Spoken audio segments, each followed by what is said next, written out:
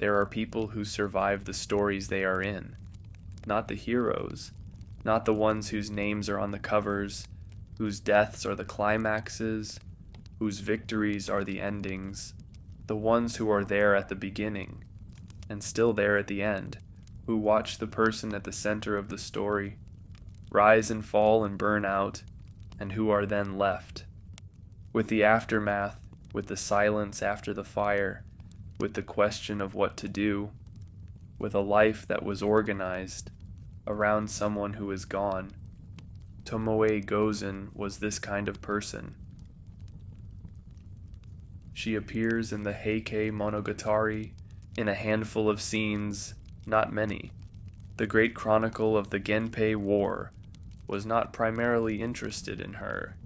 It was interested in the war, in the great commanders and the great battles, in the political forces that were reshaping Japan in the last decades of the 12th century. She appears at the edges of these things. She appears as the woman beside Yoshinaka, as the fighter in the final battle, as the figure who leaves the field, when the man she fought for tells her to go.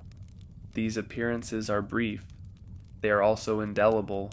The Heike Monogatari is a work of 800 years of continuous readership, a work that has been read and recited and taught to every generation of Japanese people since it was compiled in the early 13th century.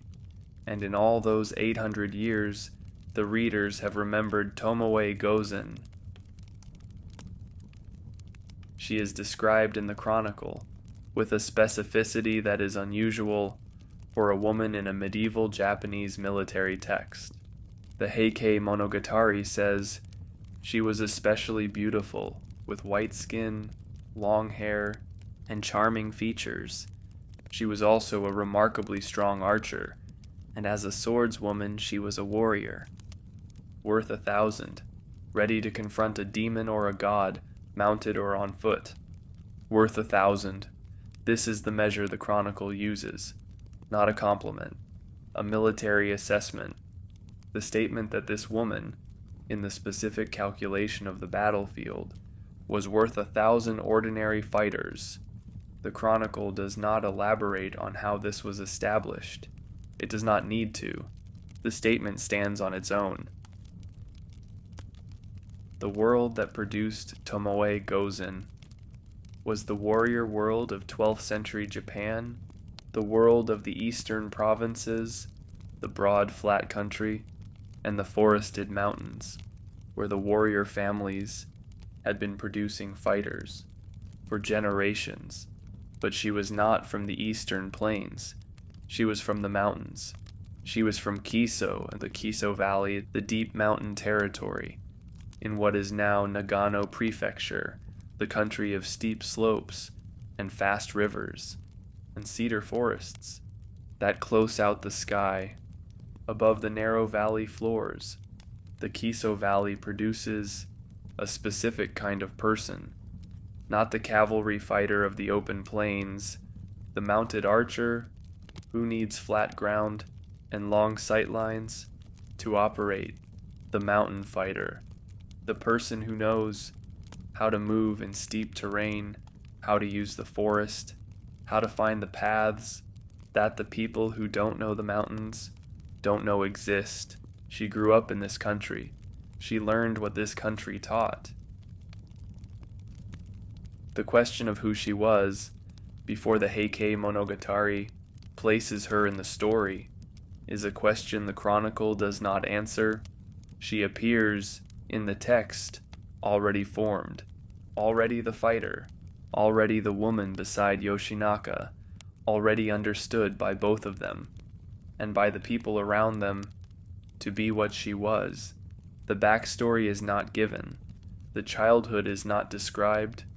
The process by which a girl, in the Kiso Valley, became the woman worth 1,000 warriors, is not recorded. What is recorded is the result, and the result is extraordinary enough that the question of how it happened has occupied the imagination of 800 years of readers. who felt correctly that the result implied a story, even when the story was not told. The woman warrior is not a common figure. In the military literature of medieval Japan, she is not absent. There are other women fighters. In the chronicles of the period, other accounts of women who took up weapons. In the emergencies that war creates, in the moments when the ordinary categories of who fights and who does not are overridden by necessity. But Tomoe Gozen is different. From these occasional fighters, from the women who pick up a sword, because the situation has left no other option, she is a fighter by choice, by vocation, by the same deep orientation toward the martial life that the male warriors around her had been trained into since childhood. She is, in the Heike's handling of her, simply what she is. The chronicle does not marvel at her existence. It does not frame her as exceptional or problematic, or in need of special explanation. It simply says, she was worth 1,000. It says it the same way it would say it about a man. This is remarkable.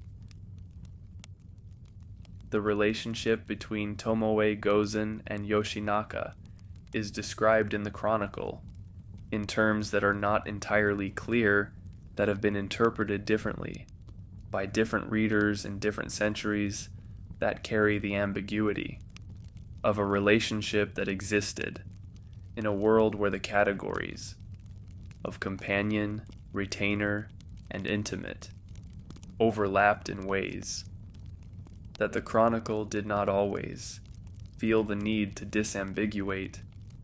She fought beside him, she rode beside him, she was, in the language of the chronicle, his woman, his companion, the person who was with him, in the way that mattered most, which was on the field, in the places where being with someone means being willing to die with them. Whether they were lovers is a question the chronicle leaves open. Whether they had been together since childhood is a question the chronicle also leaves open. What the chronicle closes is the question of her significance to him. She was significant. She was the last person he spoke to before he died. He sent her away because he could not bear the thought of her dying beside him. This tells you something.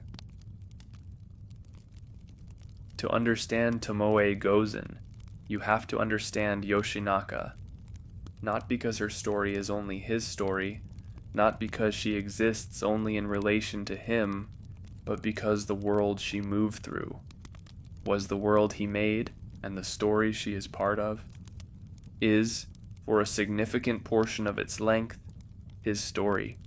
She was there for all of it. She was there for the rise, and the extraordinary victories, and the catastrophic failures, and the end. She was there when Yoshinaka was the most feared commander in Japan.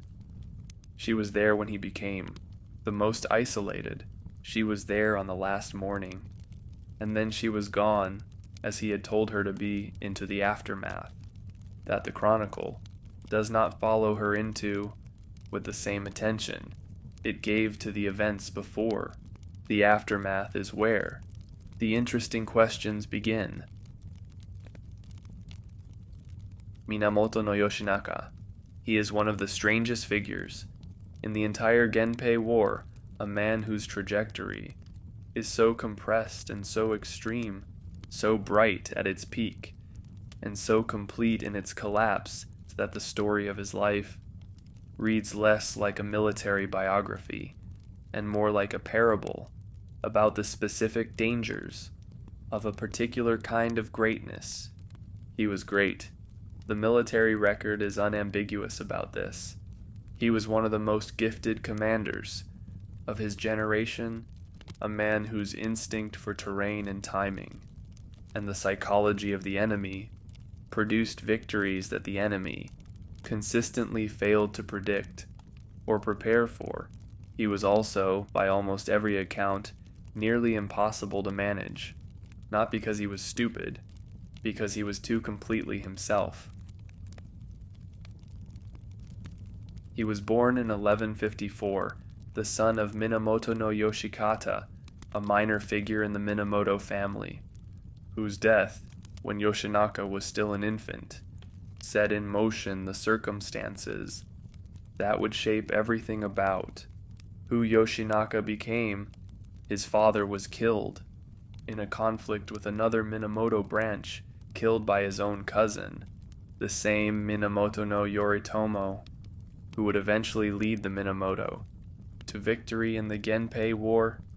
The infant Yoshinaka was spared, but he was taken from his home and sent into the mountains, into the care of a family, in the Kiso Valley, the deep mountain territory that had no connection to the political world of the capital or the strategic calculations of the great warrior families. He grew up in the mountains. He grew up in Kiso. The Kiso Valley in the 12th century was a world apart. The mountains that surround it are not gentle mountains. They are the Central Alps of Japan, the range that runs down the spine of the main island, peaks that reach 3,000 meters, passes that are closed by snow. For months of the year, forests so dense that they are effectively walls through which only the people who know them can move. The valley floor is narrow. The Kiso River runs through it, fast and cold, fed by snowmelt from the peaks above. The people of the Kiso Valley in the 12th century were mountain people with the specific qualities that mountain isolation produces: self-sufficient, tough, suspicious of outsiders, deeply familiar with the specific territory they occupied, and relatively unconcerned with the territories beyond it. Yoshinaka grew up among these people. He was raised by the family that had taken him in, the family of Nakahara no Kaneto, in a compound in the valley. That was about as far from the Heian court as it was possible to be while still being in Japan. He trained as a warrior because he was Minamoto, because the blood and the name he carried pointed toward the warrior life, regardless of where he was raised.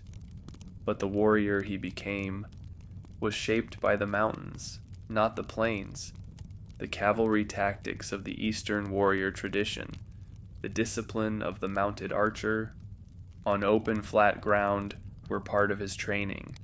But so was the mountain fighting, the knowledge of terrain, the ability to move forces through passes and along ridge lines that the enemy would not anticipate. He was not a conventional fighter.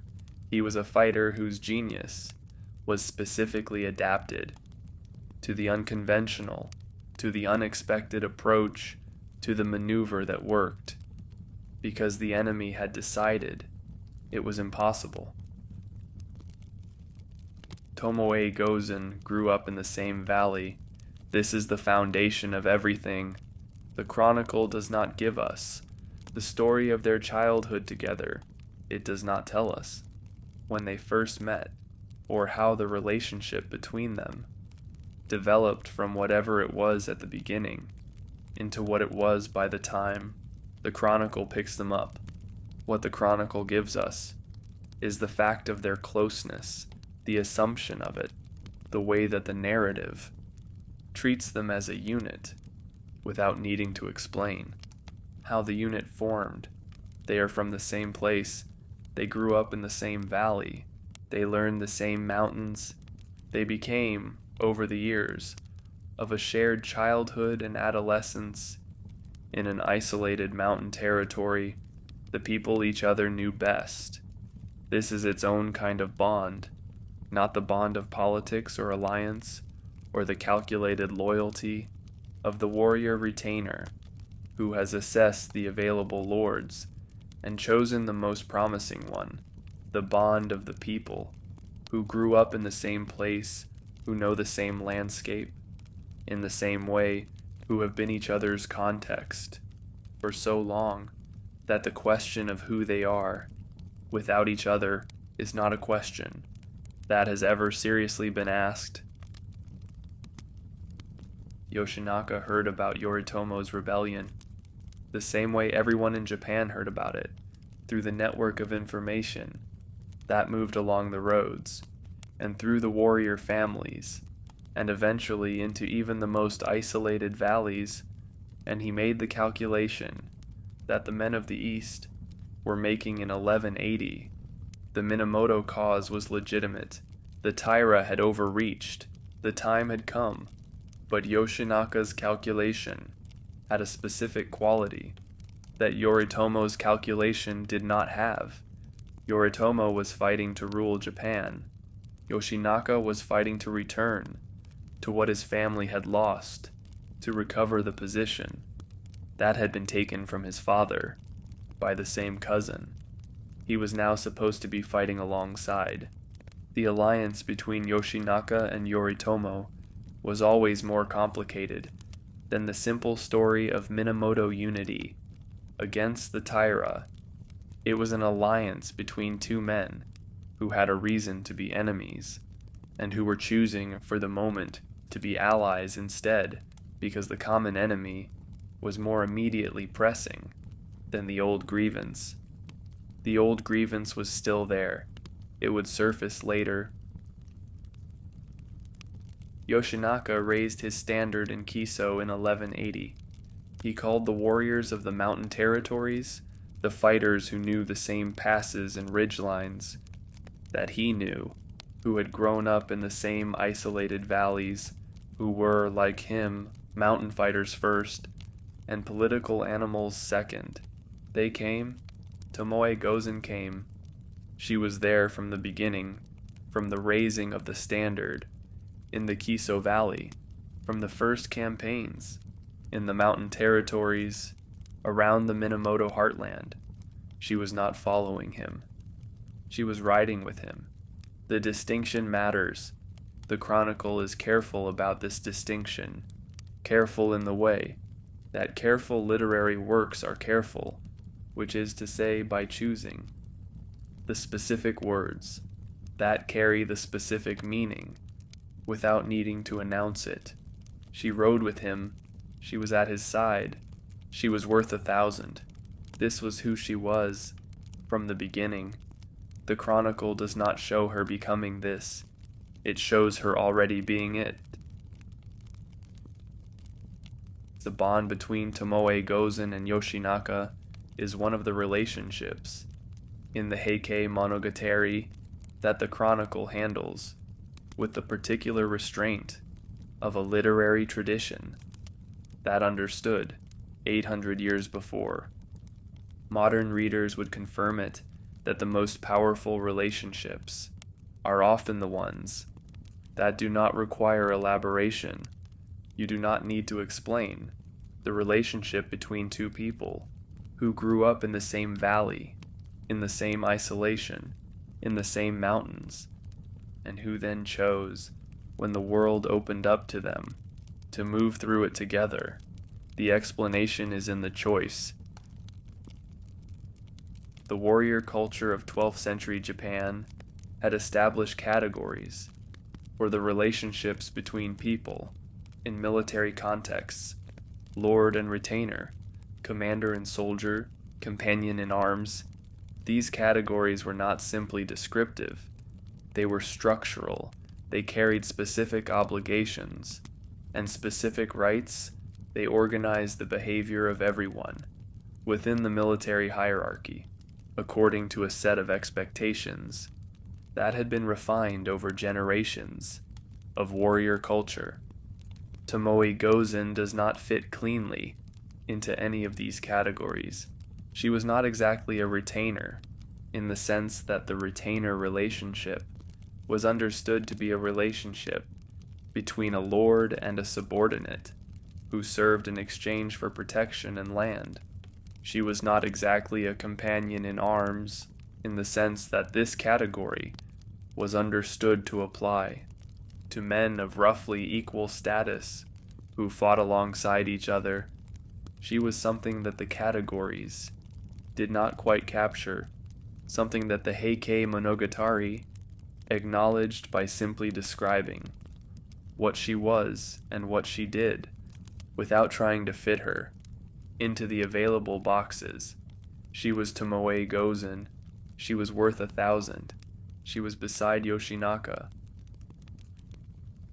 The question of what the relationship was, in its intimate dimensions, has been asked by every generation of readers, and answered differently by different centuries.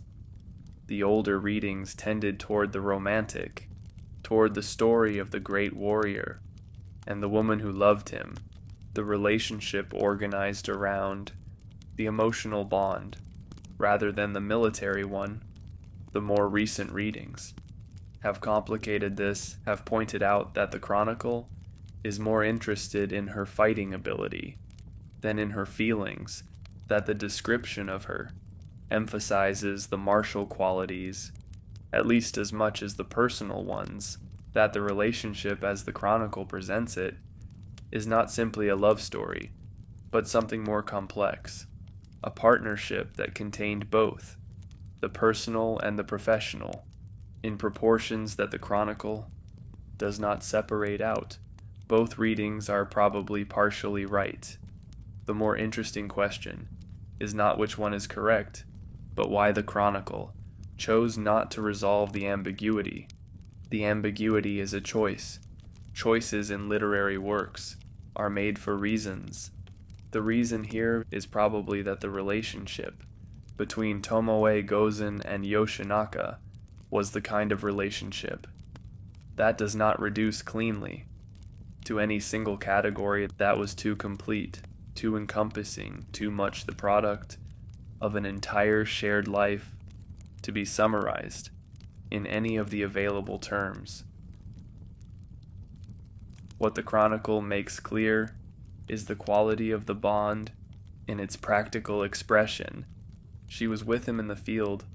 This is not a small thing. The field is where the warrior is most completely himself, where the qualities that the culture values are either present or absent, where the person beside you is either someone you can trust or someone who will get you killed. Yoshinaka trusted Tomoe Gozen in the field, not as a servant, not as a subordinate whose primary function was to follow orders, as a fighter, as someone whose judgment, in the specific situations that combat creates, the split-second decisions, the reading of terrain and enemy movement, the management of the gap between the plan and what actually happens, could be relied on. This is the deepest form of trust available in the warrior world. It is not emotional trust, though it may contain emotional trust. It is operational trust, the trust that says, I will put my life in your hands, because I know what those hands are capable of. He put his life in her hands. She put her life in his. This was the bond. In the campaigns of 1183, the campaigns that took Yoshinaka's forces from the mountain territories of Kiso into the northern provinces, and eventually toward the capital, Tomoe Gozen rode. She rode in the vanguard. She was at the front of the forces that moved through the mountain passes and down into the provinces, where the Taira administration was still attempting to maintain order. The specific engagements of this period are not all documented in the level of detail that would allow a reconstruction of exactly what she did in each of them. The chronicle is more interested in Yoshinaka's overall campaign than in the individual actions of even his most capable subordinates, but the picture that emerges from the fragments is consistent. She fought effectively. She was where the fighting was hardest. She was known. Being known matters. In the warrior culture, The warrior culture of medieval Japan operated on reputation in a way that few other cultures have, in a way where the specific record of specific actions in specific battles was the currency through which a fighter's position in the social hierarchy was established and maintained. You were what you had done. The battles were the biography. The kills were the credentials. For Tomoe Gozen to have been known, to have been worth the description the chronicle gives her, to have been worth 1,000, she had to have done things. That established the reputation.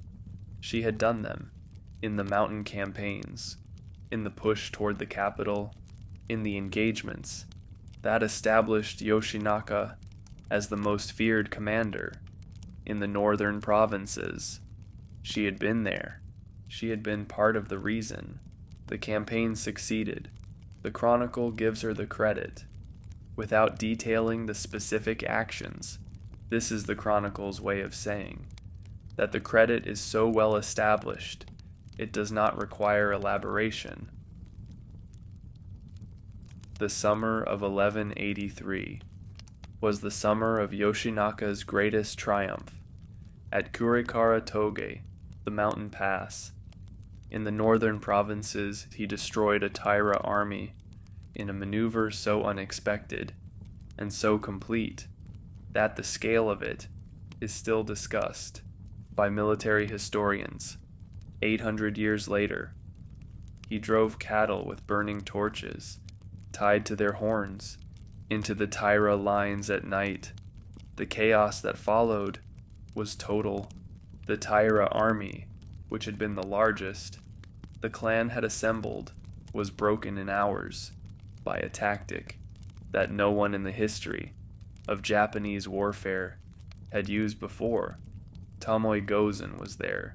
The chronicle does not give her a specific role in Kurikara Toge, but she was in the army.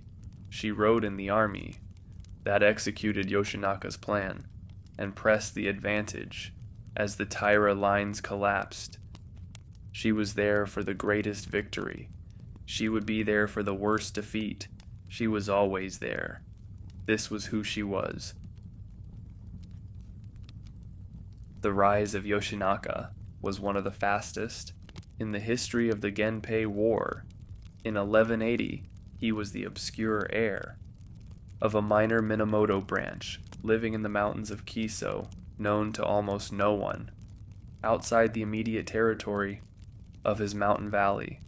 In 1183, he was the man who had destroyed the largest Taira army ever assembled and was marching on the capital. 3 years, the speed of it, was itself a kind of message, a demonstration of what was possible when military genius operated in conditions that conventional military thinking had not anticipated. The campaigns that preceded Kurikara Toge established the pattern that Yoshinaka would follow throughout his career. Move fast, attack where the enemy is not prepared, use the terrain. Do not fight the battle the enemy expects. In the mountain territories of the northern provinces, this approach was devastating. The Taira administration in those provinces was not prepared for an enemy who moved the way Yoshinaka moved, who appeared in places where he was not supposed to be able to appear, who used the mountain passes that the Taira commanders had dismissed as militarily irrelevant because they were too difficult for a conventional force to use. Yoshinaka's force was not conventional. It was a mountain force. It knew the passes. It moved through terrain that stopped other armies with the ease of people who had grown up in it. Tomoe Gozen moved through it too. She knew these mountains. They were her mountains as much as his. The provincial victories accumulated through the spring of 1183, one after another. The Taira positions in the northern provinces fell to Yoshinaka's advance. The pattern was consistent. The Taira would establish a position. Yoshinaka would find. The approach the Taira had not prepared for. The position would fall. The Taira commanders sent to stop him were not incompetent. They were experienced military men, operating in the standard framework of 12th century Japanese warfare. The problem was that Yoshinaka was not operating in the standard framework. He was operating in the mountain framework, the framework that the Taira had no equivalent for, no counter to, no category in which to place. What was being done to them? By the early summer of 1183, Yoshinaka had assembled an army, large enough to challenge the Taira in a set-piece battle.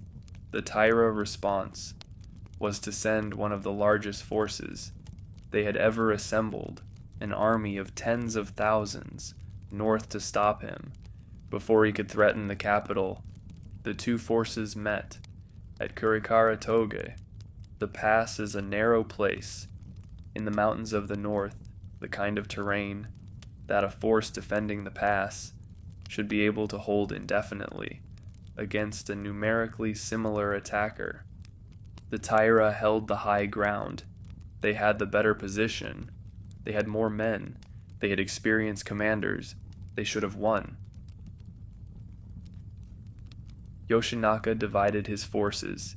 He sent smaller units on flanking routes through the passes that the Taira had decided were not militarily significant through the mountain terrain that his men could move through, and the Taira men could not. The flanking units appeared on the ridgelines around the Taira position at the same moment that the main assault fixed the defenders' attention on the front, and then at night the cattle, the Taira lines, already under pressure from multiple directions, suddenly encountered hundreds of animals with fire attached to their heads, running through their positions. In the darkness, the panic that followed was the end of the battle. The Taira army, which had been the largest force the clan had assembled, disintegrated in the darkness of the Kurikara-toge Pass. Thousands died, not in the fighting, in the rout, in the cliffs, in the chaos of a force that had stopped being an army and had become a mass of terrified individuals trying to escape in the dark. After Kurikara-toge, the road to Kyoto was open. The Taira had no comparable force to place in Yoshinaka's path. The provincial armies that had held the north were gone. The capital was defended by what remained, which was not enough. Yoshinaka moved south. The march to Kyoto was not a battle. It was a procession, the advance of a force that had demonstrated it could not be stopped through terrain where opposition had evaporated. The Taira in the capital made the decision that was left to them. They left. They took the emperor. They took the sacred regalia. They went west to the provinces where their power still had its roots, where the inland sea was still their sea, and Yoshinaka entered Kyoto. Tomoe Gozen rode into the capital with him. The city that she entered was a city she had never seen before. She had grown up in the mountains of Kiso. She had spent the 3 years of the campaign in the northern provinces, in the mountain territories, and the provincial towns that were nothing like Kyoto. The capital was different, not just larger, fundamentally different in kind. The accumulated aesthetic weight of 300 years of imperial civilization, the temples and the gardens, and the specific quality of the light in a city built in a mountain basin with rivers running through it. She was a mountain fighter who had just ridden into the most refined city in the world. This mattered. The mismatch between who she was and where she now was is part of the story. That follows. She was worth 1,000 on a battlefield. She was in Kyoto now, and Kyoto was not a battlefield. It was something she had no category for. Kyoto in the summer of 1183 was a city in a complicated state. The Taira had left. That much was settled. The clan that had controlled the capital for a generation, that had placed its own family on the imperial throne, that had organized the court around its own interests, was gone. But the city that the Taira had left was not simply a city waiting to be governed. It was a city that had been disrupted by the abruptness of the departure, by the chaos of the Taira evacuation, by the absence of the administrative apparatus that had kept it functioning. The ancient aristocratic families were still there, the temples were still there, the court was still there, though without the emperor, without the sacred regalia, without the institutional center. That gave the court its authority. The city was there. It was waiting to see what the man from the mountains was going to do with it. What Yoshinaka did with it was, by most accounts, not impressive. He was a mountain fighter. He was a commander of genius in the specific context that his genius was adapted to. He was not a politician. He was not an administrator. He was not a man who understood the culture of Kyoto, the elaborate system of ranks and titles, and ceremonial obligations, and aesthetic expectations that governed life in the imperial capital. He did not understand it, and he did not try to understand it. And the people of the capital, who had spent their entire lives inside this system, noticed the not trying immediately. The chronicles of the period describe the behavior of Yoshinaka's troops in Kyoto with a quality of dismayed precision that suggests the writers were recording something they found genuinely shocking. The mountain warriors who had come down from Kiso treated the capital with the specific disregard of people who have no category for what they are standing in. They took things, they disrupted the routines that the capital depended on. They were present in the city in a way that was incompatible with the city's understanding of itself. The court families complained, the temples complained, the people of Kyoto complained in the specific way that the people of Kyoto had always complained about things they found unacceptable, which was through the elaborate network of communication and relationship that the Heian court had developed over 3 centuries. For exactly this purpose, the complaints reached Yoritomo in the east. Yoshinaka's political situation in Kyoto deteriorated quickly. He had won a military victory. He had occupied the capital. He had done what he came to do. But occupying the capital and governing the capital were different things, and Yoshinaka had the capacity for the first, and almost none for the second.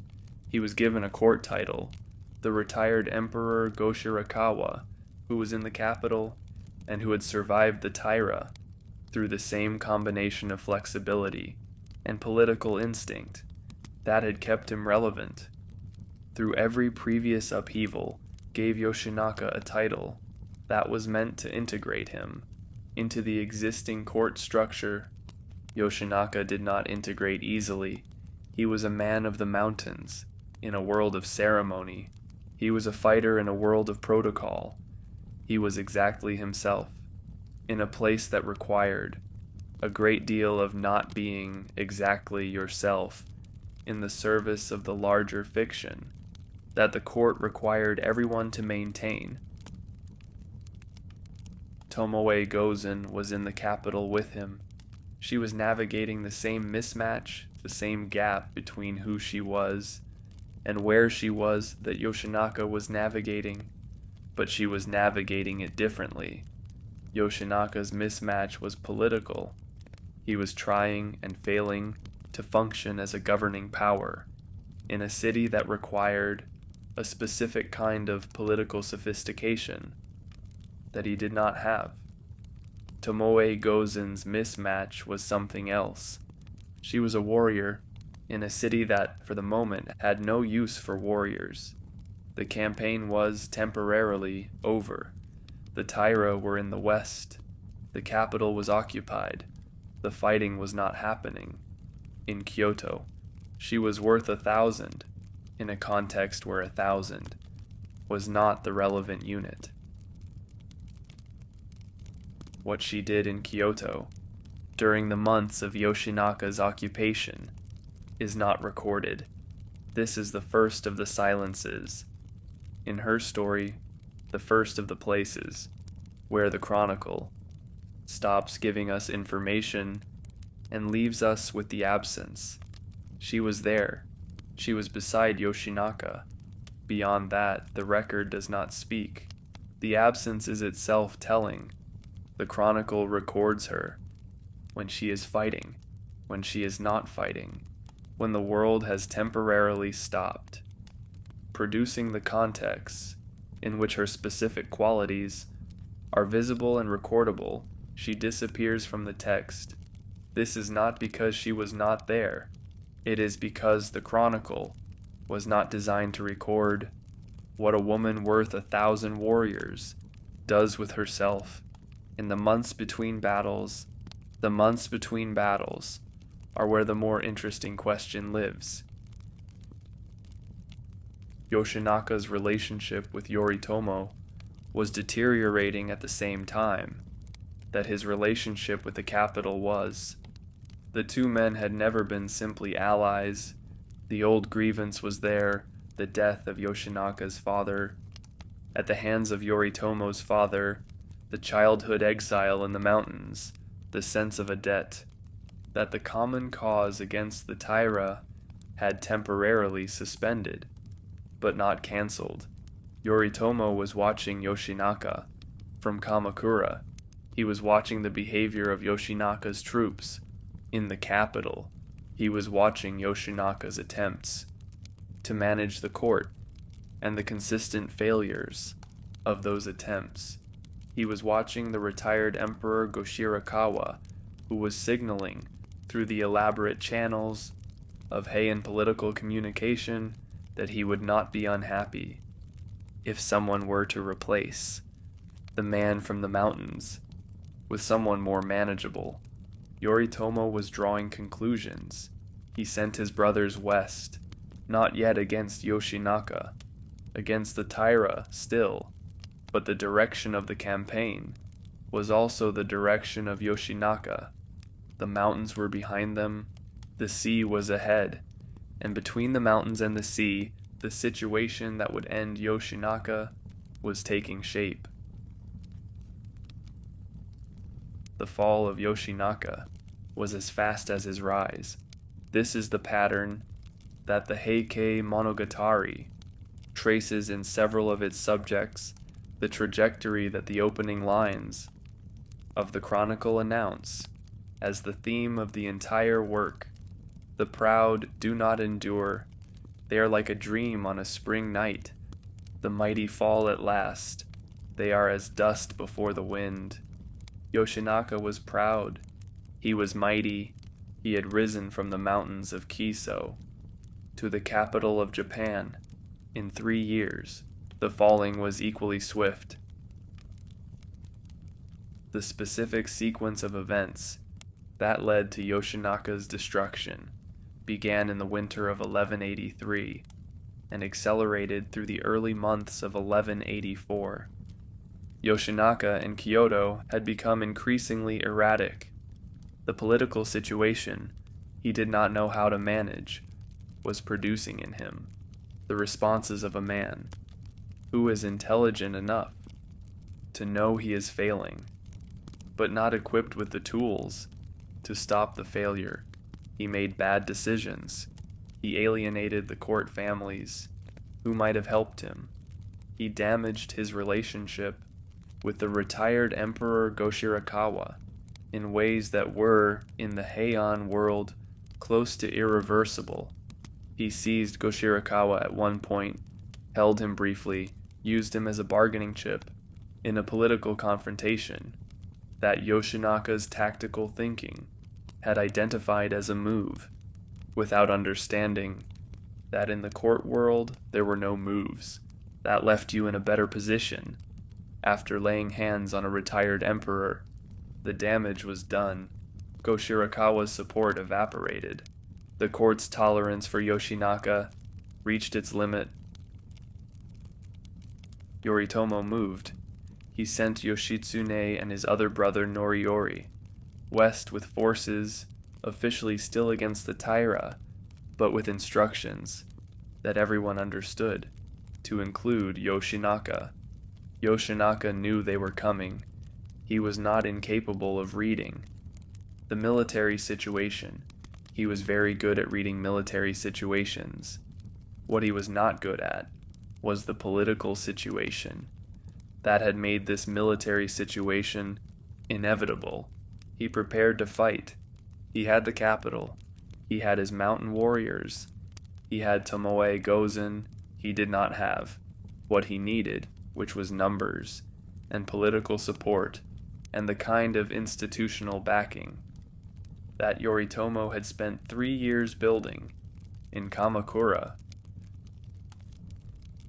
The battle that ended Yoshinaka was fought at Ujigawa and at its aftermath in the area around Kyoto in the first month of 1184. Yoshitsune crossed the Uji River, the natural barrier south of the capital, in a crossing that became legendary, 2 warriors racing each other, to be the first to cross in the fast current of the Winter River. Yoshinaka's forces were not able to hold the river. They were not able to hold the capital. The retreat became a rout, became a dispersal, as Yoshinaka's army dissolved under the pressure of Yoritomo's superior forces. Yoshinaka fled northwest from the capital toward the lake, toward the territory. That was familiar, toward the mountains. That had always been his. He was heading for Iwazu. Tomoe Gozen rode with him. The flight from Kyoto had the quality of all retreats that turn into routes, the specific atmosphere of a situation that has moved beyond managing, where the decisions available are no longer the decisions of a commander with options, but the decisions of a man trying to find the least bad of a set of bad outcomes. Yoshinaka had perhaps 50 riders by the time the flight had sorted itself into the remnant that was still with him. 50 riders from the army that had broken the Taira at Kurikara Toge. The road toward Iwazu runs through the flat country north of the capital, the country that opens up after the mountains that ring Kyoto, and before the mountains that surround the lake. In winter, this country is cold and gray, the rice paddies drained, and the soil hard, the sky the particular white of a Japanese winter sky that is not yet ready to snow. They rode through it. Yoshitsune's forces were behind them, not far behind. The pursuit was real.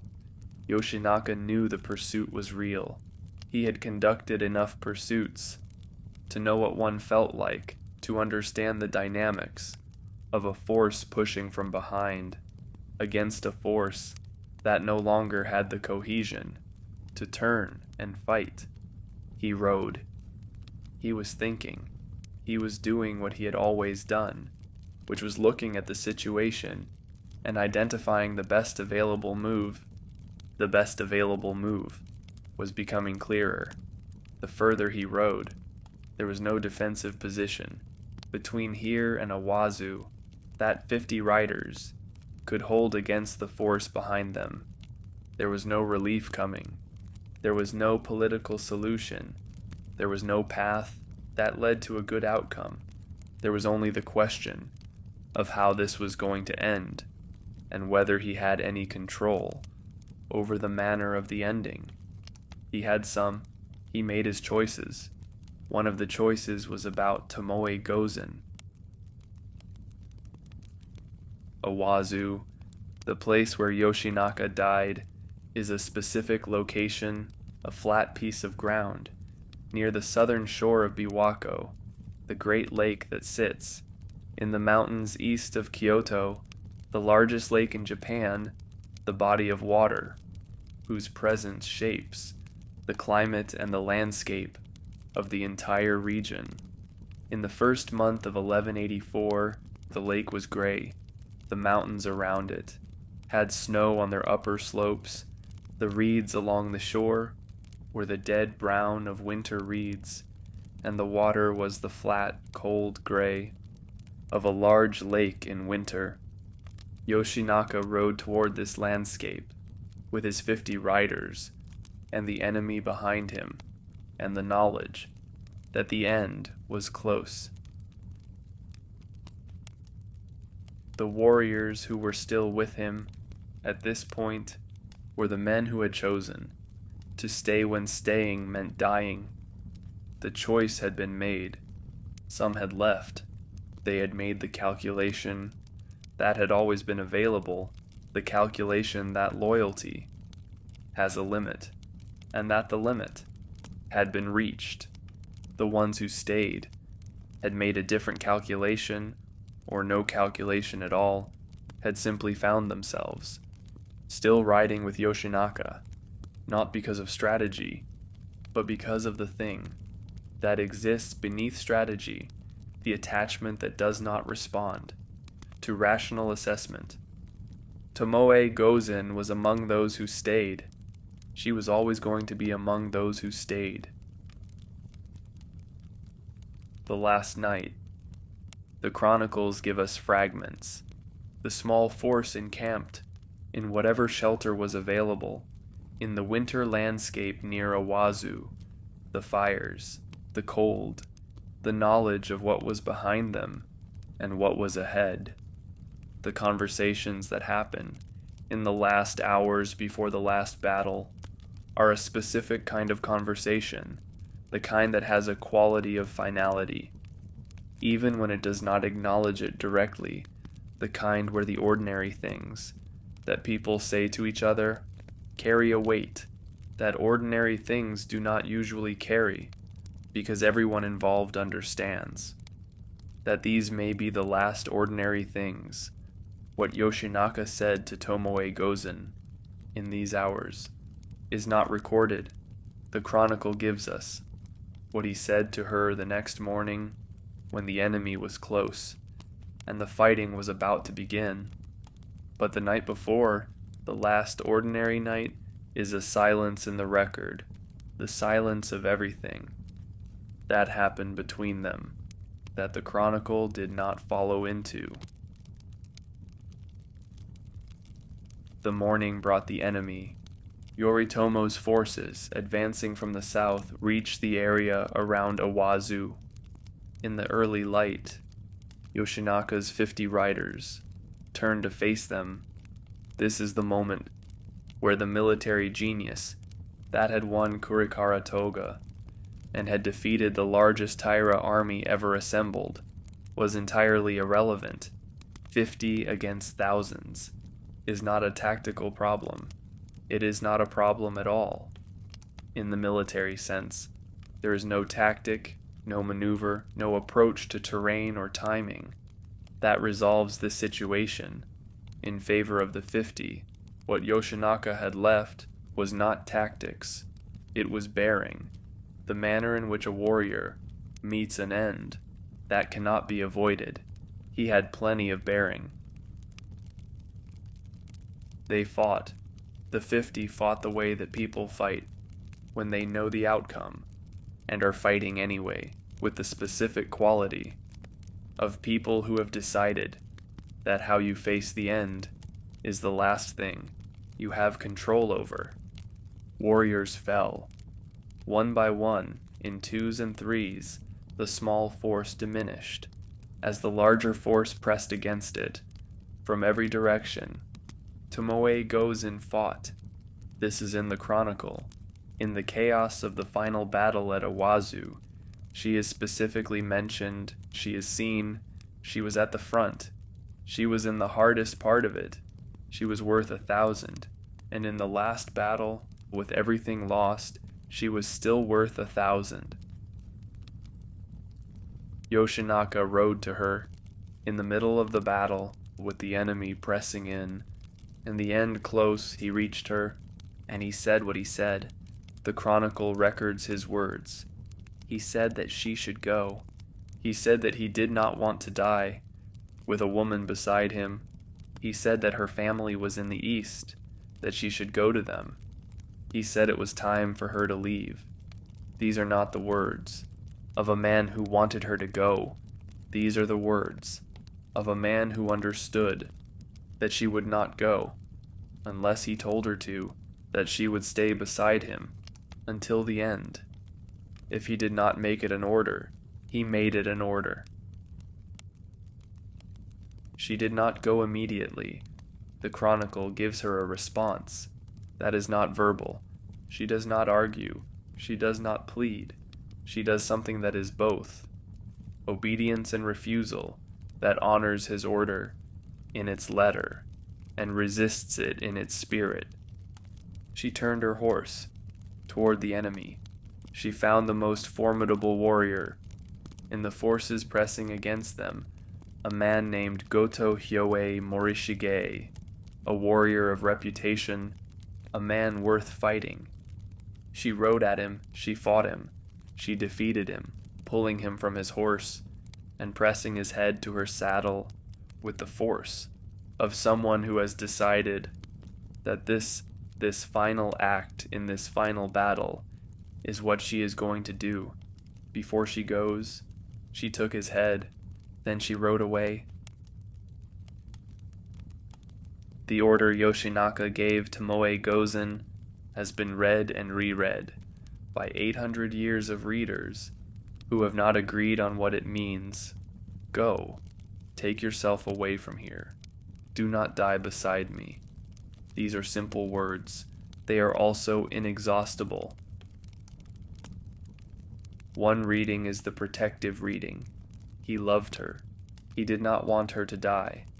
The order was the expression of that love, the last thing a man could do for the person he loved most, when he could no longer do anything else. Take yourself somewhere. Survive. Let at least one of us come out of this.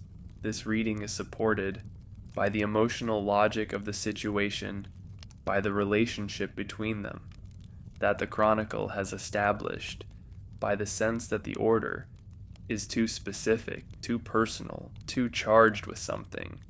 That goes beyond military practicality, to be simply tactical. Another reading is the warrior reading. A commander does not want to die with a woman beside him, not because he does not value her, because the manner of a warrior's death is itself a statement, and the statement he wants to make does not include the complication of her presence. This reading takes seriously the specific language the chronicle uses, the language that invokes the warrior's concern for how his death will appear, the warrior culture's deep investment in the manner of dying as the final expression of everything the life stood for. He wanted to die as a warrior. A warrior dies with his warriors. She was, by this reading, being released from a role that the specific circumstances of this death could not accommodate. A third reading is the hardest reading, and perhaps the most honest. He knew she would not leave unless he ordered her to. He knew that if he did not speak, she would stay beside him and die beside him. and that the thing that had been between them since the mountains of Kiso would end with both of them on the flat winter ground near the gray lake. He did not want that for her. He wanted her to have an after, not because he was confident the after would be good. He had no idea what her after would be. He was not in a position to guarantee anything, but the after was at least possible. The staying was not. He chose the possible for her. He chose the impossible for himself. She heard the order. The chronicle does not give us her response in words. It gives us her actions, which is the more honest account. What she did was not simple obedience. It was not simple refusal. She turned toward the enemy. She found the most formidable opponent available. She fought him, she won, and then she left. This sequence is her answer to the order. She was going to leave. She had accepted that she was going to leave. But she was not going to leave without doing one more thing. In the world where she had been, worth 1,000 warriors, the kill before the departure was not spite. It was not defiance. It was a final statement, the fighter's way of saying that she had been here, that she had been worth something, that the last thing she did in this world, before the order took her out of it, was the thing she was made for. Yoshinaka watched her go. The chronicle does not give us his response to her departure. The battle was still happening. The enemy was still pressing. He had his own ending to attend to. What he felt watching the most capable person who had ever ridden beside him turn her horse east and disappear into the winter landscape is not recorded. It does not need to be. The order that sent her away is sufficient record of what she meant to him. The most powerful thing, the most powerful man could do for her was to make sure she did not die. When he died, he made sure. After she left, he had a small number of riders still with him. They rode on. There is an account of Yoshinaka getting his horse stuck in the mud, of a rice paddy near Awazu, the war horse that had carried him through the mountain campaigns and the descent on Kyoto, suddenly unable to move in the soft winter ground. The image has a quality that the chroniclers understood was significant. The great commander and the great horse, rendered immobile by mud in the flat country near the lake. He was struck by arrows while his horse was stuck. He died leaning forward over his horse's neck, his helmet down, his face hidden. He was 31 years old. Tomoe Gozen was not there when he died. She had done what he told her to do. She had gone.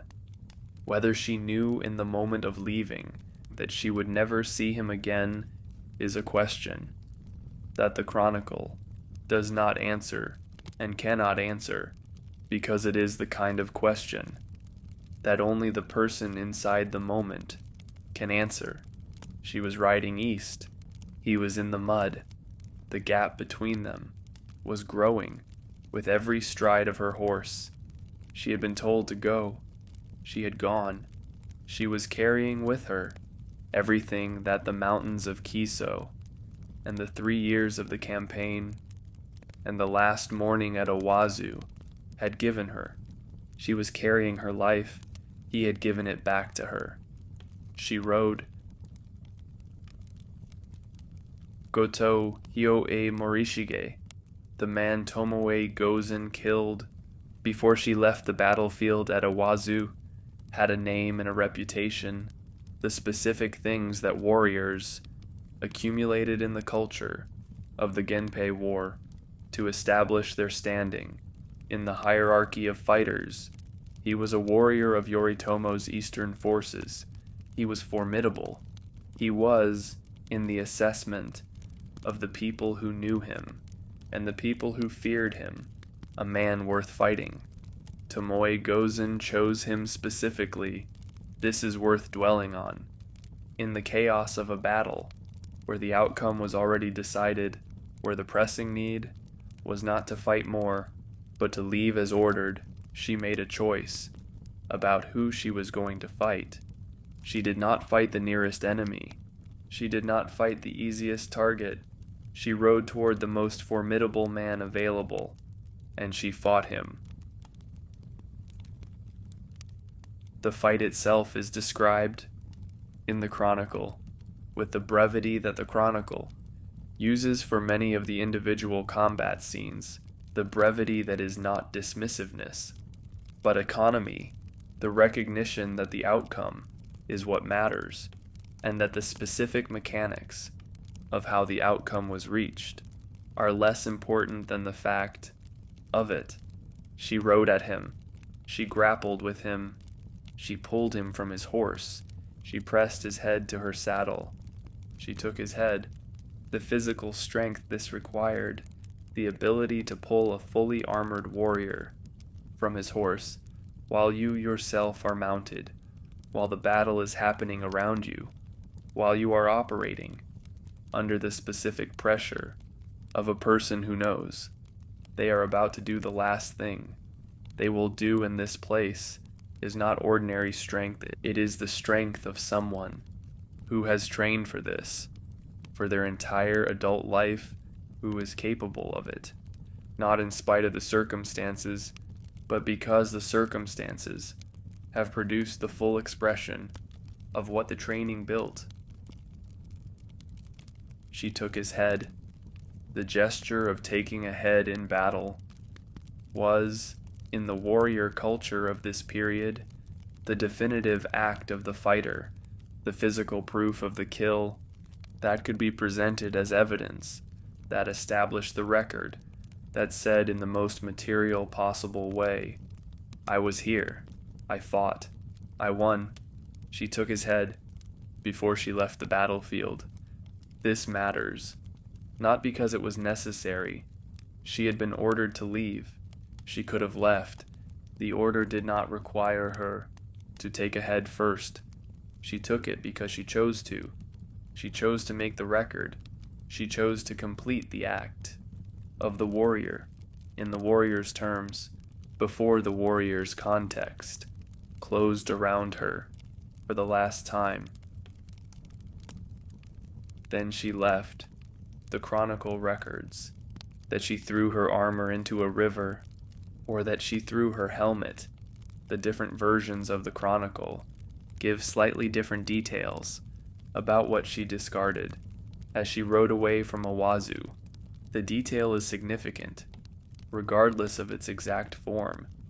She was removing the outward markers of the warrior identity. The armor and the helmet were not simply protective equipment. They were the physical expression of what she was, the costume of the role she had occupied since the mountains of Kiso. She took them off. She put them in the water. She rode without them. This is not a gesture of defeat. It is a gesture of transition. The warrior was done, not because she was defeated, because the person she had fought for was gone. The warrior identity had always been organized around him. Without him, the armor did not fit in the same way. The road east from Awazu runs through the flat country, between the lake and the mountains, through the landscape that the Genpei War had filled with soldiers and battles, and the specific desolation of a country that has been fought over for 3 years. She rode through it. She was alone, or if not entirely alone, without the specific companionship that had organized her life for as long as her adult life had existed. The mountains of Kiso were in the direction she was riding, the east, the place Yoshinaka had told her. Her family was the place he had pointed her toward when he sent her away. She rode toward it.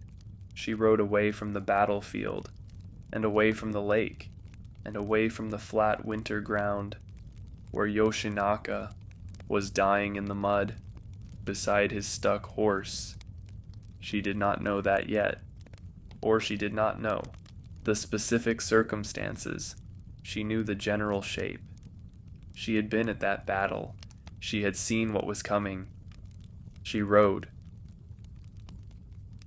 What she felt on that road is the largest silence in her story. The chronicle follows her to the edge of the battlefield and then releases her into the landscape without commentary. It does not record her grief. It does not record her relief. It does not record the experience of being a person who has just done the last act of a life that is now, in some fundamental sense, over, even though the body continues, even though the horse is still moving, even though the road is still there. Under her, the silence is honest. There are no words for what was on that road in the first hours after a wazoo.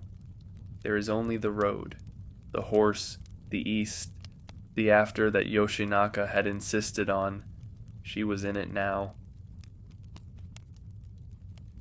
The after is where the chronicle leaves her, not with a destination, not with a plan, not with the kind of narrative closure that gives a character, a final scene and a final meaning, and a final position in the story.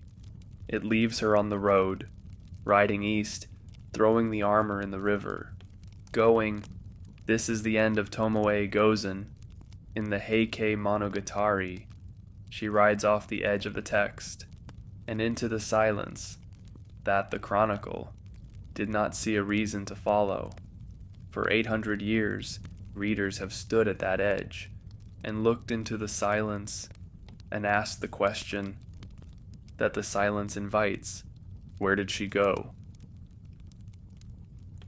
The question is not simple, because the answer is not certain.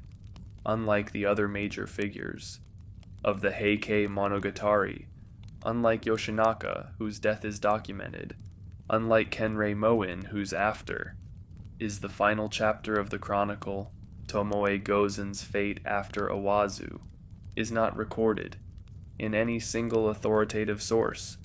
What exists is a collection of traditions and legends and local accounts, stories attached to specific places that claim her as their own, traditions preserved in temples and in the oral histories of communities who believed that the woman who had fought beside Yoshinaka had at some point passed through their territory and left something of herself there. These accounts do not agree with each other. They cannot all be true. Some of them are certainly legendary, the kind of story that attaches itself to famous names, not because of historical accuracy, but because of the need that places have to be connected to the great stories of the culture. But the disagreement between the accounts is itself significant. It tells us something about how widely the question was felt, about how many different communities and traditions and imaginations were engaged by the silence that the chronicle had left about the particular quality of the absence that Tomoe Gozen's story creates. She was worth 1,000. She rode off the edge of the text. What happened to her? The question was felt across Japan. Different places answered it differently. The different answers are all, in their way, responses to the same recognition that a life this large could not simply have stopped at the edge of the chronicle's interest. The east that Yoshinaka had pointed her toward was a specific direction, but not a specific destination. Her family was in the east. He had said this. The east, in 1184, was Yoritomo's territory, the Kamakura government's territory, the territory of the force, That had just destroyed Yoshinaka. There is something in this that the traditional accounts tend to pass over quickly, but that deserves attention. He sent her toward the enemy's territory, not because he wanted her, to present herself to Yoritomo, not as a surrender, but because the East was where some version of safety might exist, where the war was less immediately present, where the person who needed to disappear might be able to disappear. The eastern provinces were large enough, the warrior families who populated them numerous enough that a woman from the mountains of Kiso, who arrived alone in the aftermath of a defeat she had survived by direct order of the defeated commander, could conceivably find some way to continue. What does a warrior do when the war is over? This is a question that warrior cultures have always struggled with, a question that the societies that produce fighters are not always well equipped to answer. The warrior is trained for the war. The training is specific. The skills are specific. The identity that the training builds is organized around the specific context of the battlefield. When the battlefield disappears, the identity does not automatically transform. It persists in the body. It persists in the reflexes. It persists in the way the person moves through space and reads situations and responds to the unexpected, but the context for which it was built is gone. Tomoe Gozen was a warrior in a world that was, at least for her, done with the kind of war. She had been fighting, she was in the after, she had the warrior's body and the warrior's mind, and the warrior's training. She was riding through a landscape that no longer had a use for any of it in the specific way she had used it. This is the hardest thing about the after, not the grief. The grief is clear and nameable. The harder thing is the question of what you are, when the context that told you what you were is no longer there. She had the mountains. Whatever she found in the east, whatever the after turned out to be, the mountains of Kiso were behind her. They were still there. They were the same mountains where she had grown up, where Yoshinaka had grown up, where the bond between them had been formed in the long years before anyone outside the valley had heard either name. The mountains were not his. They were not gone with him. They were the landscape that existed before the war, and that would exist after. She knew them. She had grown up in them. Whatever she became in the after, she had always had.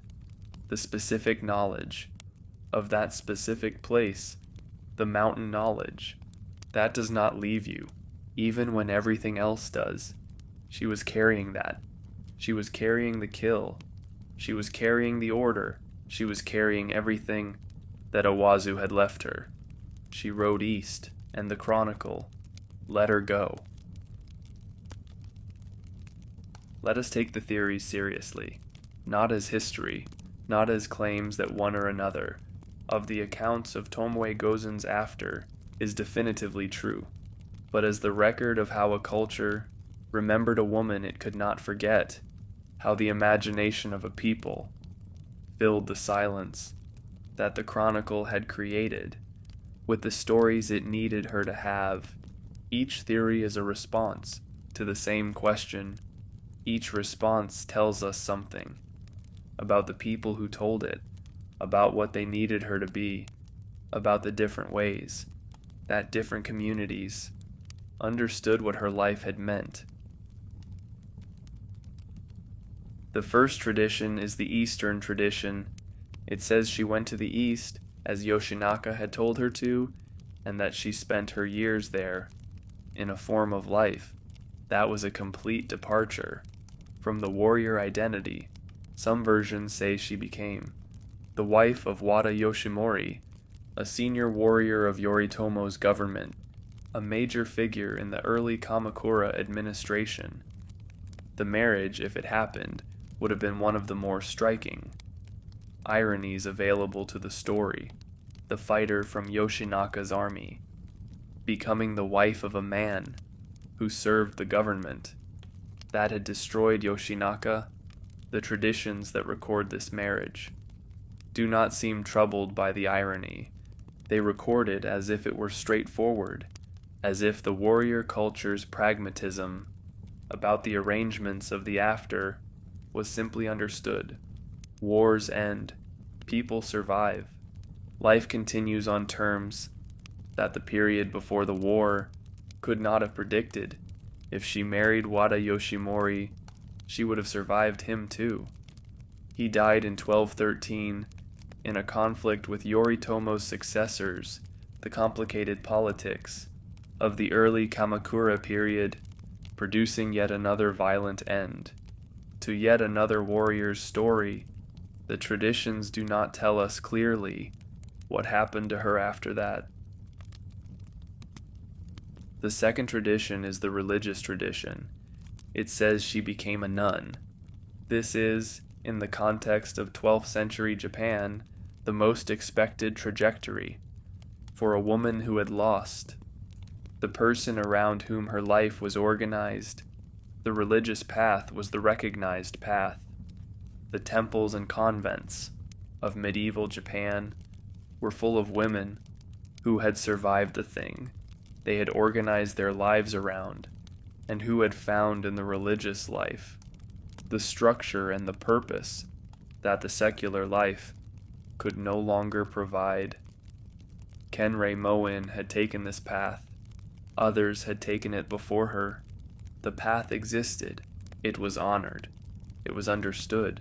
The traditions that place Tomoe Gozen on this path say different things about where she ended up. Some say she lived to a great age, as a nun in the eastern provinces. Some say 91, some say 96. If any of these numbers are close to true, she was alive into the 1240s, more than half a century after the battle at Awazu, long enough to have seen the Kamakura government consolidate and the warrior culture she had come from transform itself into the institutional structure that would govern Japan for the next century. She would have outlived almost everyone she had known. The third tradition is the local tradition, and it is the most diffuse, and perhaps the most interesting. Across the regions of central Japan, from the mountains of Nagano to the lake districts of Shiga to the coastal areas of Echigo, there are places that claim Tomoe Gozen, temples with her memorial tablet, grave sites that are said to be hers, local legends that say she passed through here, that she stopped here, that she did something here, that the community has remembered.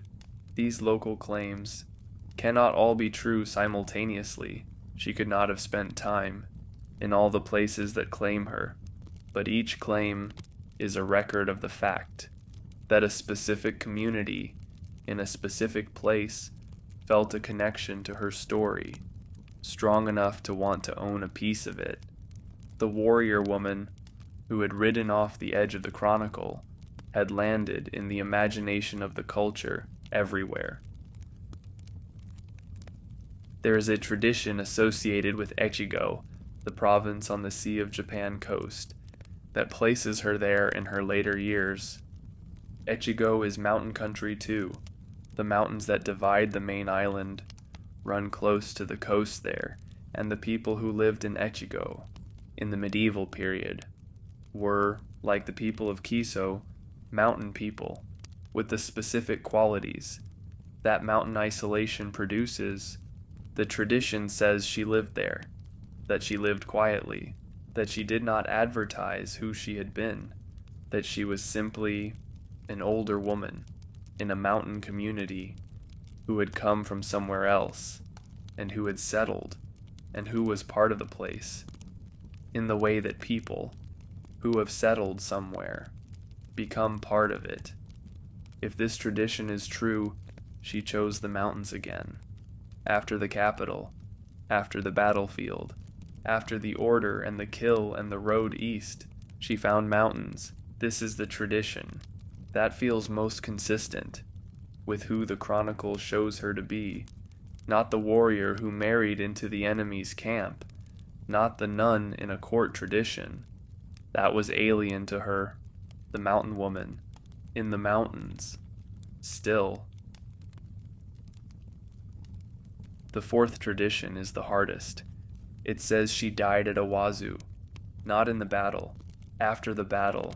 It says she left the field, as Yoshinaka ordered, rode some distance, and then returned. That she could not leave, that the order held her, only as long as the momentum of the leaving held, and that when the momentum ran out, she turned the horse back, that she was found, in the aftermath of the battle, among the dead. This tradition is the least supported by the other accounts. The details of the others, the marriage, the nun's life, the long years in the east or the mountains, are hard to reconcile with a death at Awazu, but the tradition persists.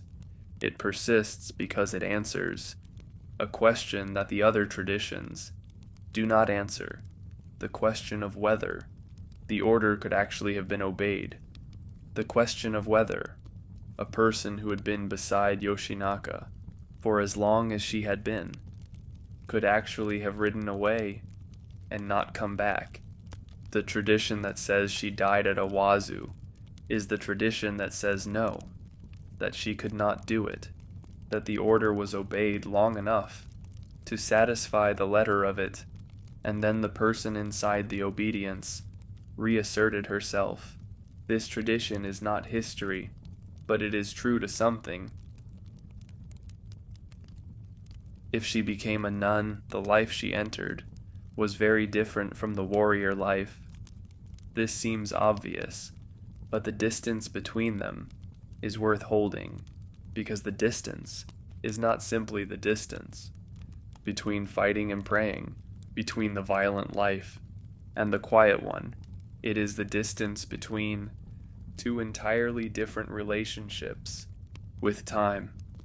The warrior's time is the battle's time, the compressed, intense, specific time of the engagement where everything that matters happens in minutes or hours, where the quality of attention required is total and immediate, and cannot be sustained indefinitely, but can, in the moment it is required, produce a clarity that ordinary time does not produce. The nun's time is the long time, the daily rhythm of the hours of prayer, the seasons turn, the year after year, of the same practices, the same recitations, the same physical space, the same community of women, aging together in the same enclosure. The religious life of 12th century Japan had its own specific forms. The Pure Land tradition that was transforming Japanese Buddhism in the years of the Genpei War was available to her, the same tradition that Kumagai Naozane had found, the tradition of Honen, the Nembutsu, the name of Amida, as the sufficient and complete path. Anyone could say it. The warrior woman who had fought beside Yoshinaka was as capable of saying it as the monk who had spent 40 years in formal practice.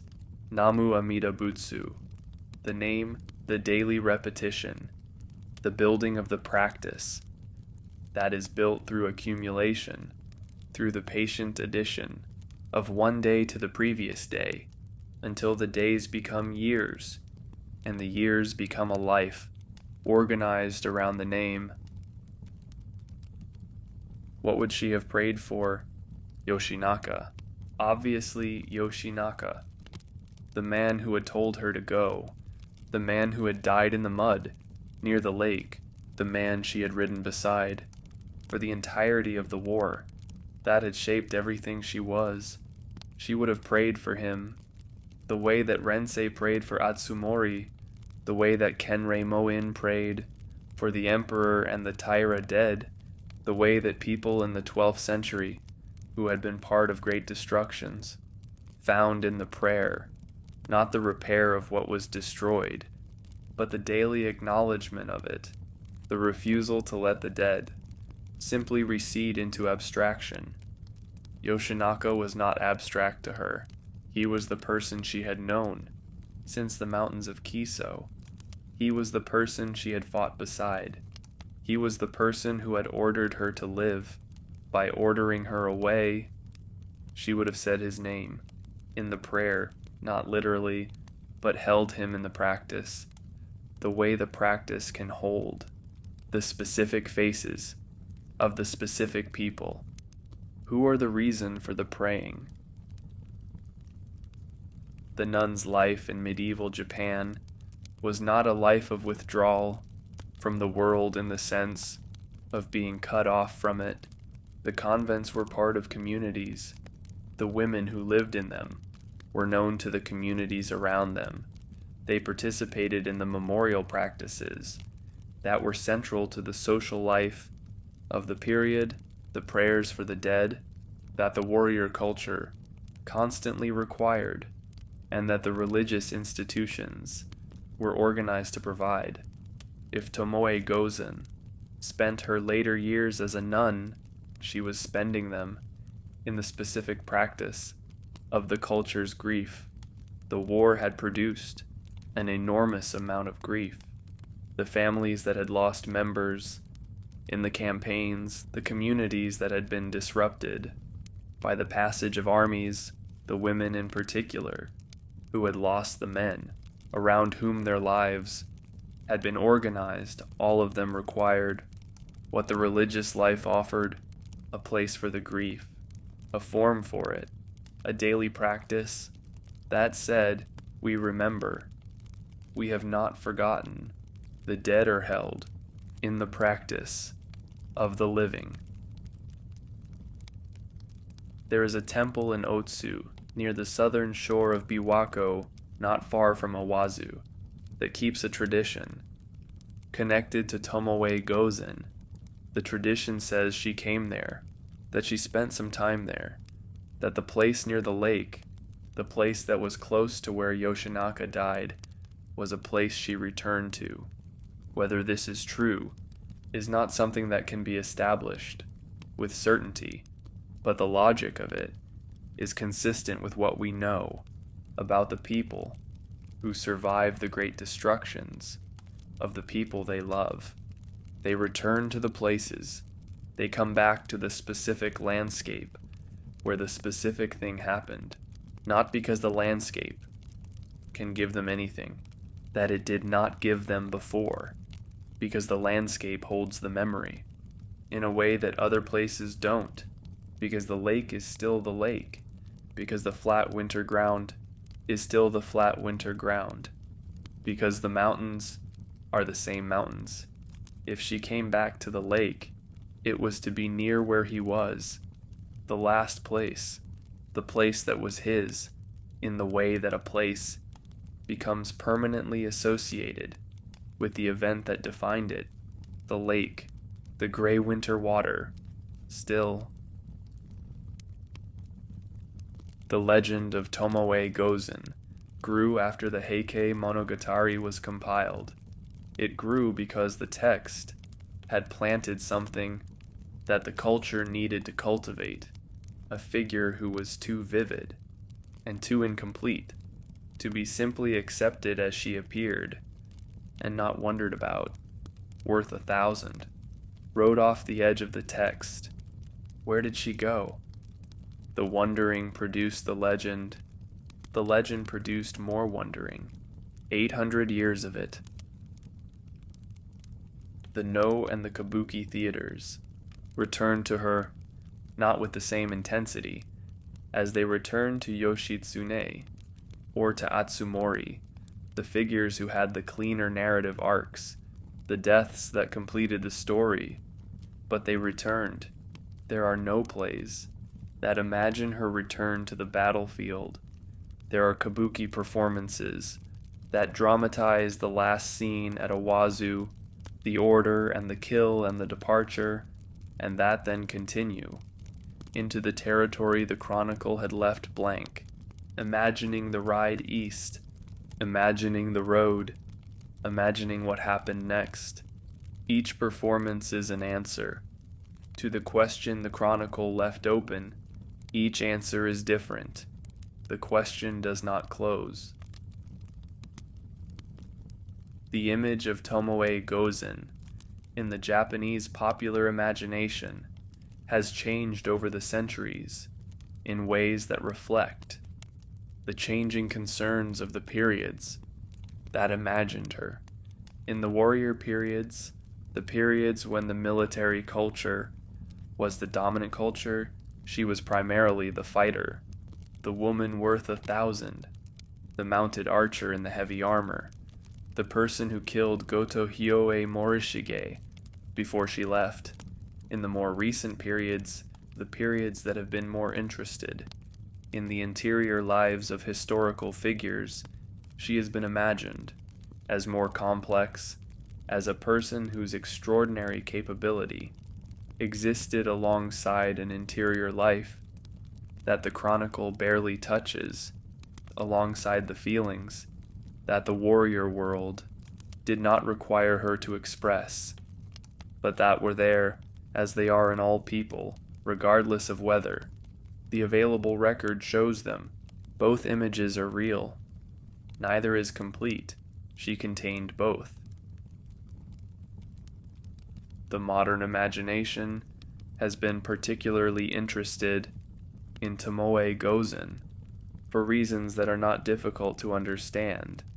She is a figure who did something that is still unusual enough in most of the world's warrior traditions to be remarkable. She fought. She fought well. She was acknowledged by the culture that produced her as one of the finest fighters of her generation, and she was a woman.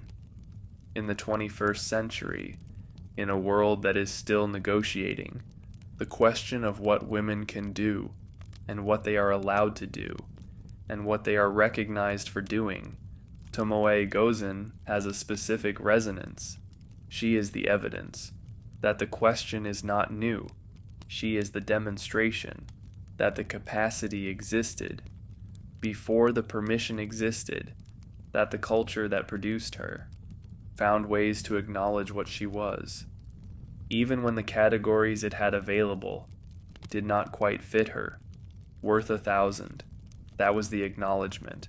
It is not a complicated acknowledgement. It is the simplest and most direct one available.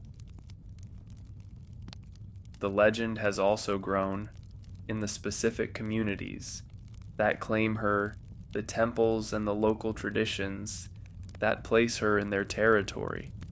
In these communities, she is not primarily the fighter.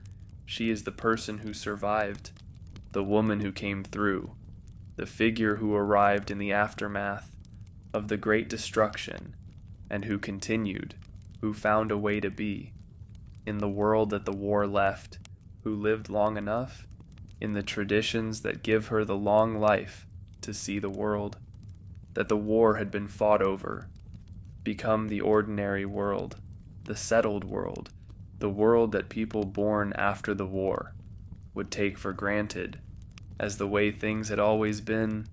She had known the before. She had fought in the during. She had lived the after. This is its own kind of legend. What was Tomoe Gozen? The question is not as simple as it appears. She was a warrior. This is established. The chronicle establishes it in the clearest possible terms, and the record of her actions confirms it throughout. But warrior is a category that the 12th century Japanese world applied to men, not exclusively, not without exceptions, but primarily by default. In the unmarked case, when the Heike Monogatari calls Tomoe Gozen a warrior, it is applying a category That was built to describe a different kind of person to someone who was not entirely that kind of person, and who was also not entirely any other kind of person the available categories offered. The female warrior in Japanese history is a figure that exists in the space between categories. She is not the exception. That proves the rule, the one anomalous case that the culture tolerated, because the individual was exceptional enough to justify the exception. She is the evidence that the categories themselves were always more porous than the formal structure suggested. The formal structure of 12th century Japanese society said that warriors were men and that women occupied a different set of roles, the roles that the Heian world had developed for them. The actual practice of 12th century Japanese society, particularly in the Eastern warrior families, was more complicated. The women of the warrior households were not simply the decorative presences that the Heian literary tradition sometimes suggested. They managed households, they managed land, they made decisions. In the extended absences of the men who were at war, they understood the warrior world from the inside, because they had grown up in it. Tomoe Gozen was the extreme end of a spectrum that had more members than the formal record shows. The Heike Monogatari chose to include her. This choice is worth thinking about. The chronicle had no obligation to include Tomoe Gozen. Yoshinaka's story could have been told without her, with the same events and the same outcome, but without the specific figure of the woman riding beside him. It chose to include her. It chose to describe her in the specific terms it used. It chose to give her the battle scene at Awazu, the order and the kill and the departure, the image of her, throwing the armor in the river. These choices were made by people who understood what they were including, who recognized that the figure of Tomoe Gozen in the text would do something that the text without her could not do. What she does in the text is complicate the war. The Genpei War, in most of its narrative, is a story about men. The men who planned it, the men who fought it, the men who won and lost and died and survived and shaped the new order that the war produced. Tomoe Gozen's presence does not displace these stories. She is not the main story, but she is a specific disruption of the assumption that the war is entirely a men's story, a specific reminder that the categories through which the culture understood itself were not as stable as they appeared, that the people who fell outside the categories were real people whose reality the chronicle was honest enough to record. She also complicates Yoshinaka. Without Tomoe Gozen, Yoshinaka is the mountain warrior, the genius who rose too fast and fell too completely, the man who could not govern what he had conquered. With Tomoe Gozen beside him, Yoshinaka is something more. He is the man who loved someone well enough to send her away when the alternative was dying together. He is the man whose last coherent act was not a military act, but an act of care. She is the evidence of his interiority.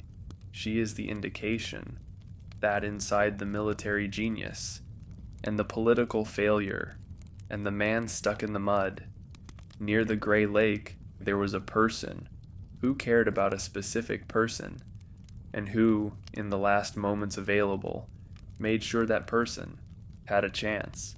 Without her, we do not know this about him. She tells us this about him by existing in the chronicle and by receiving his last order. and she tells us something about the culture itself, a culture that produces a woman worth 1,000, that acknowledges her as worth 1,000, that preserves her story. In its central literary monument is a culture that is not quite what its formal structures suggest. The formal structures said women do not fight. The lived reality said some do. The literary tradition said, and when they do, we will tell you. This is not a modern reading, projected onto a medieval text.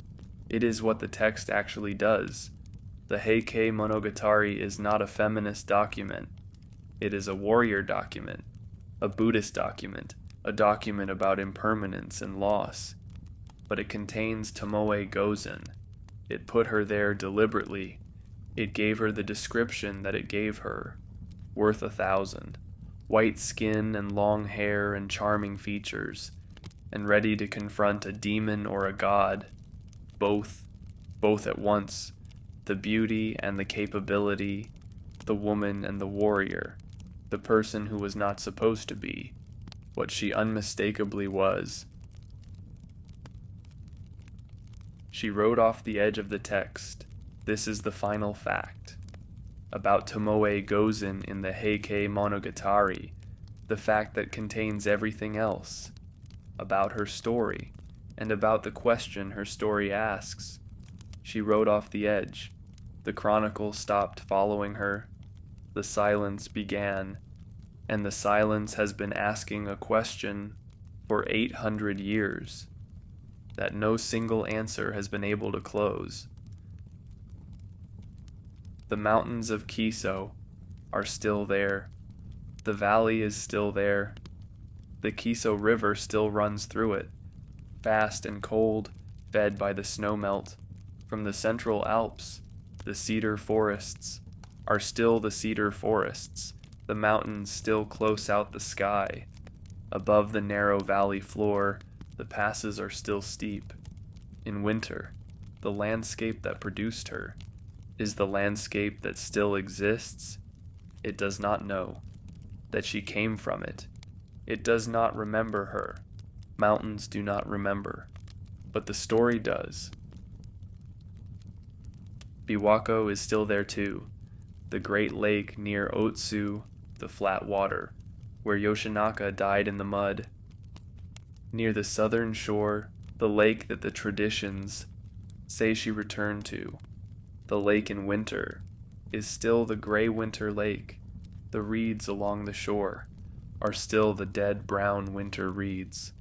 The mountains that ring the lake still have snow on their upper slopes in the first month of the year. If she came back to it, she would have found it unchanged. The lake does not change in the ways that matter. The water is still water. The gray is still gray. She had ridden away from this. She had thrown the armor in a river. She had gone east. If she came back to stand at the edge of the water and look at the place and know what the place held, not his body. The body was gone. The place held the knowledge of him, the specific quality of a landscape. That has been the site of a specific irreversible thing.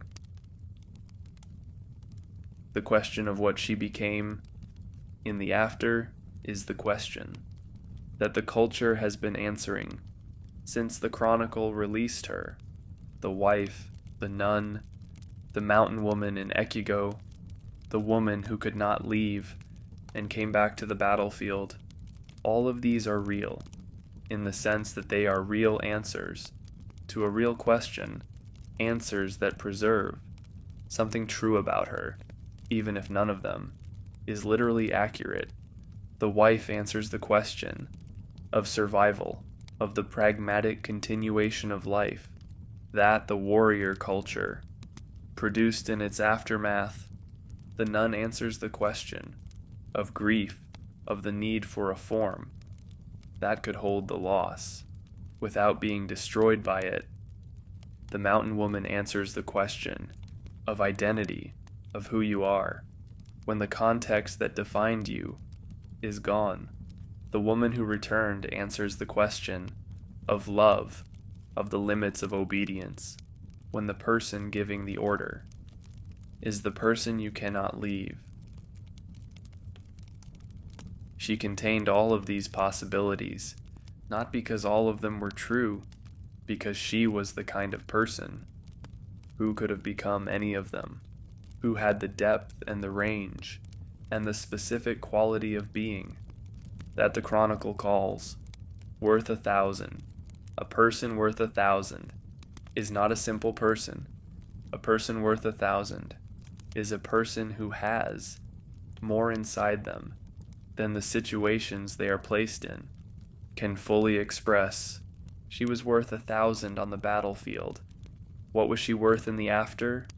The after does not measure in those terms. The after has different measures. Endurance, adaptation, the capacity to continue. When the context that gave everything meaning is gone and the continuing has to find its meaning somewhere else. She had these capacities too. The Chronicle does not tell us this, but the Chronicle tells us enough about who she was that we can infer it. The person who was worth 1,000 at Awazu did not become nothing on the road east. Whatever she became, wherever she went, however long she lived, she carried something with her. That does not appear in any of the traditions, and that is the most important thing. She carried the memory, the specific, complete, irreplaceable memory of the person who had sent her away. The mountains of Kiso, the campaigns, Kurikara Toge, Kyoto, the winter flight, Awazu, the order, the kill, the road. She had been there for all of it. She was the person who had been there. She was the archive, the living record of a life that the Chronicle describes, but that only she had actually inhabited, had actually felt, had known from the inside, in the way that you only know something when you are part of it. Yoshinaka is a figure in the Heike. He is a character in a story. For Tomoe Gozen, he was not a character. He was the person, the specific person, the man from the same valley, the man she had ridden beside, the man whose last order she was still obeying at every day by being alive. She rode off the edge of the text. The text let her go.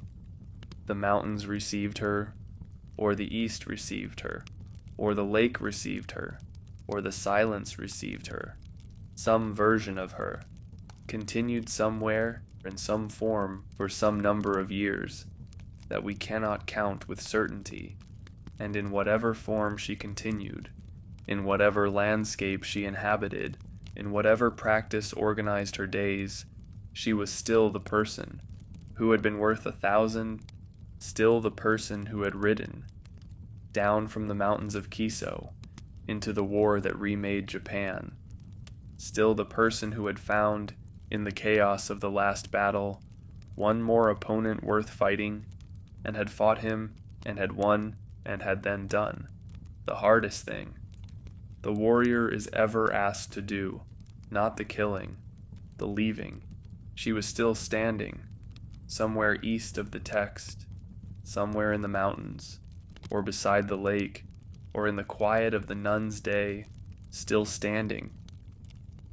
There is a particular kind of man that the warrior culture of medieval Japan produced in large numbers and celebrated without reservation, and that the same warrior culture, in its more reflective moments, also recognized as a kind of tragedy. The man who is very good at violence, not good at it in the way that a professional soldier in a modern army is good at it, trained in specific techniques, for specific situations, following rules of engagement, developed by institutions, over long periods of careful thought, good at it in the older sense, the natural sense, the sense in which a hawk is good at hunting, in which the capacity is not learned, but constitutive not something added to the person, but something the person is made of. Kumagai Naozane was that kind of man.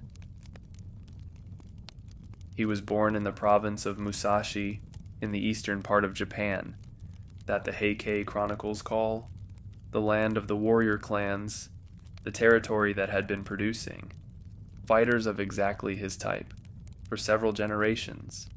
The year of his birth is given as 1141, which places him in the middle years of the late Heian period in the decades before the Great War. That would end the Heian world and replace it with something harder and simpler and less beautiful, and in some ways more honest. He was born into a minor warrior family, not the great clans, not the Minamoto or the Taira themselves, whose names and rivalries would eventually consume everything.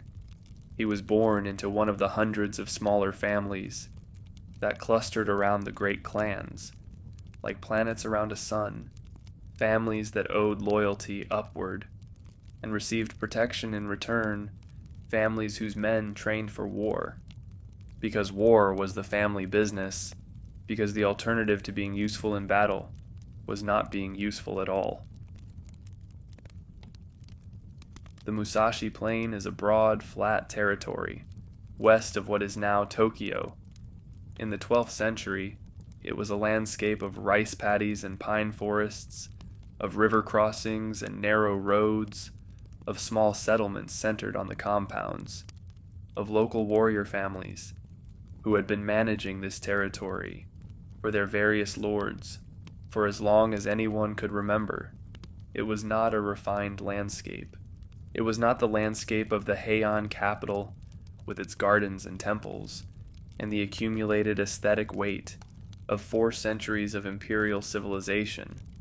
It was a working landscape, a landscape organized around the practical requirements of agriculture and warfare and the movement of goods and people through the flat country, between the mountains to the west and the sea to the east. The men who grew up in this landscape grew up knowing certain things. They knew how to ride, they knew how to shoot from horseback, the particular discipline of the mounted archer. That was the central skill of the Eastern warrior tradition, the ability to draw and release, while moving at speed, over broken ground. They knew how to fight with a sword, at close quarters, in the spaces where horses could not go, in the moments after the arrows were spent, and the distance between enemies had closed to nothing, and they knew something less technical, but equally important. They knew what fighting was for. In the warrior culture of Eastern Japan, fighting was not a last resort. It was not the failure of diplomacy or the breakdown of negotiation. It was the primary mechanism by which the world was organized, the means by which disputes were settled, boundaries confirmed, loyalties tested, and the relative positions of men and families in the social order established and maintained. A man who could not fight was not a man, in the sense that mattered in this world. A man who would not fight was something worse, and a man who could fight, and did fight, and fought well, was the kind of man that this world valued above all others, the kind of man whose name was spoken with a particular quality of respect, the kind of man whose sons would be pointed to when people wanted to explain what a warrior was supposed to be. Naozane understood all of this before he was old enough to articulate it. He absorbed it the way children absorb the fundamental assumptions of the world they grow up in, without choosing to, without being able to refuse. He became what his world required him to become. He became very good at violence. The specific details of his early career are not fully preserved. The chronicles of the Genpei War, the great conflict between the Minamoto and the Taira that would eventually consume his life, are focused primarily on the great families, and the great battles on the strategic movements of the principal commanders, and the political decisions that shaped the course of the war. Minor warriors from Musashi appear in these records when they do something notable enough to be worth recording, and they disappear from them when the notable moment is over. Naozane appears in the records because he did something notable. What he did before that moment is reconstructed from fragments from the genealogical records of the warrior families, from the scattered references in the chronicles to his presence at various engagements. What the fragments suggest is a man who had been fighting for most of his adult life, who had accumulated the experience and the reputation that the Eastern warrior world rewarded with status and position, who had sons of his own by the time the Great War began, sons who were old enough to fight alongside him. He was in his early 40s when the war that would change everything began. He was already, by the standards of his world, an old warrior. He had been doing this for 20 years. He was very good at it. He had never, as far as the records suggest, had cause to question it. The Eastern warrior tradition had its own ethics, not the elaborate philosophical ethics of the later samurai tradition, the Bushido that would be codified and systematized and written down in the centuries after the Genpei War. Something rawer than that, something older, the ethics of the man who has decided that loyalty is the organizing principle of his life, loyalty upward to the Lord, loyalty sideways to the companions in arms, loyalty to the cause that the Lord represents, whatever that cause happens to be. In this ethical framework, the question is never whether to fight. The question is always only whom to fight for, and whether that Lord deserves the loyalty that the warrior has committed to giving. Naozane had answered this question. He had answered it in the way that warriors of his generation answered it, by attaching himself to the Minamoto cause, to the family that had been driven from power by the Taira, and that was now, under Yoritomo's leadership, gathering strength in the east to take it back. The cause was legitimate. The Lord was worthy. The war was just. This was what he believed. This was what his world had given him to believe. He rode west when the war came. He was ready. To understand why Naozane rode west, you have to understand what had happened to Japan in the decades before he was born, and what was happening to it in the years of his early adulthood, and why the men of the eastern provinces looked at those events and made the choices they made. Japan, in the middle of the 12th century, was a country in the process of discovering something about itself. It was discovering that the political arrangements that had governed it for 300 years were no longer adequate for the pressures that were building inside them. The Heian political system had been built on a particular assumption. The assumption was that power could be organized ceremonially, that the imperial court, with its elaborate hierarchy and its careful distribution of ranks and titles, and its insistence on the priority of aesthetic refinement over military capability, could maintain order across a country as large and as varied as Japan. For 3 centuries this had worked, not perfectly. There had always been disorder in the provinces, always been local conflicts that required the attention of warrior families hired by the court to manage the messier aspects of governance. But the system had held. The center had remained the center. The emperor and his court had remained, at least symbolically, the source of authority, from which all other authority derived. What broke the system was not any single event, but the accumulation of several developments that reinforced each other. Over the course of a century, the warrior families grew stronger. This was partly a consequence of the court's own policies, which had tasked these families with managing the provinces, and had given them, in the process, the local knowledge and the local connections and the local resources, that made them progressively less dependent on the center they were supposed to serve.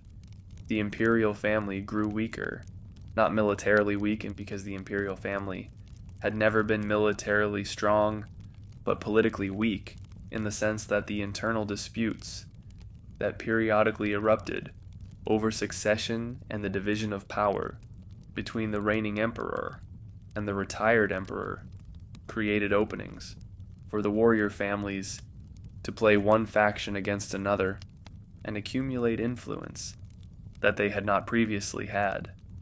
And the two great warrior families, the Minamoto and the Taira, grew into the space that these developments opened. The Minamoto were the family of the East. Their power base was in the provinces of Musashi and Sagami and the other territories of the Kanto Plain, the broad flat country east of the mountains, where Naozane had grown up, where the warrior tradition was oldest and deepest, and most completely itself. The Minamoto had been great before. They had produced generals of genius, men whose military campaigns in the northern and eastern provinces had extended imperial authority into territories that had previously been outside its reach. But the Minamoto had also suffered. They had been defeated a generation before the war in a conflict with the Taira that had left their principal family decimated and their surviving members scattered across the eastern provinces. Yoritomo was the heir of this defeated family. He had been exiled as a child. After his father's defeat, he had grown up in the province of Izu on the peninsula south of what is now Shizuoka, under the surveillance of the Taira administration. He had spent 20 years in exile. He had used the time to cultivate relationships with the warrior families of the East to build a network of loyalties that would become the foundation of everything he subsequently built. When the call came in 1180, when the imperial prince's message called on the warriors of Japan to destroy the Taira, Yoritomo moved. He moved carefully, which was characteristic of him. He was not a reckless man. He was not a man who confused courage with the absence of calculation. He raised his banner. In the province of Izu, he called the warrior families of the East to join him. Some refused. The Taira were still powerful. The risks were still enormous. A failed rebellion was not simply a military defeat. It was death and confiscation and the destruction of everything the warrior family had built over generations. But enough came. Enough of the warrior families of the Kanto had decided by 1180 that Yoritomo's cause was worth the enormous risk it represented, that the resentment of 2 decades of Taira dominance was sufficient motivation to put everything at stake. Naozane was among those who came. The specific circumstances of his decision are not recorded in the way that the decisions of major commanders are recorded. He was not a major commander. He was one of the hundreds of Eastern warriors who attached themselves to the growing Minamoto force in the months after Yoritomo raised his banner. But the decision itself had a logic that is not difficult to reconstruct. He was a Minamoto retainer. His family owed its position and its lands to the Minamoto connection, to the generations of service that had bound his family to this family. When the Minamoto called, men like Naozane came. This was what the loyalty meant. This was what it had always meant. Not loyalty as a feeling, though the feeling was real, but loyalty as a structural commitment, as the organizing principle of the warrior's social existence, as the thing that gave the fighting its meaning and its justification. He rode to Yoritomo's standard. He presented himself. He was received as one of the Eastern warriors, one of the men on whom the Minamoto campaign would depend, and then he waited for the war to come to him. The early months of Yoritomo's campaign were not uniformly successful. There was a battle at Ishibashiyama in the early days of the rebellion, where Yoritomo's forces were surprised and nearly destroyed, where Yoritomo himself barely escaped into the mountains and survived by hiding in a hollow tree. The escape became legendary. The narrowness of it, the fact that the man who would eventually transform Japan had almost been killed in the first weeks of his campaign, gave the subsequent history the quality of something that had almost not happened, of a world that had almost gone differently, but Yoritomo survived. And after Ishibashiyama, the tide turned. The warrior families of the Kanto gathered around his standard, in numbers that surprised even him. The organization that he had been building, in his years of exile, proved more robust than the Taira had estimated. By the end of 1180, Yoritomo had established a base at Kamakura, the small coastal settlement, in Sagami province. That would become the center of his new order, and the Minamoto army was large enough that the Taira in the capital began to take the rebellion seriously for the first time. Naozane was part of this army. He trained with it. He rode with it through the maneuvers and the smaller engagements of the first years of the war. He became known among the Eastern warriors as a man of the front ranks, a man who chose the most dangerous positions, not because he had been ordered to, but because that was where his nature took him. He had sons with him. This is mentioned in the records. The detail that will become important later, the fact that Naozane went to war in the company of his own children. This was not unusual. The Eastern warrior families went to war as families, the fathers and the sons, fighting together under the same standard, the younger generation learning the practice, by practicing it alongside the men who had made it their lives. Naozane had a son named Kojiro. The boy was young, perhaps 16, perhaps a little older. He was at his father's side. He was learning what his father knew. They rode west together. When the campaign finally moved west, when Yoritomo's generals took the army into the territories where the Taira were waiting, father and son, warrior and apprentice warrior, the old world teaching the new world how to be itself. Yoritomo did not lead his army west himself. This is one of the most important and most underappreciated facts about the Genpei War.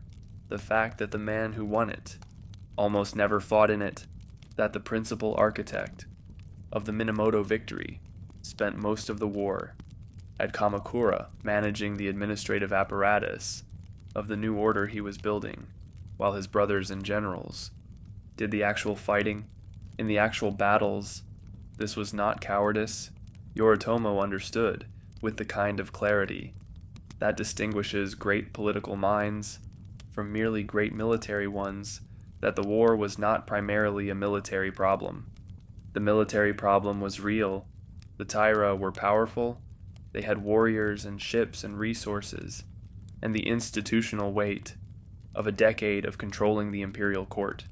But the deeper problem was political, the question of what Japan would be after the war, of who would govern it, and by what authority, and through what institutions, was a question that battles could not answer. Battles could only create the conditions in which political questions could be answered. Yoritomo was always thinking about the political questions. His generals were thinking about the battles. The general who commanded the Western campaign in its most decisive phase was Yoritomo's younger brother, Minamoto no Yoshitsune. Yoshitsune was everything Yoritomo was not. He was a fighter, not a manager of fighters, not a strategist in the political sense, but a man whose genius was operational, whose talent expressed itself in the actual conduct of battle, in the reading of terrain and timing, and the psychology of combat. That separates the great commanders from the merely competent ones.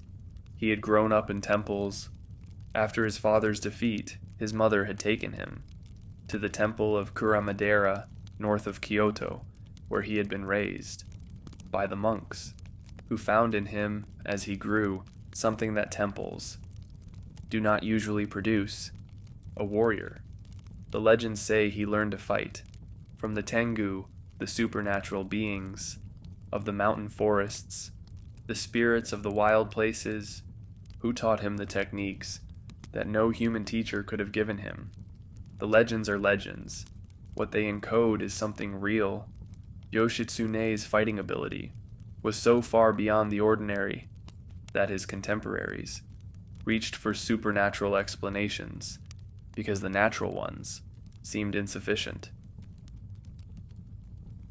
Under Yoshitsune's command, the Minamoto Western campaign moved quickly.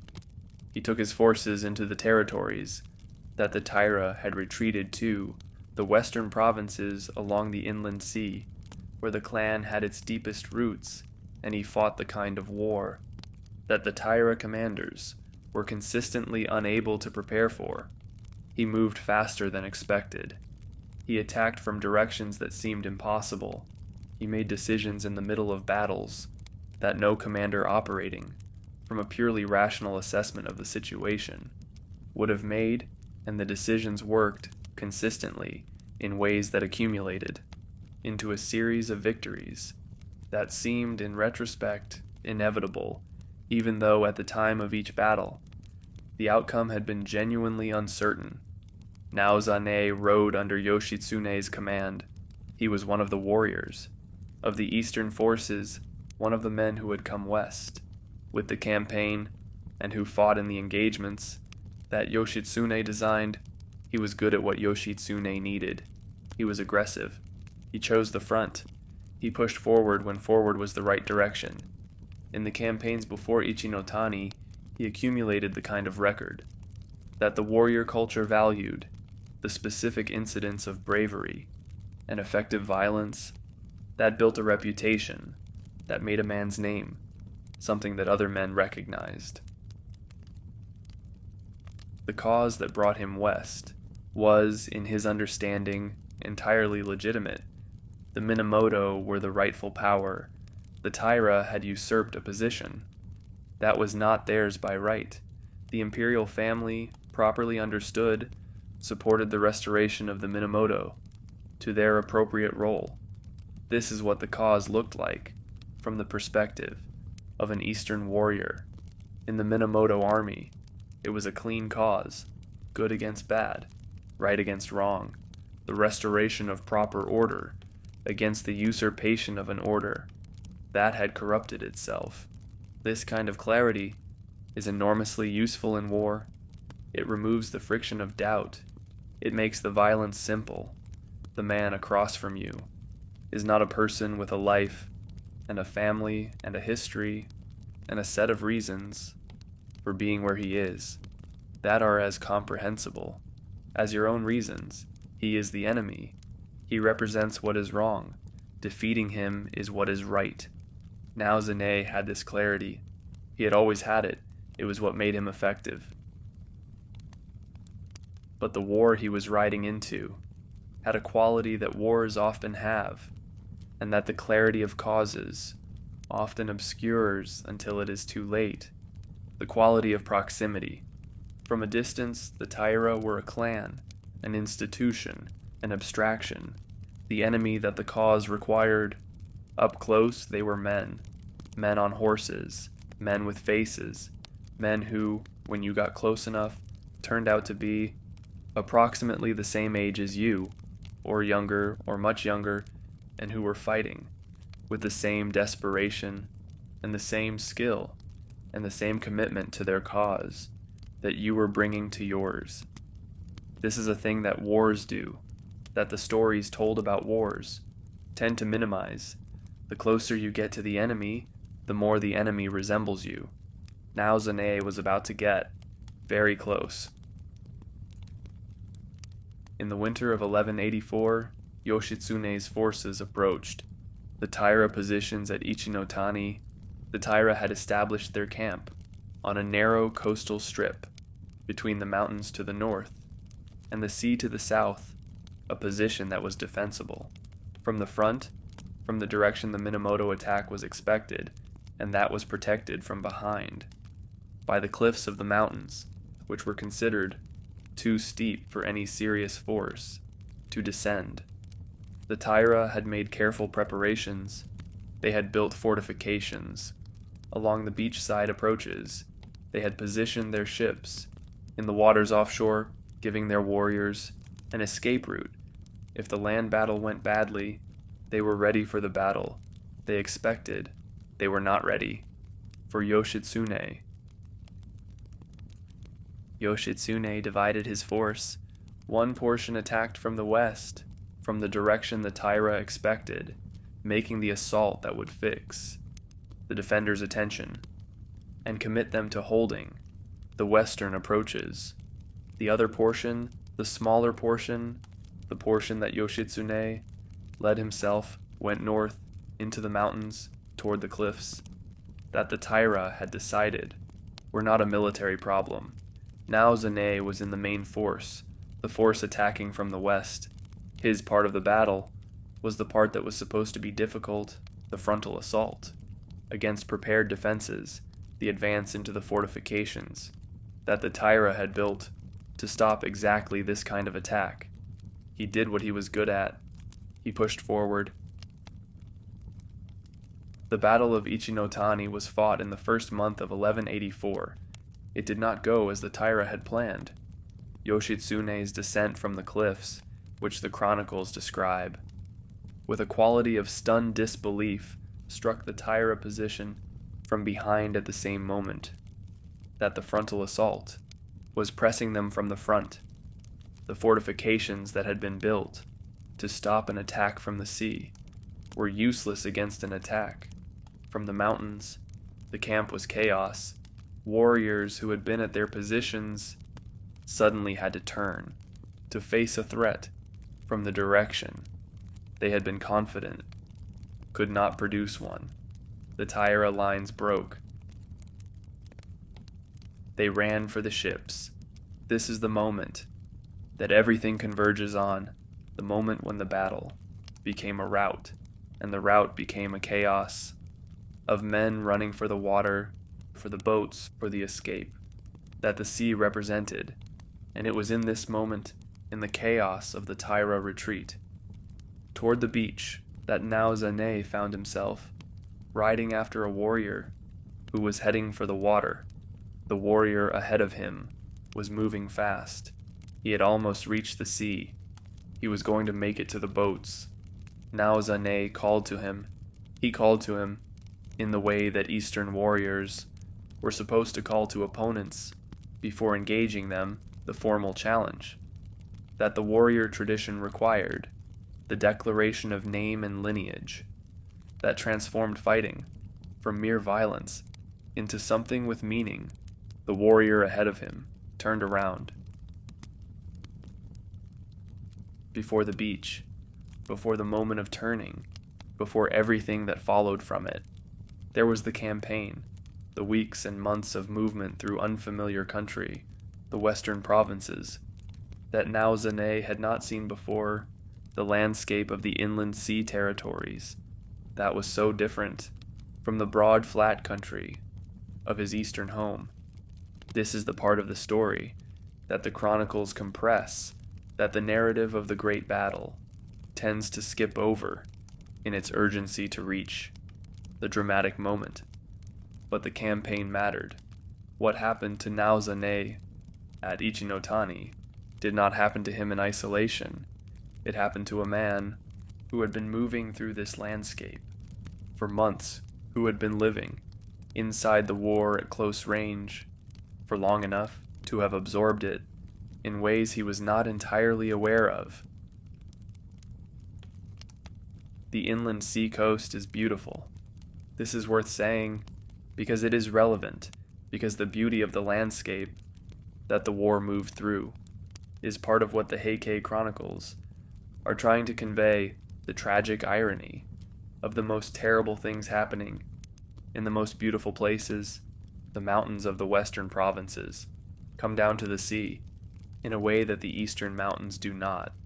They are not the gradual descent of the Kanto plain into the flat coastal territory. They arrive at the water directly, the forest running down to where the land ends and the sea begins, the line between them sometimes sharp and sometimes gradual, depending on where you are and what season you are therein.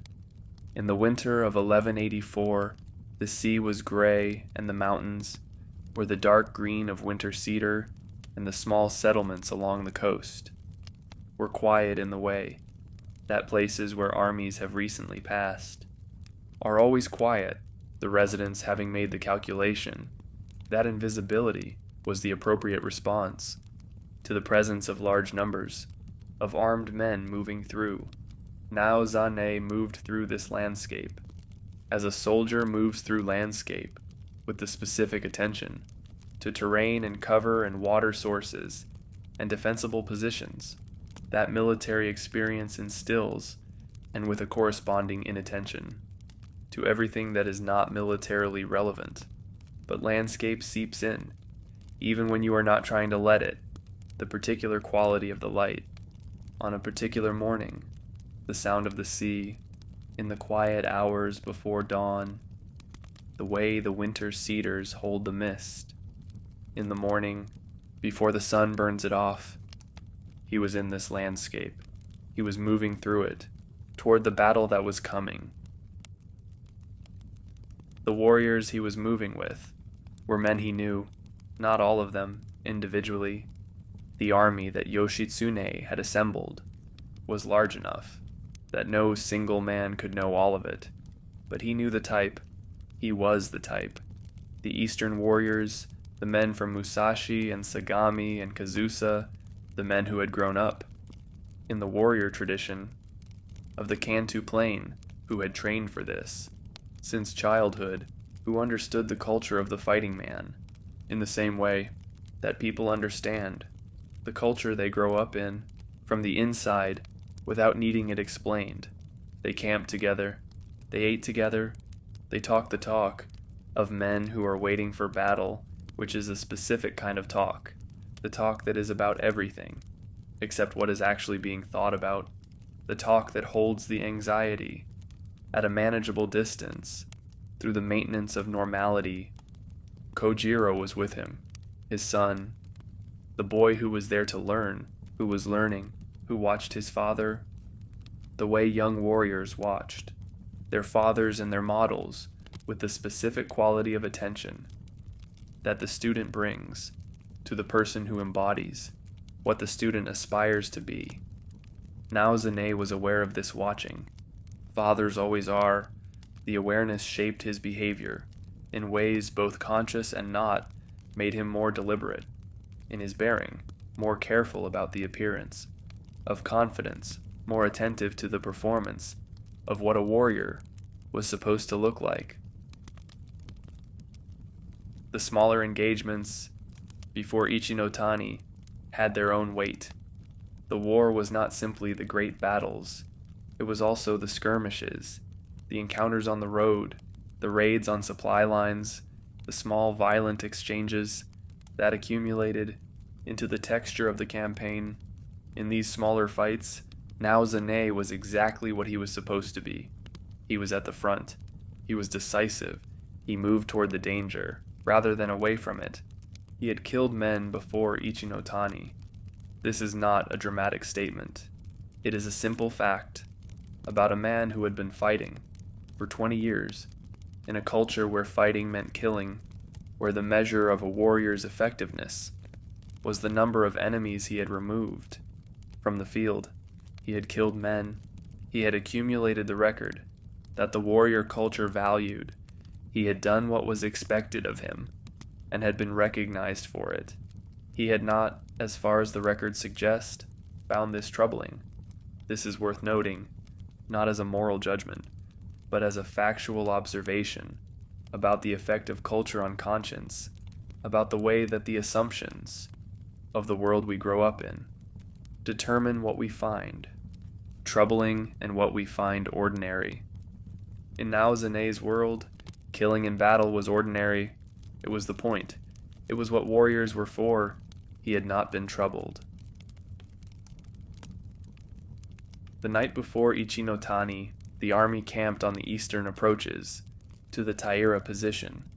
The fires were lit, the horses were fed, the equipment was checked in the particular way that warriors check equipment. Before a major engagement, the careful attention to every buckle and every edge, that is partly practical and partly ritual, the physical activity that occupies the hands, while the mind does its own private preparation. Naozane checked his armor, he checked his bow, he checked the sword that he had carried through the eastern campaigns and the march west. Kojiro was beside him. The boy was quiet. He was doing his own checking, his own preparation, imitating the movements of the man beside him with the careful attention of someone who is not yet sure enough of himself to be casual about it. Naozane looked at his son. What he thought in that moment is not recorded. The chronicles do not give us the interior lives of minor warriors on the night before battle, but the records give us what happened in the days after, and what happened in the days after allows us to infer something about what was in him. Even then, even before the battle, the thing that was going to change. It was not that he was afraid. He had been afraid before battles, and it had not changed him. It was something else, something about the boy beside him, about the particular vulnerability of a young person who is still becoming what he will be, about the way that love sits inside a man like Naozane, alongside everything else that is in him, the loyalty and the skill and the aggression, and the 20 years of accumulated violence. It sits there, it waits, it does not interfere with the violence until the moment arrives when it can no longer not interfere. That moment was coming. He did not know it yet. He finished checking his sword. He slept. In the morning, he rode toward the beach at Ichi-no-Tani. Ichi-no-Tani, the name means something like the Valley of Ichino, the place of a local deity, whose name has been attached to this narrow strip of coast since before anyone can remember. It is a specific place. It still exists. You can go there now to the city of Kobe, on the shore of Osakawan, and find the site where the battle was fought in the first month of 1184, and stand on the beach. That narrows to almost nothing between the mountains and the sea, and understand immediately why the Taira chose it, and why the choice was still not enough. The Taira fortifications occupied the beach approach from the western end. They had built walls of logs and stone, the kind of fortification that can be constructed quickly from the materials available in a forested coastal landscape that does not require the engineering of permanent walls, but that serves the immediate purpose of slowing an enemy advance and providing cover for defending archers. The men behind the walls were the warriors of the Taira, the western fighting men who had been the clan's strength for generations, who fought differently from the eastern warriors with the different weapons emphasis and the different tactical traditions of a military culture that had developed in different terrain for different purposes. They were good fighters. They were defending their home ground. They had everything that should have made the defense succeed. The Minamoto attack on the western approach began before dawn. This was standard. The advantage of the dawn attack is the disorientation it produces in a defender who has been sleeping, the way that waking into violence creates a moment of cognitive paralysis that the attacker can exploit. Naozane was in the vanguard. He was not there by assignment, not because someone had placed him at the front of the column. He was there because the front of the column was where men like him went when battle was beginning. The culture required it. His own nature required it. The two requirements were, for him, identical. The assault on the fortifications was brutal. Fortified positions do not fall easily. The men behind the walls had the advantage of cover, the advantage of prepared positions, the advantage of knowing exactly where the attack would come from, and having arranged themselves accordingly. The Minamoto advancing across the beach had the advantage of momentum, of numbers, of the knowledge that Yoshitsune's force was coming over the mountains behind the Taira position at the same moment. But momentum and numbers are cold comfort when you are advancing against arrows across flat ground with nowhere to take cover. Men fell on the beach at Ichinotani, not the great commanders, the minor warriors, the men whose names do not appear in the chronicles, except as numbers, except as the undifferentiated mass of the army that advances and takes the losses that make the advance possible. Naozane advanced. He reached the walls. He fought at the walls. Kojiro was somewhere behind him. The boy was in the battle. The father was in the battle. They were both in it. And then, from behind the Taira position, the sound changed. The chronicles describe a quality of noise that shifted in the middle of the battle, a roar from the wrong direction, the sound of Yoshitsune's force arriving at the top of the cliffs and beginning its impossible descent. The Taira defenders heard it first, before they could see it, before they had any information about what was happening on the cliffs. They heard it, the sound of an army, in a place where an army was not supposed to be. What happened to the Taira at that moment is not simple to describe. It is not simply that they panicked. Panic is too simple a word for what happens to a defending force when it suddenly realizes that the position it has prepared is not the position it is actually in, that the battle it was ready for is not the battle that is happening. Something more fundamental breaks down: the shared understanding of what is happening and what to do. That makes a military force function as a unit rather than as a collection of individuals. The orders stop making sense. The positions stop being relevant. The careful preparations stop being useful. And in the absence of the shared understanding, each man defaults to the most basic calculation available, which is the calculation of survival, the immediate assessment of where safety is and how to reach it. For the Taira at Ichinotani, safety was the sea. They broke for the water. The beach became chaos. Warriors who had been holding their positions a moment before were now running, some still fighting as they ran, some simply running, the discipline of the formation dissolving into the urgency of individual flight.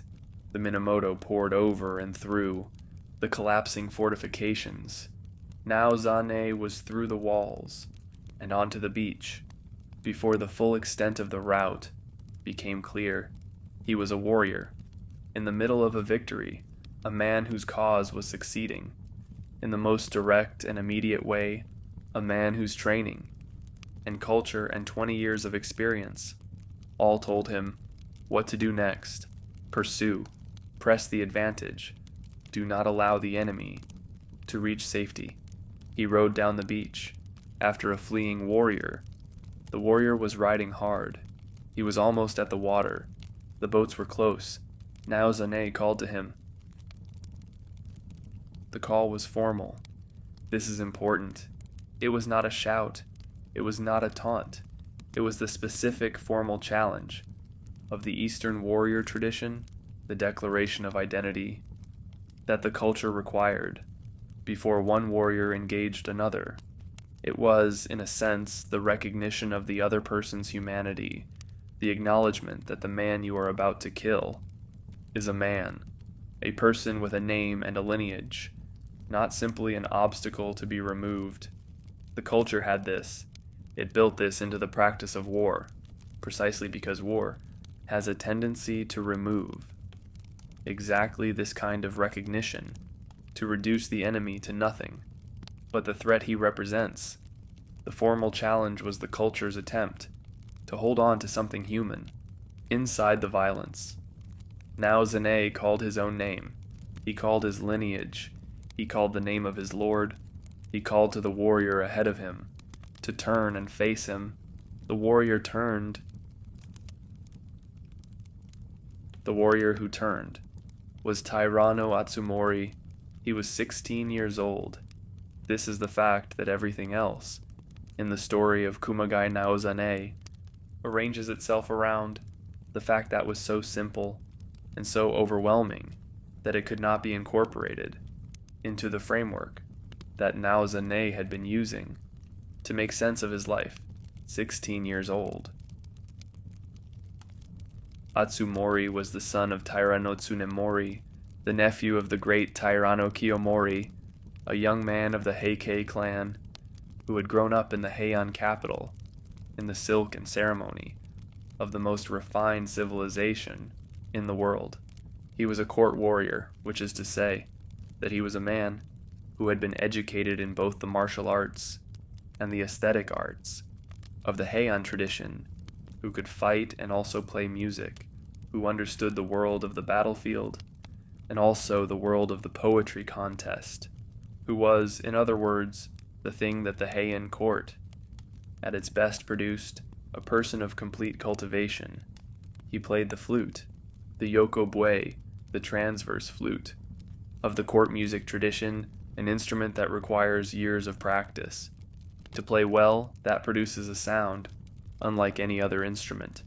In the Japanese musical tradition, a sound that the Heian poets had associated with autumn evenings and the particular emotion of beautiful things that are already ending. He was known for the quality of his playing. In a court where musical ability was one of the primary measures of a person's refinement, he had been noticed.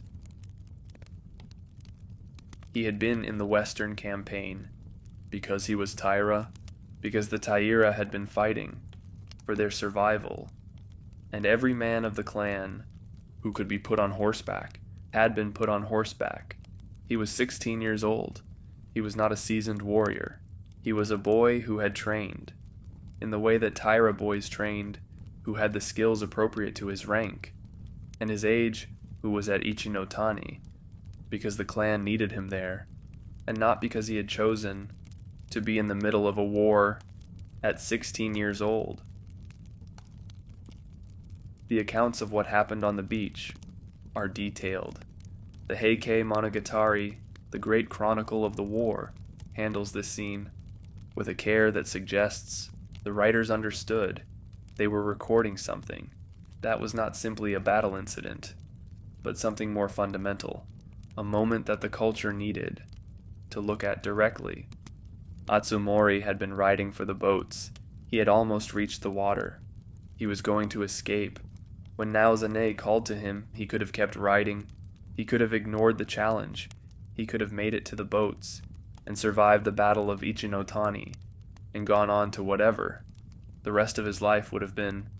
He turned back. Why he turned back is a question the chronicle does not answer directly.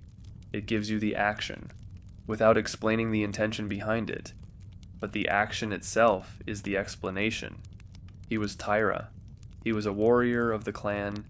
He had been raised in the tradition that the formal challenge was binding, that to ignore it was to declare yourself unworthy of being a warrior, that the honor involved in responding to a proper challenge outweighed the practical advantage of running away. He turned back. He charged Naozane. The two men grappled. They pulled each other from their horses.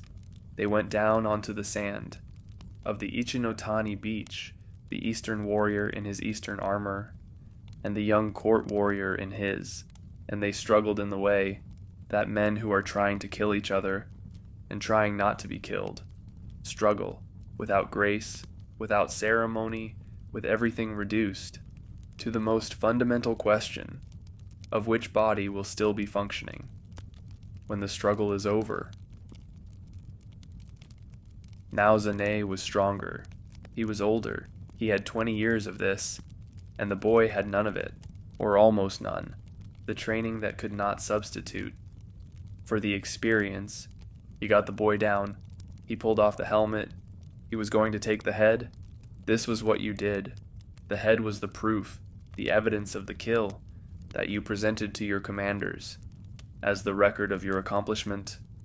He pulled off the helmet, and the face beneath it was the face of a boy who was the same age as his son.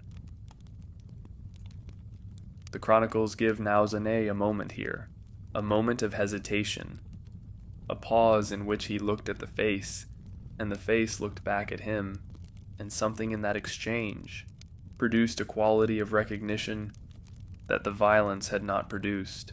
He had killed men before. He had taken heads before. He had done this many times in the 20 years of his career, but those men had been in the moment of killing the enemy, the abstract opponent, that the clarity of the cause had made them. This was not the abstract opponent. This was a boy who was frightened, a boy who was bleeding, a boy whose face, in the moment of its exposure, had the particular quality of a young face that has just understood what is about to happen to it. Naozane looked at the face. He could not do it. He tried to let him go. The accounts say this clearly. He tried to find a way to spare the boy. He looked around the beach for some configuration of the battle that would allow him to simply stop, to leave this particular opponent alive, to ride away and let the boy reach the boats. But the beach was full of other Minamoto warriors. They were everywhere. There was no configuration in which a wounded Taira warrior on the beach at Ichinotani survived if the man who had him down stood up and walked away. Someone else would take the head. Someone else would do what he was trying not to do. He spoke to the boy. He told him who he was. He told him that he did not want to do this. He told him that he was sorry. These are the words the chronicle gives him, not the formal language of the challenge, the actual words of a man who is doing something he does not want to do, and who needs the person he is doing it to know that. The boy told him his name. He said that he was Taira Atsumori. He said that Naozane knew what to do. He said it with the particular composure that the Heike attributes to him. Throughout this scene, the composure of a young person who has accepted what is happening and who is choosing to meet it in a way that is consistent with who he is. He was 16 years old. He accepted it. Naozane took the head. He did what the culture required. He did what the battle required. He did what his 20 years of being exactly this kind of man had made him capable of doing, even in the moment when he did not want to do it. He took the head, and as he prepared to carry it away, as he was handling the helmet and the things that had been attached to it, he found something. Tucked inside the helmet, tied to the cord that secured it to the head, was a small flute, the hangdi, the court flute, the instrument of the Heian music tradition. That produced the sound the poets associated with autumn evenings and beautiful things ending. The boy had carried his flute to the battlefield. He had carried it to the battle at Ichinotani, into the chaos and the violence and the rout, and it had been there. When Naozane found him inside the helmet, against his head, as if he had wanted to keep it close, Naozane held the flute. He stood on the beach at Ichinotani. The battle was still happening around him. The rout was still completing itself. The Minamoto were still pursuing the Taira toward the water. He held the flute. He looked at it. He had been a warrior for 20 years. He had never held anything like this. The flute was small. This is worth saying, because the smallness of it is part of what the detail means. In the context of the chronicle, the way that the smallness of an object can carry a weight out of proportion to its physical dimensions. It was not a large instrument. The yokobue of the court music tradition is held horizontally, played with the breath crossing the embouchure hole, rather than entering it directly, and it is small enough to be tucked inside a helmet, close to the head of a boy who wanted it near him. He had wanted it near him. This is the thing that Naozane could not stop thinking about, standing on the beach, with the battle completing itself around him. The boy had brought the flute to battle. The boy had brought beauty into violence. The boy had been, until the moment Naozane caught him, a person who carried music into the worst of circumstances, who did not want to leave it behind, even when leaving it behind would have made practical sense. In the Heike Monogatari, there is a passage that has been read and taught and memorized by Japanese schoolchildren for 800 years.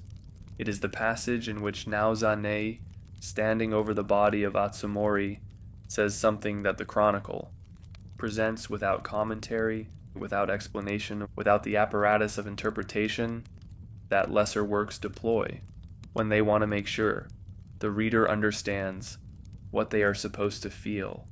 He says that he has heard music coming from the Taira camp in the nights before the battle.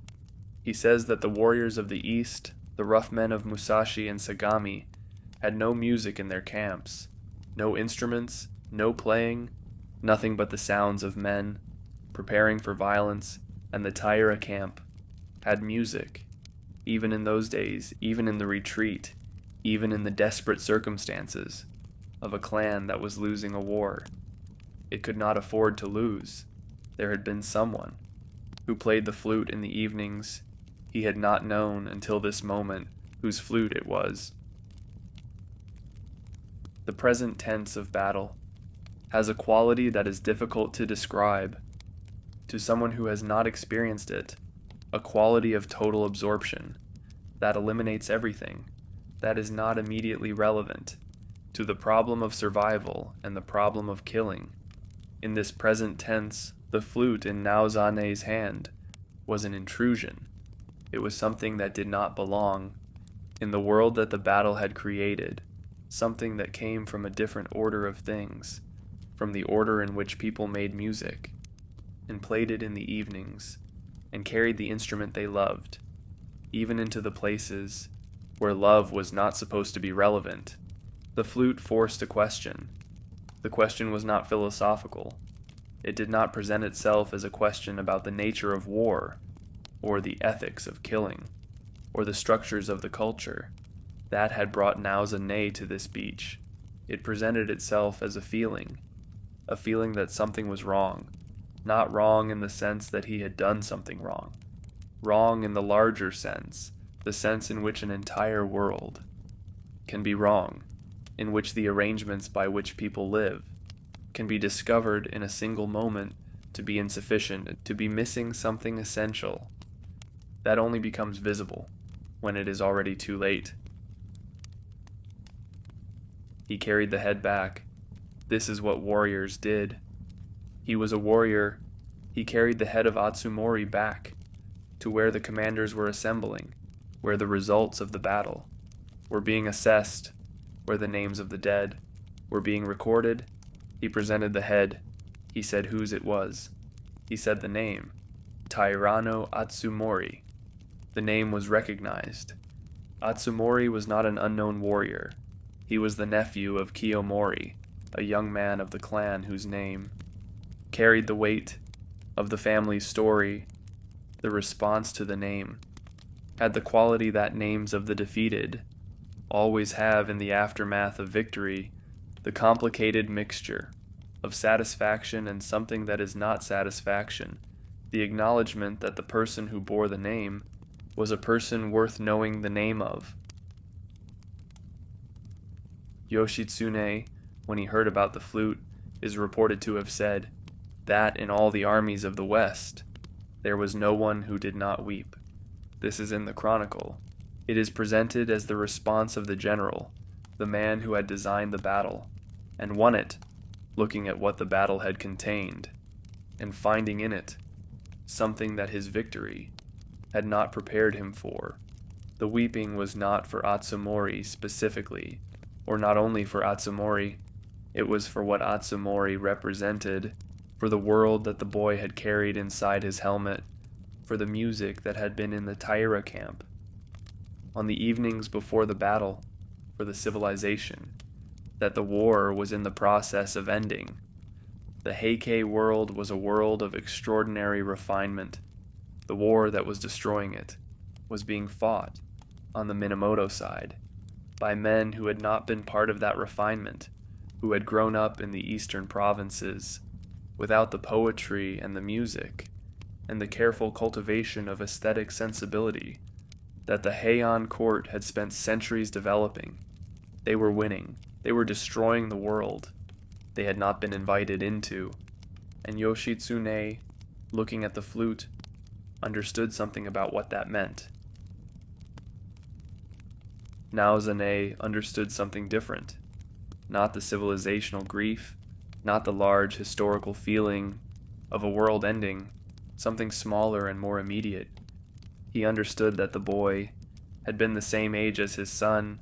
He understood that his son was alive and Atsumori was dead, and that the difference between them, from the perspective of the beach at Ichinotani, was not merit or guilt, or the relative worth of their respective causes.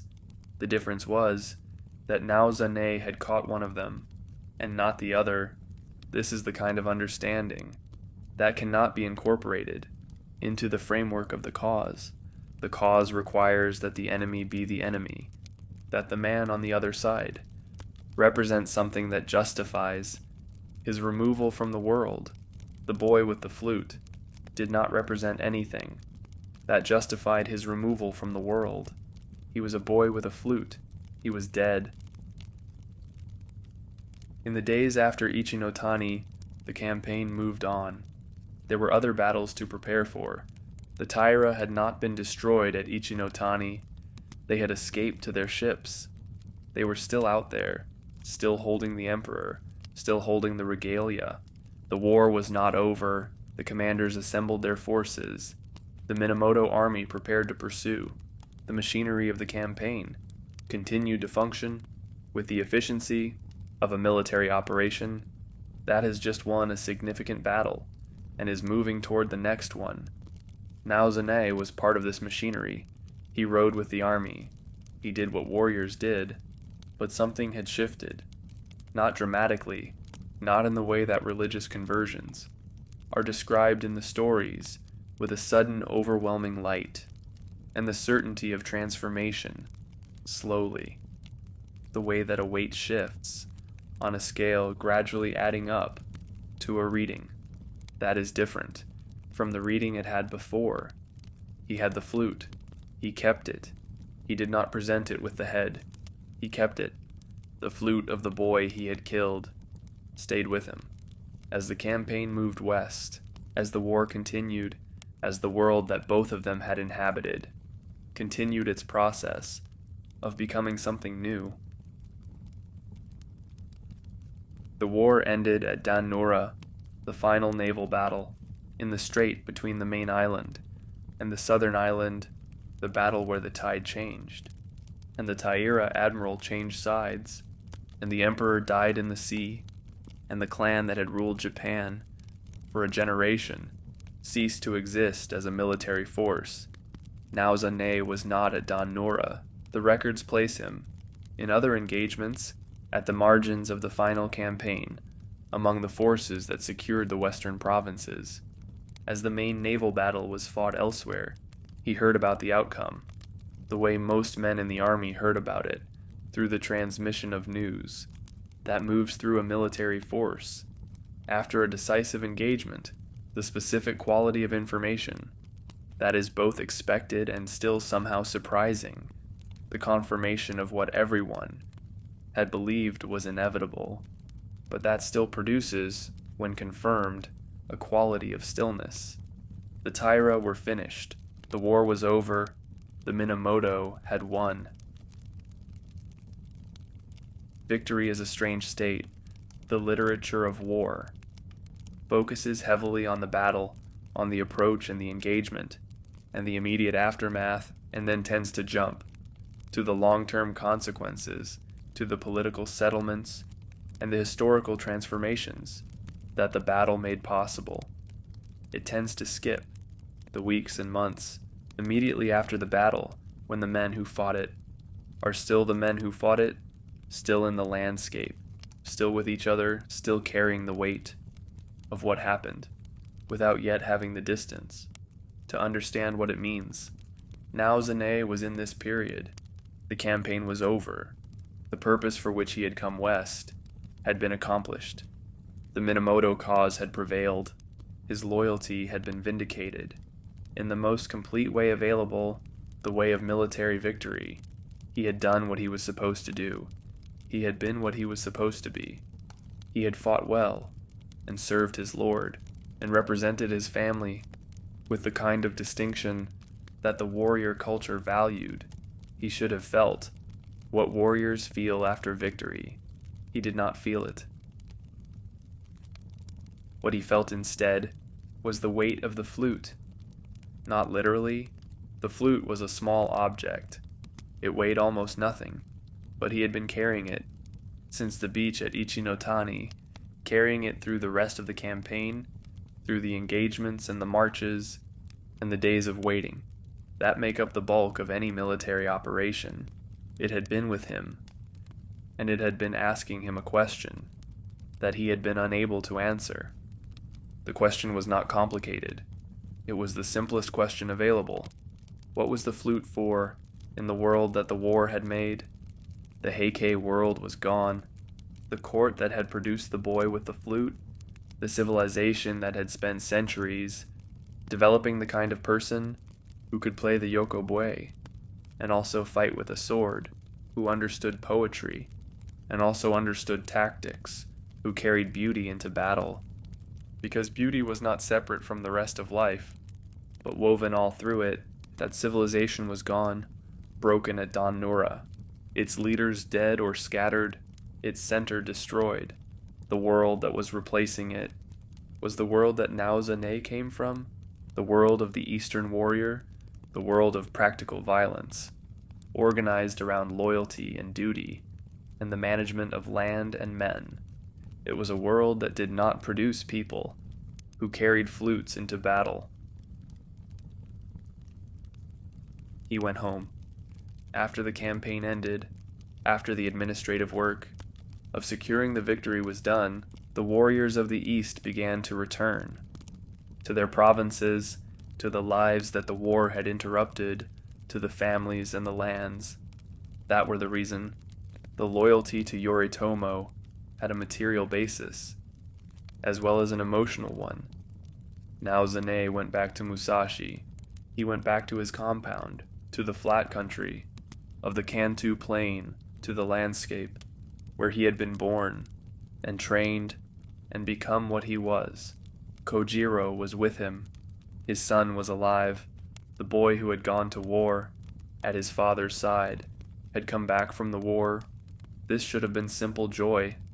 The father and the son together, both alive, the cause victorious, the world in the most immediate sense, entirely as it should be.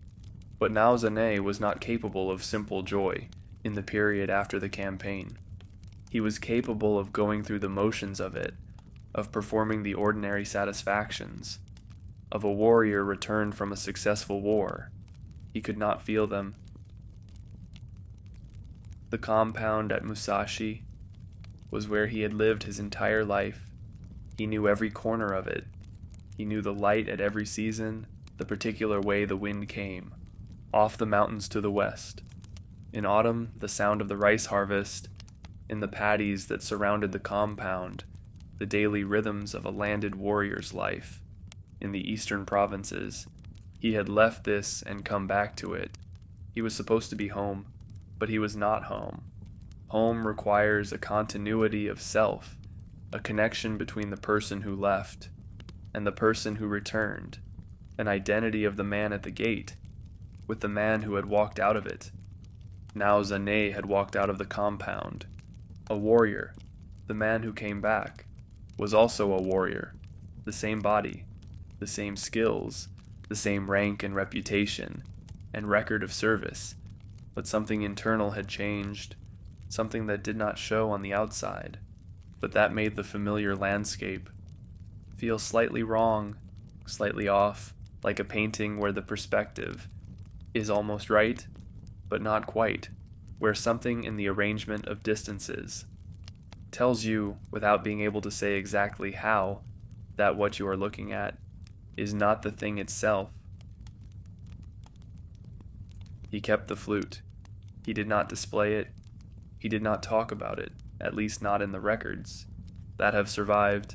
He kept it somewhere in the compound, in the space that it occupied, in his possession, the object that did not belong to the world he had come back to, the thing that had come from the other world, the world the war had ended, and that was now here, in the Eastern Warrior's compound, asking its question, in the language of its existence.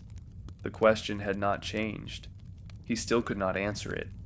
What he was beginning to understand, slowly, in the months after the campaign, was that the inability to answer it was itself the answer, not an answer he had words for yet, but an answer that was taking shape, in the space behind the ordinary movements of his daily life, in the hours before sleep, in the quality of the silence that came over him at particular moments, in the accumulation of small recognitions that were pointing collectively toward something he had not previously been equipped to understand.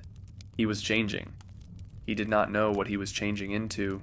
He only knew that he could not stay what he had been. The question that Naozane could not answer was not the question he thought it was. He thought it was a question about the boy, about whether what he had done on the beach at Ichinotani was justifiable, whether the cause had been sufficient, whether the logic of war provided adequate cover for the specific act of killing a 16-year-old who had turned back when he could have kept writing. This is the question that the surface of his situation presented. It is also the wrong question, or rather, it is a question that contains a deeper question inside it, the way that the visible part of a problem often contains the real problem at a level beneath the visible. The deeper question was about the framework, not about this particular act, within the warrior framework, about the warrior framework itself. The warrior framework had served Naozane for 40 years.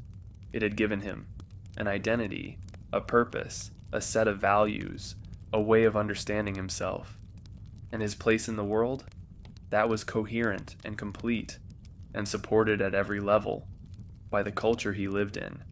Within that framework, what he had done at Ichinotani was correct. It was what warriors did. It was what the situation required. The cause was legitimate. The enemy was the enemy. The kill was the kill. But the flute had made a hole in the framework. Not a large hole. A small one. The size of a boy. The size of the sound that a yokobue makes in the evenings in a camp that is going to be destroyed in the morning. And through that hole, something was visible that the framework had previously kept out of sight. What was visible was this: the framework that justified the killing also required the killing, not as a contingency, not as a regrettable necessity that the framework acknowledged while wishing it were otherwise, but as the point. The warrior framework existed to produce men who killed and called it virtue. This is not a criticism. Every functional society produces ideological frameworks that convert the behaviors the society needs into virtues, into things that are not merely useful, but good, not merely necessary, but honorable. The warrior society of 12th century Japan needed men who could kill. It built a framework that made killing honorable. It celebrated the men who were best at it. It created systems of recognition and reward that pointed toward killing as the highest expression of the warrior's nature. Naozane had been, by these measures, one of the better products of this framework. But frameworks have limits. They work until they encounter something that falls outside the categories they provide, something that cannot be processed by the existing system of values, something that arrives from outside the framework, and that the framework cannot simply absorb without changing. The flute was that something, not the flute as a physical object, the flute as the evidence of a world that the framework had defined as the enemy, but that was, once you looked at it directly, not simply the enemy. The Heike world was a world that made flutes, and taught boys to play them, and sent those boys to war, carrying the flutes they had practiced with, because they were not entirely warriors, because they were also something else, something that the Eastern warrior framework had no category for. Naozane had destroyed, something he had no category for. The grief, when it came, was not clean. Grief that comes from the loss of someone you loved has a quality of clarity that makes it, in some ways, bearable. You know what you have lost. You know why it hurts. The loss and the pain are aligned, pointing in the same direction.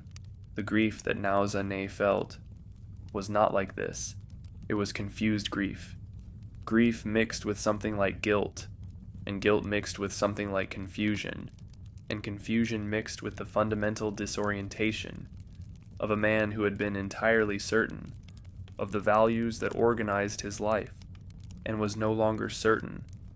The warrior culture did not have good tools for this kind of grief. It had tools for the grief of loss, for the warrior who lost his lord, or his companion in arms, or his son. These were recognized forms of suffering that the culture had developed responses to, but the grief of a man who has done everything right and still feels wrong was not a recognized form. The culture did not have a word for it. The culture, in fact, tended to view it with suspicion, as a sign of insufficient commitment to the values that the culture required. Naozane could not talk about this with the men around him. The warriors of Musashi were not men who discussed the philosophical foundations of their vocation. They were men who did the vocation. The vocation was its own justification. The question of whether the justification was sufficient was not a question that the culture had trained them to take seriously. If he had said to one of his companions that he had been unable to stop thinking about the boy with the flute, the response would have been, essentially uncomprehending, "You killed him. He was the enemy. The battle was won. Why are you still thinking about him?" The question behind the question about the framework itself, was not available to them. They were inside the framework. You cannot see the frame from inside the picture. Naozane was, slowly and against his will, moving to a place from which the frame became visible. This is an uncomfortable movement. The person who can see the frame of the values they have lived inside is not simply a more enlightened version of the person who could not see it. They are a different person with a different relationship to everything they previously believed, a relationship that is more complicated and less comfortable, and requires a kind of ongoing negotiation with the self that the person inside the frame never had to perform. Naozane did not want to be this person. He had been the other person, the man inside the frame, for 40 years. He had been successful at it. He had been honored for it. But the flute had done what it had done. The hole was in the framework, and through the hole, the question was coming, the question that would not stop.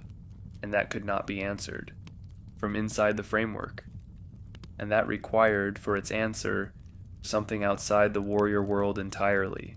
He did not know yet what that something was. He was about to find out. Honen, the name means something like the Dharma of the original nature, the teaching that returns to what is most fundamental in the human relationship with the sacred.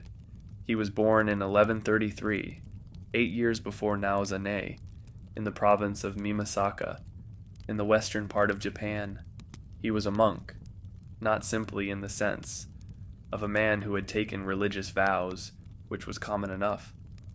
In 12th century Japan, where the monasteries were full of men who had entered religious life for reasons that ranged from genuine calling to political convenience, he was a monk in the rarer sense, the sense of a person whose entire existence had been organized around a single overwhelming question, and whose life's work had been the pursuit of an answer. The question that Honen asked was the question that Japanese Buddhism in the 12th century was struggling with.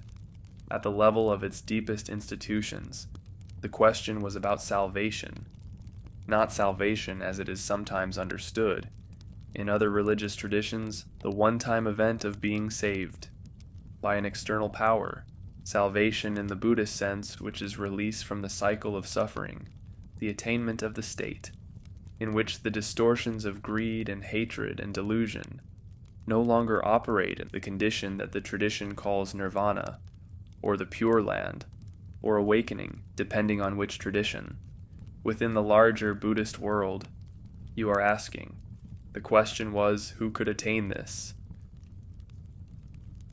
The traditional answer, in the forms of Buddhism, that had been dominant in Japan for several centuries, was people who practiced, the monks and the nuns who had renounced the world and devoted their lives to the elaborate practices of the monastic tradition, the meditation and the study, and the ritual and the discipline that the tradition required. Ordinary people, people with lives and families and desires, people who killed things and ate meat and participated fully in the world of ordinary human entanglement, could perhaps accumulate merit through devotion and generosity that would improve their circumstances in the next life. But the full attainment, the liberation from suffering itself, was for the practitioners. Honen did not accept this. He had read everything. He had spent decades in the libraries of the monasteries, reading the entire corpus of the Buddhist canon as it had been preserved and transmitted through the Japanese tradition, and he had found in that reading a teaching that he believed contained a different answer, the teaching of the Pure Land, the teaching of Amida Buddha, the Buddha of infinite light and infinite life, who had made in the ancient past a vow that anyone who called his name with sincere faith would be received into the Pure Land, the realm of complete peace, where the conditions for liberation were available to everyone, regardless of their capacity for practice, regardless of their position in the social hierarchy, regardless of what they had done. Anyone, not the accomplished practitioner, not the monk with 40 years of meditation, not the aristocrat who could afford to endow temples and commission sutras, anyone who called the name. This was a radical teaching in the context of 12th century Japan, not because the teaching itself was new. The Pure Land tradition had been part of Japanese Buddhism for centuries. There were temples and practices and texts devoted to Amida throughout the country. What was radical was Honen's insistence that this was not one practice among many, not an addition to the existing repertoire of the accomplished practitioner, but the sufficient and complete path, the thing itself, the answer to the question of salvation. That made all the other answers secondary, the Nembutsu, the recitation of the name, Namu Amida Butsu, not a supplement, the path. The established Buddhist institutions in Kyoto and Nara were not pleased. Honin's teaching threatened the entire edifice of institutional Buddhism, the temples and their land holdings, and their political influence and their monopoly on the means of salvation that made ordinary people dependent on them for the most important transaction in their lives.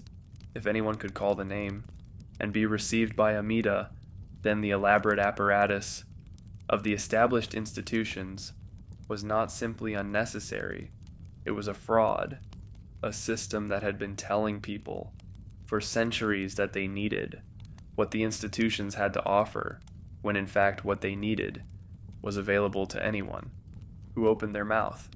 Honin was eventually exiled from Kyoto for the radicalism of his teaching. But before that, and after, and throughout the decades of his teaching life, he taught, and the people who came to him were often not the people the established institutions served. They were the people who had been told that salvation was not for them. Warriors came to Honin. This is recorded. It is not simply legendary. The teacher who said that anyone could call the name, that the depth of your sin was not an obstacle to the compassion of Amida, that the man of violence was as reachable by the Pure Land's light as the monk of 40 years attracted the attention of men who had been living with violence and who had come to understand that the warrior framework did not by itself provide what they needed. Naozane was one of these men. The exact circumstances of his encounter with Honin are not fully documented. What is documented is the encounter itself, the fact that Naozane, at some point in the years after Ichinotani, sought out the teacher who was saying things that no one else in his world was saying, and sat with him and asked him the question that he had been unable to answer from inside the warrior framework. The question that Naozane brought to Honin is recorded in the tradition. He asked how a man who kills for a living can be saved, not as a philosophical question, as a personal one, as the question of a specific man, sitting in front of a specific teacher, with a specific history, and a specific boy's face that he could not stop seeing. Honin's answer is the answer that changed Naozane's life. He said that the Nembutsu was for exactly such a man, not despite the killing, not with the killing as an obstacle that the Nembutsu could help overcome. He said that the compassion of Amida was specifically directed toward the beings who needed it most, and that the man who was most deeply entangled in the world of violence and suffering was not the man who was furthest from the Pure Land's reach. He was the man the Pure Land was most urgently trying to reach. The light does not avoid the darkness, it moves toward it. Naozane sat with this. He had brought a question that he expected could not be answered, that he had been carrying, because he had no place to put it down. That had been hollowing out the certainty of his warrior identity from the inside. He had been given an answer, not an answer that resolved the killing, that made it retroactively justified, that told him the framework was fine, and the flute was manageable, and the boy's face would stop appearing, if he simply recommitted to the values that had produced the situation, an answer that acknowledged the full weight of what had happened, and held it, without collapsing under it. He was not a man beyond salvation. He was a man in the range of salvation. He was the kind of man salvation was for. He said the name, Namu Amida Butsu. He kept saying it. Something in him, not the part that was trained to fight, not the part that had been built by 40 years of Eastern warrior culture, but something deeper, something that had been there all along, waiting for the question, that would call it out, something responded. The decision to leave the warrior life was not made quickly. This is important to understand about Naozane's renunciation, because the stories about religious conversion tend to move too fast, tend to jump from the precipitating event to the transformative moment to the new life, as if the distances between them are shorter than they are. They are not short. The distance between the event on the beach and the day Naozane left his compound was years, and the years were full of the ordinary complications of a man with a life that was not simply his own. He had a wife.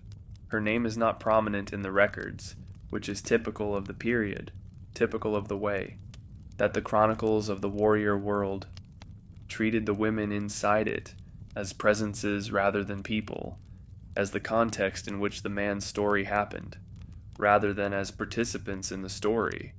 But she was there. She had been there throughout the campaign. She had managed the compound at Musashi. While Naozane was in the west, she and the household staff, keeping the operation running, the rice paddies managed, the accounts maintained, the local relationships that sustained the family's position, attended to. She was a warrior's wife. She understood the warrior life from the inside. She understood its demands and its rhythms and the particular quality of presence that a warrior husband offered, which was sometimes fully present and sometimes entirely absent, and which required a kind of independence and self-sufficiency that not every person could sustain. She had sustained it. The conversation between a husband who is contemplating radical renunciation and the wife whose life will be most immediately affected by it is one that the warrior chronicles do not tend to record in detail. The chronicles are interested in the man's spiritual journey. The wife's experience of that journey is noted, when it is noted at all, as a backdrop, as the human cost that the spiritual journey requires, and that the spiritual journey is understood to justify. What we can infer is that there was a conversation. There were probably many conversations. The decision to leave a warrior household, to give up the rank and land and position, to step away from everything, that supported not just the man, but the family, was not a decision that could be made in isolation, not a decision that affected only the person making it. It affected everyone. Kojiro was there too, the son who had ridden west with his father, the young man who had watched Naozane in the campaign, and had been learning through that watching what a warrior was. The son was now the man who would take over. If Naozane left, Kojiro was the head of the family. The responsibility that the father was setting down was the responsibility the son would pick up. This was not, in the warrior culture, unusual. Succession was understood. The son taking over from the father was the normal transition of the warrior household. What was unusual was the reason for the transition, not death, not incapacity, but renunciation, a father choosing to leave what he had built, what the son had grown up in, what the family was, because the father could no longer be what the family required him to be. Naozane sent the flute to Atsumori's family. This is documented. He had the flute delivered through whatever intermediary was available to the surviving members of the Taira clan, to the people who would have known whose flute it was and what the name attached to it meant. The delivering of the flute was a gesture of the kind that gestures can be when language is insufficient, when the thing you need to communicate is too large, or too complicated, or too compromised by the circumstances to be communicated in words. He was giving back what he had taken, not the life. The life could not be given back, but the object that had stood for the life, the thing that Atsumori had carried into the last morning of his existence, the small wooden flute. That had music in it, even when its owner was dead. He sent it back, and along with the flute, according to some versions of the account, he sent a poem, the poem addressed Atsumori, as if speaking to the dead, the convention of the memorial poem. In the Japanese tradition, the poem that says what cannot be said in the presence of the living. To the person who is gone, the poem was not absolution. The poem was not an apology, exactly. It was an acknowledgement, a naming of what had happened, in the language that Atsumori's world had valued, the language of poetry, the language of the court, the language that was not the language of the beach. At Ichinotani, he cut his hair. In the Japanese tradition, the cutting of the hair is the physical act that marks the transition from the secular life to the religious life, the gesture that is simultaneously the declaration of the decision and the beginning of the new state. You are different now. The hair that marked your secular identity is gone.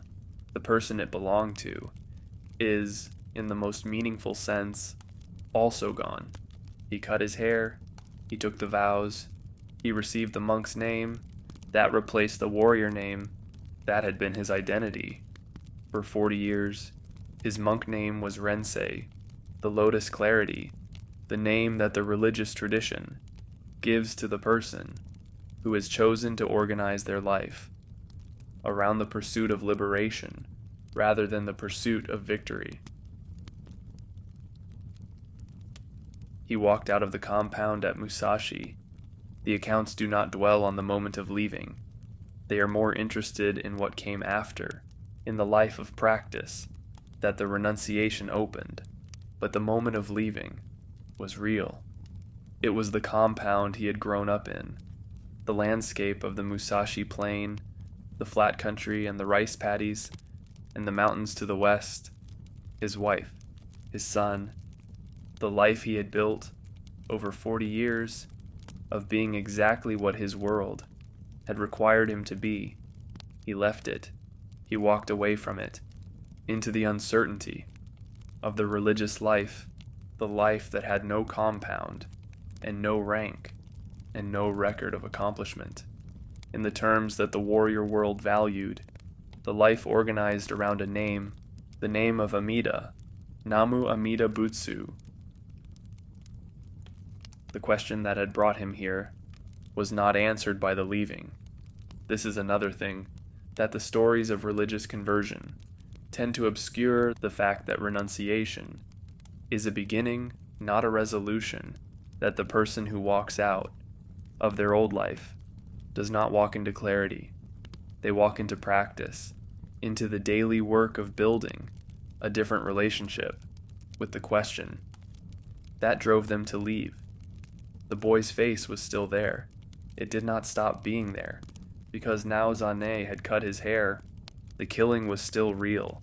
It did not become unreal because he had taken the vows. What changed was not the past. The past is not available for changing. What changed was what he was doing with it, what direction he was pointing, the weight of what had happened, whether he was using it to drive himself deeper into the silence of the warrior identity, or whether he was using it, as Honen had suggested it could be used, as the beginning of the path, as the reason for the prayer, as the weight that made the Nembutsu not a comfortable practice, but a necessary one. He walked. He prayed. He kept walking. The practice of the Nembutsu is simpler than it sounds. You say the name, Namu Amida Butsu. You say it again. You keep saying it. This is, on the surface, almost embarrassingly simple.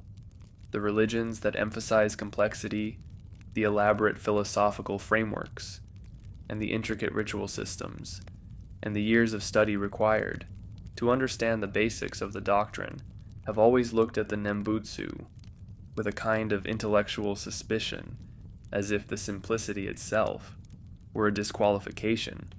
If it is this simple, Surely it cannot be this important. If anyone can do it, what is the value of those who have dedicated their lives to the harder path? These are the objections that Honen's teaching faced. Honen's answer was consistent. The simplicity is the point. The accessibility is the point. The fact that it is available to everyone, including the person, who has no capacity for complexity, including the person, whose life has been organized around violence, and who cannot read the sutras, and who will never spend 40 years in meditation, is not a failure of the teaching. It is the teaching. Rensei, which is how Naozane is known, after his renunciation, practiced the Nembutsu. He practiced it the way that Honen had described it should be practiced, which was constantly, repeatedly, as many times as possible, the name filling the space.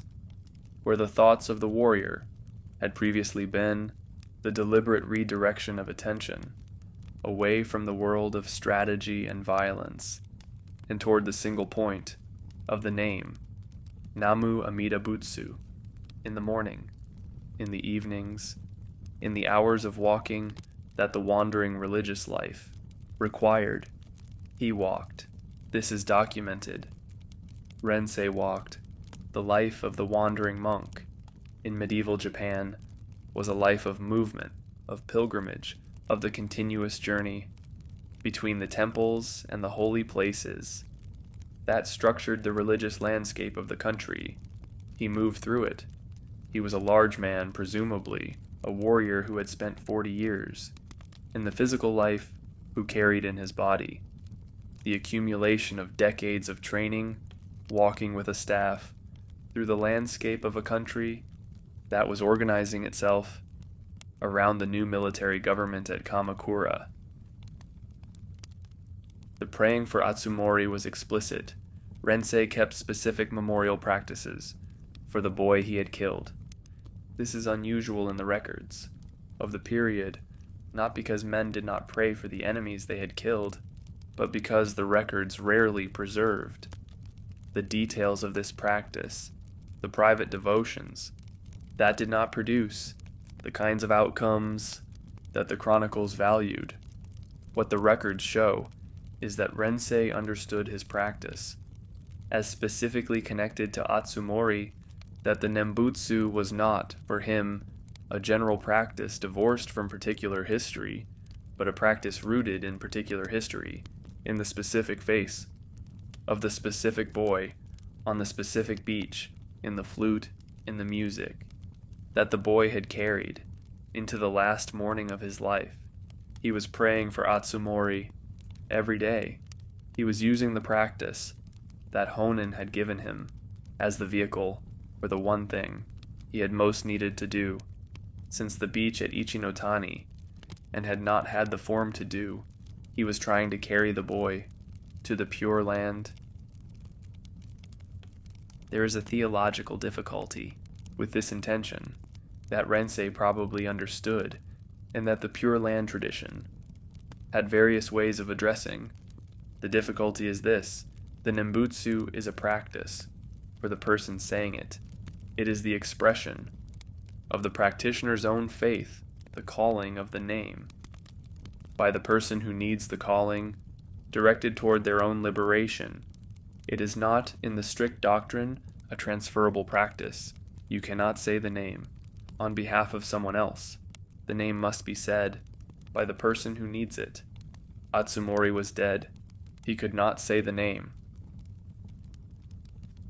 But the tradition had found ways to hold the tension between the doctrinal limits and the human need to do something for the dead.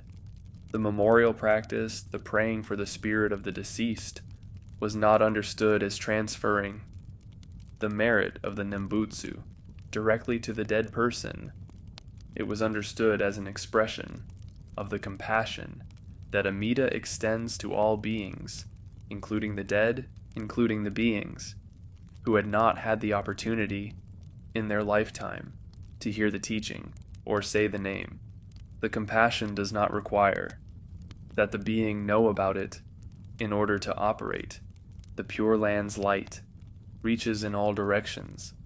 Rensei could not save Atsumori. He could not undo the beach. He could not return the boy to the life the beach had ended, but he could hold the memory of Atsumori.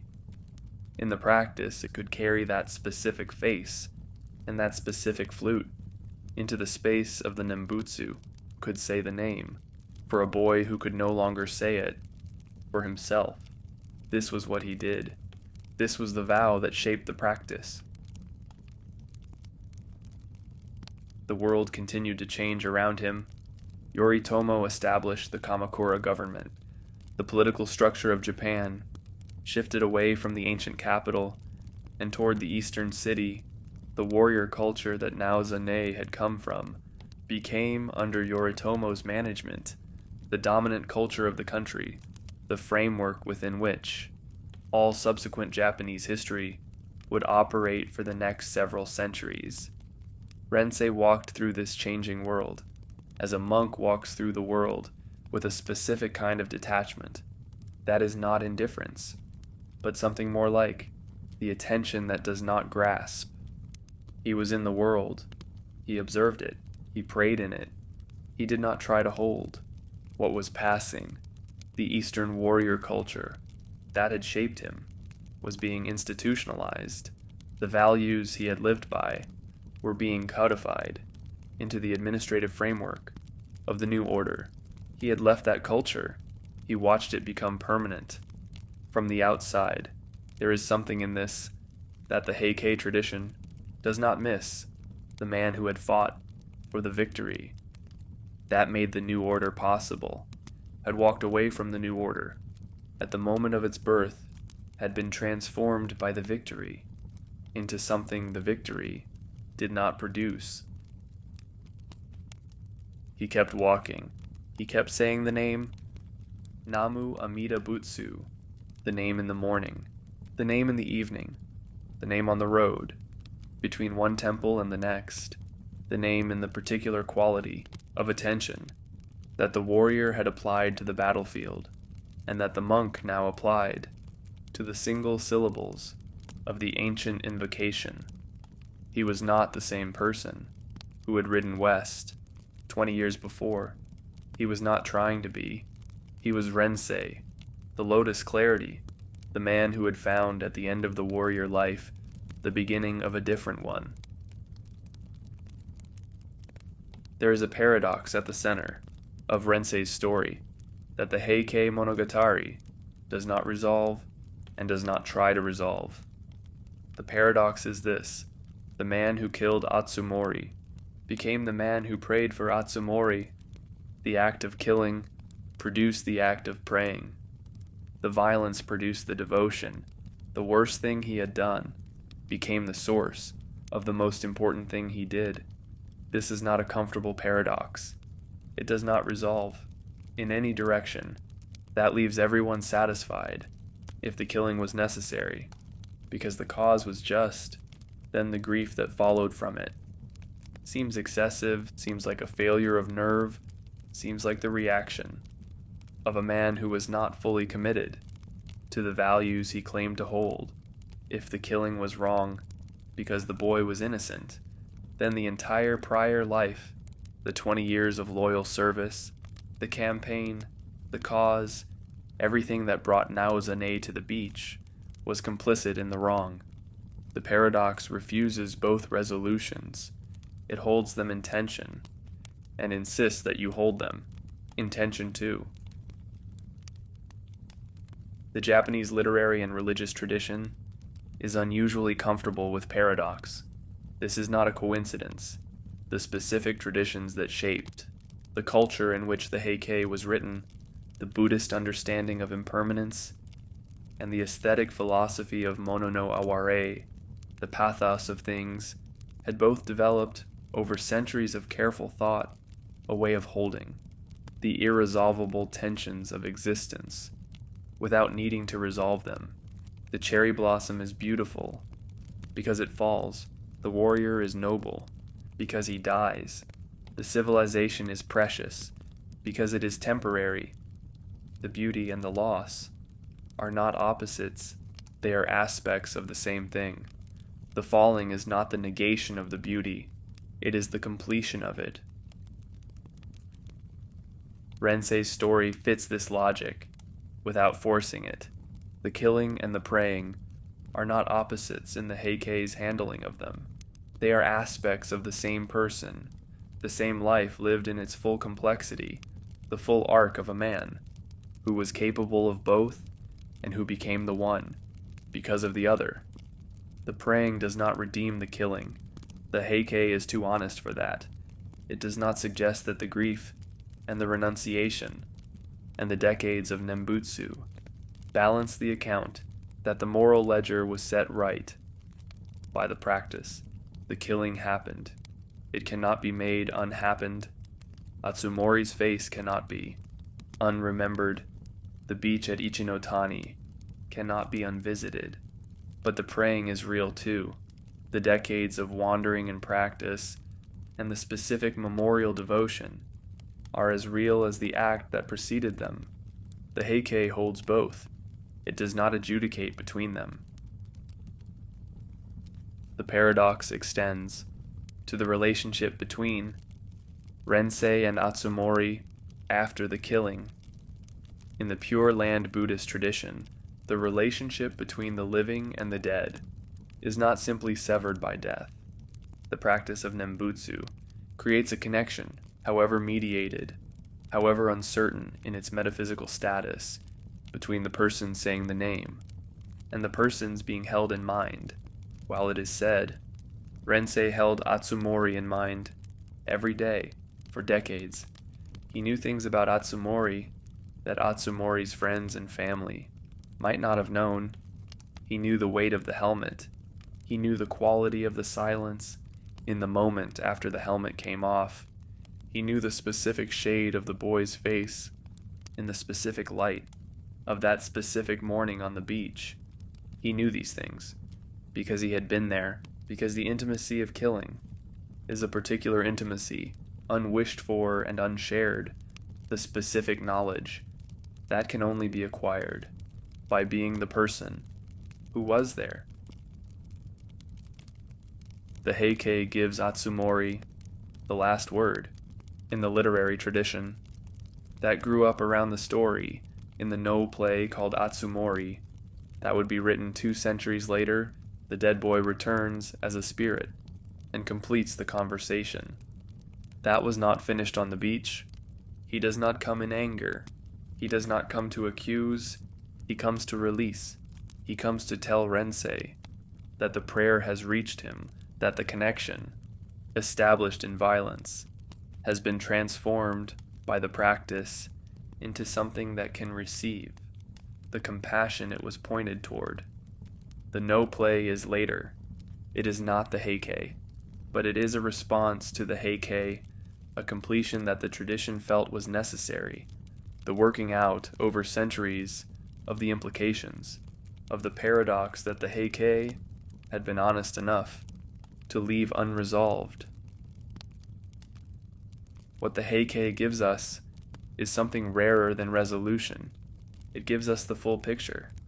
Not the warrior who was purely justified, not the monk who was purely transformed, not the killing that was purely necessary or purely wrong, a man, a full man, a man who contained the violence and the grief and the question and the practice and the decades of walking and the name said every morning in the memory of a boy who had turned back when he could have kept writing.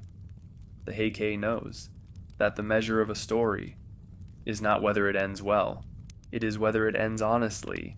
This story ends honestly. Rensei lived for many years after his renunciation. The records are not precise about the end of his life. The chronicles that track the warriors of the Genpei War had moved on to other subjects by the time a wandering monk named Rensei was completing his decades of practice. In the temples and on the roads of medieval Japan, he appears in records intermittently, in the accounts of Honin's community, in the registers of certain temples that he passed through or stayed in for periods of time. He was known. Not famous, not in the way that Yoshitsune or Yoritomo were famous, but known in the specific way that the religious communities of the period knew their notable members as a man of practice, as a man whose devotion was genuine, and whose story was understood to contain something important about the relationship between violence and salvation. The story traveled. This is one of the remarkable things about the account of Naozane and Atsumori, the way that it moved through the culture. In the years and decades after Ichinotani, the way that it attached itself to the imagination of the people, who heard it and told it and retold it. The Genpei War produced many stories. It produced the full arc of the Heike narrative, the rise and fall of the Taira, the great battles, the deaths of the great commanders, the survival of Kenreimon-in, but the story of Naozane and Atsumori had a particular staying power that the other stories did not all have. It traveled because it was true. In a way that went beyond its factual accuracy, it was true to something about the experience of war that most war stories either ignore or sentimentalize. The experience of proximity, the experience of getting close enough to the enemy to see their face, the experience of discovering in that face the mirror that the cause had told you was not there. The Nao theater of the 14th and 15th centuries returned to the story repeatedly. Zeami Motokyo, the great master of No theater, wrote the play called Atsumori, that placed the dead boy and the living monk in dialogue across the boundary of death. In the play, Rensei encounters a young man cutting grass near Ichinotani. He does not recognize him immediately. He sees the boy, he speaks to him, the conversation deepens, and gradually, in the way of No, in the dreamlike way, that the theater moves between the present and the past, between the living world and the world of the dead. The young man reveals himself. He is Atsumori, or he is Atsumori's spirit, or he is the memory of Atsumori that Rensei has been carrying for decades, taking form in the specific landscape of the place where the meeting happened. The play asks a question that the Heike had posed and left open. What does Atsumori think of Rensei? In the Heike, we have Rensei's response to the killing. We have the grief and the renunciation and the practice. We have the man's side of the story. In the play, Atsumori speaks. He does not speak in anger. This is the crucial thing about Zeami's handling of the scene, the choice that the playwright made, about what the dead boy's spirit would bring to the encounter. He brings not the accusation, but the acknowledgement. He acknowledges that the killing happened. He acknowledges that he was the one who was killed. He acknowledges the specific circumstances, the beach, the helmet, the flute, and then he says something that the tradition understood as release. He says that enemy and friend, in the light of the Pure Land, are not different categories. He says that the enmity of the battlefield was a condition of the world, not a condition of the spirit. He says that Rensei's prayer has reached him, and he dances. The No dance is the culmination of the form. The entire preceding dialogue, the masked face and the measured speech, and the gradual revelation of identity exists to produce the conditions in which the dance can happen, in which the body of the performer can express what the words cannot, in which the specific quality of the movement carries the weight of what the story has accumulated. Atsumori dances. He dances the dance of a warrior. He dances the movements of battle, the drawing of the bow, the turning of the horse, the gestures that belong to the life. He had only begun to live before the beach at Ichinotani, and within the dance of the warrior, there is the sound of the flute, not played, present, the way that something that has been lost is present in the place where it was last held. The dance ends. Atsumori's spirit departs. Rensei is left in the landscape. He says the name, Namu Amida Butsu. The legacy of Naozane and Atsumori extends beyond the no play. The story became part of the permanent furniture of Japanese cultural imagination, the shorthand for a specific kind of encounter that the Japanese tradition values and recognizes and returns to, the encounter between enemies, who discover in the moment of their enmity that they are not only enemies, the encounter between the world of violence and the world of beauty, in which neither world wins, and both worlds are changed by the contact, the encounter between the living and the dead, in which the living carry the dead with them, not as a burden, but as a responsibility, the responsibility to remember accurately, to hold the specific face in the specific light, to not let the abstraction of the cause consume the reality of the person.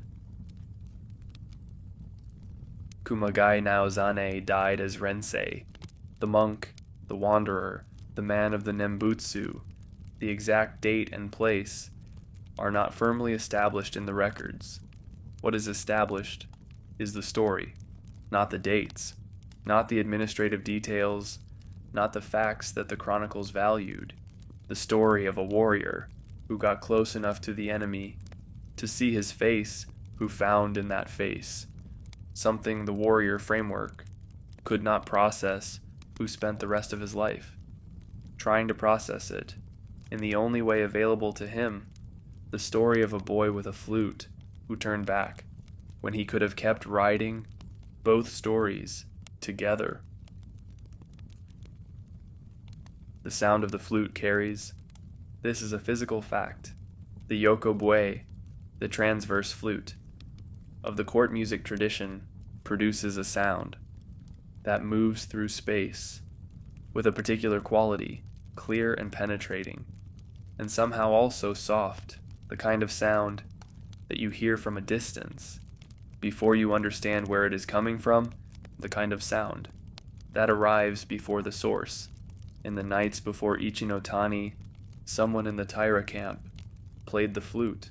The warriors of the eastern camp, the rough men of Musashi and Sagami, heard it. They heard it across the water or across the open ground.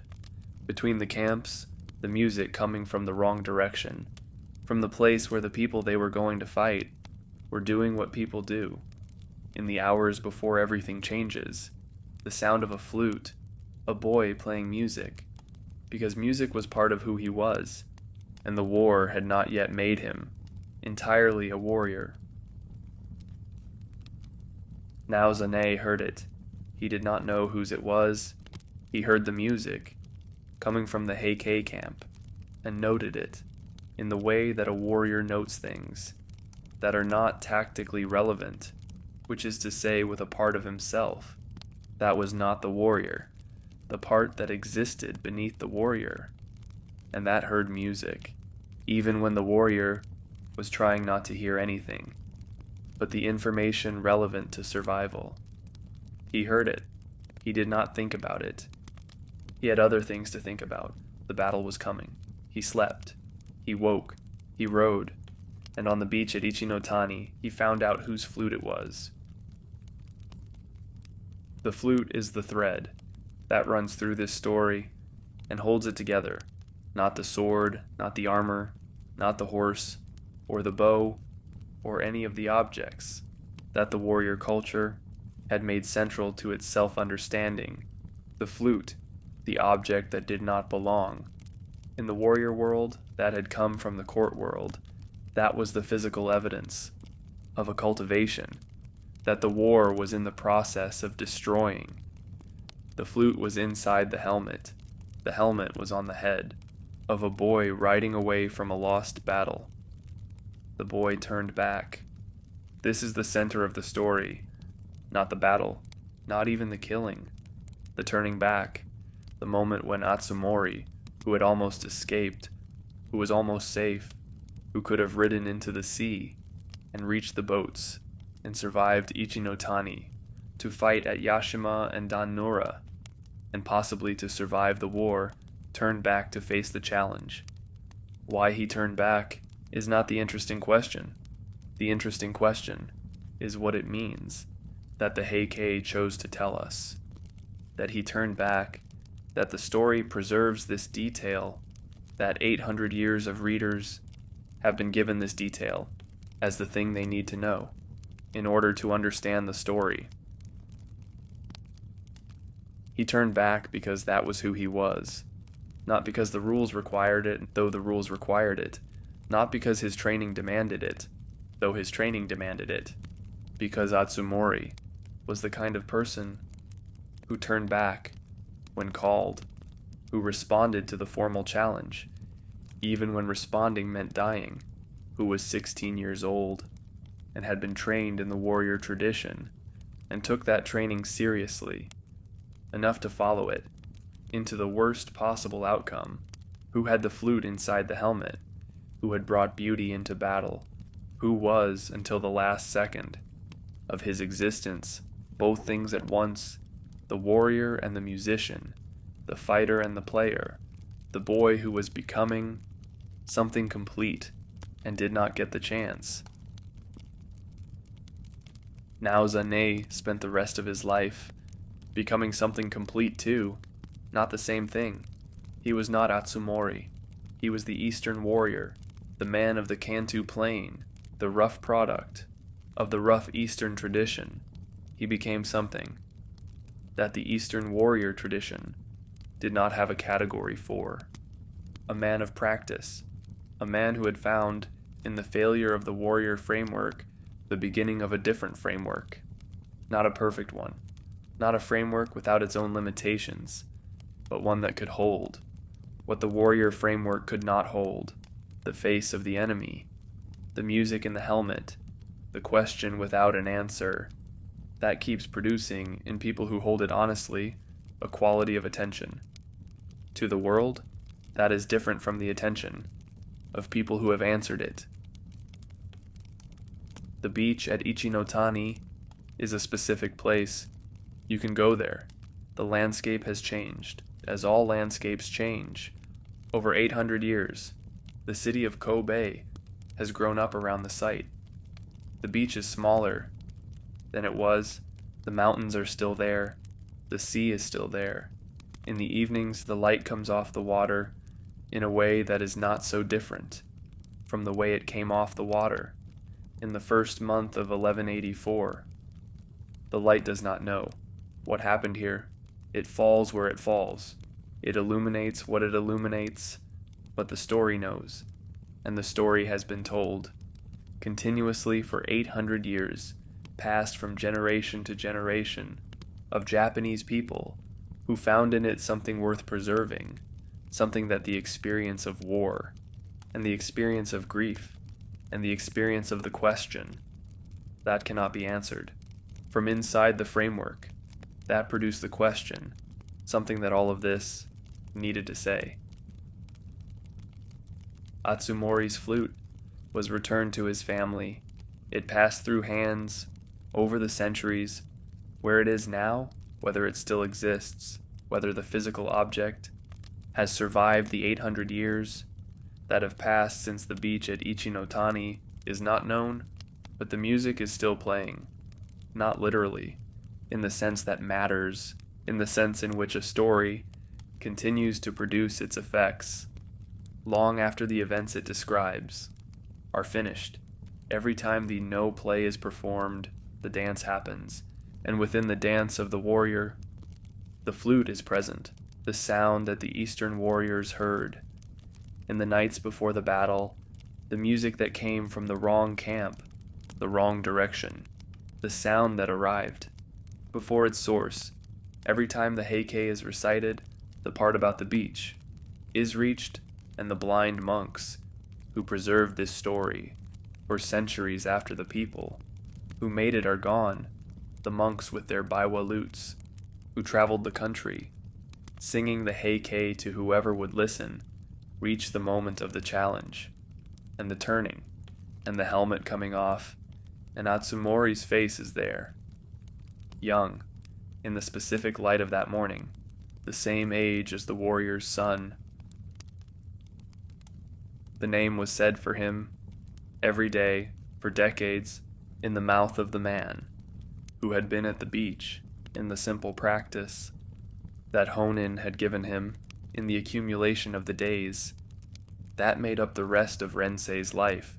Namu Amida Butsu, the name that holds everything, that cannot otherwise be held, the name that the Pure Land tradition says is sufficient, that the compassion it calls is large enough for everything it is asked to hold. The warrior who could not forget kept remembering, and in the remembering something was preserved, that the war had tried to destroy. Not the boy was gone.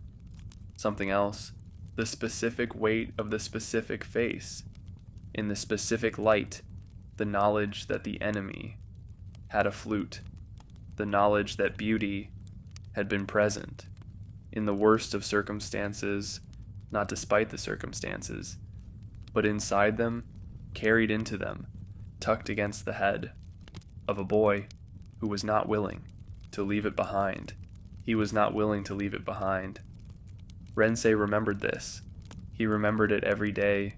He was still remembering it. When the days ended, the flute is still playing. This series has told the same morning twice. The morning of the battle at Ichinotani in the first month of 1184 has appeared before in this channel in the story of Kumagai Naozane, the eastern warrior who rode down the beach after a fleeing Taira warrior called to him, watched him turn back, and then found, inside the helmet he removed, a flute and a face that was the same age as his son. That story was told from Kumagai Naozane's side of the beach. This story is told from the other side. Tairano Atsumori was 16 years old on the morning of Ichinotani. 16. This is the fact that the Heike Monogatari places at the center of his story, the fact around which everything else arranges itself, the fact that Kumagai Naozane could not incorporate into the framework that had organized his understanding of the war, and that has not been incorporated by the 8 centuries of readers who have encountered this story since, into any framework that makes it simple. 16 is not a warrior's age, in any culture that has reflected carefully on what it means to send human beings into battle. 16 is the age of someone who is still becoming, still in the process of learning what they are, still carrying the specific quality of incompleteness that childhood transitions into adulthood through, a quality that is precious precisely because it is temporary, because it will, in ordinary circumstances, eventually resolve into the fuller person who emerges on the other side. Atsumori did not have ordinary circumstances. He was born into the family that this series has been exploring for many parts now, the Taira clan at the height of its power, the family whose rise from warrior origins to the control of the imperial court had made the Heian world available to its members in ways that no purely warrior family had previously experienced. Atsumori was the son of Taira no Tsunemori, one of Kiyomori's nephews, which placed Atsumori within the larger Taira family, but at a specific remove from its central leadership, a cousin rather than a direct son of the man whose ambitions had built everything. This position, within the broader Taira family, but not at its immediate center, shaped Atsumori's childhood in specific ways, allowing him to grow up within the world the Taira had created, to absorb its values and its aesthetic sensibility and its particular cultivation, without bearing, at least not directly, the weight of the clan's leadership responsibilities that had defined the childhoods of figures like Munemori. or Tomonori. Atsumori grew up in Kyoto. This is by now a familiar phrase in this series, the phrase that begins the stories of so many of the Taira figures whose lives this channel has explored. But for Atsumori, the phrase carries a specific weight that it does not quite carry for the older figures in this series, because Atsumori was young enough that Kyoto, in the years of his childhood and early adolescence, was not simply the city he lived in, but the entire world he knew, the world as he understood it, before there was enough experience to understand that the world could be other than this.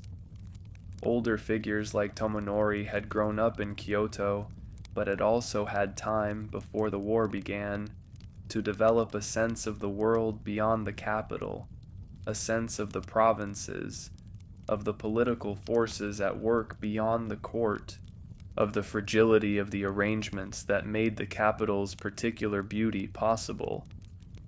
Atsumori had not had this time. He had grown up in the world at its height, surrounded by everything the Taira's power had made possible, without enough lived experience to have developed the awareness that this world could end, that what seemed permanent was, in fact, as temporary as anything else. The Heian world, as this series has described it in many contexts, was a world of extraordinary cultivation, a civilization that had devoted centuries to the refinement of beauty and sensibility, and the various arts through which that beauty was expressed and transmitted: poetry, music, the arrangement of flowers, the composition of incense, the specific colors of robes at specific seasons, the particular quality of moonlight in specific months. These were not peripheral activities in the Heian world, pastimes that people engaged in when the more important business of life was done. They were central, the primary domain in which a person's quality, their depth and sensitivity and cultivation, was expressed and recognized. Atsumori grew up inside this world, absorbing its values, developing its sensibilities, being shaped by its particular understanding of what mattered and what it meant to be a person of quality within this specific civilization. He was, by every account, exactly the kind of person that this world was most suited to produce.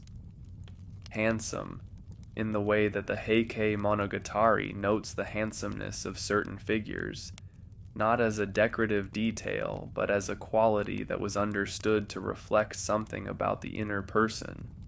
The Heian belief that outer beauty and inner cultivation were connected, that a person who was deeply cultured would express this in their physical presence as well as in their poetry.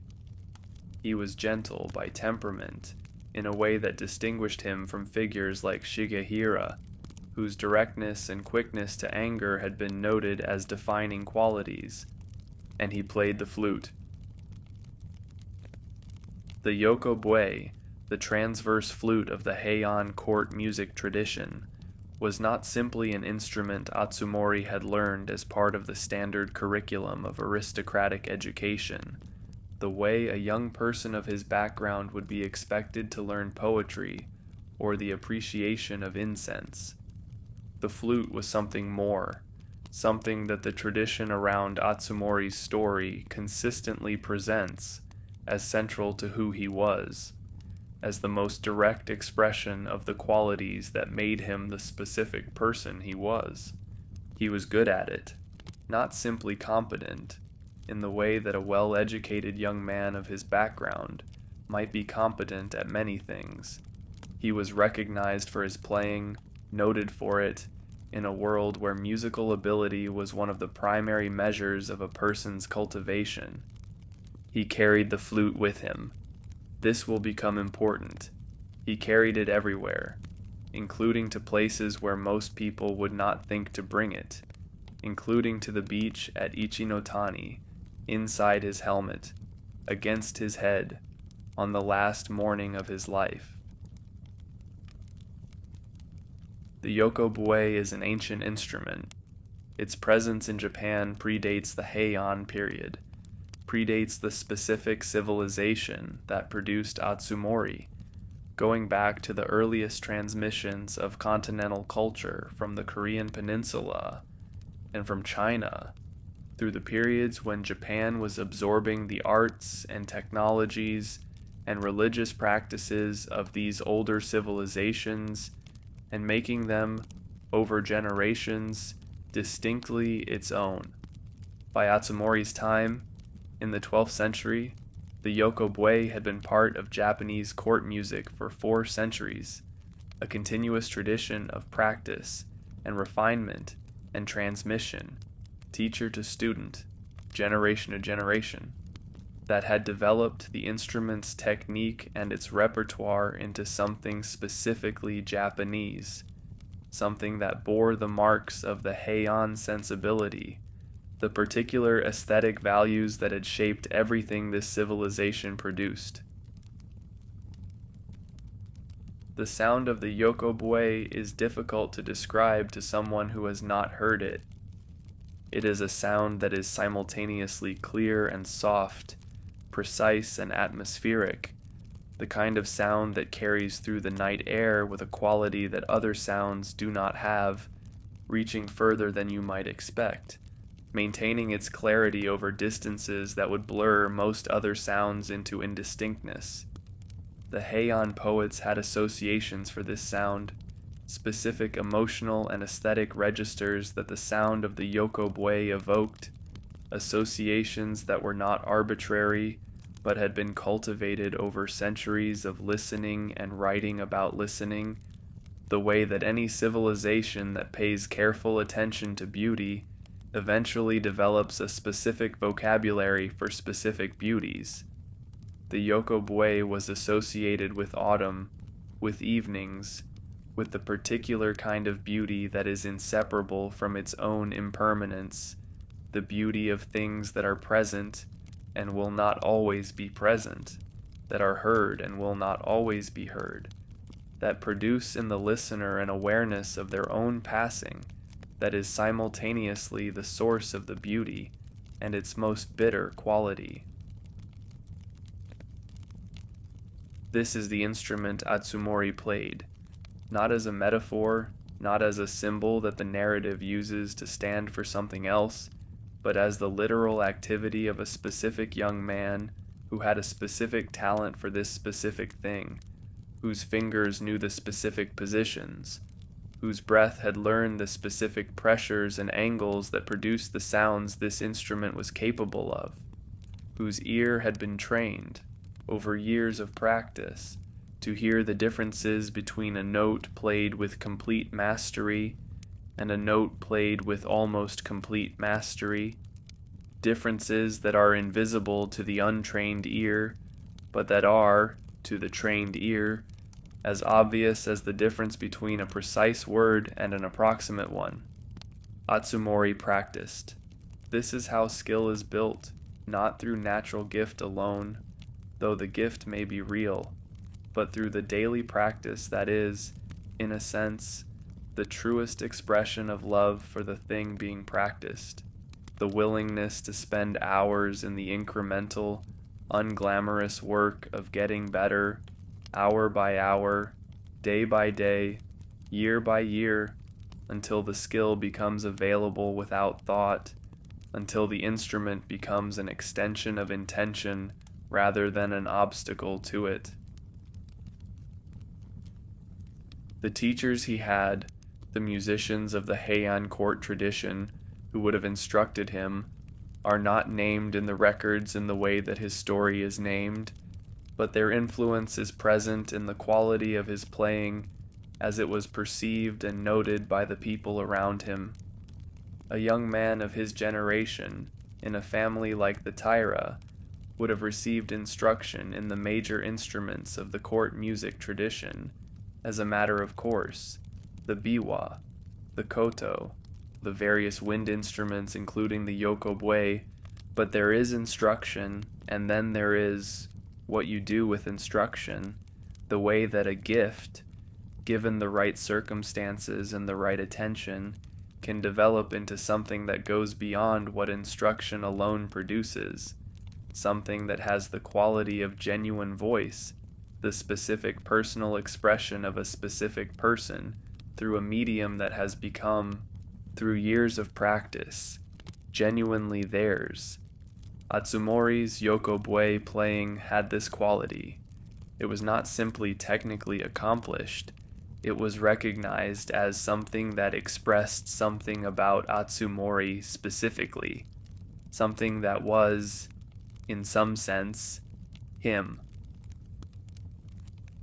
This is worth dwelling on, because it is one of the ways in which Atsumori's story differs from the stories of the other Taira figures this series has explored. Shigehira is known for what he did, the command at Nara, the fire, the association with destruction. Tomonori is known for how he saw, the clear-sightedness, the assessment. Munemori is known for what he couldn't do, the absence of choice. Atsumori is known for what he made.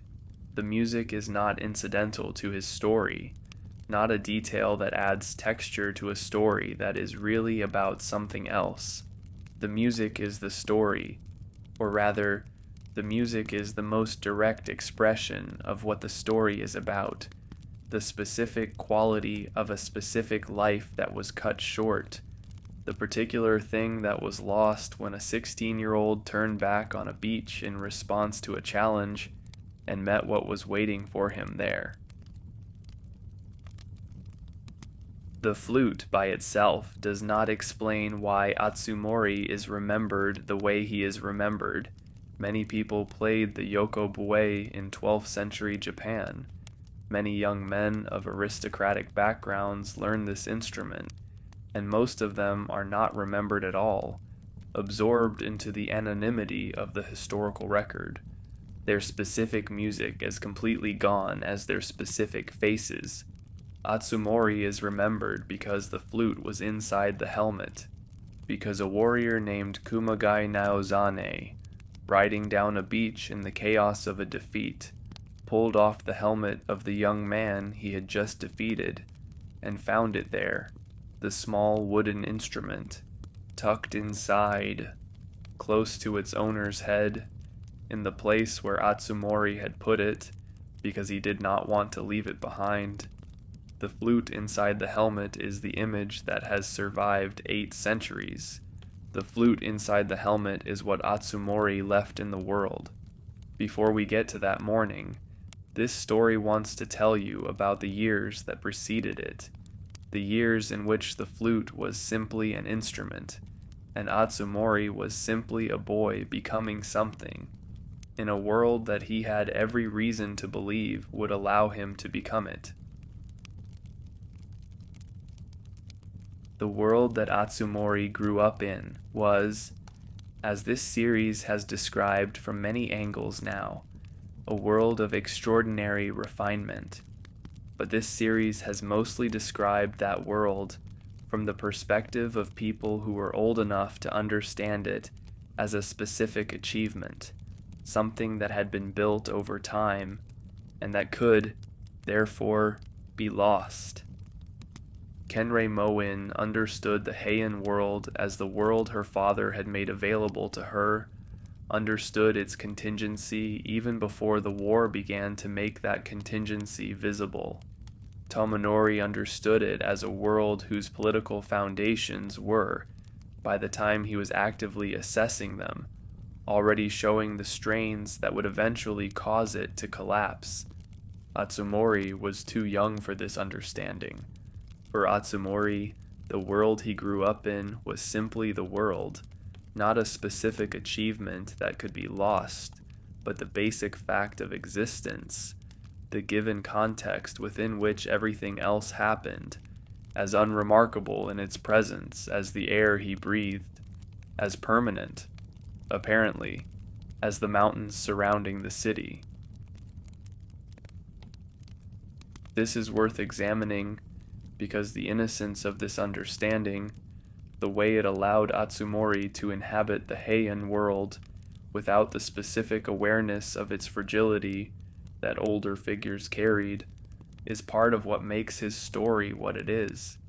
He grew up in the silk and incense and poetry of a civilization at its height, absorbing its values and its pleasures, and its particular ways of understanding what mattered, without the overlay of awareness that might have complicated or qualified this absorption. He loved the music because the music was beautiful, and he had the gift for it, and the world around him valued it, and rewarded those who practiced it, with the recognition that, in this world, was one of the highest forms of appreciation available. He participated in the seasonal ceremonies and the poetry gatherings, and the specific pleasures of each month's particular quality, the plum blossoms in the second month, the cherries in the third, the moon in the eighth, the chrysanthemums in the ninth, each one arriving in its proper sequence and being greeted with the specific attention and the specific forms of expression that the tradition had developed for each. The poetry that survived from Atsumori's milieu, the poetry of the late Heian period, the poetry of the Taira court, and the people connected to it in the years before the war and during its early phases, carries a quality that distinguishes it from the poetry of the fully mature Heian tradition, the poetry of Hyakunin Isshu, or the poetry of the great imperial anthologies. It carries the quality of people who understand, or are beginning to understand, that the world they have been living in is ending, that the forms and the pleasures and the seasonal ceremonies and the particular beauties they have organized their lives around are all, in some fundamental sense, on loan, that the season for them is passing. Atsumori was young enough that this awareness, even if it existed in him at all, would have been abstract, theoretical, something the older people around him seemed to feel, but that had not yet been confirmed by enough lived experience to become personal, to become his. He was approximately 7 or 8 years old when the war began, in 1180. This is worth holding, because it means that Atsumori's formative years, the years between roughly 10 and 16, when a person is, in the deepest sense, becoming who they will be, the years when the values and the aesthetic sensibilities and the understanding of what matters are being laid down in ways that will shape everything that follows. These years coincided exactly with the years when the Taira's world was collapsing. He was 10 when Koremori died. He was 11 when the Taira abandoned Kyoto. He was 12 or 13 when the campaigns in the western provinces were establishing the Taira's exile positions. He was 15 at Ichinotani, the world of his childhood, the silk and the incense and the music and the seasonal ceremonies was available to him in its fullest form only in his earliest years, before the war had begun to impose its own priorities and its own rhythms on everything else. The years of the retreat, the years in the western provinces, would have been years in which the Heian world Atsumori had grown up in was maintained, as this series has discussed in other contexts, in a kind of exile form. The forms and the practices continued as best they could be, the poetry still written, the music still played, the seasonal observances still marked, all of it conducted in the diminished circumstances of a court that had lost its capital, but had not yet, entirely lost its identity. Atsumori was part of this continuation. He played his flute in the evenings, in the western provinces. in the position at Yashima, wherever the Taira court found itself during these years. This is specifically noted in the accounts connected to Ichinotani, which describe music coming from the Taira camp in the evenings before the battle. The eastern warriors of Kumagai Naozane's army, hearing this music from across the water or the open ground, the sound of a civilization they had not been part of, continuing to express itself even in impossible circumstances. Atsumori's flute, in these evenings before Ichinotani, was expressing something specific, something that goes beyond the simple fact of a young man practicing an instrument he was good at. It was expressing the persistence of a world, the insistence that the values and the pleasures and the particular beauties this civilization had developed were worth maintaining, even now, even here, even when the people around him knew, to varying degrees, what was likely coming. Atsumori, perhaps, did not know with the same clarity that Tomonori knew, or even that these older figures, with their greater experience, sensed, but his playing in those evenings was the expression of someone who was not yet ready to give up the world he had been given, who was still, in the most fundamental sense, living in it, finding in it what it had always offered, the particular consolation and beauty and rightness of music played well, in the evening, in a world that was, still, however precariously, the world he had been born into and that he loved. The war arrived in Atsumori's life the way wars arrive in the lives of people who are too young to have participated in the decisions that caused them, not as a choice or a consequence, but as a sudden new condition of existence, a transformation of the world's basic texture that was not asked for and could not be refused. He was 7 years old in 1180 when Minamoto no Yoritomo raised his standard in the east and the Genpei War began. 7 is too young to understand the political causes of a war, the accumulated resentments and the strategic calculations, and the specific events that, combining in specific ways at a specific moment, produce the decision that transforms political tension into open conflict. 7 is old enough to feel the change in atmosphere, the specific quality that descends on a household when the adults around you are frightened, when the conversations change their register, when the ordinary confidence with which adults manage the world, the confidence that had always been available for a 7-year-old to borrow when the world felt large or uncertain, becomes less available, replaced by something else, something that the 7-year-old can feel without being able to name. Atsumori grew up, therefore, inside a particular kind of childhood, a childhood in which the world he was being formed by was, simultaneously, the world that was being unmade. The poetry and the music and the seasonal ceremonies and all the forms of cultivation that the Heian world had refined over centuries were still there, still being transmitted, still shaping Atsumori's sensibilities and his understanding of what mattered. But they were being transmitted in a context that increasingly contradicted the assumptions that had given rise to them, the assumption that beauty could be cultivated in peace, that the seasons would continue to arrive in their proper sequence and be greeted with the proper forms, that the world was, at its foundation, stable enough to support the long patient work of refinement.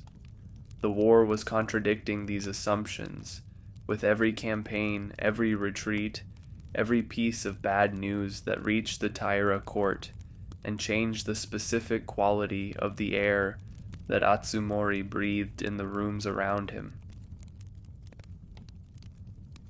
He was trained as a warrior because he was Taira, and the Taira were warriors, whatever else they had become in the generations of their political ascent.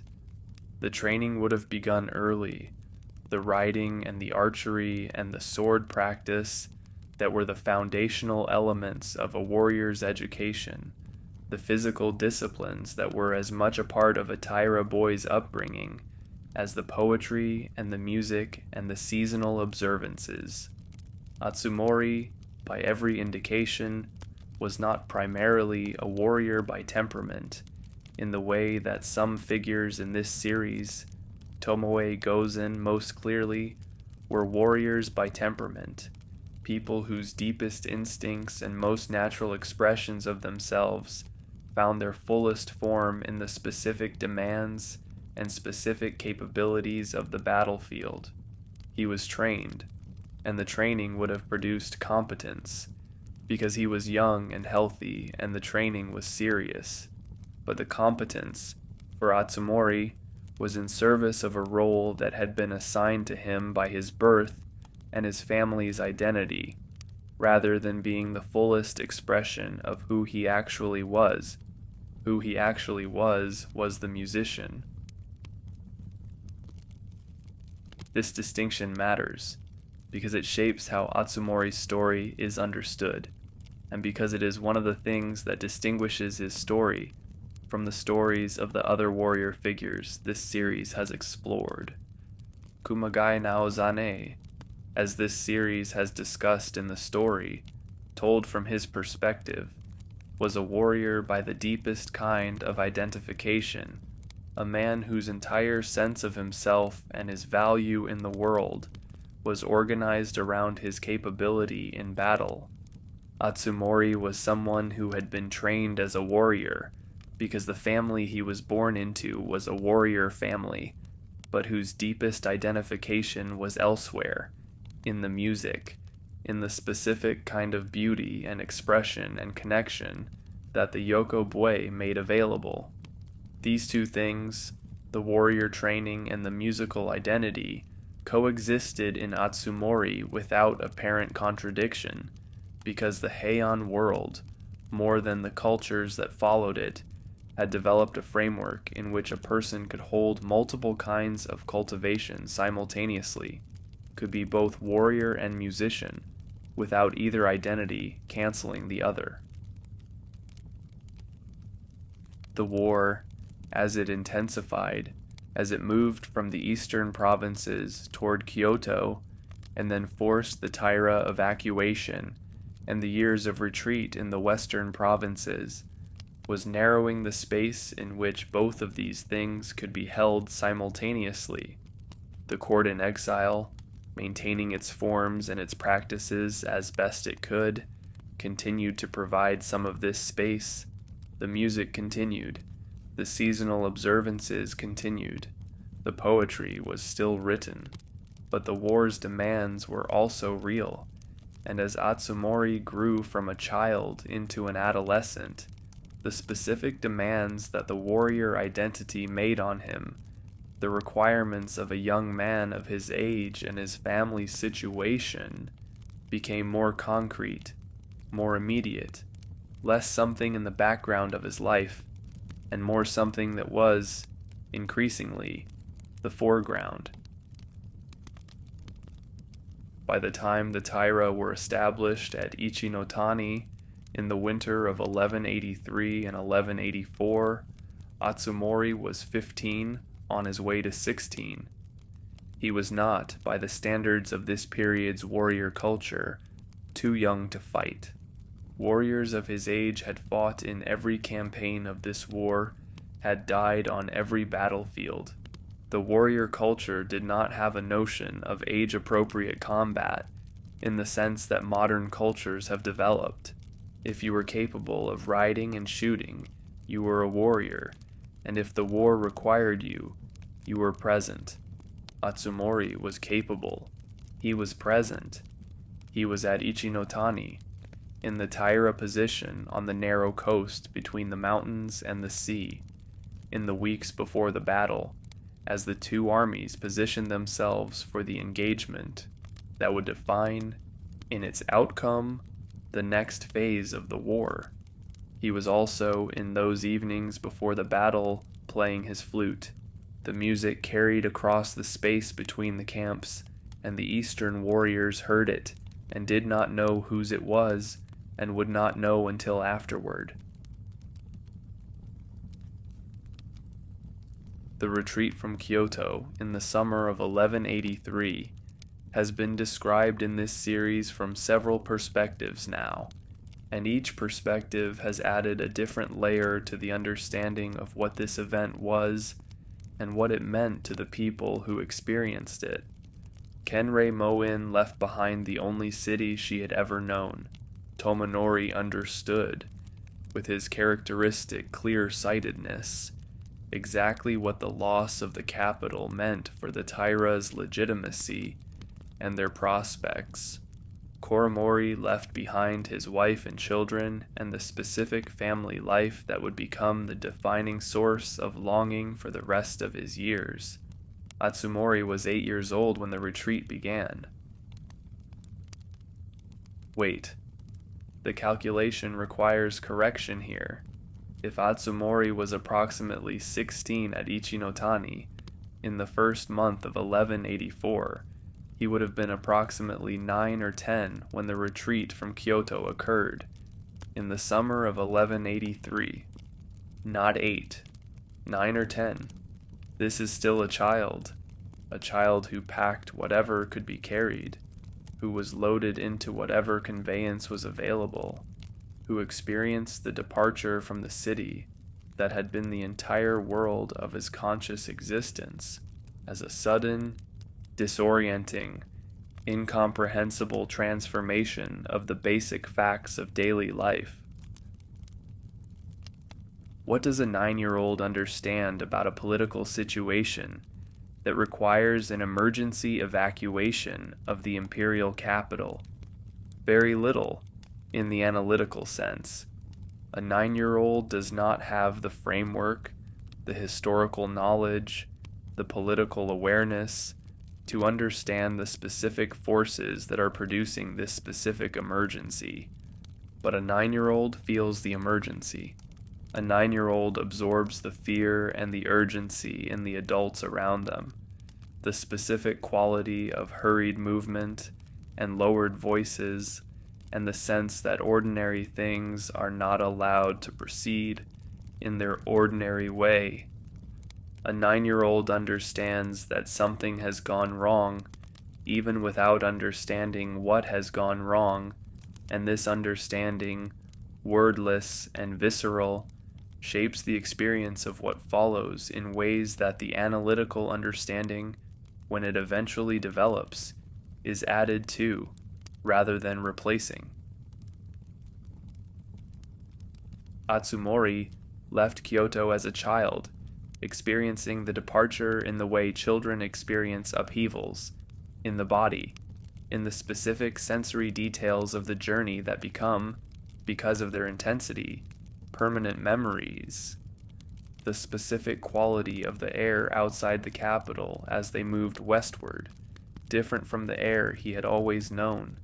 The roads, different from the roads he had walked in the city. The faces of the adults around him, different from the faces of adults in ordinary times. These sensory details would have been, for Atsumori at 9 or 10, the texture of the retreat, more immediately present than any understanding of why the retreat was happening or where it was leading. The years that followed, the years in the western provinces and eventually at Yashima, were the years in which Atsumori grew from a child into an adolescent, from someone who was experiencing the world as it happened to him, into someone who was beginning to understand it, to form views about it, to have responses that were not simply absorbed from the adults around him, but that were, increasingly, his own. These years, 10 to 15, are the years that this series' account of Atsumori is, by necessity, somewhat speculative about. because the records that survive about Atsumori are primarily records of his death, and the circumstances immediately preceding it. What we know about these years is primarily what we can infer from what Atsumori was, from the kind of person he had become by the time the story of his death was told. He continued to play the flute. This is one of the things we can say with confidence, because the flute's presence at Ichinotani, inside his helmet, is not the presence of an instrument he had picked up recently, or that he was carrying for someone else. It is the presence of an instrument that was his, that he had carried so consistently and with such commitment, that even in the midst of a military campaign, even in the final battle that he may have understood at some level could be the last thing he would ever face, he had it with him. You do not carry something everywhere for years and then decide suddenly that you have no need of it. The flute was with Atsumori, because the flute had always been with Atsumori, because the practice and the music and the specific pleasure of playing well were woven into his daily existence in the way that things which are genuinely central to a person are woven in. The western provinces and Yashima would have offered Atsumori what they offered all the members of the Taira court in exile, a diminished but recognizable continuation of the world he had been growing up in. The poetry still happened, the ceremonies were maintained as best they could be, the music continued, and Atsumori, growing from 10 to 15 in these circumstances, was, in the most direct sense, growing up inside a world that was ending, developing the sensibilities and the skills and the specific kind of person he was going to be in the context of a civilization that was, at the same time, in the final stages of its decline. This is a specific kind of growing up, different from growing up in a world that is stable or expanding, different even from growing up in a world that is in obvious and violent crisis. It is growing up in a world that is maintaining its forms while its foundations erode, that is, in some sense, still the world, still recognizable, still offering what it has always offered, but also, at the same time, fundamentally changed in ways that the forms being maintained cannot conceal from anyone who is paying attention. Atsumori was paying attention. He was 15 years old, and he was paying attention, playing his flute in the evenings, in the exile position at Ichinotani, as the battle that would end everything approached. Ichinotani. This name has appeared many times in this series, from the perspectives of Shigehira, who was captured there, from the perspective of Kumagai Naozane, who fought there and found the flute, from the perspective of Tomonori, who survived it and continued, and from the perspective of the broader campaign narrative that this series has referenced in relation to other figures. Each of these appearances has added something to the understanding of what this place was and what happened there. Now the name appears from the perspective of the person for whom Ichinotani was not a battle to be survived, not a position to be defended or attacked, not a location whose strategic significance needed to be assessed. For Atsumori, Ichinotani was the last place he would ever be. The Taira position at Ichinotani was established, as this series has described, on the narrow coastal strip between the mountains to the north and the sea to the south, a position that seemed defensible from the frontal approach, but that had vulnerabilities, particularly from the mountainside, that the Taira, by Yoshitsune's assessment of their thinking, had not adequately prepared for. Atsumori was in this position, In the weeks before the battle, one of the Taira warriors positioned in the beach approach, fortifications, the prepared defenses that had been built to stop an attack from the direction the Taira expected. His specific role, his specific assignment within the Taira defensive structure, is not detailed in the accounts of this period in the kind of specificity that would let us understand exactly what he was doing in the days immediately before the battle. What we know from the account of the battle itself and from the specific events that would unfold on the beach is that Atsumori was present, positioned in the coastal area, in a location that put him on the beach when the battle broke and the retreat began. The camp itself, in the weeks before the battle, had its own specific character, the character that military camps in the Heian world had, a combination of the practical necessities of a force preparing for engagement, weapons maintenance and tactical discussion, and the management of supplies and horses, and the cultural practices that the Taira, in particular, continued to maintain even in circumstances like these, the poetry, the music, the specific forms of refinement that were, for the members of this court, as natural and as necessary as eating. The music that came from the Taira camp in the evenings, the music that Kumagai Naozane's account, in the series this channel devoted to him, describes the Eastern warriors hearing from across the space between the camps, was music that Atsumori contributed to. He played in the evenings. This is not speculation. The flute he was carrying on the morning of the battle, the flute that was inside his helmet when Kumagai Naozane removed it, was a flute he had been playing the night before, or the nights before, in the camp at Ichinotani.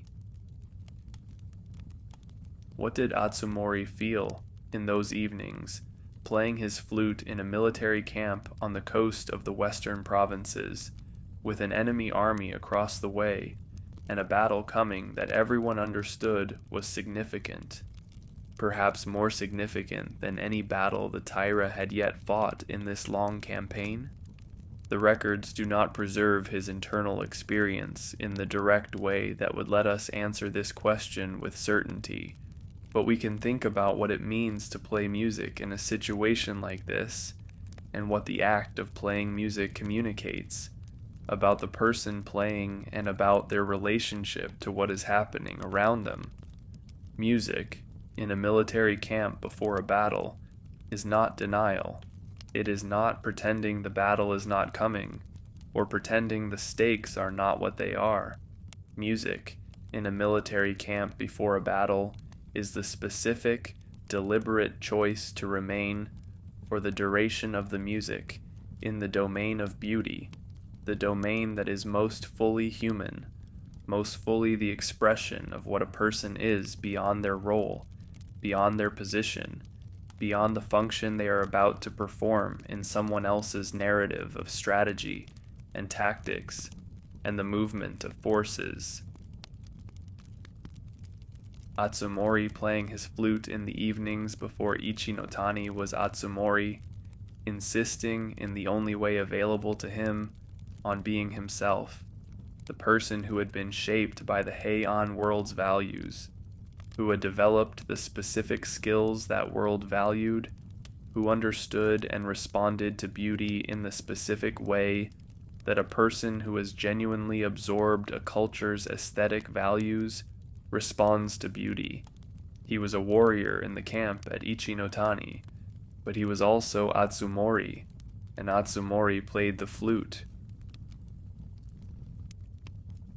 The night before the battle, this dual identity, warrior and musician, practical necessity and cultivated person, coexisted in the specific way it had coexisted throughout Atsumori's brief life, the way it had coexisted for all the members of the Taira court, who had spent a generation trying to be both things simultaneously, to bring the warrior's capability and the courtier's cultivation together into a single, coherent human identity. The Heian world at its best had produced people like this, people who could fight and also feel, who could participate in the necessities of violence and also understand beauty, who had not allowed the demands of one domain to suppress the capacities of the other. Atsumori, at 15 or 16, was one of these people, and the flute inside his helmet, on the morning of the battle, is the most direct evidence of this that the historical record has preserved.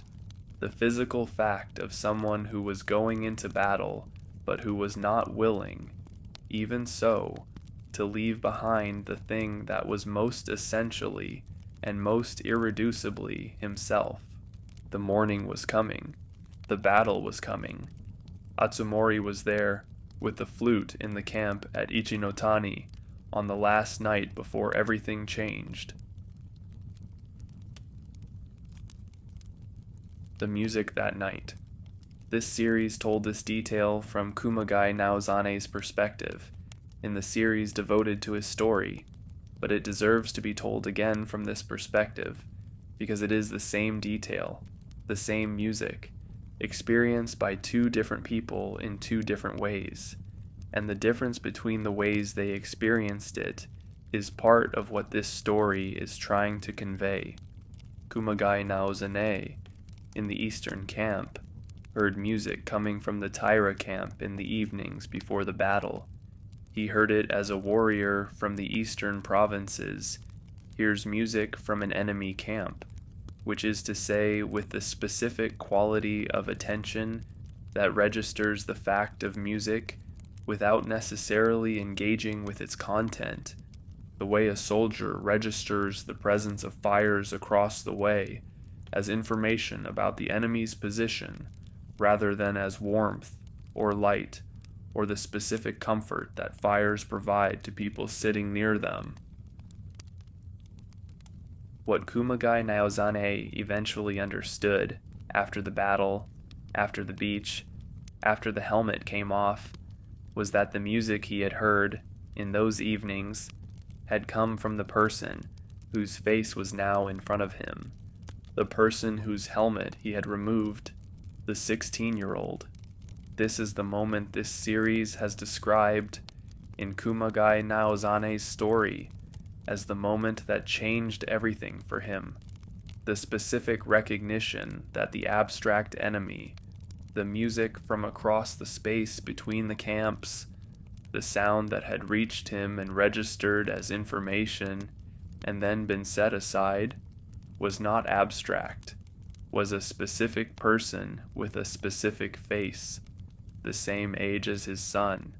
But Atsumori's experience of this same music was completely different. For Atsumori, the music was not information about an enemy. The music was the thing itself, the direct expression of what he was, the specific activity of a person doing what they loved, in the evening, in the last place he would ever spend an evening, in the camp at Ichinotani. He played because he played. He played because the flute was there, and his hands knew what to do with it, and the evening was the time when playing was most natural, the specific quality of evening light and evening air that had always been for the Yokobue tradition, the appropriate time for this music. He played, possibly, because the act of playing was the one thing available to him that was entirely his own, in a situation in which most of the other things in his life were defined by forces outside his control, the war, the family's retreat, the specific military position at Ichinotani, the battle that was coming. The music was his. Whatever else might happen, the music was something he was choosing, something that came from him rather than being imposed on him, something that was, in the most direct sense, the expression of who he was as opposed to what the situation required him to be. The music carried. It reached across the space between the camps, in the specific way that the Yokobue's sound carries, clear and soft and further than you might expect, and it reached, among other places, the ears of Kumagai Naozane, who heard it and noted it and set it aside. But it also reached other ears, other people in the eastern camp, or in the space between the camps, people who heard it and responded to it in the ways that people respond to music that reaches them from across a distance in the evening, with something between surprise and recognition, the surprise of encountering beauty in an unexpected place, the recognition that beauty, once encountered, is recognizable as beauty regardless of where it comes from or who has produced it. The Eastern warriors, the men of Musashi and Sagami, as this series has discussed in the story of Kumagai Naozane, were not, by background and culture, participants in the specifically Heian musical tradition that Atsumori represented. They did not have the training that would have allowed them to appreciate the specific qualities of what they were hearing, in the technical sense, the specific execution, the specific nuances of phrasing that distinguished excellent playing from merely competent playing within this tradition. But they heard the music, and they heard it as music, as something that someone had made, that someone was making, in the evening, across the space between the camps, on the night before a battle. This is not a small thing. The act of making music, whatever the tradition and whatever the instrument, communicates something that transcends the specific cultural knowledge required to appreciate the specific musical tradition. It communicates that someone is there, that someone is alive, that someone has found, in the specific act of making music, a reason to be in the world that goes beyond the immediate demands of the situation they are in. Atsumori played his flute in the evening at Ichinotani, and this playing reached the people across the way, and it would be remembered by at least one of those people, by Kumagai Naozane, in the specific way that things are remembered that you do not realize. At the time, you will need to remember, that simply happen and are set aside, and then are suddenly essential, when the context changes in ways that could not have been anticipated. He did not know he was being heard, or if he knew he was being heard, he did not know that the person who was hearing him would the next morning be the person who would end his life. He played. The night continued. The morning was coming, and in the morning, Atsumori would put his flute inside his helmet, close to his head, and ride toward the battle, carrying the most essentially personal thing about himself into the one place where, by the logic of war, the personal is supposed to be most irrelevant. The morning of the Battle of Ichinotani, the dawn would have arrived over the mountains to the north, the mountains that the Taira had considered their protection from that direction, the cliffs that were too steep, by every military calculation they had made, for a serious attacking force to descend. The sea to the south was gray in the early light. The fortifications along the beach approach were manned. The fleet was riding at anchor in the offshore waters. The Taira position looked, in these first hours, defensible. It was supposed to be defensible. The months of preparation, the thought that had gone into the choice of this location and the construction of its defenses, had been organized around making it defensible. Atsumori was in the position. He was there, with the flute inside his helmet, ready for whatever the morning would bring. The battle began from the west, from the direction the Taira expected. The Minamoto frontal assault on the beach approach fortifications, the attack that the defenses had been built to absorb and hold. This attack was real.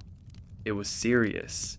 It produced real fighting, at the walls and along the beach, the specific close-quarters violence of warriors engaging in the fortified positions that are both the advantage and the limitation of prepared defenses. Atsumori was positioned in this part of the battle, in the coastal area where the frontal assault was pressing against the Taira defenses. He was 16 years old. He was fighting. The sound from the north, when it came, was the sound that this series has described from Shigehira's perspective as the sound that changed everything, the sound of an army in a place where an army was not supposed to be. Yoshitsune's force, descending the cliffs that the Taira had deemed impassable, arriving at the rear of the Taira position from the direction that no military calculation had required defending against, produced this sound, and the sound produced the effect that Yoshitsune had been counting on, the disruption of the shared understanding that makes a military force function as a unit. The Taira lines, under pressure from the front and suddenly threatened from behind, began to break. The breaking of a military position is not a single event. It is a cascade. The initial breach leading to widening gaps, the widening gaps leading to the collapse of local coherence, the collapse of local coherence spreading as units that are still intact realize that the units around them have ceased to function, as the information about what is happening moves through the force faster than any countermeasure can be organized.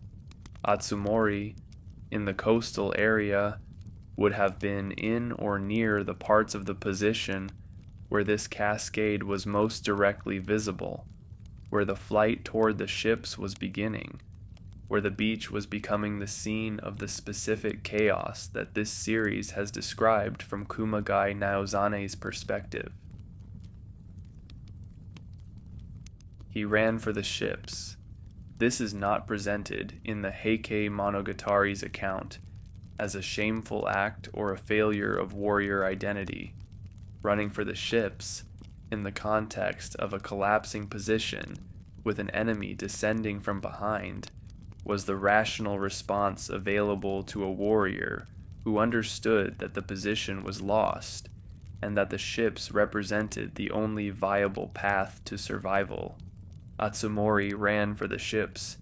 He was heading for the water, for the boats, for the continuation of his life into whatever came after Ichinotani, which would have been, if he had reached the ships, some version of the continued retreat, the continued exile, the continued maintenance of the Taira court in whatever position came next, Yashima, and eventually dan-no-ura. He might have had years. He might have played his flute in many more evenings, in many more camps. He was almost at the water. What happens next, this series is going to describe from Atsumori's side of the moment, that, from Kumagai Naozane's side, was described in earlier parts of this channel. But first, this is the moment to hold Atsumori running for the ships, almost at the water, the chaos of the breaking Taira position behind him, the ships ahead of him, the specific possibility of survival that was, in these seconds, still available. He was carrying the flute inside his helmet, against his head. He had not left it behind. He was running, and he was almost there, and the flute was with him, and if he had made it to the ships, the flute would have come with him, would have been played in the next evening's camp, in the next position, and the story that this series is telling would not have this particular shape. But he did not make it to the ships. Something happened first. A voice called to him from behind. This is the moment, not the battle's beginning. not the descent from the cliffs, not the breaking of the lines. This, a voice from behind, calling in the formal language of the warrior challenge, the declaration of name and lineage that the Eastern warrior tradition required before one warrior engaged another, the specific words that said, "I am someone, I am calling you, I am asking you to be someone too," rather than simply a body in motion, a figure in flight, something to be run down and ended without acknowledgement. Kumagai Naozane called his name. He called his lineage. He called the name of his lord. This series told this from his side, the formal challenge issued in the heat of the pursuit, the training and the culture expressing themselves in the specific form they had been designed to express, the acknowledgement, even in the midst of violence, that the person being challenged was a person. Atsumori heard the call. He was almost at the water. The ships were ahead of him. The call was behind him. Why did he turn back? This is the question that this series has held open since the first part of Kumagai Naozane's story. The question that the chroniclers noted, and that 8 centuries of readers have asked. The question whose answer matters, because it was, in the most literal sense, the decision that determined whether Atsumori lived or died. The most immediate answer is the warrior code. The formal challenge, in the Eastern warrior tradition, was understood as binding, as an obligation that a warrior who respected the culture he had been trained in could not ignore without, in some sense, declaring himself unworthy of being a warrior. To ignore the challenge and keep running was to admit that the challenger was right, to treat you as simply a body in motion, a figure in flight, something less than a warrior who deserved to be engaged on equal terms. But this explanation, while accurate in terms of the cultural framework, does not fully capture the specific quality of Atsumori's turning back, the specific quality that the Heike Monogatari gives to this moment. Atsumori was 16. He had been trained in the warrior tradition. He understood the formal challenge and what it required. He was also someone who had spent his brief life inside the Heian world's specific set of values, a world that placed an extraordinarily high premium on the kind of integrity that meant being what you were supposed to be, doing what the role required, not because of external enforcement, but because the identity itself demanded it. A person of quality, in the Heian world's understanding, did not compromise the quality by doing the expedient thing when the principled thing was available. Atsumori, turning back, was being, in the most direct sense, who he had been formed to be. He was a warrior, and the warrior code called him back. He was a person of the Heian world, and the Heian world's values called him back. He was someone who had, all his life, carried the thing that was most essentially himself into every situation, including this one, the flute inside the helmet against his head. Someone who carries the flute everywhere does not stop being who they are when the situation becomes dangerous. Someone who has organized their identity around the maintenance of their most essential qualities does not abandon those qualities when abandoning them would be convenient. Atsumori turned back. The beach at Ichinotani, in the first month of 1184, in the chaos of a battle that was, in this moment, still unresolved, still producing its outcomes moment by moment, was where Atsumori turned his horse. He turned it back toward the voice. He turned it back toward Kumagai Naozane. He turned it back away from the ships. He was almost there, and then he was not going there. He was going back, toward the warrior who had called him, toward the moment that would become one of the most remembered moments in Japanese literature, toward everything that followed from this single decision, the decision to be, even now, even here, on this beach, with the chaos around him and the ships ahead and the formal challenge behind, the person he had always been. He turned back. The warrior who had called to him was Kumagai Naozane, from the province of Musashi, a man who had been fighting for 20 years, a man whose entire adult life had been organized around the warrior identity and the warrior capability, a man who was, in every way that the warrior culture of this period measured these things, an experienced, effective, formidable opponent. Atsumori was 16. This disparity between the experienced warrior of 40-something years and the 16-year-old who had turned back to face him is part of what makes the encounter at Ichinotani the specific kind of encounter it is, the specific kind of encounter that the Heike Monogatari treats with the attention it deserves, the attention that suggests the writers understood they were recording something that went beyond the simple accounting of battle outcomes. They grappled. This is the physical reality of what happened next.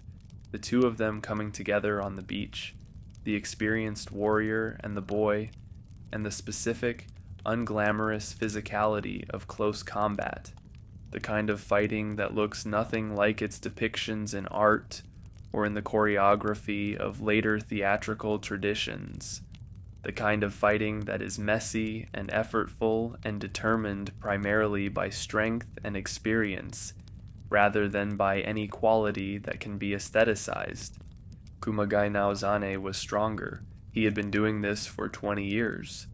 Atsumori had been trained, but training and experience are different things, and the experience that makes the difference in this kind of close combat, the specific, embodied knowledge of how to use the body's strength most effectively, how to read the other person's movements and respond before the mind has had time to process the decision. This knowledge comes from years of practice in actual combat, not from training. They went to the ground. The accounts describe them pulling each other from their horses, which is the normal progression of the kind of grappling combat this was, the initial engagement on horseback giving way, as each struggled to gain advantage, to the ground, where the specific dynamics of the fight shifted in ways that favored the stronger and more experienced fighter. Kumagai Naozane got Atsumori down. He was going to remove the helmet. This was the next step, the step that led toward taking the head, which was what the warrior culture required, the physical proof of the kill that could be presented to commanders as the record of what had been accomplished. He removed the helmet, and this is the moment that this series told from Kumagai Naozane's perspective, the moment when everything changed for him, the moment when the abstract enemy became specific, when the person he was about to kill became, in the most immediate and unavoidable way, a person. From Kumagai Naozane's perspective, this was the moment of recognition, the face the same age as his son, the flute inside the helmet, the understanding that the warrior he had been pursuing was a boy. From Atsumori's perspective, this was the moment when the helmet came off, when he was fully seen. What Atsumori saw in this moment, looking up at the man who had him on the ground, who had just removed his helmet, who was seeing his face for the first time, is not recorded in the way that Kumagai Naozane's response to seeing the face is recorded. The Heike Monogatari is primarily interested in what this moment means to Kumagai Naozane, because it is Kumagai Naozane's story that the chronicle is most directly concerned with. the warrior whose life this moment would change, who would spend decades carrying what happened here and eventually find, in religious life, a way of living with it. Atsumori's experience of this same moment is present, but present in the way that the experience of the person who will not survive to process it is present in the fragments, in the specific details that the chronicle has chosen to include, in the behavior and the words that the tradition attributes to him in these final moments. He saw Kumagai Naozane's face. He saw that Kumagai Naozane was hesitating. He saw that the man who had him on the ground, who had been pursuing him down the beach, who had called the formal challenge that had brought Atsumori back from the edge of the water, was, in this moment, not simply performing the next step in the warrior sequence. He was pausing. The pause was, in itself, an act of recognition, the recognition that Atsumori, without the helmet, was not what the warrior framework had required him to be, not the abstract enemy, not the opponent, but something else, someone else.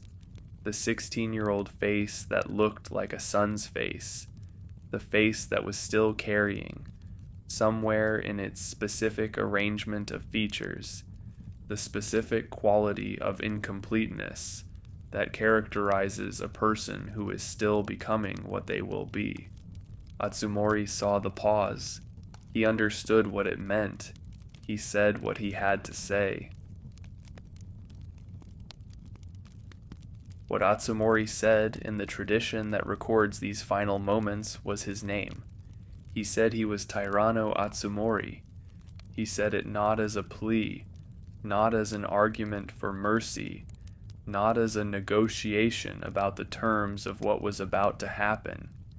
He said it as a statement of fact, the declaration of identity that the warrior culture required in these moments, the formal naming of the person who was dying, so that the record would be accurate, so that the head, when it was presented to the commanders, would be presented with its correct identification, so that the death was registered in the proper way within the culture's accounting of these things.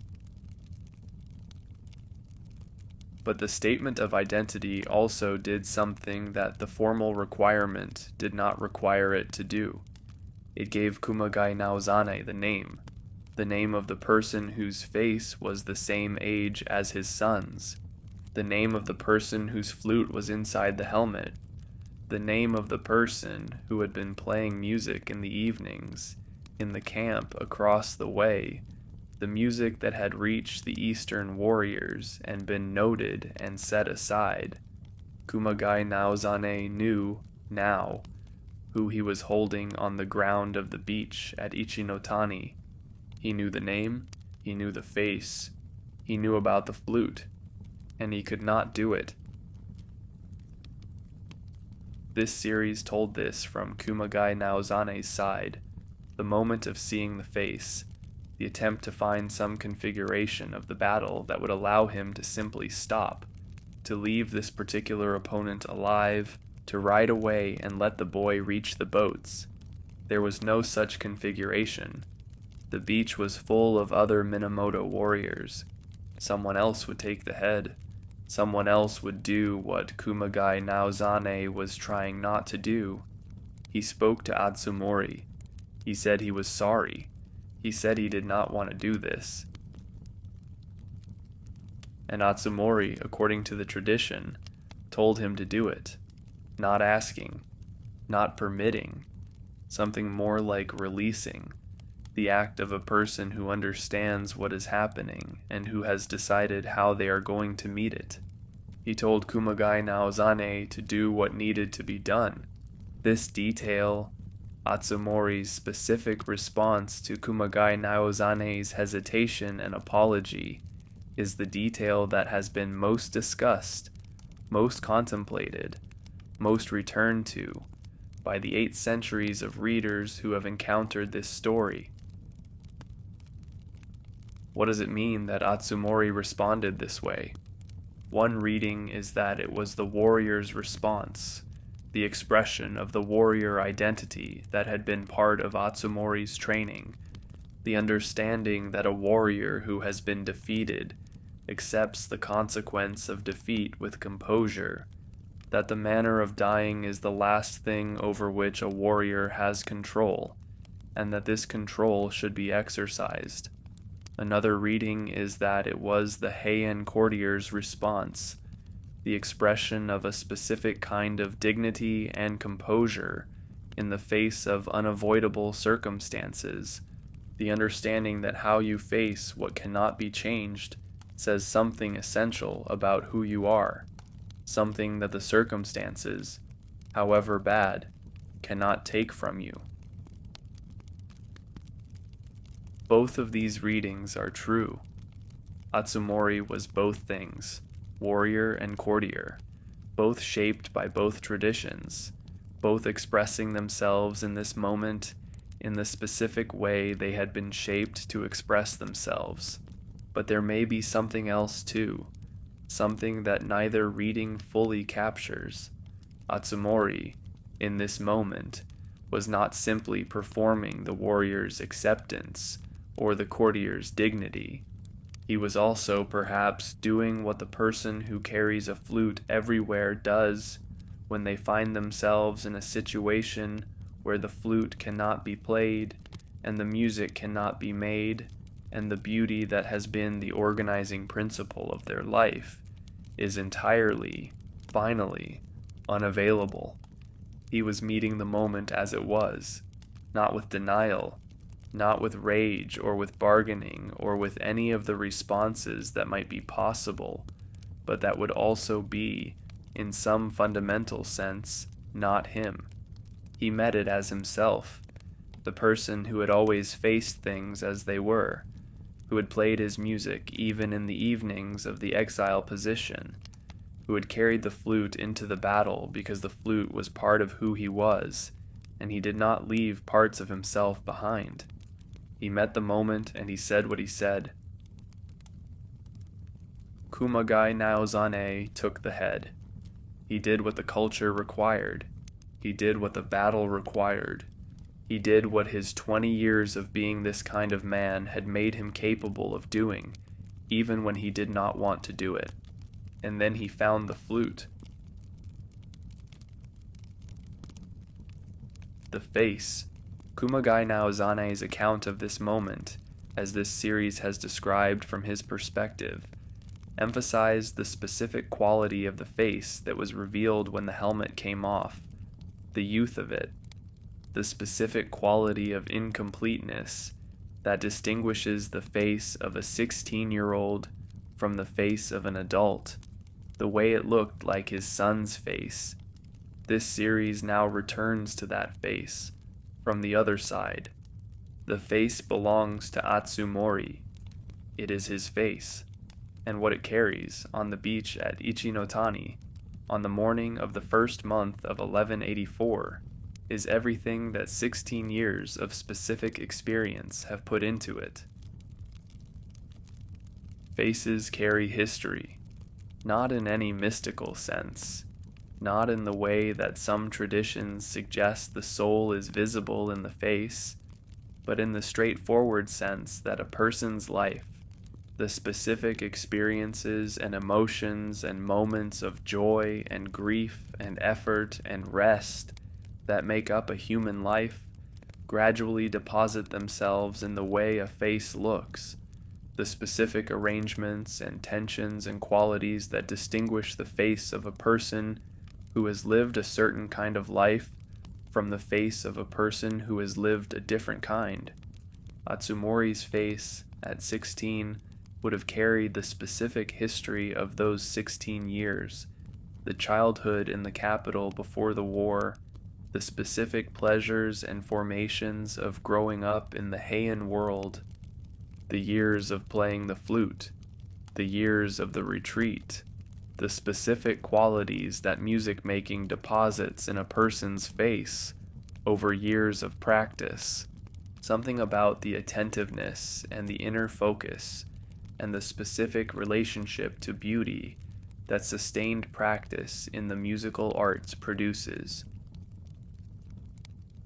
It would also have carried the youth, not simply the youth as a visual fact, though this was part of what struck Kumagai Naozane, the physical signs of youth that the helmet had concealed, the youth as a quality, the specific quality of someone who is still, in the deepest sense, becoming, who has not yet had enough life to have fully resolved into the person they will be, who carries, in their face and in their bearing and in the way they move through the world, the specific incompleteness that childhood transitions into adulthood through.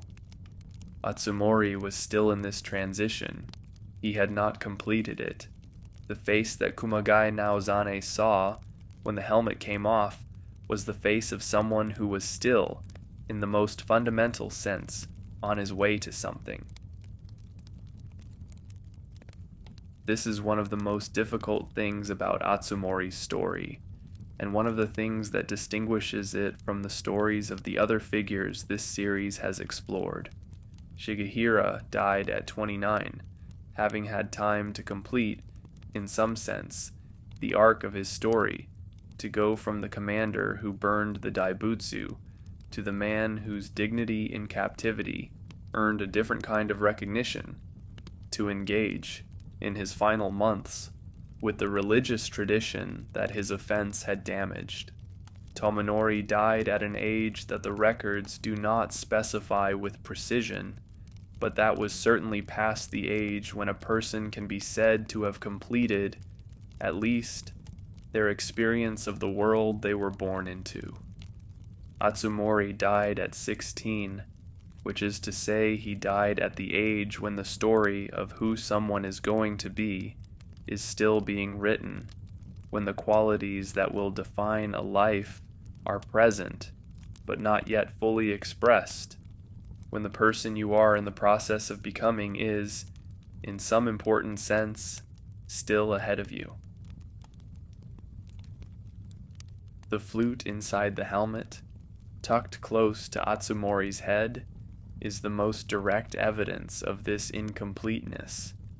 A person who has fully become what they are going to be, who has arrived at the completed version of themselves that a full life produces, carries their identity differently, with a different relationship to the things that express it, the things that will continue to express it through the years of a full life. Atsumori carried the flute the way someone carries a thing that they cannot yet imagine not needing, that is still essential, that has not yet had the chance to become one thing among many, but is still the central, necessary, irreplaceable expression of who they are.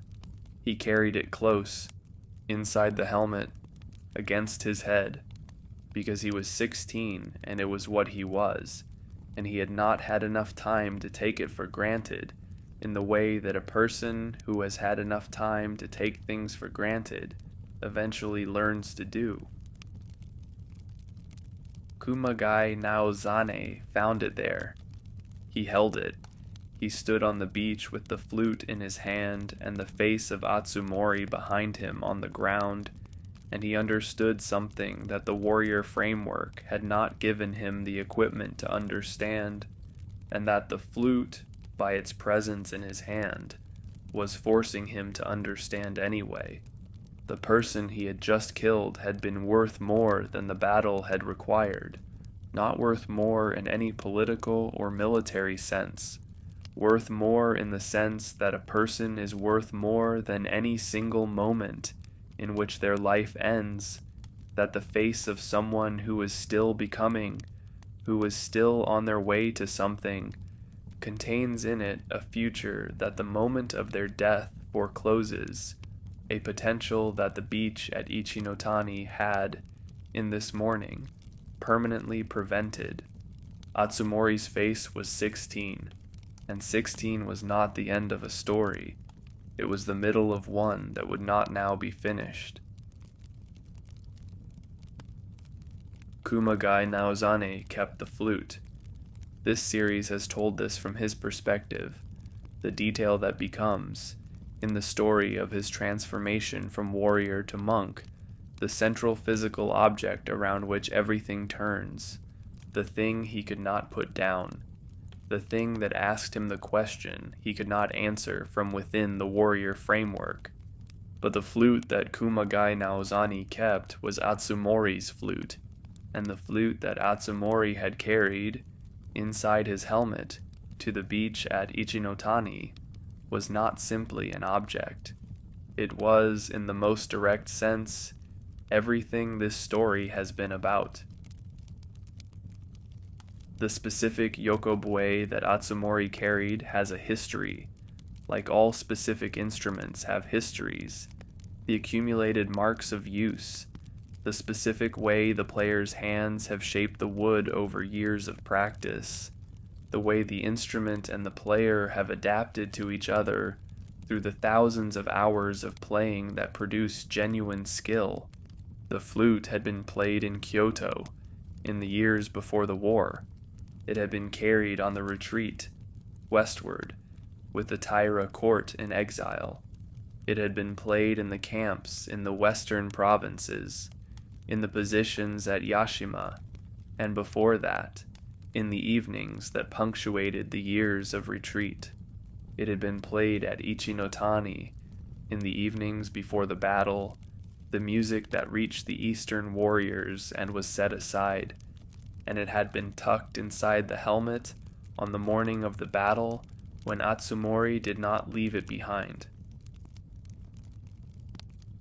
The fact that Atsumori put the flute inside his helmet, rather than leaving it in the camp or giving it to someone to keep safe, is a fact that deserves attention. He knew he was going into battle. He knew the battle was significant, possibly decisive. He knew that taking a fragile wooden instrument into close combat carried obvious risks, that the chaos of battle was not an environment in which precious things tended to survive. He took it anyway. This decision, the decision to carry the flute into the battle rather than leaving it somewhere that it would be safer, is one that different readers have interpreted differently. Some read it as the impractical choice of a 16-year-old who had not yet developed the judgment to make purely practical decisions in high-stakes situations, who still thought the way a person thinks when they have not yet had enough experience of catastrophe to fully understand the irreversibility of certain kinds of loss.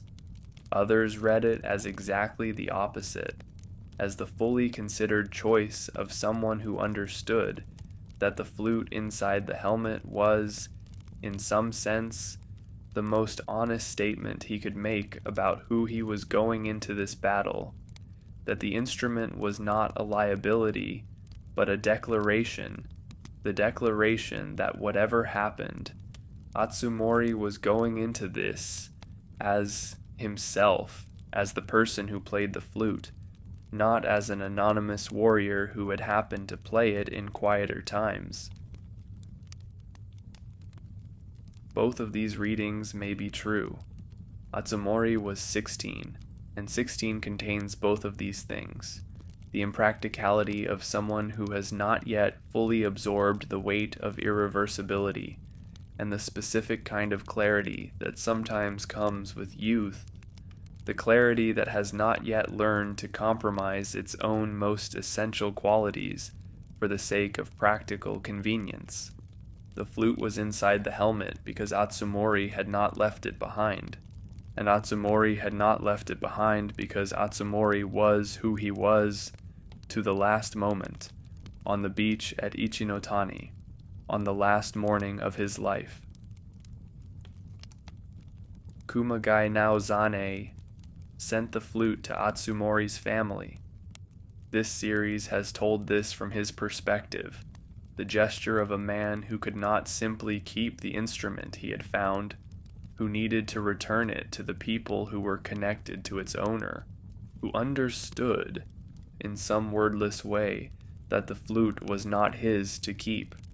Atsumori's family received it, what they did with it, what it meant to them, how they understood the gesture that had accompanied it, the act of returning, with the instrument of their son or nephew or cousin, some acknowledgement of what had been lost and how, is not recorded in the kind of detail that would let us reconstruct these responses. What the broader tradition records is that the flute, and the story of the flute, did not disappear. Atsumori died on the beach at Ichinotani.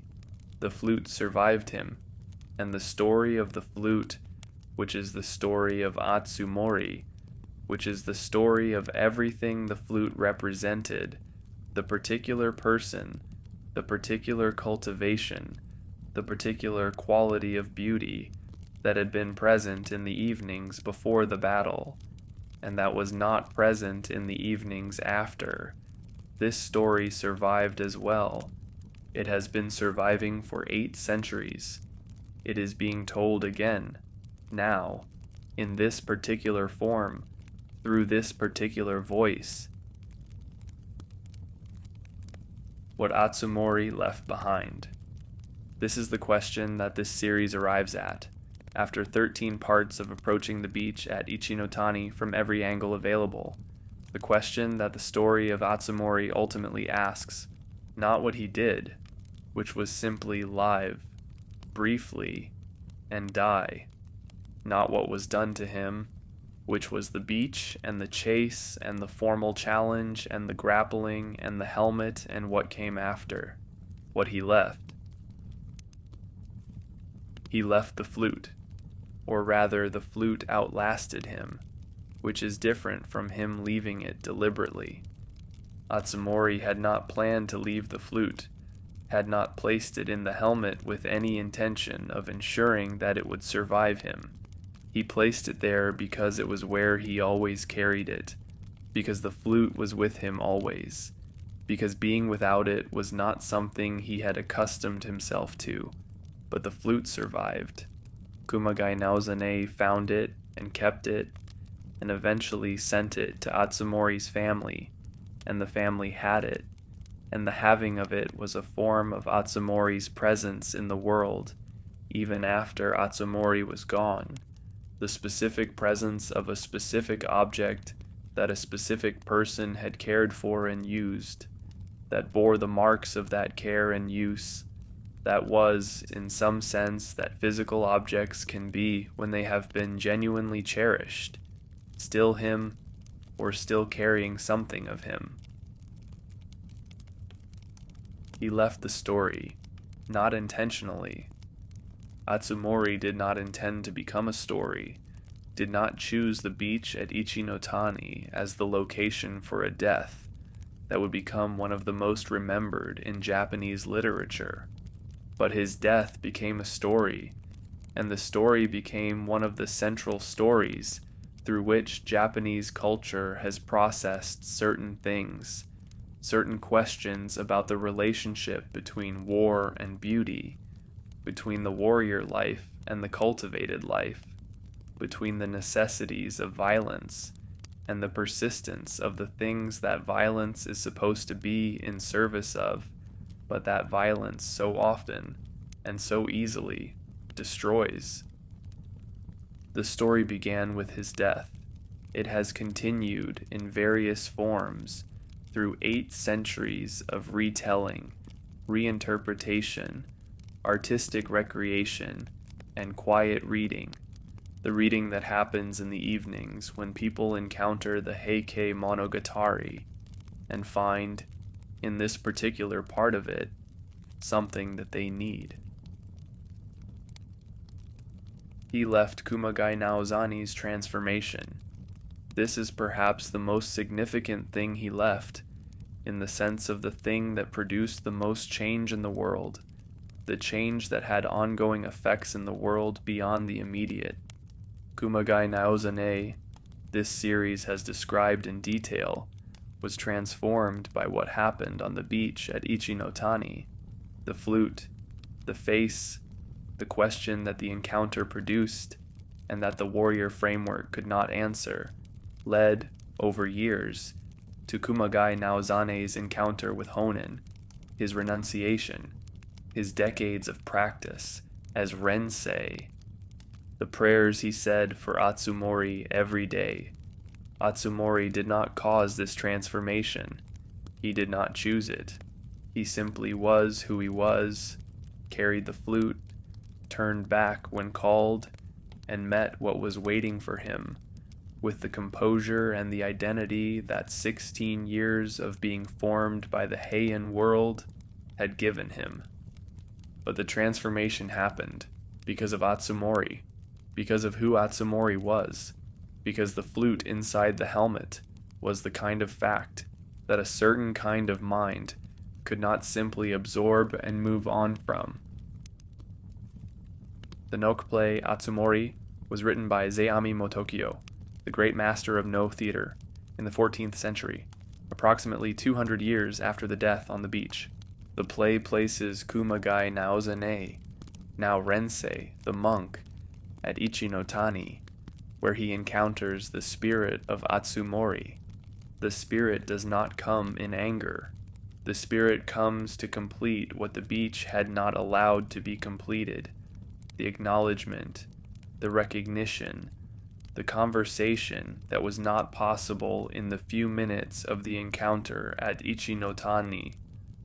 The play is about many things, about the relationship between the living and the dead, about the possibility of reconciliation across the boundary that separates them, about the specific kind of recognition that can occur when a person who has carried someone in their memory for years finally meets that someone, or something that represents that someone, in a place that allows real exchange. But the play is also about Atsumori himself, about who he was and what he left, because Zeami understood that the story could not be fully told only from Kumagai Naozane's side. Kumagai Naozane's transformation is not understandable without understanding what it was that transformed him. And what transformed him was Atsumori, specific, particular Atsumori, the person who played the flute, who carried it everywhere, who turned back on the beach because turning back was what the person he was would do, who met the end with the composure of someone who had been formed by a world that valued the maintenance of quality even in the worst circumstances. Zeami gave Atsumori a voice in the play. He gave him words and movement, the specific formal beauty of no, to express what the beach at Ichinotani had not allowed him to express. The play is Atsumori's answer, 8 centuries late, to everything that happened to him, and in the answer, he dances.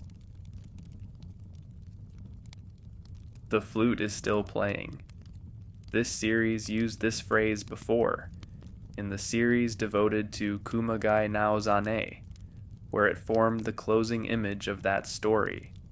It forms the closing image of this story too, because the stories are two sides of the same morning, and the flute is the object that connects them, the thing that was in Atsumori's possession, and that passed to Kumagai Naozane, and that has been, in some sense, playing ever since. But the phrase means something different from this side of the morning. From Kumagai Naozane's side, the flute is still playing means that the question Atsumori's existence asked, the question that the flute inside the helmet posed to the warrior framework, has not stopped asking itself, has continued to reverberate through the centuries, through Kumagai Naozane's transformation, and Zeami's play, and the 8 centuries of readers and audiences who have encountered this story. From Atsumori's side, the flute is still playing means something more specific, something more personal, something more directly about the person who was 16 years old on the beach at Ichinotani. Atsumori played his flute. He played it for years. from childhood, through the retreat, in the camps in the western provinces, in the evenings before the battle. He will not play it again. He was 16, and the morning of Ichi-no-Tani was the last morning, and the flute inside the helmet was the last place the flute was his, the last act of the person who had always carried it. But the music that Atsumori made, in all those evenings, in all those years, does not simply disappear, because the person who made it is gone. Music has this quality, that the people who have heard it carry something of it, some trace of the specific sound, the specific quality of that specific music in that specific moment, and this carrying persists, in some form, in the memory of the person who heard it, even when the person who made it is no longer available to make more. The Eastern warriors who heard the music from across the camp, in the evenings before Ichi-no-Tani, carried something of it. Kumagai Naozane carried it, specifically, in the form of the knowledge that the music had come from the person whose helmet he had removed, and this knowledge was part of the weight that the flute became in his hands on the beach.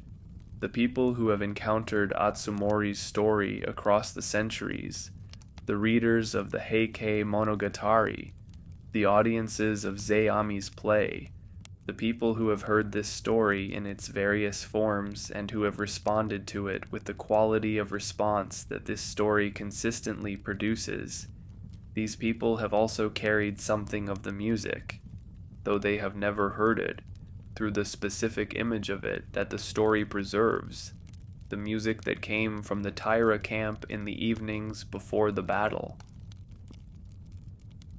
Atsumori was 16. This is the fact that this story keeps returning to, the fact around which everything else arranges itself. 16 is old enough to play the yokobue with genuine skill, old enough to have absorbed the Heian world's values in a way that shaped who you were, old enough to respond to the formal challenge on the beach with the composure and the identity that Atsumori brought to that moment.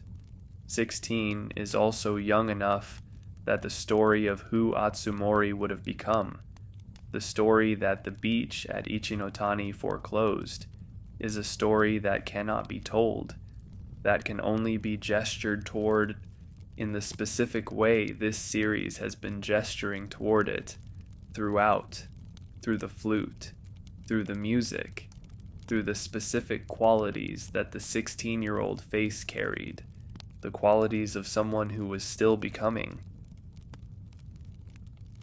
The beach at Ichi-no-Tani still exists as a location in the city of Kobe, the geography absorbed into the modern city, but the specific coastal terrain still recognizable, the mountains still to the north, the sea still to the south, the narrow strip of coast that, in the first month of 1184, was the site of one of the most remembered mornings in Japanese history.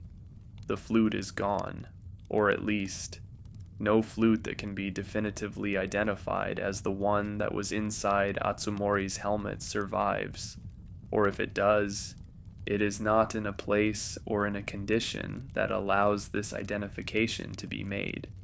But the music persists, not literally.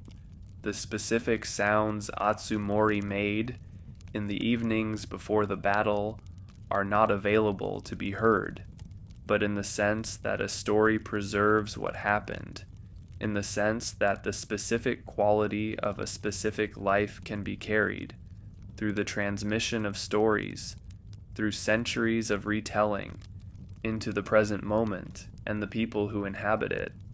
The music is still here. Atsumori played his flute. He played it in the evenings, in the world that was ending. He played it because it was who he was, and he was not willing, not even at the last, not even on the beach at Ichi-no-Tani, to be anything else. He turned back when he could have kept writing. He said what he said at the end, with the composure that the world that had formed him had given him for exactly this kind of moment. He was 16. He had a flute. The story has been playing ever since. There is a particular kind of pressure that comes with being born into the position of heir, not simply a son of a powerful family, but the specific son through whom the family's future is expected to continue, the one whose accomplishments and failures carry a weight that the accomplishments and failures of his siblings and cousins do not carry in quite the same way. Taira no Koremori was born into this position. He was not Kiyomori's son. He was Kiyomori's grandson, the eldest son of Shigemori, Kiyomori's eldest son, and, for most of Kiyomori's life, the heir presumptive to the entire Taira position. This made Koremori, from birth, a figure of particular significance within the clan, the grandson who represented the continuation of the line through the branch of the family that was expected to lead it. Shigemori, Koremori's father, was, by most accounts, one of the more thoughtful and capable figures among Kiyomori's children, a man whose judgment was respected and whose position as heir seemed for many years secure and appropriate. Shigemori died in 1179, the year before the Genpei War began, at a relatively young age, in circumstances that the records describe with some ambiguity, though illness rather than violence appears to be the cause. This death changed the succession calculations within the Taira clan in ways that would have implications for the rest of the family's history. With Shigemori gone, the question of who would eventually lead the Taira after Kiyomori shifted toward Munemori, Kiyomori's second son, rather than continuing through Shigemori's branch, as had previously been expected. Koremori, at the time of his father's death, was a young man, old enough to understand what had happened, old enough to feel the shift in his own position within the clan's hierarchy, but not yet old enough to have established himself through his own accomplishments in a way that might have preserved his branch's position regardless of his father's death. He had been raised with certain expectations. The grandson of Kiyomori, the son of Shigemori, was expected to become, in time, a figure of significance within the Taira military and political structure, someone whose role would reflect the importance of his lineage. His father's death, just as the family's position was about to be tested by the greatest crisis it had ever faced, meant that Koremori would have to establish himself, would have to demonstrate that he could fulfill the expectations his birth had created at exactly the moment when the family's circumstances were about to become far more difficult than anyone had anticipated. Koremori was known, in the records that describe him before the war, for his appearance and his cultivation in terms that echo, in some ways, the descriptions given of Shigehira. He was handsome, he was accomplished in the courtly arts, poetry, and music, the skills that a young man of his position and upbringing would have been expected to cultivate as a matter of course.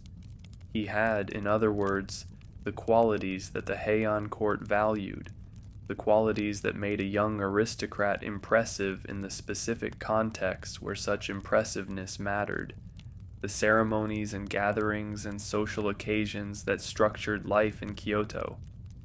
What these descriptions do not emphasize, in the way that descriptions of some other Taira warriors do, is martial accomplishment. This absence is not necessarily significant on its own. Many young aristocrats of this period were described primarily in terms of their courtly accomplishments, with martial training assumed but not specifically highlighted, simply because martial training was a standard part of a warrior family's education, and did not require special comment unless it was exceptional. But in Koremori's case, the absence of emphasis on martial accomplishment in the descriptions of him before the war becomes significant in light of what happens when the war actually arrives. When Koremori, as a young man of considerable lineage and considerable courtly polish, is called upon to do what his position required, to lead troops, to fight, to demonstrate the kind of capability that the warrior identity of his family was built around. Koremori had a wife. The records do not always preserve the names of the wives of even prominent figures from this period, but Koremori's wife, and the children they had together, would become significant figures in the later parts of his story, in ways that distinguish his narrative from those of Shigehira or Tomonori. Koremori, unlike Shigehira, who appears to have been unmarried or whose marriage is not given particular significance in the records, and unlike Tomonori, whose family life is not emphasized in the accounts of his role in the war, had a wife and children whose presence in his life, and whose situation as the war progressed, would become central to understanding the choices Koremori made. This is, in itself, a signal about the kind of story Koremori's would become, a story in which family, in the most immediate and personal sense, would play a role that it does not play in quite the same way in the stories of these other Taira figures. In 1180, when the war began, Koremori was in his early 20s, a young man with significant lineage, considerable courtly accomplishment, a wife and children, and a position within the Taira hierarchy that, following his father's death the previous year, was less secure than it had been expected to be. He had not yet been tested. He had not yet had the opportunity, or the requirement, to demonstrate what kind of warrior he would be, what kind of commander, what kind of Taira he would prove himself. The war was about to provide that opportunity, in the form of a campaign that would take Koremori to his first major command, against an enemy whose capabilities the Taira, in the early months of the rebellion, had not yet learned to take seriously. What happened in that first campaign would shape how Koremori was perceived by his family and by himself for the rest of his life. Before the war reached Koremori, before the campaign that would define how he was perceived for the rest of his life, there was the life he had before, the life in Kyoto, with his wife and his children, in the world that the Taira had built, and that Koremori, as one of Kiyomori's grandsons, had grown up taking for granted. This life is worth dwelling on, not because the records give us extensive detail about it, but because what we can infer about it, and what we know about how Koremori would later think and act in relation to it, tells us something important about the kind of person he was, and about what would eventually distinguish his story from the stories of the other Taira figures whose lives this channel has explored. Koremori's wife is sometimes referred to in the records by her relationship to him, rather than by a name that has been clearly preserved across all sources, a common pattern for women of this period whose significance to history is primarily as the wife or mother of significant men. What is clear is that Koremori's marriage was not simply a political alliance in the way that many marriages among the Taira and the court aristocracy were, arrangements designed to cement relationships between families. The accounts of Koremori's relationship with his wife, and later with his children, carry a quality of genuine attachment, the kind of attachment that becomes significant precisely because of how it shapes Koremori's later choices, choices that would not make sense if his family had been, to him, simply the formal arrangements that a man of his position was expected to have.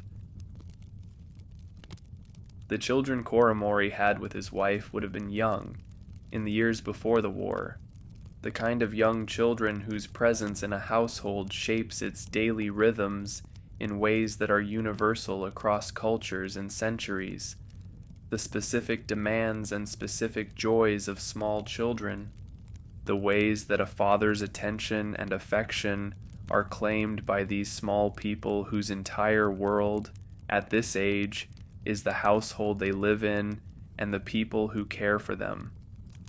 Koremori, in these years, was a young father, a young husband, a young aristocrat with significant lineage and considerable accomplishment in the courtly arts, living in Kyoto in the years when the Taira ascendancy still seemed, to almost everyone, like the permanent arrangement of the world. The death of Shigemori, Koremori's father, in 1179 would have affected this household directly, not just in terms of the succession questions it raised within the broader Taira hierarchy, but in the immediate personal sense of a young family losing its patriarch, Koremori himself losing his father at a relatively young age, taking on, in whatever ways the household required, the role that Shigemori's death had left vacant.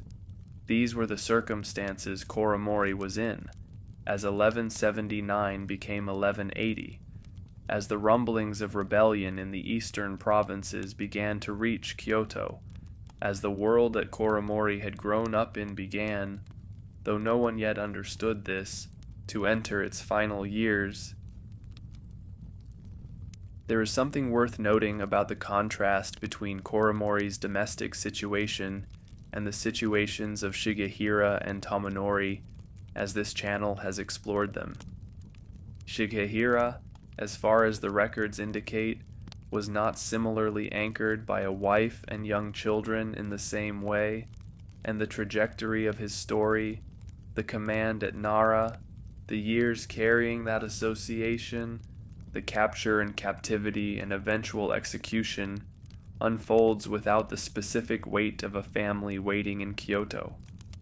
Tomonori's family situation is similarly not emphasized in the accounts of his role in the war, and his story, the clear-sighted assessment, the witnessing at dan-no-ura, the final choice with the anchors, is a story that unfolds without this particular kind of personal anchor being part of the narrative.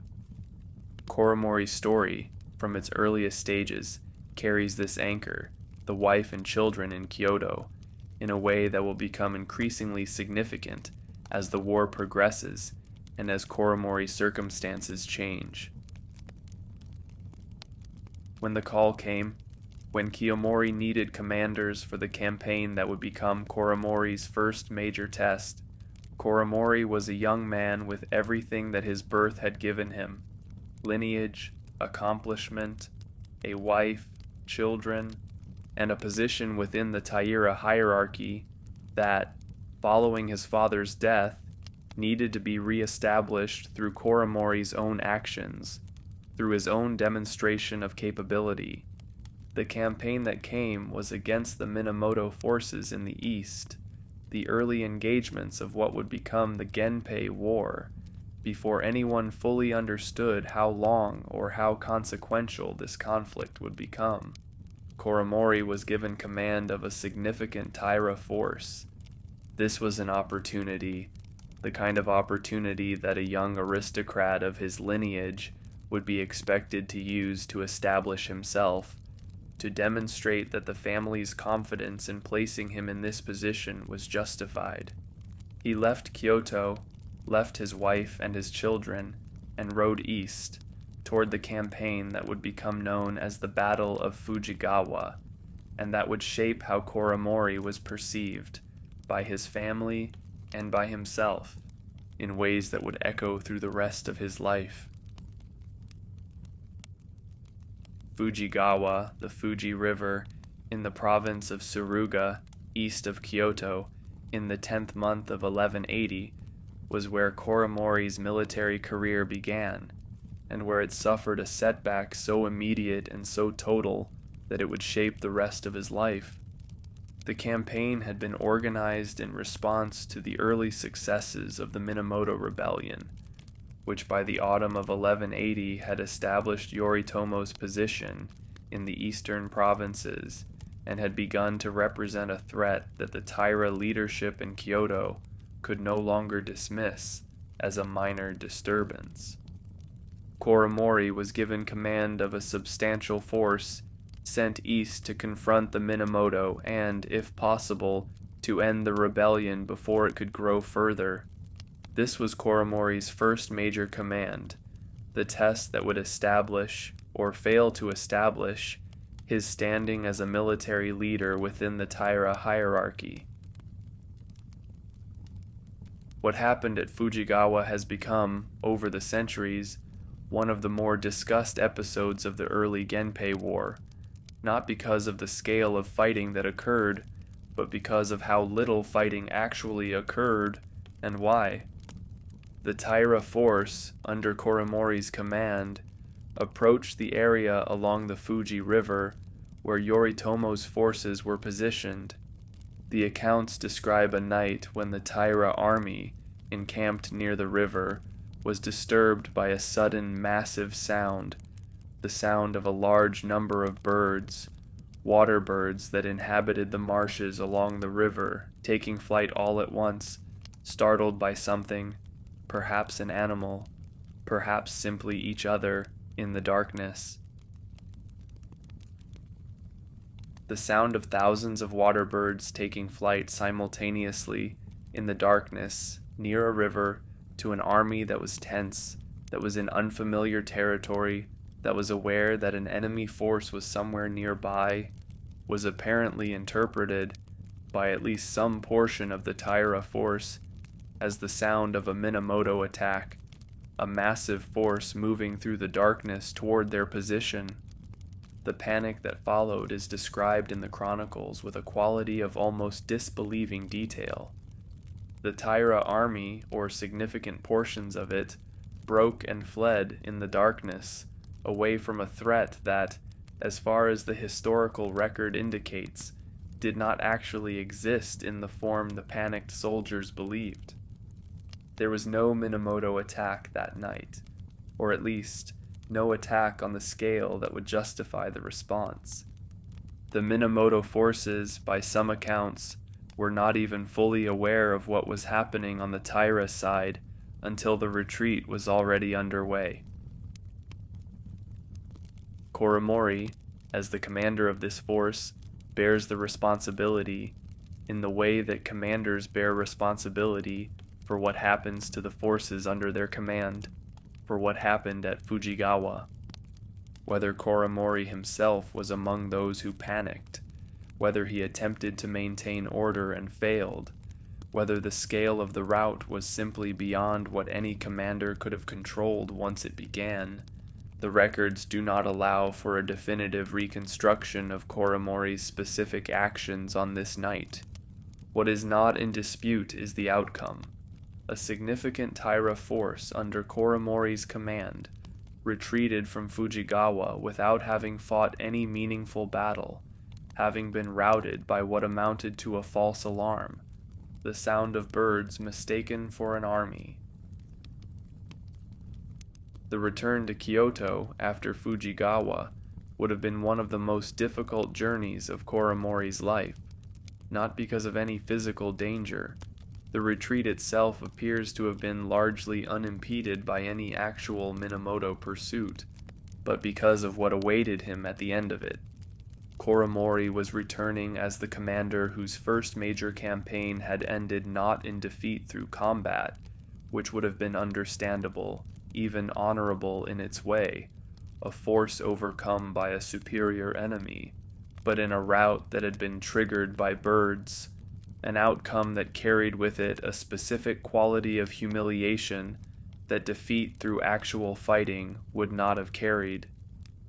The grandson of Kiyomori, the son of Shigemori, the young man whose lineage had created expectations of significant accomplishment, was returning to Kyoto having achieved, in his first command, one of the more embarrassing outcomes that a Taira commander could have achieved. The reception Koremori received in Kyoto in the aftermath of Fujigawa is not described in the kind of direct detail that would let us reconstruct specific conversations or specific moments of confrontation, but the broader pattern of how Koremori is subsequently treated within the Taira hierarchy and within the larger narrative of the war as the Heike Monogatari tells it, suggests that Fujigawa established a perception of Koremori that would follow him in some form for the rest of his life.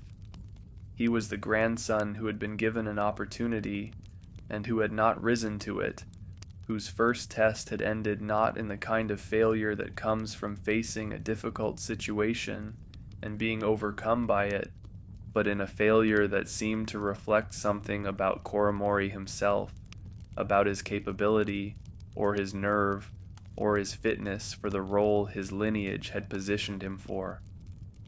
Fujigawa was Koremori's first battle. It would not be his last, but the shadow it cast over how he was perceived, by his family and perhaps by himself, would be present in everything that followed. The years between Fujigawa and the Taira retreat from Kyoto in 1183 were years in which Koremori continued to hold positions within the Taira military structure, continued to participate in the campaigns that the war required, while carrying the specific weight that Fujigawa had created. This weight is worth examining carefully because it represents something different from the burdens that Shigehira and Tomonori carried through these same years. Shigehira's burden was Nara, the association with a catastrophic act that, whatever its precise causes, had happened, had consequences that could not be undone, and that followed him because of what it represented to the wider world, the religious establishment, the population that understood the Taira as the family that had burned the great Buddha. Tomonori's burden, if it can be called that, was clear-sightedness itself, the capacity to see accurately what was happening to the Taira cause, a capacity that brought its own kind of difficulty, but that was, in its way, a strength, a capability that the clan needed even when it was not always heeded. Koremori's burden was different from both of these. It was the burden of having failed, in a way that was not catastrophic in the way Nara was catastrophic, that did not involve the death of thousands or the destruction of sacred sites, but that was, in its own register, deeply damaging to how Koremori was perceived, and perhaps to how he perceived himself. A young aristocrat of Koremori's lineage, given his first major command and producing, as the outcome, a rout triggered by birds, faces a specific kind of ongoing challenge in a warrior culture, the challenge of being seen by the people around him through the lens of this initial failure, regardless of whatever he might do subsequently. This is not necessarily fair, in the sense that a single early failure, particularly one whose causes were arguably more about the general psychological state of an army in unfamiliar territory than about any specific failure of Koremori's individual leadership, might not accurately predict what kind of commander Koremori would prove to be over time. But warrior cultures, like most cultures, do not always operate according to strict fairness in how reputations are formed and maintained. First impressions matter. Early failures, particularly dramatic or embarrassing ones, tend to stick, becoming part of how a person is understood, a lens through which subsequent actions are interpreted, regardless of whether that lens accurately captures what is actually happening. Koremori, in the years after Fujigawa, would have been operating under this lens, within a family, the Taira clan, that was simultaneously his family in the most immediate sense, the people he had grown up among, and the institution within which his reputation, his standing, his future role were determined by how he was perceived as a warrior and a commander. The accounts of Koremori during these years do not describe further catastrophic failures on the scale of Fujigawa, but they also do not describe the kind of dramatic successes that might have begun to counterbalance the perception that Fujigawa had created. Koremori appears, in the records of this period, as a competent but not exceptional commander, someone who fulfilled the roles assigned to him without particular distinction, in a family and in a war where particular distinction, the kind that Shigehira's brothers and cousins were achieving or failing to achieve in their own dramatic ways, was the currency that mattered. There is a specific kind of psychological situation that develops when a person, particularly a young person, experiences an early and visible failure in a domain that matters enormously to their identity and their family's expectations of them, and then continues to operate within that domain, surrounded by people who, whatever they might say explicitly, are aware of that early failure and, consciously or not, factor it into how they perceive everything the person subsequently does. Koremori, as a Taira commander in the early 1180s, was operating within this kind of situation. He was a member of one of the most warrior-identified families in Japan, a family whose entire social position was built on military capability and the demonstration of that capability through victory in battle. And he was a member of this family who had, in his first major test, failed in a way that was, in the specific cultural context of warrior honor and capability, deeply resonant, not death in battle, which carried its own honor, not even defeat through being outmatched by a superior enemy, but a rout triggered by birds, an outcome that seemed to suggest something about Koremori's own composure, his own fitness for the role. What this situation does to a person, over years, is not the kind of thing that the chronicles of this period typically document directly.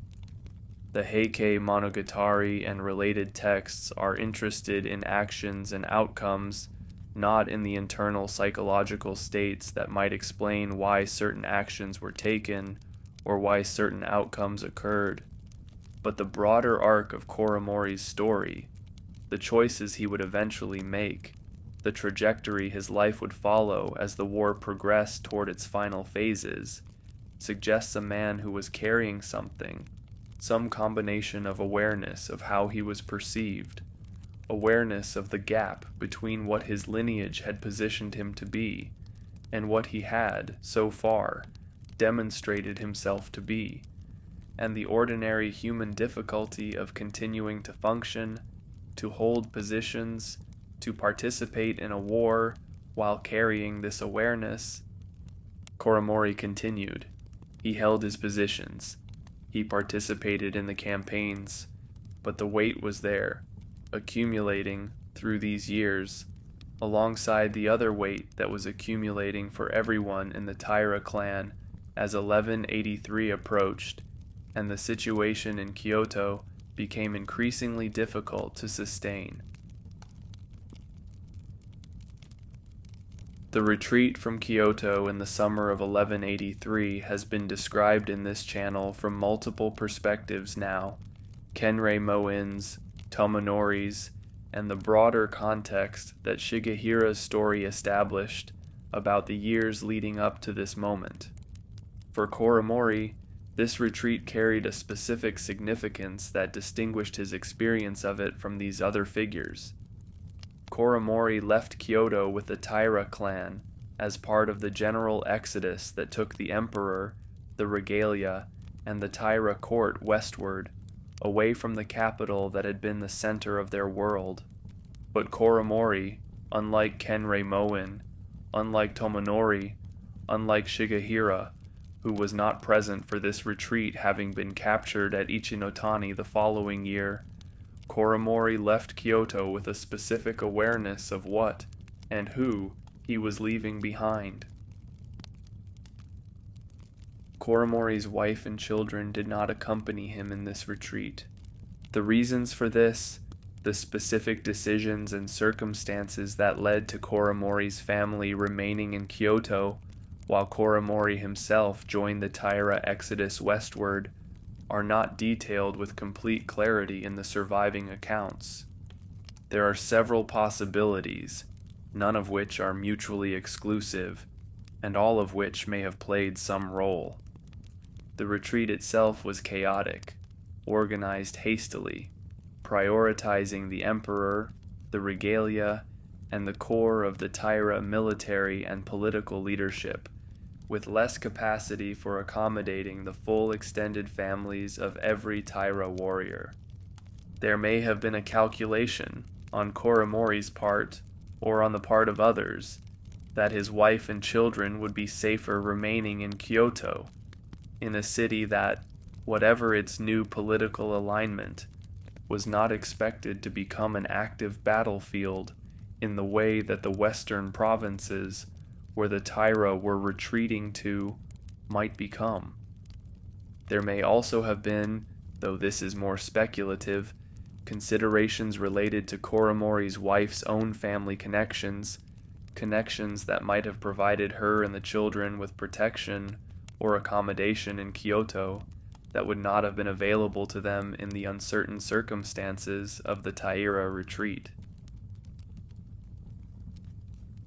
Whatever the specific reasons, the outcome was that Koremori rode west with the Taira clan, leaving his wife and children behind in a city that was, within days or weeks, going to be occupied by forces aligned with the Minamoto, a city that Koremori and the rest of the Taira clan understood they might never control again. This separation, from a husband and father's perspective, carries a weight that is different from the weight of losing a position, or a city, or even a military campaign. Koremori, riding west in the summer of 1183, was riding away from his wife and his children into an uncertain future, with no clear sense of when or whether he would see them again. The other Taira figures whose stories this channel has explored did not carry this specific weight in the same way. Kenreimon-in's situation was different. She was herself part of the core group that retreated. Her son, the emperor, was with her. Her separation was not from immediate family in the same configuration. Tomonori's family situation is not emphasized in the accounts in a way that suggests a similar separation was part of his experience of the retreat. Shigehira had not yet been captured at this point, and his wife Sukuno Tsubone's situation during this retreat is not detailed in a way that suggests the same kind of weight Koremori was carrying. Koremori, among the figures whose stories this channel has told, was uniquely positioned in the summer of 1183 as a man who was leaving behind, in a city about to fall to the enemy, the people who mattered to him most in the most immediate personal sense. The journey west for Koremori would have been the same journey in terms of the physical route and the general circumstances that Kenreimon-in and the rest of the Taira court experienced, the carriages and palanquins and horses, the loss of the forms and rituals that had structured life in Kyoto, the gradual transition from the world of the capital to the world of the western provinces where the Taira had their original roots. But Koremori would have experienced this journey with the specific, additional weight of his family's absence, the awareness that every step westward was a step further from Kyoto, further from his wife and children, into a situation whose ultimate resolution, whether the Taira could somehow recover their position, whether some kind of reunion would eventually become possible, Whether this separation was temporary or permanent, no one could predict. This is the Koremori who arrives in the western provinces in the autumn of 1183, a man who already carried the weight of Fujigawa, the perception of having failed at his first major test, and who now carried, additionally, the weight of separation from his family, a separation whose terms and whose duration were entirely uncertain. The campaigns that followed, Ichinotani in the first month of 1184, where Shigehira would be captured, Yashima in early 1185, where the Taira would establish what they hoped would be a secure position, would unfold with Koremori present, participating, carrying these accumulated weights in a war that was, for the Taira as a whole, moving toward dan-no-ura and toward the kind of ending that Tomonori's clear-sightedness had been anticipating for years. For Koremori, the question that would eventually become unavoidable was not simply how this war would end for the Taira clan as a whole, it was how this war, and everything it had cost him, would end for him specifically, and what, if anything, he could do about the separation from his family that had been weighing on him since the summer of 1183. The western provinces, where the Taira established their positions in the years after the retreat from Kyoto, were not entirely cut off from the rest of Japan, even as the political situation made travel and communication increasingly difficult and dangerous. Some forms of communication between the Taira court in the west and the people who remained in Kyoto, or who had connections that allowed messages to pass between these two increasingly separate worlds, continued to be possible through intermediaries, through the networks of relationships that the court aristocracy had maintained for generations, and that did not simply disappear because of a change in military and political control of the capital. Koremori, during these years, maintained some form of connection to his wife and children in Kyoto, through whatever channels remained available. The specific content of any communications between Koremori and his family during this period is not preserved in the kind of detail that would let us reconstruct exact letters or exact messages. What the broader tradition surrounding Koremori's story conveys, and what becomes significant in understanding his later choices, is the sense that this separation was not simply accepted by Koremori as one of the unfortunate but unavoidable consequences of the war, something to be endured without particular ongoing emotional significance. The separation remained present for Koremori, an ongoing reality that did not fade into the background the way that, for many people in difficult circumstances, separations from loved ones can sometimes become normalized, a fact of life that, while regretted, no longer occupies the same emotional space it did at the moment of separation itself. For Koremori, by the accounts that inform how his story has been understood, the separation from his wife and children remained present, an ongoing source of what can only be described as longing, a word that appears in various forms in the traditions surrounding Koremori's later choices.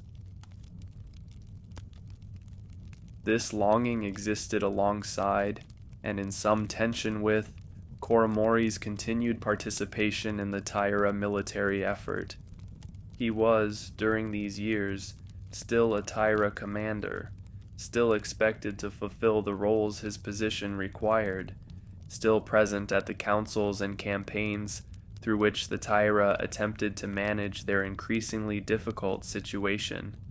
The accounts of these years describe Koremori functioning in these roles, without further catastrophic failures of the kind Fujigawa had represented, but also without the kind of accomplishments that might have meaningfully shifted how he was perceived within the clan. He was, in a sense, present but not fully present, fulfilling his obligations while carrying, internally, an attachment to a life and to people that were no longer accessible to him in any direct way. The contrast between Koremori's situation and the situations of his cousins and uncles within the Taira leadership is worth considering here. Mune Mori, as the clan's nominal head, was focused on the larger questions of strategy and survival that the clan's situation demanded. Tomonori was applying his clear-sightedness to the assessment of these same questions. Shigehira, until his capture at Ichinotani, was carrying the weight of Nara through his continued participation in the war. These men were, in their different ways, oriented toward the Taira cause itself, toward the question of what would happen to the clan, to the emperor, to the regalia, to the institutional and military structure that their family represented. Koremori, without abandoning his role within this structure, appears to have been oriented, at least in part, toward something else, toward Kyoto, toward the household he had left behind, toward a life that existed, now, only in memory and in whatever fragments of communication continued to reach him. This orientation, this divided attention between the Taira cause and the family he had left behind, is not something the warrior culture of this period had particularly developed frameworks for accommodating. A warrior was expected to be oriented toward his lord, his clan, his cause, with a completeness that did not leave significant room for competing attachments to interfere with the fulfillment of warrior obligations. Koremori's continued attachment to his wife and children, an attachment that the records suggest did not diminish, but if anything intensified as the years of separation continued, represented something that did not fit neatly into this framework, a competing claim on Koremori's attention and his sense of obligation that the warrior culture's expectations did not have a clear place for. By the time the Taira fleet established its position at Yashima, in the period before Yoshitsune's attack that this channel has described from Tomonori's perspective, Koremori had been separated from his family for approximately 2 years. 2 years of campaigns, of retreats, of the accumulating sense, shared by clear-sighted commanders like Tomonori, that the Taira cause was moving toward a difficult conclusion. 2 years of carrying Fujigawa, the perception of failure that had followed Koremori since his first command, and 2 years of separation from his wife and children, a separation that had not become easier with time, that remained for Koremori an active and growing source of difficulty, alongside everything else that the war's deteriorating trajectory was imposing on every member of the Taira clan. Yashima, for Koremori, would become the place where these accumulated weights, Fujigawa, the years of separation, the longing for Kyoto, and for the people he had left there, would converge into a decision that would set him apart, decisively, from how his cousins and uncles were responding to the same deteriorating circumstances. Yashima, in the months before Yoshitsune's attack, was a fortified position on an island in the inland sea, the new center of Taira resistance after the disaster at Ichinotani, where Shigehira had been captured and where Atsumori and many other Taira warriors had died on the beach. For Koremori, Yashima represented a continuation of everything that had defined his experience of the war since 1183. Continued participation in a military effort whose trajectory was increasingly difficult, continued separation from his family in Kyoto, and continued existence within a Taira hierarchy where his standing, since Fujigawa, had never fully recovered. The island itself, like the other positions the Taira had occupied during their retreat, would have had its own specific character, its own landscape, its own particular qualities, as a place where a displaced court was attempting to maintain itself. The forms and rituals of Kyoto recreated, as best they could be, in increasingly difficult circumstances. The accounts of Yashima during this period describe a Taira court that, despite everything, continued to function as a court, continued the practices, the poetry, the music, the seasonal observances that had defined Heian aristocratic life. This continuation, in circumstances that were objectively dire, the clan having lost Kyoto, having suffered catastrophic defeat at Ichinotani, having lost one of its most prominent commanders to capture, represents something about the resilience of cultural forms, the way that practices and rituals can continue to provide structure and meaning even when the larger context that originally gave rise to them has become precarious. For Koremori, this continuation of courtly forms at Yashima would have been familiar, in the sense that it represented the same world he had grown up in, the same practices he had been trained in, the poetry and music that had been part of his education and his identity since childhood. But it would also have been, in its way, a kind of performance, a maintenance of forms that increasingly seemed disconnected from the actual circumstances the Taira found themselves in.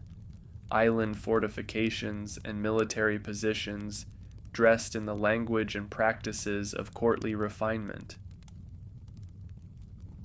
Koremori's specific role at Yashima in terms of military responsibilities, command positions, participation in the planning and execution of the Taira defensive efforts is not detailed with the kind of specificity that would let us understand exactly what he was doing during these months in terms of his formal duties.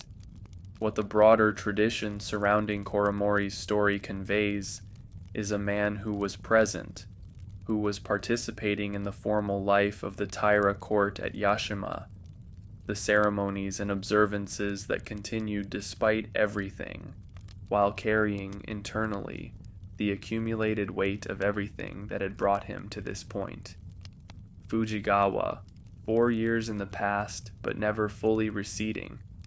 The separation from his family, now approaching 2 years, with no resolution in sight, and, as the Taira's military situation continued to deteriorate, increasingly little reason to expect any resolution that would not involve either the Taira's eventual defeat, with whatever that might mean for Koremori personally, or some kind of negotiated outcome that seemed, by this point in the war, increasingly unlikely. There is a specific quality to existing within a community, a court, a military force, that is maintaining its forms and its routines, while everyone within it understands, at some level, that the larger situation is not sustainable, that the routines and forms are providing structure for a present that has an increasingly uncertain future. Koremori, at Yashima, was existing within this quality, participating in the poetry gatherings and the seasonal observances and the military preparations, all of it conducted with the outward forms of continuity, while the underlying reality, the reality that Tomonori's clear-sightedness understood, and that even less clear-sighted members of the Taira leadership could not entirely avoid sensing, was a reality of a clan whose options were narrowing, whose territory was shrinking, whose eventual fate was becoming, with each passing month, less and less uncertain. For Koremori specifically, existing within this situation meant existing within it, as a man who carried, in addition to whatever general awareness of the Taira's deteriorating circumstances he shared with everyone else, his own specific and personal awareness, the awareness of his family in Kyoto, the awareness of the years that had passed since he had seen them, the awareness that whatever happened to the Taira clan as a whole, his own personal situation, his own relationship with his wife and children, was becoming increasingly disconnected from anything the Taira cause could provide for him. If the Taira somehow recovered, if some kind of restoration of their position became possible, would this restoration include any path back to Kyoto, back to his family, that did not depend on military victories Koremori had little role in achieving and little confidence, given Fujigawa and everything since, that he could meaningfully contribute to? And if the Taira did not recover, if the trajectory Tomonori's clear-sightedness had been tracking for years reached its inevitable conclusion, what would happen to Koremori as a Taira commander on the losing side of a war that was ending in catastrophe? These questions, whether Koremori articulated them to himself in these specific terms, or whether they existed for him in some less explicit form, some accumulated sense of dissatisfaction and longing that had not yet crystallized into specific thoughts about alternatives, were the questions that Yashima, in the months before Yoshitsune's attack, would have presented to a man in Koremori's position, a man who had failed at his first test, a man who had been separated from his family for years with no resolution, a man who was participating in a military effort whose trajectory, to anyone paying attention, was increasingly clearly heading toward catastrophe. What Koremori would eventually do in response to these accumulated circumstances would set him apart from every other Taira figure whose story this channel has told. He would not face dan-no-ura. He would not be at Yashima when Yoshitsune's attack came. By the time that attack arrived, Koremori would already be gone. The decision Koremori made at Yashima, sometime before Yoshitsune's attack in the second month of 1185, was a decision that the warrior culture of this period had no good framework for, a decision that, depending on how it is understood, can be read as desertion, as a profound failure of duty at the moment when the Taira needed every commander they had, or as something else, something that the Heike Monogatari, in how it handles Koremori's story, seems to invite readers to consider with more complexity than a simple judgment of desertion would allow. Koremori left Yashima. He did not announce this departure to the Taira leadership. He did not request permission, did not explain his reasoning to Mune Mori, or to any of the other commanders who might have had authority over such a decision. He simply left, taking with him a small number of attendants, men whose loyalty to Koremori personally, rather than to the Taira cause in the abstract, was apparently sufficient that they chose to accompany him in this departure. The timing of this departure, before Yoshitsune's attack on Yashima, means that Koremori was not present for one of the war's significant engagements, an engagement that, as this channel has described from Tomonori's perspective, represented another instance of the pattern that had defined the war since Ichinotani, Yoshitsune finding an approach the Taira had not adequately prepared for, another Taira position that had seemed secure proving not to be. Koremori did not experience this directly. By the time it happened, he was already elsewhere, already engaged in the journey that his departure from Yashima had begun. Whether Koremori's absence from Yashima during this attack had any effect on the outcome, whether his presence might have made any difference to how the battle unfolded, is not something the records allow us to assess with any confidence. What is clear is that Koremori was not there, having chosen, before the attack came, to leave. The destination Koremori was heading toward when he left Yashima was not Kyoto, in the direct sense of returning to his wife and children immediately. The geography and the political circumstances made such a direct return essentially impossible. Kyoto was under Minamoto-aligned control. A Taira commander attempting to simply return to the capital would have faced immediate and obvious dangers, capture or worse, in a city that had no place for him in his current identity as a Taira warrior. Koremori's departure from Yashima was not, in this sense, a flight toward reunion with his family in any straightforward way. It was something else, a departure from the Taira cause itself, from the military and political identity that Koremori had carried since birth, toward a destination that represented a different kind of resolution to the accumulated weights he had been carrying.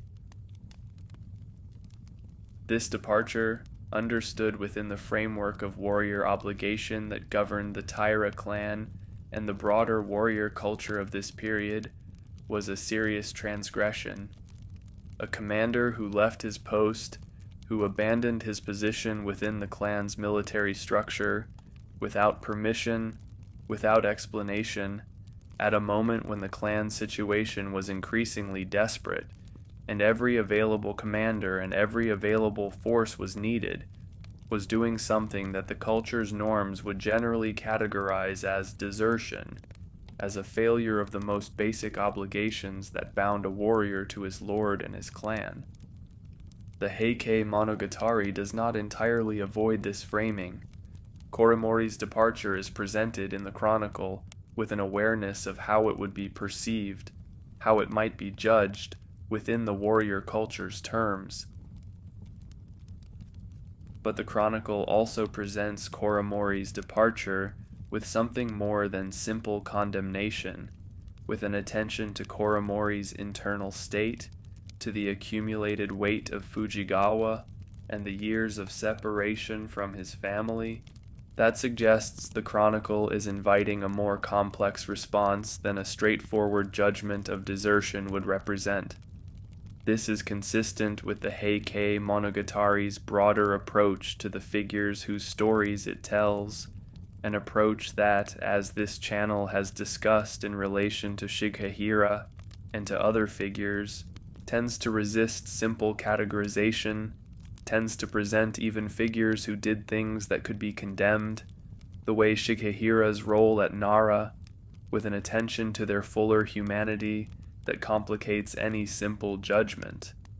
Koremori's departure from Yashima, in this framing, is not simply desertion, though it has elements that the warrior culture would categorize as desertion.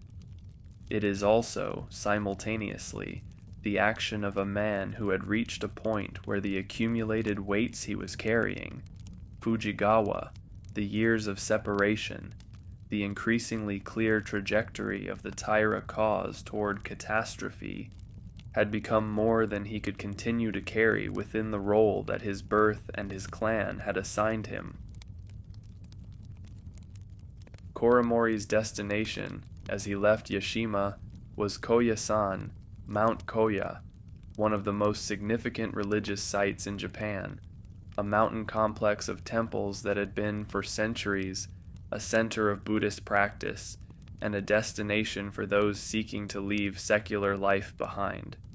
This destination tells us something about how Koremori understood his own departure, not as desertion toward some alternative secular life, not as an attempt to somehow reach Kyoto and his family through some path that circumvented the political and military realities that made such a reunion impossible, but as a departure toward religious life, toward the kind of renunciation that Rensei, the monk that Kumagai Naozane became, had also undertaken, though in different circumstances and for different reasons. Koremori was leaving the Taira cause. He was leaving, in the most fundamental sense, the warrior identity that his entire life had been organized around. He was heading toward Koyasan, toward whatever resolution religious life might offer to a man who had carried, for years, the weight of failure and separation, and who had concluded at Yashima, before Yoshitsune's attack, that he could not continue to carry these weights within the role he had been born into. The journey from Yashima to Koyasan was not a short one, and it was a journey that took Koremori through territory whose political alignment in the spring of 1185 was complicated and in places dangerous for a Taira commander traveling without the protection of a Taira military force. Koremori, with the small number of attendants who had chosen to accompany him, was traveling essentially as a private individual, no longer operating under the authority or the protection of the Taira military structure, in a landscape where that structure's authority was, in any case, increasingly limited to the shrinking territory the Taira still controlled. The specific route Koremori took, the specific encounters or difficulties he may have faced along the way, are not detailed with precision in the surviving accounts. What the broader tradition conveys is a journey undertaken with a kind of determination, Koremori moving toward Koyasan with the clarity of someone who had made a decision and was now executing it, whatever difficulties the execution might involve.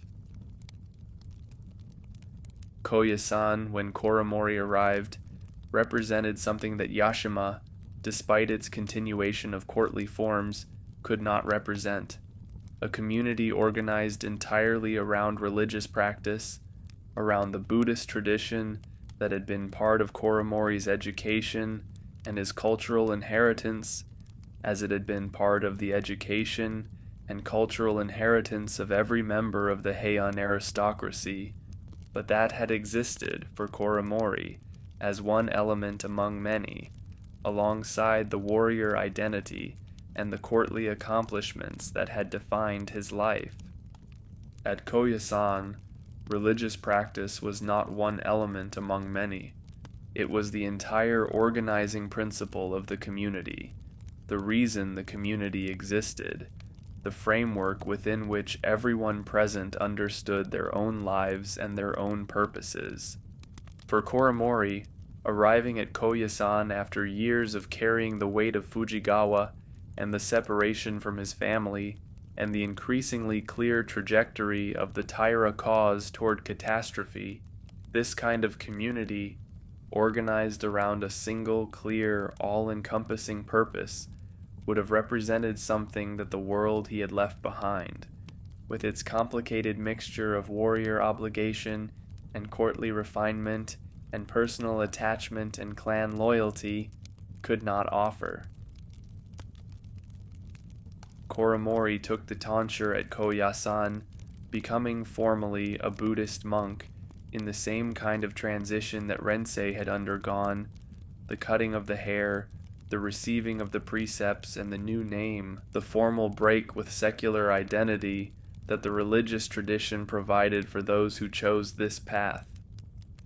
Koremori's monk name, according to the traditions that record his story, was Jo-en. This transition, from Koremori, the grandson of Kiyomori, the Taira commander whose first battle had ended in a rout triggered by birds, to Jo-en, the monk, represents the kind of transformation that Rensei also underwent, a setting aside of the secular identity, with all its accumulated weight, in favor of a new identity organized around religious practice. But Koremori's transformation, unlike Rensei's, was not the end of his story. Rensei's renunciation, as this channel has described, was followed by decades of practice, of wandering, of the daily Nembutsu said in memory of Atsumori, a long aftermath that gave Rensei's story its particular shape, the warrior who became, through years of sustained practice, something genuinely transformed.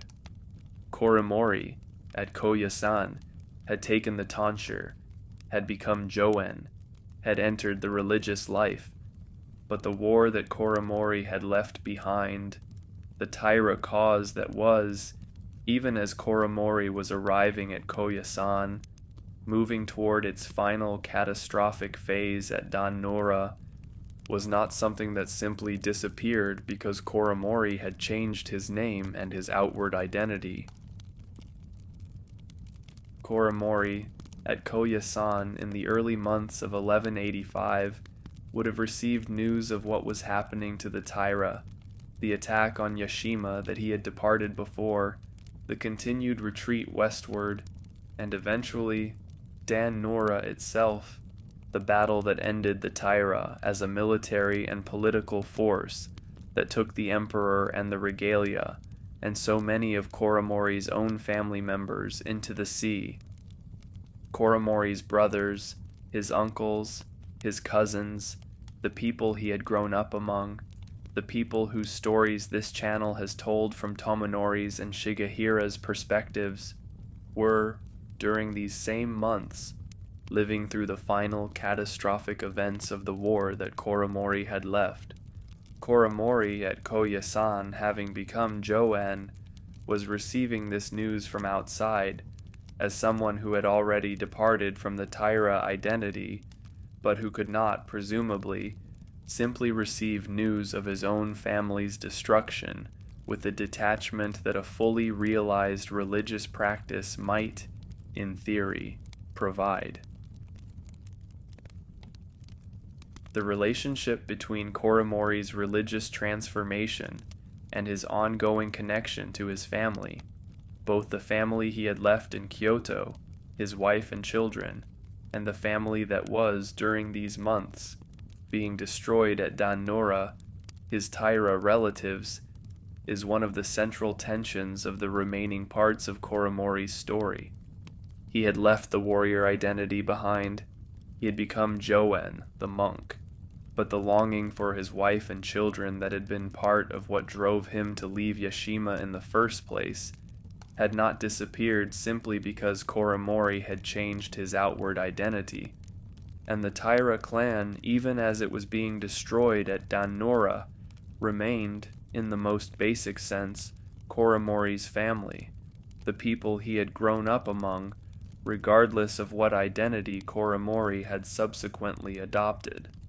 Koremori at Koyasan was Joan, the monk. He was also, still, Koremori, the man who had left his wife and children in Kyoto years before, and whose longing for them had not been resolved by his arrival at Koyasan. What Koremori or Joen would do next would be shaped by both of these realities, the religious identity he had adopted and the personal attachments that identity had not erased.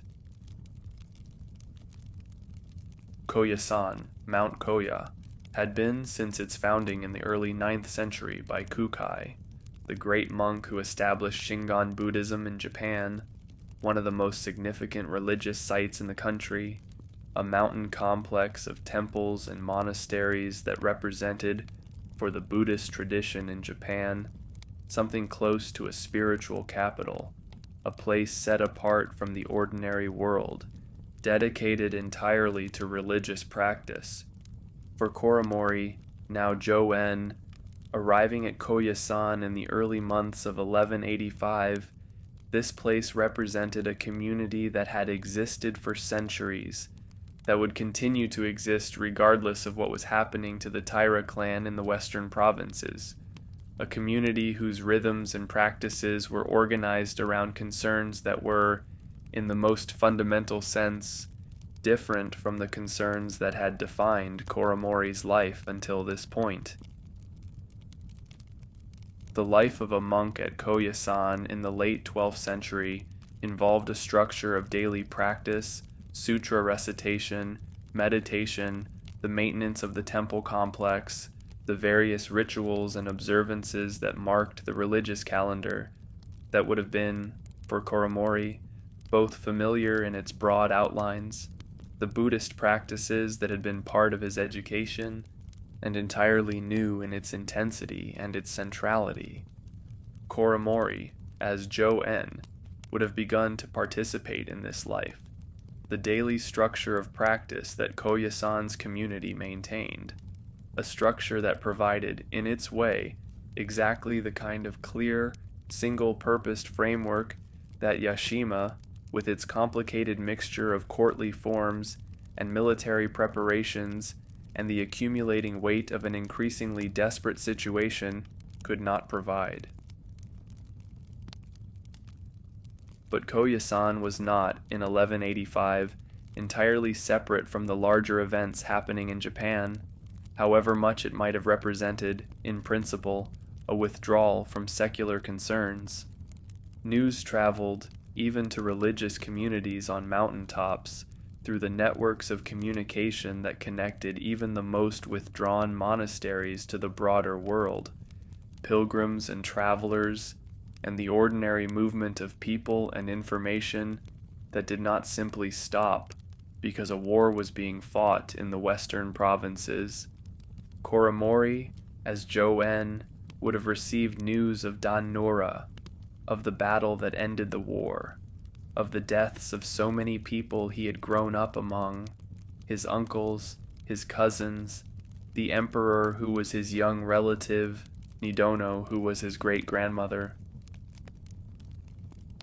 The specific content of Koremori's response to this news, his internal experience of learning that the clan he had been born into, the family whose expectations had shaped his entire life, the cause he had walked away from at Yashima, had been destroyed in the span of a single afternoon at dan-no-ura is not something the records preserve in direct terms, but the broader trajectory of Koremori's story, what he did in the months after dan-no-ura, after receiving this news at Koyasan, suggests that the religious transformation he had undergone, the becoming of Joen, did not simply resolve, for Koremori, the question of how to relate to everything that had happened, to everything that was still happening, to the family in Kyoto that he had left years before, and that, in the aftermath of dan-no-ura,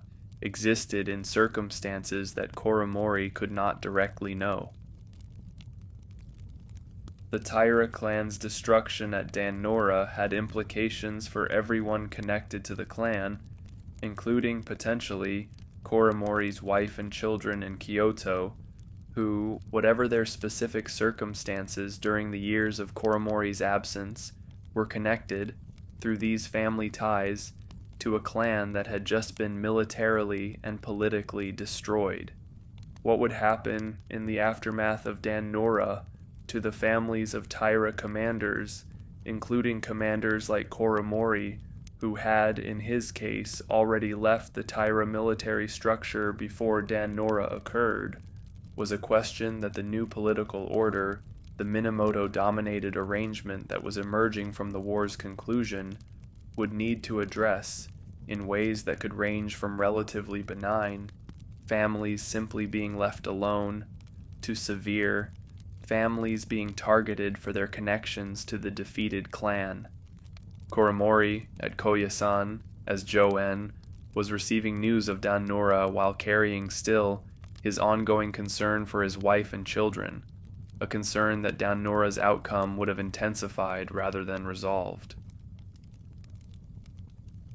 The months after dan-no-ura, for Koremori at Koyasan, were months of processing what had happened, to his family, the Taira clan, and to his own situation, as a man who had renounced that clan's cause before its final destruction, but who remained, in the most fundamental sense, connected to it, by blood, by upbringing, by the family members who had died at dan-no-ura, and the family members who remained, in Kyoto, in circumstances Koremori could not directly assess. Joen, the monk, continued the practices of Koyasan, but Koremori, the man, was carrying something that the religious life, however genuinely Koremori had embraced it, had not fully resolved. What Koremori would do next, the journey he would undertake from Koyasan, would represent an attempt to address this, in a way that would bring together the religious identity he had adopted and the personal connections that identity had not erased. At Koyasan, Koremori, as Jo-en, encountered another monk whose presence would become significant in the story of these final months of Koremori's life. This monk's name was Takiguchi Nyudo, the monk of Takiguchi, and his own history before he had become a monk connected to Koremori's world in ways that made an encounter between these two men at Koyasan carry a particular resonance. Takiguchi Nyudo had, before taking religious vows, been a member of the Taira household guard, a warrior whose position had brought him into contact with the Taira family, including, presumably, with Koremori himself, in the years before the war, when both men had been part of the world that Kyoto represented. Takiguchi Nyudo's path to Koyasan and to religious life had its own history, separate from Koremori's, a history that involved, according to the traditions that record it, a love affair that had been forbidden, that had been deemed inappropriate given the difference in status between Takiguchi and the woman he had loved, and that had led, eventually, to Takiguchi's decision to leave secular life and become a monk, rather than continue in a world where the relationship he wanted was not possible. This history gave Takiguchi Nyudo a particular kind of understanding, an understanding of what it meant to leave behind a life organized around attachments that the world, for whatever reason, would not accommodate, and to seek, in religious life, a different kind of resolution to that situation.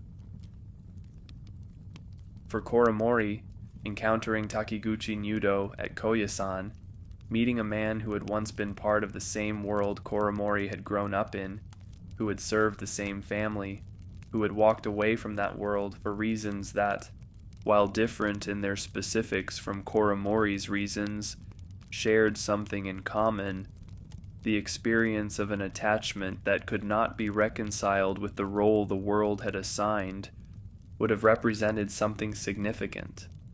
Here was someone who understood, from his own experience, what it meant to make the kind of choice Koremori had made, to leave behind a secular identity and its obligations in favor of religious life, while carrying still the attachments that had made the secular life untenable.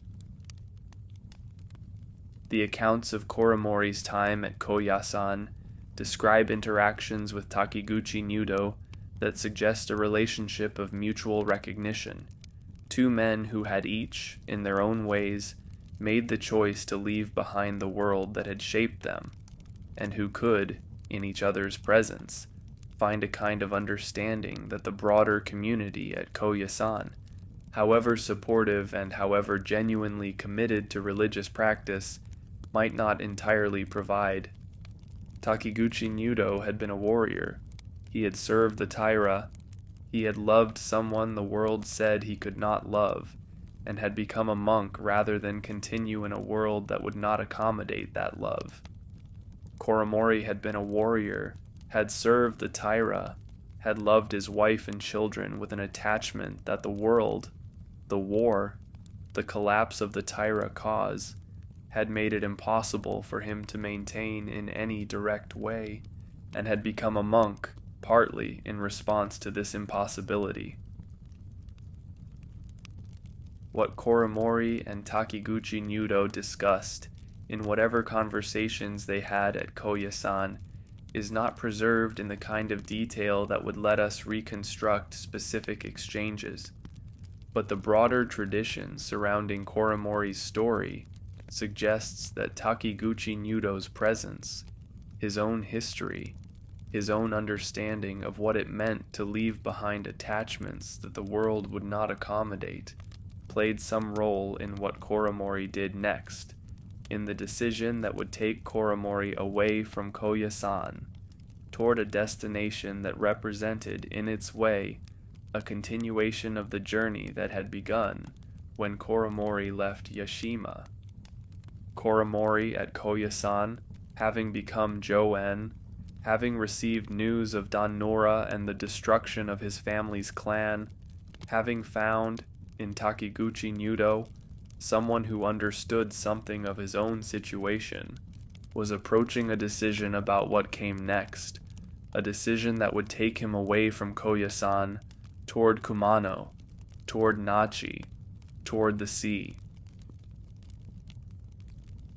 Kumano, the Kumano region, in the southern part of the Kii Peninsula, had been, for centuries before Koremori's time, one of the most significant pilgrimage destinations in Japan, a region of mountains and forests and waterfalls considered sacred within both the native Shinto tradition and the Buddhist tradition that had, over centuries, become intertwined with Shinto practice in complex and locally specific ways.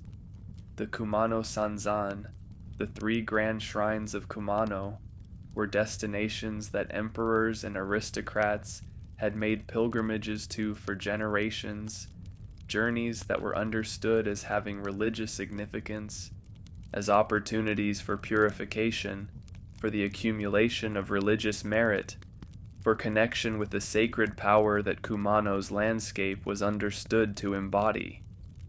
For Koremori, now Joen, the decision to travel from Koyasan to Kumano represented on one level a continuation of religious practice, a pilgrimage of the kind that monks and devout aristocrats had undertaken for centuries.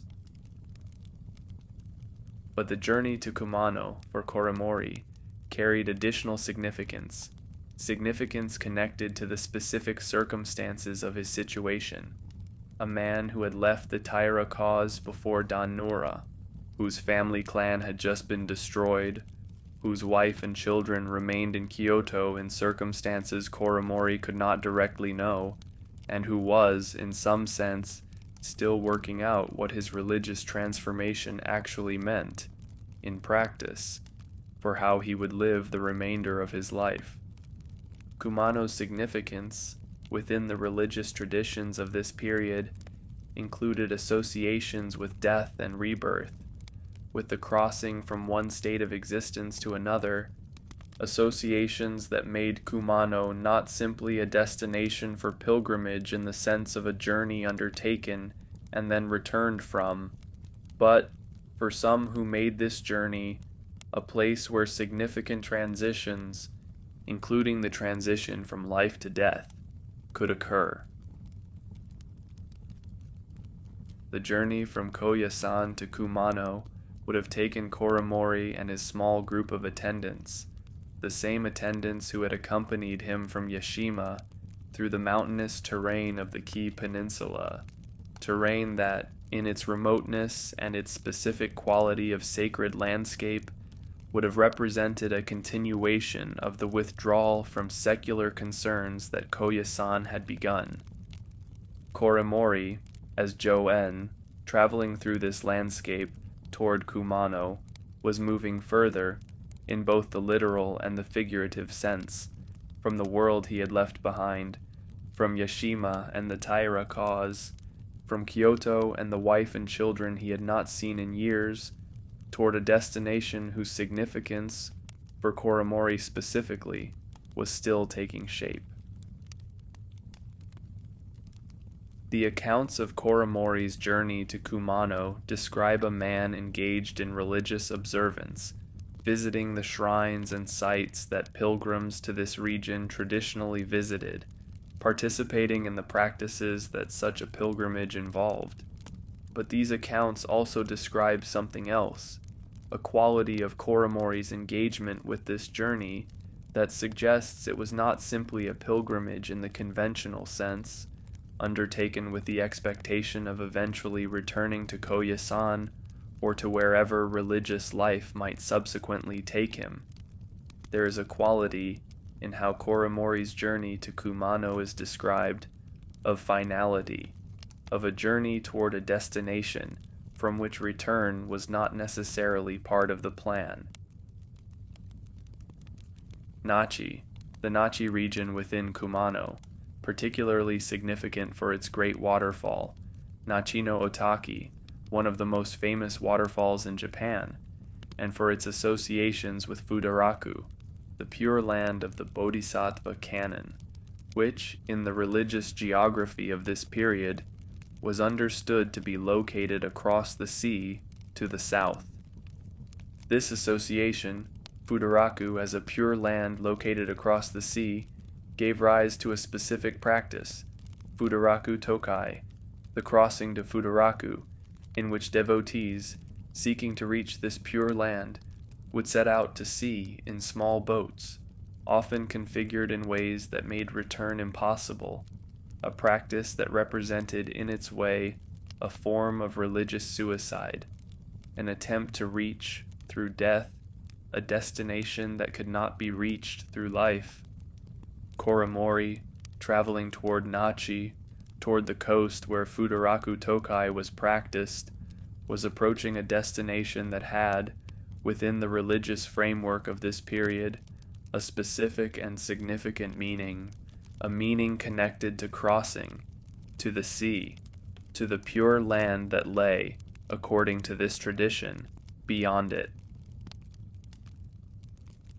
What Koremori intended as he traveled toward Nachi, whether he had, by this point, formed a specific intention about what he would do upon arrival, or whether the intention took shape during the journey itself, or upon arrival at the coast, is not something the records establish with certainty.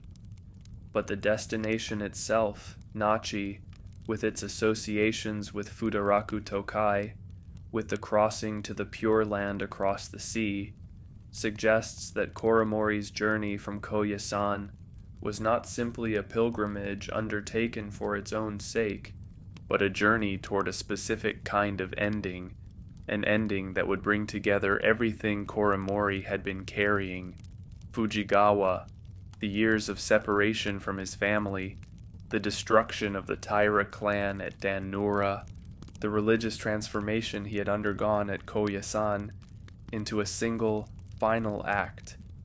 Koremori was approaching the sea. What he would do there would be the last thing this story has to tell about him. The coast at Nachi, where Koremori and his attendants arrived, in the spring of 1185, in the months after dan-no-ura, presented a landscape that combined the specific sacred significance of the Kumano region with the simple physical reality of the sea itself, the same sea, in the broadest sense, that had received the Taira fleet and the emperor and the regalia and so many of Koremori's own relatives weeks or months before at dan-no-ura, hundreds of miles to the west. For Koremori, standing at this coast, the sea would have carried multiple layers of meaning: the religious significance of Futaraku, the pure land understood to lie across these waters, and the more immediate personal significance of a sea that had already, in this same season, claimed so much of what Koremori had been born into: his family, his cousins, his uncles, the emperor who was his young relative, the entire world that Koremori's birth had positioned him within. The accounts of Koremori's final days at Nachi describe a period of continued religious observance, prayers, the recitation of sutras, the practices that Joen, the monk, would have continued to perform, even as these days approached their conclusion. Koremori's attendants, the small group who had accompanied him from Yashima through Koyasan and now to Nachi, were present for these final days, witnesses to whatever Koremori did and said during this period, in the way that Tomonori's role at dan-no-ura had made him a witness to the deaths of his family members. These attendants became witnesses to Koremori's final days. The people whose accounts, transmitted afterward, became the basis for how these days have been understood. What Koremori said during these final days, according to the traditions that record his story, included reflections on everything that had brought him to this point: Fujigawa, the separation from his wife and children, the destruction of the Taira at dan-no-ura, the religious transformation at Koyasan. These reflections are presented in the tradition not as a coherent philosophical resolution, a tidy summary of what Koremori had learned or concluded, but as the kind of fragmentary, emotionally complex reflection that a person in Koremori's circumstances might actually produce, attempting to make sense of an extraordinary accumulation of loss and longing and transformation without necessarily achieving the kind of clean resolution that a more constructed narrative might provide. The question of Koremori's wife and children during these final days appears in the traditions as a persistent presence, the longing that had been part of what drove Koremori from Yashima, that had not been resolved by his arrival at Koyasan, that remained, even now, at Nachi, facing the sea, an active and unresolved element of Koremori's internal experience. This persistence is significant. It suggests that whatever transformation Koremori had undergone, the becoming of Joen, the religious practice at Koyasan, the pilgrimage to Kumano, had not simply erased the attachments that had been part of Koremori's identity since long before the war, since the years in Kyoto with his wife and their children, in the household that Koremori had left behind in 1183. Koremori at Nachi facing the sea was still, in some essential way, a man who loved his wife and children and who had not seen them in years. The decision Koremori made at Nachi, facing the sea, was to enter the water. This decision, within the framework of Fudaraku Tokai, the crossing to the pure land across the sea, had a specific religious meaning, an attempt to reach, through this final act, the pure land of canon, understood to lie across these waters. But the decision also carried, for Koremori specifically, given everything that had brought him to this point, a meaning that went beyond the religious framework alone. Koremori, entering the sea at Nachi, was making a choice that brought together the religious identity he had adopted at Koyasan and the personal history, Fujigawa, the separation from his family, the destruction of the Taira, that he had carried throughout the journey that had brought him here. The Heike Monogatari's account of Koremori's death at Nachi does not present it in the same terms as Tomonori's death at dan-no-ura, the deliberate, almost tactical preparation, the anchors secured to ensure no possibility of rescue, the clear-sighted execution of a decision made with full awareness of its finality. Koremori's death is presented with a different quality, a quality that emphasizes the religious framework, the recitation of the Buddha's name, the orientation toward Fudaraku, while also conveying, through the persistent presence of Koremori's longing for his family, even in these final moments, a sense of a man whose ending was not simply a religious act, cleanly separated from the personal history that had brought him to this point, but an ending that carried, within it, everything Koremori had been, the warrior who failed at Fujigawa, the husband and father separated from his family, the monk who had sought at Koyasan a different identity, and the man who, at Nachi, facing the sea, brought all of these identities together into a single final act. Koremori entered the water. He did not come back. Koremori's death at Nachi in the spring of 1185 represents one of the more distinctive endings among the Taira figures whose stories have been told in this series. Distinctive not because of the manner of death itself. Entering the sea was, as this channel has discussed in relation to Tomonori, and to Nidono and the Emperor at dan-no-ura, a death that many Taira figures chose or had chosen for them in this same period.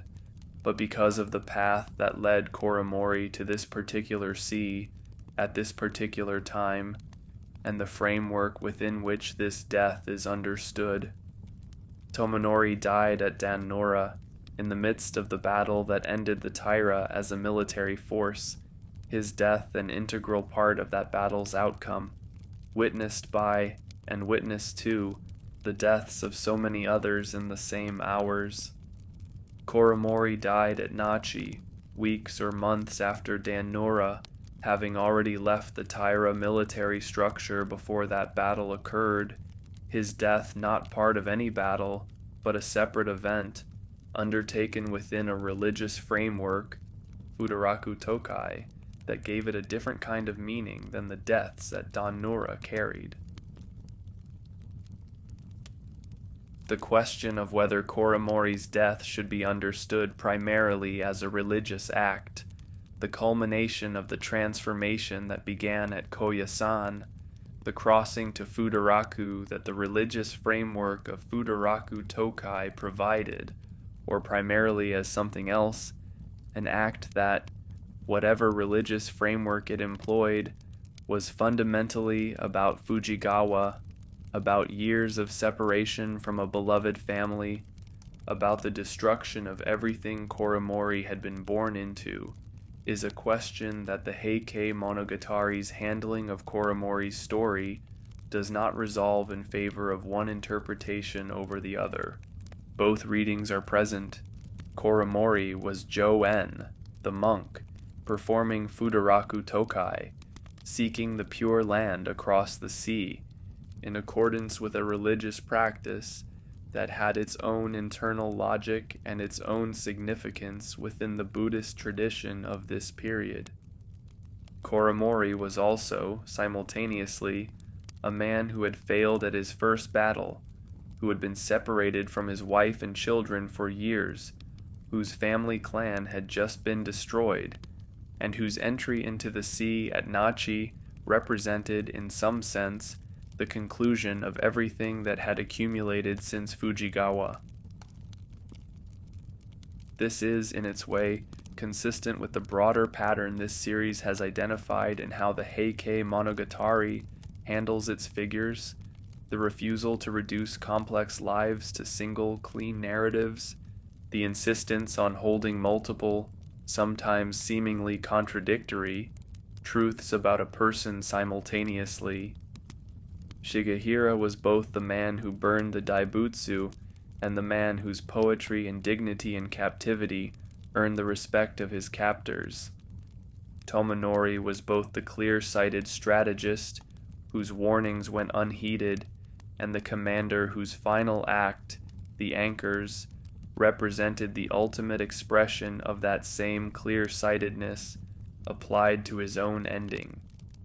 Koremori is both Jo-en, the monk seeking Futaraku through the religious practice of Futaraku Tokai, and Koremori, the husband and father whose longing for his wife and children, whose sense of having failed at Fujigawa, whose grief at the destruction of his family's clan, accompanied him to the very edge of the sea and into it. There is something in Koremori's story that resonates with a question that the other Taira figures' stories do not raise in quite the same way. The question of what happens to a person who does not fit the role their birth assigned them, who is not, by temperament or by circumstance, suited to the warrior identity that their family and their culture expected them to embody. Shigehira was a warrior who did something catastrophic in the role he was given. Tomonori was a warrior whose particular gifts, clear-sightedness, made him valuable within the warrior role, even as that role's larger trajectory moved toward defeat. Koremori was, perhaps, simply not a warrior, not in the sense that the Taira clan's identity required, despite having been born into a family and a position that assumed he would be one. His first battle ended in a rout triggered by birds. His subsequent years were marked not by martial accomplishment, but by the accumulation of personal longing that the warrior role had no place for, and his eventual departure from the Taira cause before dan-no-ura, his renunciation at Koyasan, and his death at Nachi can be understood in this light as the story of a man finally finding, or attempting to find, an identity and an ending that fit who he actually was, rather than who his birth had assigned him to be. Whether Koremori found this, whether his death at Nachi represented a genuine resolution, a man finally at peace with everything that had brought him to this point, or whether it represented something less resolved, an ending that brought together unresolved griefs and unresolved longings into a single act without actually resolving them, is a question that, like so much about Koremori's story, the records do not allow us to answer with certainty. What is clear is that Koremori's path from Fujigawa to Yashima to Koyasan to Kumano to Nachi represents a trajectory unlike any other Taira figure's story, a trajectory defined not by battle and clear-sighted assessment and deliberate, prepared endings, but by failure, longing, departure, transformation, and finally, an ending that brought these elements together at the edge of the sea. Koremori's wife and children in Kyoto, in the aftermath of dan-no-ura and of Koremori's own death at Nachi, faced circumstances that the records do not detail with the kind of specificity that would let us know exactly what happened to them. This is, in its way, consistent with how women and children connected to defeated clans are often treated in the historical record of this period, present as the context for the more prominently recorded events involving the men whose stories the chronicles focus on, but not themselves the subjects of detailed ongoing accounts. What can be said is that Koremori's wife and children, whatever their specific circumstances, were now widow and orphans of a man who had been, in succession, a Taira commander whose first battle ended in disaster, a man who left his military post before his clan's final defeat, a monk who had taken religious vows, and finally, a man who had entered the sea at Nachi in an act that combined religious practice with the conclusion of years of accumulated personal history. The longing that had driven Koremori's choices, the longing for his wife and children that had remained present through Fujigawa's aftermath, through the years at Yashima, through the religious transformation at Koyasan, through the journey to Kumano, and that had been part of these final reflections at Nachi, did not, in any direct sense, reach the people it was directed toward. Koremori's wife and children in Kyoto would have learned eventually, through whatever channels carried such news, of Koremori's death at Nachi, news that would have arrived after the news of dan-no-ura, after the destruction of the Taira clan, news that confirmed finally what had perhaps already been feared or assumed, that Koremori, like so many of his relatives, was not going to return.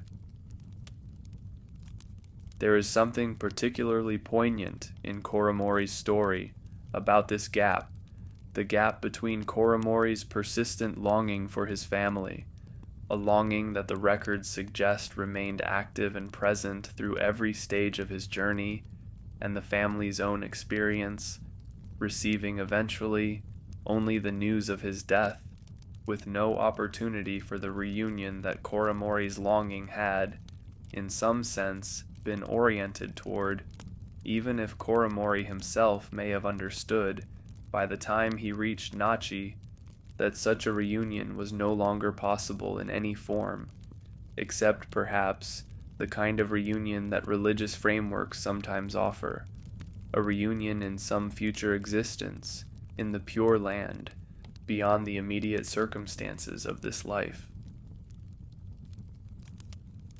Koremori's story, within the larger structure of the Heike Monogatari, and within this series' exploration of figures from this chronicle, occupies a position that complements and contrasts with the other figures whose stories have been told. Kenreimon-in survived dan-no-ura and lived for years afterward, in prayer, in Ohara, processing the loss of her son and her world through decades of practice. Kumagai Naozane, as Rensei, survived the war and lived for decades as a wandering monk, his transformation from warrior to monk driven by a single moment, the killing of Atsumori, that he carried with him through years of practice.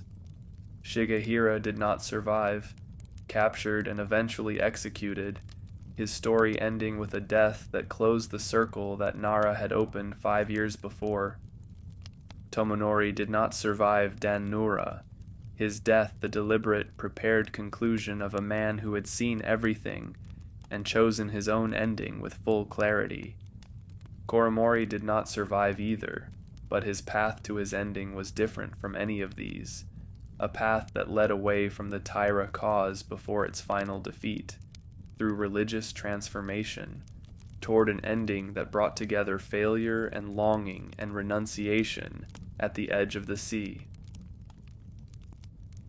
What Koremori's story offers, that these other stories do not offer in quite the same way, is the perspective of someone who did not fit, who was not, by temperament, suited to the role his birth assigned him, and whose entire trajectory, from Fujigawa to Nachi, can be understood as the story of a person attempting, in the only ways available to him within the constraints of his time and his culture, to find some resolution to the gap between who he was and who he was supposed to be. He failed at his first battle. He was separated from the people he loved most, for years, with no resolution. He left the cause his birth had assigned him to, before its final catastrophe. He sought, in religious life, a different identity, one that might accommodate who he actually was. And at Nachi, facing the sea, he brought all of this together into an ending that was, in its way, entirely his own, even if it was not the ending that anyone, including perhaps Koremori himself, in the years before Fujigawa, would have predicted for the grandson of Kiyomori, the heir of Shigemori, the young man on whom so much had once been expected. The sea at Nachi holds him now, as the strait at dan-no-ura holds Tomonori, as the Kizugawa near Nara holds the place where Shigehira's life ended, as Ohara holds the decades of Kenreimon-in's prayer. Each of these places, in its way, holds something of the Taira, the family whose rise and fall this series has been telling, piece by piece, story by story, each story its own particular angle on what it meant to be born into greatness, and what it meant, when greatness ended, to find some way of ending too. Koremori found his way. It was not the way anyone expected. It was, in the end, his own. There are lives that begin at the center of the world, not the center in any abstract sense, not the center as a metaphor for importance or significance, but the literal center, the place where power and beauty and the accumulated refinement of a civilization converge into something that has no equivalent anywhere else in the world at that moment in history. Kenreimon-in was born at that center. Her name at birth was Tokuko. She was the daughter of Taira Kiyomori, the man who had made himself the most powerful figure in Japan, by a combination of military genius, political ruthlessness, and the particular kind of ambition. That does not recognize limits, until it has exceeded them all, and she was born at the moment when his power was at its height, when the Taira clan had transformed itself from one of the great warrior families of Japan into something that had no precedent, a family that controlled not just the military, but the court, not just the court, but the imperial succession itself, a family whose sons and daughters and grandchildren occupied the most significant positions in the most refined civilization in the world. She was born into all of this. She grew up inside it. To understand her life, you have to understand what the Taira were. At the moment of her birth, and to understand the Taira, you have to understand something about the world that produced them. Japan in the 12th century was a civilization of extraordinary sophistication. The capital, Kyoto, which had been the seat of the imperial court for nearly 400 years, was a city organized around beauty in a way that had almost no parallel in the medieval world. The aristocrats of the Heian court, the ancient families who had guided the emperor's household, through generations of ceremony and poetry and careful political management, had developed a sensibility that was unlike anything that had existed before, and has not quite existed since. They wrote poetry, they composed music, they cultivated gardens, they wore robes in combinations of color that were calculated to evoke specific seasons, specific emotions, the particular quality of light at a particular hour, in a particular month of the year. They were, by any measure, one of the most refined populations of human beings who have ever lived. And they were also, by the 12th century, almost entirely without power. The real power in Japan had been shifting for generations, away from the court aristocrats, and toward the warrior clans, the samurai families, who had been tasked with enforcing the law in the provinces, and who had discovered over time that the men who enforce the law are more powerful than the men who write it. Two warrior families had emerged as the dominant forces in this new order. The Minamoto, also called the Genji, whose lands and loyalties lay primarily in the eastern provinces and in the mountains and forests, far from the capital, and the Taira, also called the Heike, whose lands and loyalties lay in the west, in the provinces along the inland sea, and who had cultivated over generations a relationship with the court that the Minamoto had not. Koremori was the man who had made the Taira into something more than a warrior family. He had played the political game of the Heian court with a skill that the court aristocrats had not expected from a warrior, and he had won. He had placed his sons in positions of military command. He had placed his daughters in positions of dynastic influence. He had arranged marriages that tied the Taira family to the imperial household itself, so that the sons and daughters of the most powerful warrior family in Japan were also, in some cases, the sons and daughters of the emperor. This was the world into which Tokuko was born. This was the father whose daughter she was. She was born in 1155, the year before a succession dispute would trigger the first of the conflicts that would eventually tear the world she was born into apart. But in 1155, none of that had happened yet. In 1155, the Taira were ascending. Koremori was at the height of his ambitions, and the daughter born to him that year was born into a household that still believed with complete sincerity that the world it occupied was the world as it would always be. The silk robes, the poetry contests, the gardens where the seasons arrived, in careful succession, the incense, the music, the long evenings of refined conversation, the court in all its ancient complexity. She was born into all of it. She learned to move inside it. She learned its language and its rhythms. She learned what it meant to be the daughter of the most powerful man in Japan. She was beautiful. This is mentioned in the records, not as a detail but as a fact of significance, because in the Heian world, beauty was not merely an aesthetic quality, but a kind of power, a form of currency that operated according to its own rules. In the court economy of influence and position, a beautiful daughter of a powerful man was an instrument of alliance, a living promise of connection between her family and the family into which she would eventually marry. And for Tokuko, the family she would eventually marry into was the imperial family itself. She was not told this early. Children of the Heian court were not briefed on the political arrangements that governed their futures, but the preparations were made. The education was shaped by its destination. The lessons in poetry and music and comportment were calibrated to produce not merely an accomplished young woman, but the specific kind of accomplished young woman who could survive and flourish inside the walls of the imperial palace. She was 12 years old when the preparations became plans. She was 13 when the plans became arrangements.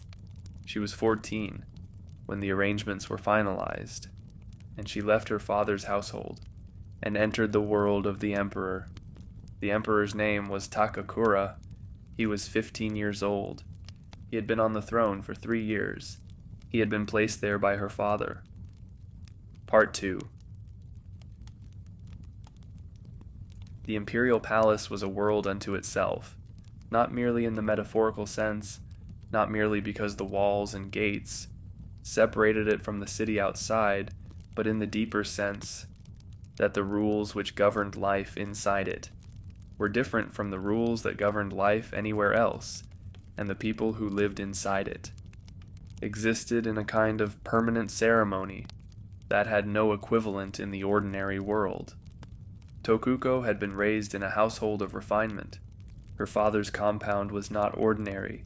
She had grown up among educated women, among men of accomplishment, among the rituals and protocols of a family that had worked hard to make itself indistinguishable from the ancient aristocracy, but the palace was something else. The Heian Imperial Palace had been accumulating its rituals for centuries. Every hour of the day was governed. Every garment had a meaning. Every word spoken in the presence of the emperor was subject to considerations of precedent and protocol that had been refined through generations of very careful people who had devoted their lives to getting them exactly right. The women of the imperial household lived behind screens. They spoke to men from behind curtains. They moved through the palace in a kind of perpetual aesthetic performance that was simultaneously their daily life and their function. They wrote poetry. They played music. They arranged flowers. They burned incense and recognized, by its precise combination of notes, the season and the sentiment it was meant to evoke. They participated in the long, elaborate festivals of the Heian court calendar, the seasonal celebrations that marked the turning of the year, with specific ceremonies, specific to each month, each conjunction of the stars, each particular quality of the light. Into this world, Tokuko arrived. She was 14 years old. She had left her father's household. She had left the women she had grown up with, the servants who had attended her since childhood, the familiar rooms and gardens of the compound on the western edge of the capital. She had entered the palace as a junior consort, which meant that she had a specific rank, a specific set of apartments, a specific set of responsibilities and expectations, and a specific position in the hierarchy of women who surrounded the young emperor. She was not his only consort. The emperor of Japan was not required to choose a single companion. The Heian court had arrangements for this that were complicated and carefully managed, and that placed women in relation to the emperor according to a hierarchy of rank and favor that shifted constantly as circumstances shifted. But Tokuko was her father's daughter, and her father was Koremori, the man who had placed this particular emperor on the throne, and who had no intention of allowing his daughter to remain in a subordinate position in the household of the emperor he had made. The arrangements were managed. The rivals were managed, the politics were managed, and within a few years of her arrival at the palace, Tokuko's position had become what her father had intended it to become. She was not merely a consort, she was the consort, the woman closest to the emperor, the woman whose children, if she had them, would be the children of the most importance. In 1171, when she was 16 years old, she received the title that would define her forever. She became the Nyogo, the imperial consort of the highest rank, and shortly after she received the formal title by which history would know her, Kenreimon-in, the Lady of the Gate of Health. The name was a title, not a name. In the Heian world, a woman of high rank was not addressed by her given name. In formal contexts, she was addressed by titles derived from her position, her apartments, the names of the gates near which she lived, the offices held by the men of her family. Tokuko vanished into Kenreimon-in. The girl who had been born in 1155 became a figure of ceremony, a position in the architecture of the court, a name that signified not a person, but a function. This was not unusual. This was what happened to women of her rank. The title absorbed the person. The ceremony became the life. And yet the person remained. The records suggest a woman of genuine intelligence, of real aesthetic sensibility, of the kind of internal life that the Heian world's constant emphasis on poetry and music was designed to cultivate, and often did. She wrote poetry. The poems that survive suggest a mind that felt things precisely, that could find the exact word, or the exact quality of an emotion, in the exact moment of its occurrence. She was also, by all accounts, kind. This is rarer in the records of the powerful than one might expect. Kindness is not the quality that historians usually note, but it appears in the accounts of those who knew Kenreimon-in, the quality of her attention to the people around her, the care with which she treated the women of her household, the warmth that she apparently extended, even to those whose position gave her no reason to extend it. She was 21 years old when her life changed, for the first time, in a way she had not planned. She was pregnant.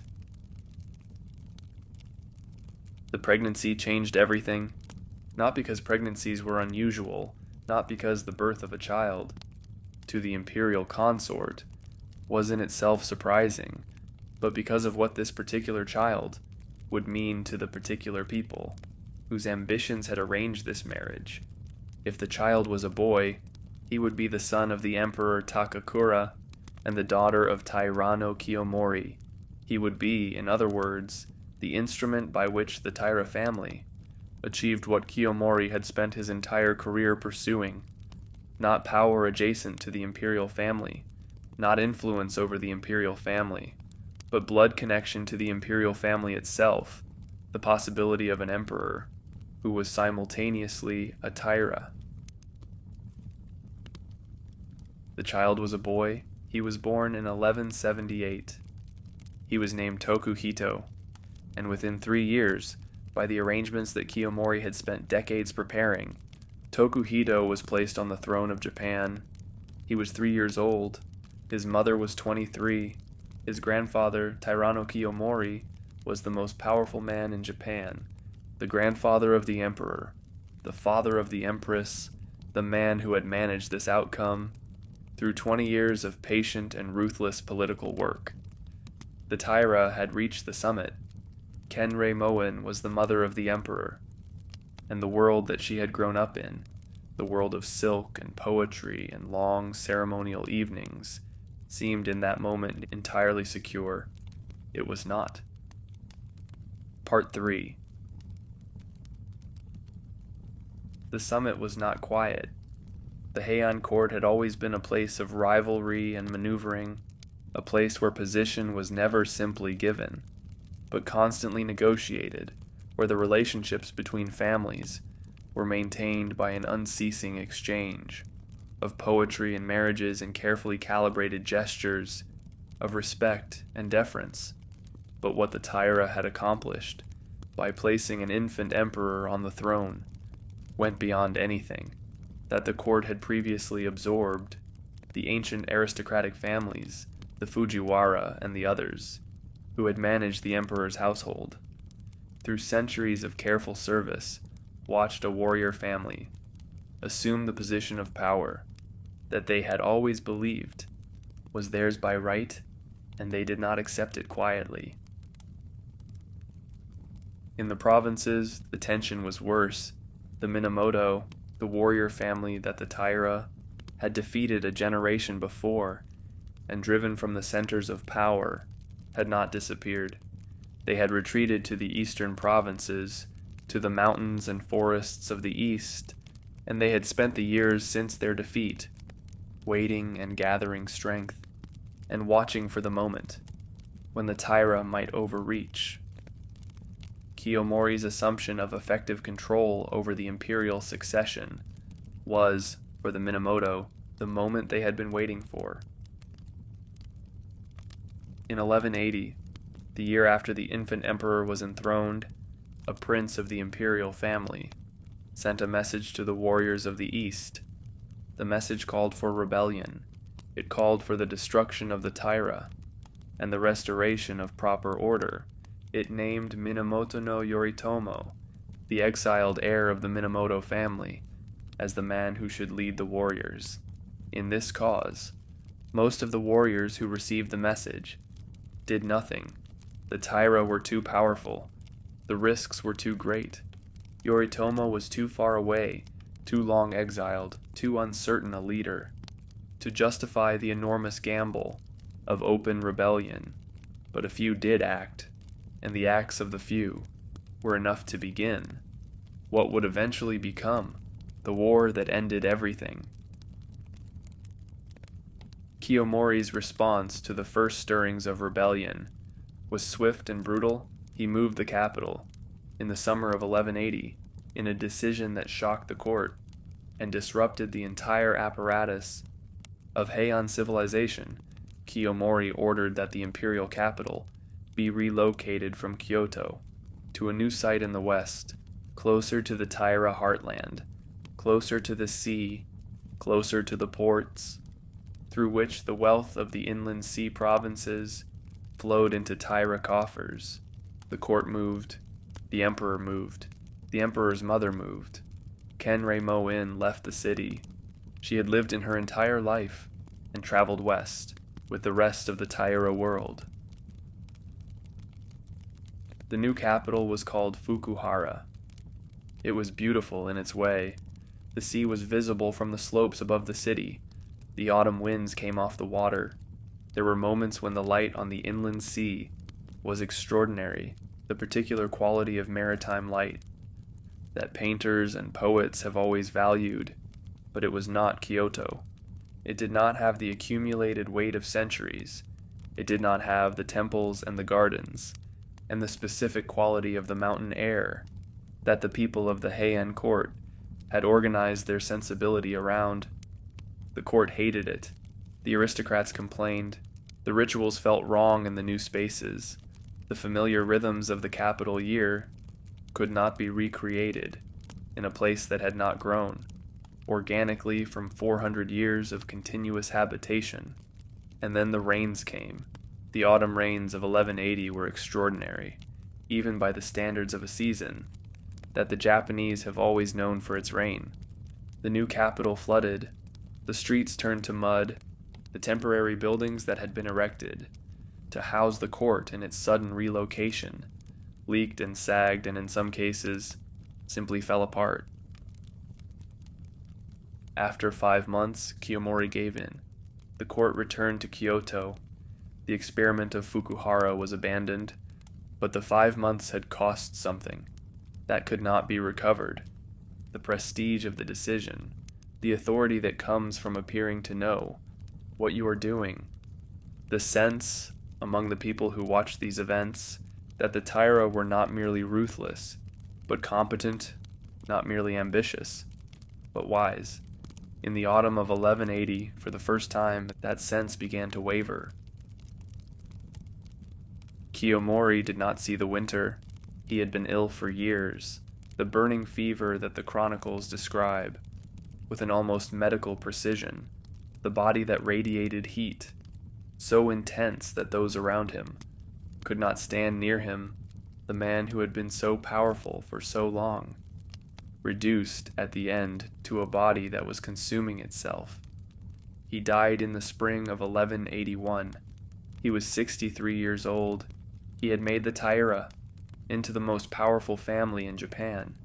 He had placed his grandson on the throne. He had arranged the world according to his ambitions, and then died before the world could unmake what he had arranged. Kenreimon-in was 25 years old when her father died. She had grown up in his household. She had been formed by his ambitions. She had become what she was because of the path he had cleared for her. And now the man who had cleared the path was gone, and the path itself was beginning to narrow. The war that had started in the eastern provinces was not stopping. The Minamoto forces under Yoritomo were not retreating.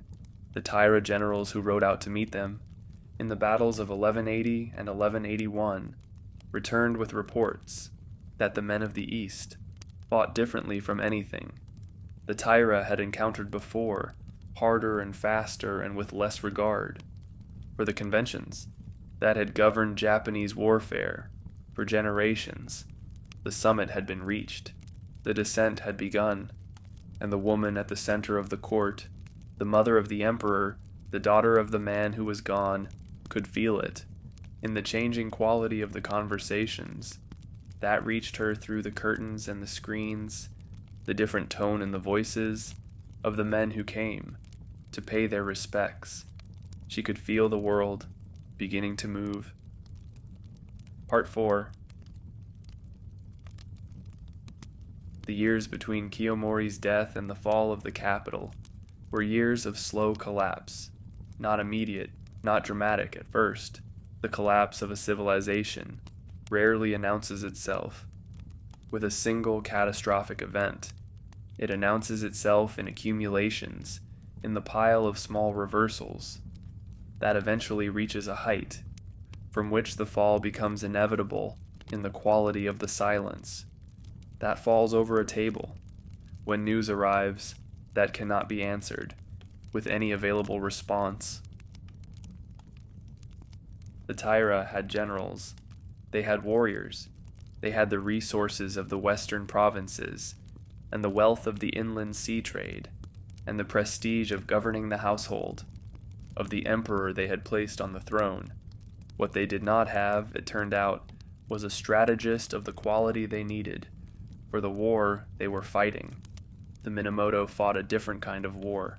They moved fast, lived rough, made decisions quickly, adapted to terrain and circumstance with a flexibility that the Taira commanders, trained in a more formal tradition of set-piece engagements and carefully managed campaigns, found difficult to match.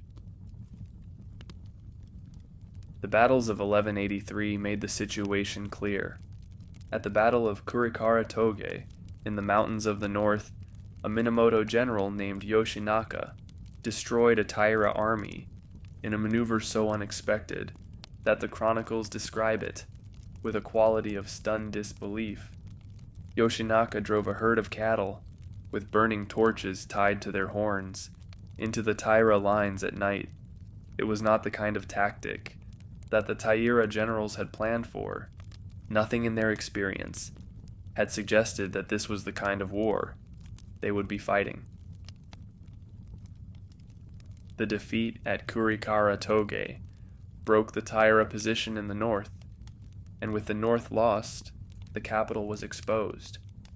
In the summer of 1183, Yoshinaka's forces moved toward Kyoto. The Taira met in council. The options were discussed. The arguments were made for staying and fighting, for using the prestige of the imperial court and the walls of the capital to hold the Minamoto back. The arguments were reasonable. They were also wrong. The decision was made to go. In the summer of 1183, the Taira clan abandoned the capital. They did not leave empty-handed. They took the emperor. The boy who was the emperor was 7 years old. He was the son of the dead emperor Takakura, and the daughter of the dead Kiyomori. He was the reason that everything had been built and fought for. He could not be left behind. They took the sacred regalia, the sword, the jewel, the mirror, the three objects that were not merely symbols of imperial authority, but were, in the understanding of the Heian world, the actual substance of it, the physical embodiment of the line of succession, that stretched back to the age of the gods. Without the regalia, a man sitting on the throne of Japan was not the emperor. He was just a man sitting on a throne.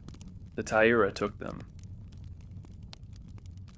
They also took everything else they could carry: the silk, the lacquerware, the records, the portable wealth that could be loaded onto boats and carried down the river to the waiting ships, and they took the women. Kenreimon-in left Kyoto in the summer of 1183. She was 27 years old. She had spent her entire life in the capital, first in her father's compound, and then in the imperial palace. She knew the city in the way that people know the places, where they have always lived, the specific quality of the light, in specific seasons, the particular sounds of the different districts, at different hours of the day. She did not know if she would see it again. The journey west was not elegant. The Taira were not refugees, not technically, not yet. They had their warriors, they had the emperor, they had the regalia, they had the resources to continue the fight. But the journey had the quality of flight, the urgency of people who know that what is behind them is gaining, and what is ahead of them is uncertain, who have made the calculation that moving is better than staying, even though moving means giving up everything that could not be carried. The court women rode in carriages, or were carried in palanquins, or rode on horseback, in the less dignified circumstances of the western roads, the silk robes that had been appropriate, for the corridors of the imperial palace were not appropriate for river crossings and mountain passes. In the summer heat, the rituals of the Heian court could not be fully maintained. In the field, the poetry was still written, the incense was still burned, the forms were preserved as best they could be, but everyone knew that the forms were being preserved over a void that had not been there before, that the world that had given the forms their meaning was behind them now, and what lay ahead had not yet revealed its shape. They established themselves in the western provinces. They held the sea. The inland sea was Taira water, had always been Taira water, the heartland of their power, and the source of their wealth and the fleet of ships. That rode at anchor in the harbors of the western coast was still the most formidable naval force. In Japan, the emperor was installed in whatever accommodation could be arranged. The court continued its ceremonies. The regalia was kept safe, and Kenreimon-in, the mother of the boy emperor, the daughter of the dead man, whose ambitions had created this situation, arranged herself inside the smaller space that was now available to her, and waited. She was good at waiting. She had learned it in the palace. She was not yet done with losing everything. Part 5. The war intensified. In Kyoto, the Minamoto who had taken the capital found themselves unable to govern it. Yoshinaka, the general who had driven the Taira out, was better at fighting than administering, and the city under his authority descended into a disorder that the Heian court found intolerable. The result was that Yoritomo, the principal leader of the Minamoto, sent his younger brothers to remove Yoshinaka. One of those brothers was Minamoto no Yoshitsune. He was 24 years old. He was a military genius, and he would become the most formidable opponent the Taira had ever faced. The battles came in sequence. Each one pushed the Taira further west. Each one reduced the geography available to them, the ports they could use, the provinces that still supported them, the sea room in which they could maneuver.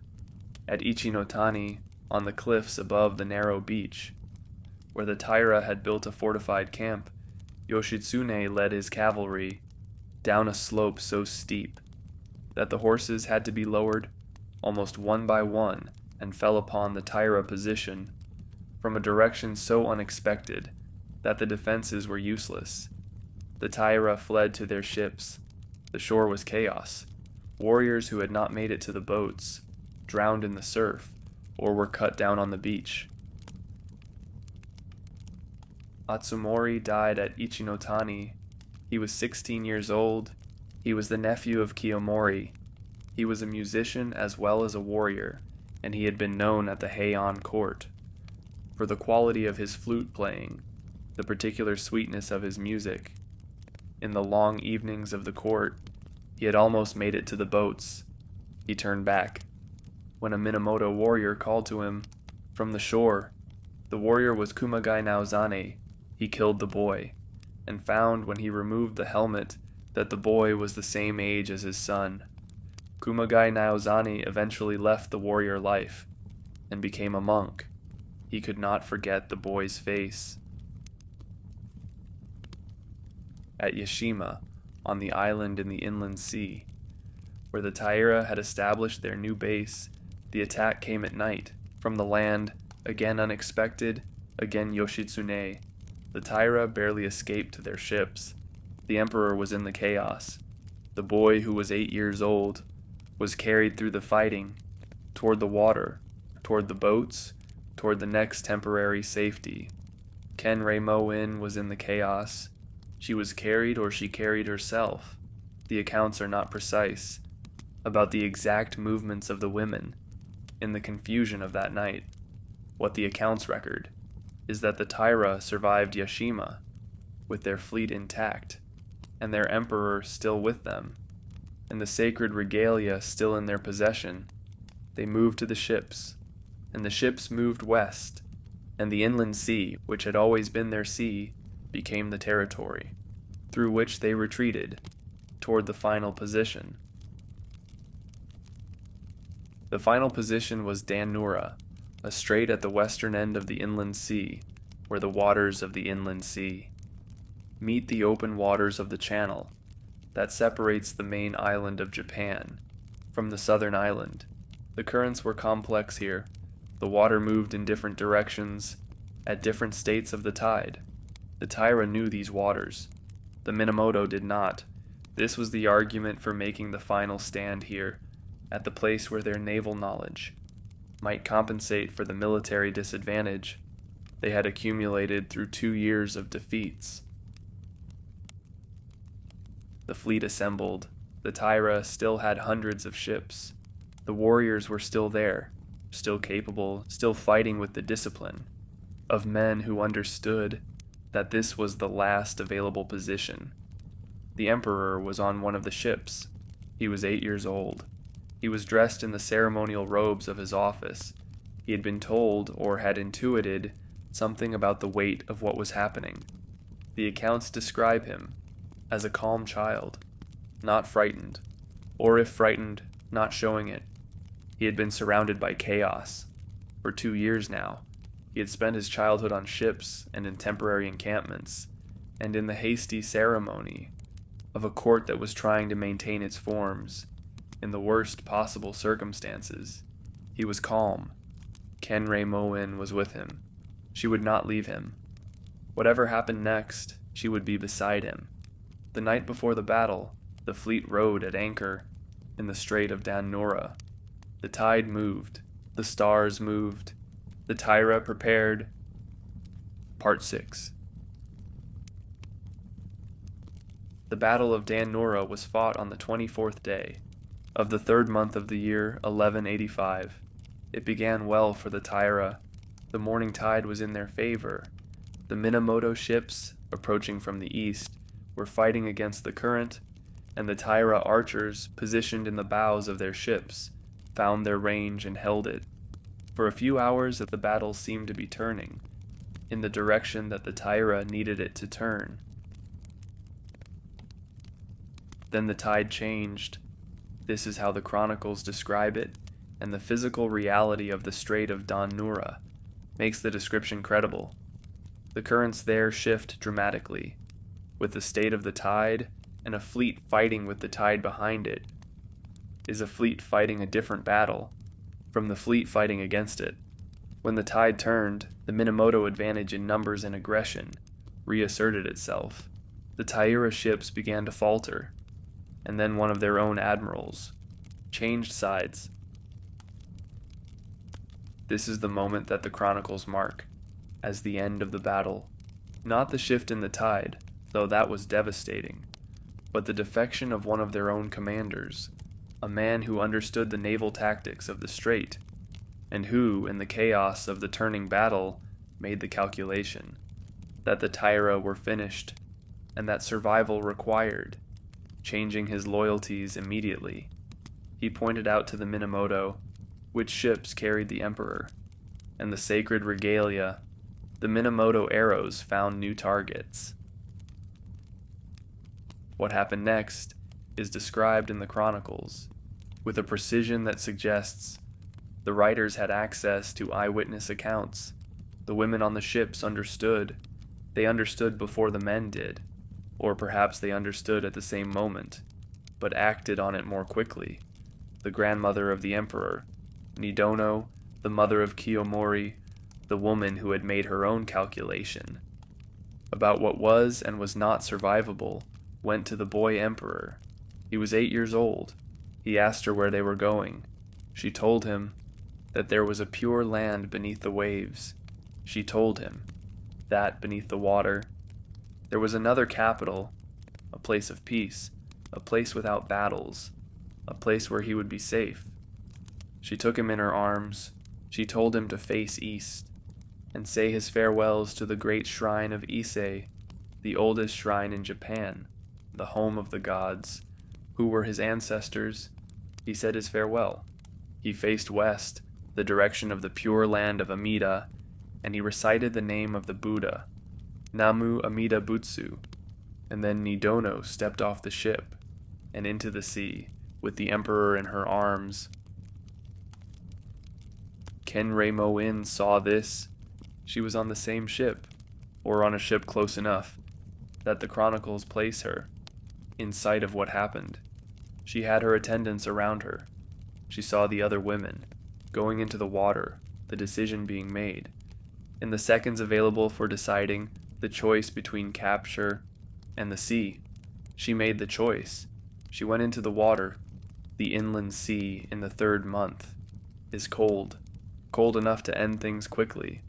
For a woman in court robes, weighted with silk and brocade, she went under. She did not stay under. A Minamoto warrior in a small boat, seeing her go in, reached into the water with a pole and caught her hair and pulled her back. She fought him. The accounts are clear about this. She fought to go back under. She did not want to be saved, but she was saved anyway. She was pulled into the boat. She was taken aboard a Minamoto ship. She was a prisoner. The battle was over. The Taira were finished. The emperor was dead. She was 30 years old. She was alive. She had not chosen to be. The sacred regalia was partially recovered. The jewel and the mirror were found. On the ships or floating in the water. The sword, the ancient sword, that had been the symbol of imperial authority since the age of the gods, was lost. It went into the sea with the emperor. It was never recovered.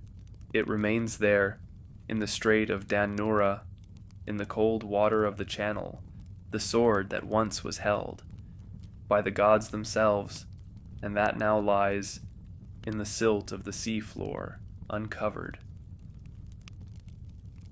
The surviving Taira warriors made their choices quickly. Some swam to shore and surrendered. Some were captured on the ships. Some drowned. Some made the same choice that Nidono had made and went into the water deliberately. Taira Tomonori, one of the great commanders of the clan, had always said that a warrior of the Taira should not die at the hands of an enemy. He loaded himself with an anchor and stepped off his ship. He sank. He went down into the same water that had received the emperor. By evening it was over. The inland sea was quiet. The ships that remained belonged to the Minamoto. The bodies in the water were Taira, and on a Minamoto ship, a woman in wet court robes, her hair still tangled from wear.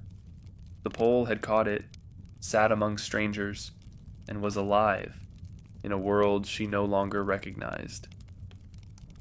Part 7. They brought her back to Kyoto, not gently, not cruelly either, but without the consideration that her rank would once have demanded, without the curtains and screens, and careful protocols of the Heian court, without the intermediaries, through whom a woman of her station had always communicated with the world.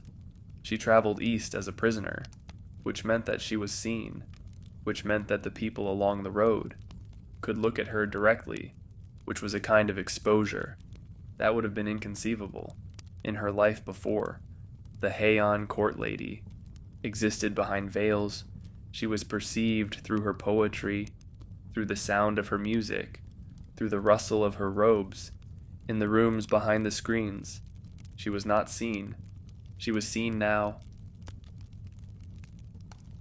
The city she returned to was the city she had left 2 years before, but different. The Taira compounds were gone. The Rakuhara, the great complex that had been the heart of Taira power in the capital, had been taken or burned. The other family properties had been occupied or demolished. The people who had populated her world, the men and women of the Taira household, were dead or scattered or in hiding. She had nowhere to go. A small house was found for her on the edge of the city, an accommodation that was not quite imprisonment, but was not freedom either, a place where she could exist under the new order, without being a problem to the new order. She had almost nothing. The silk robes were gone, traded or lost or left behind. In the years of flight, the household was gone, the dozens of women who had attended her in the imperial palace. The rituals were gone, the elaborate framework of ceremony that had given shape to every day of her adult life. What she had was the prayer, the Nembutsu, the practice of the Pure Land Buddhist, the repetition of the name of Amida, Namu Amida Butsu, spoken in the faith, that the Buddha's compassion reaches the person who calls, that the repetition builds a channel through which the light of the Pure Land can reach even into the darkest circumstances. She said it. She kept saying it. In the Heian world, the turn to religion was not unusual for a woman who had suffered.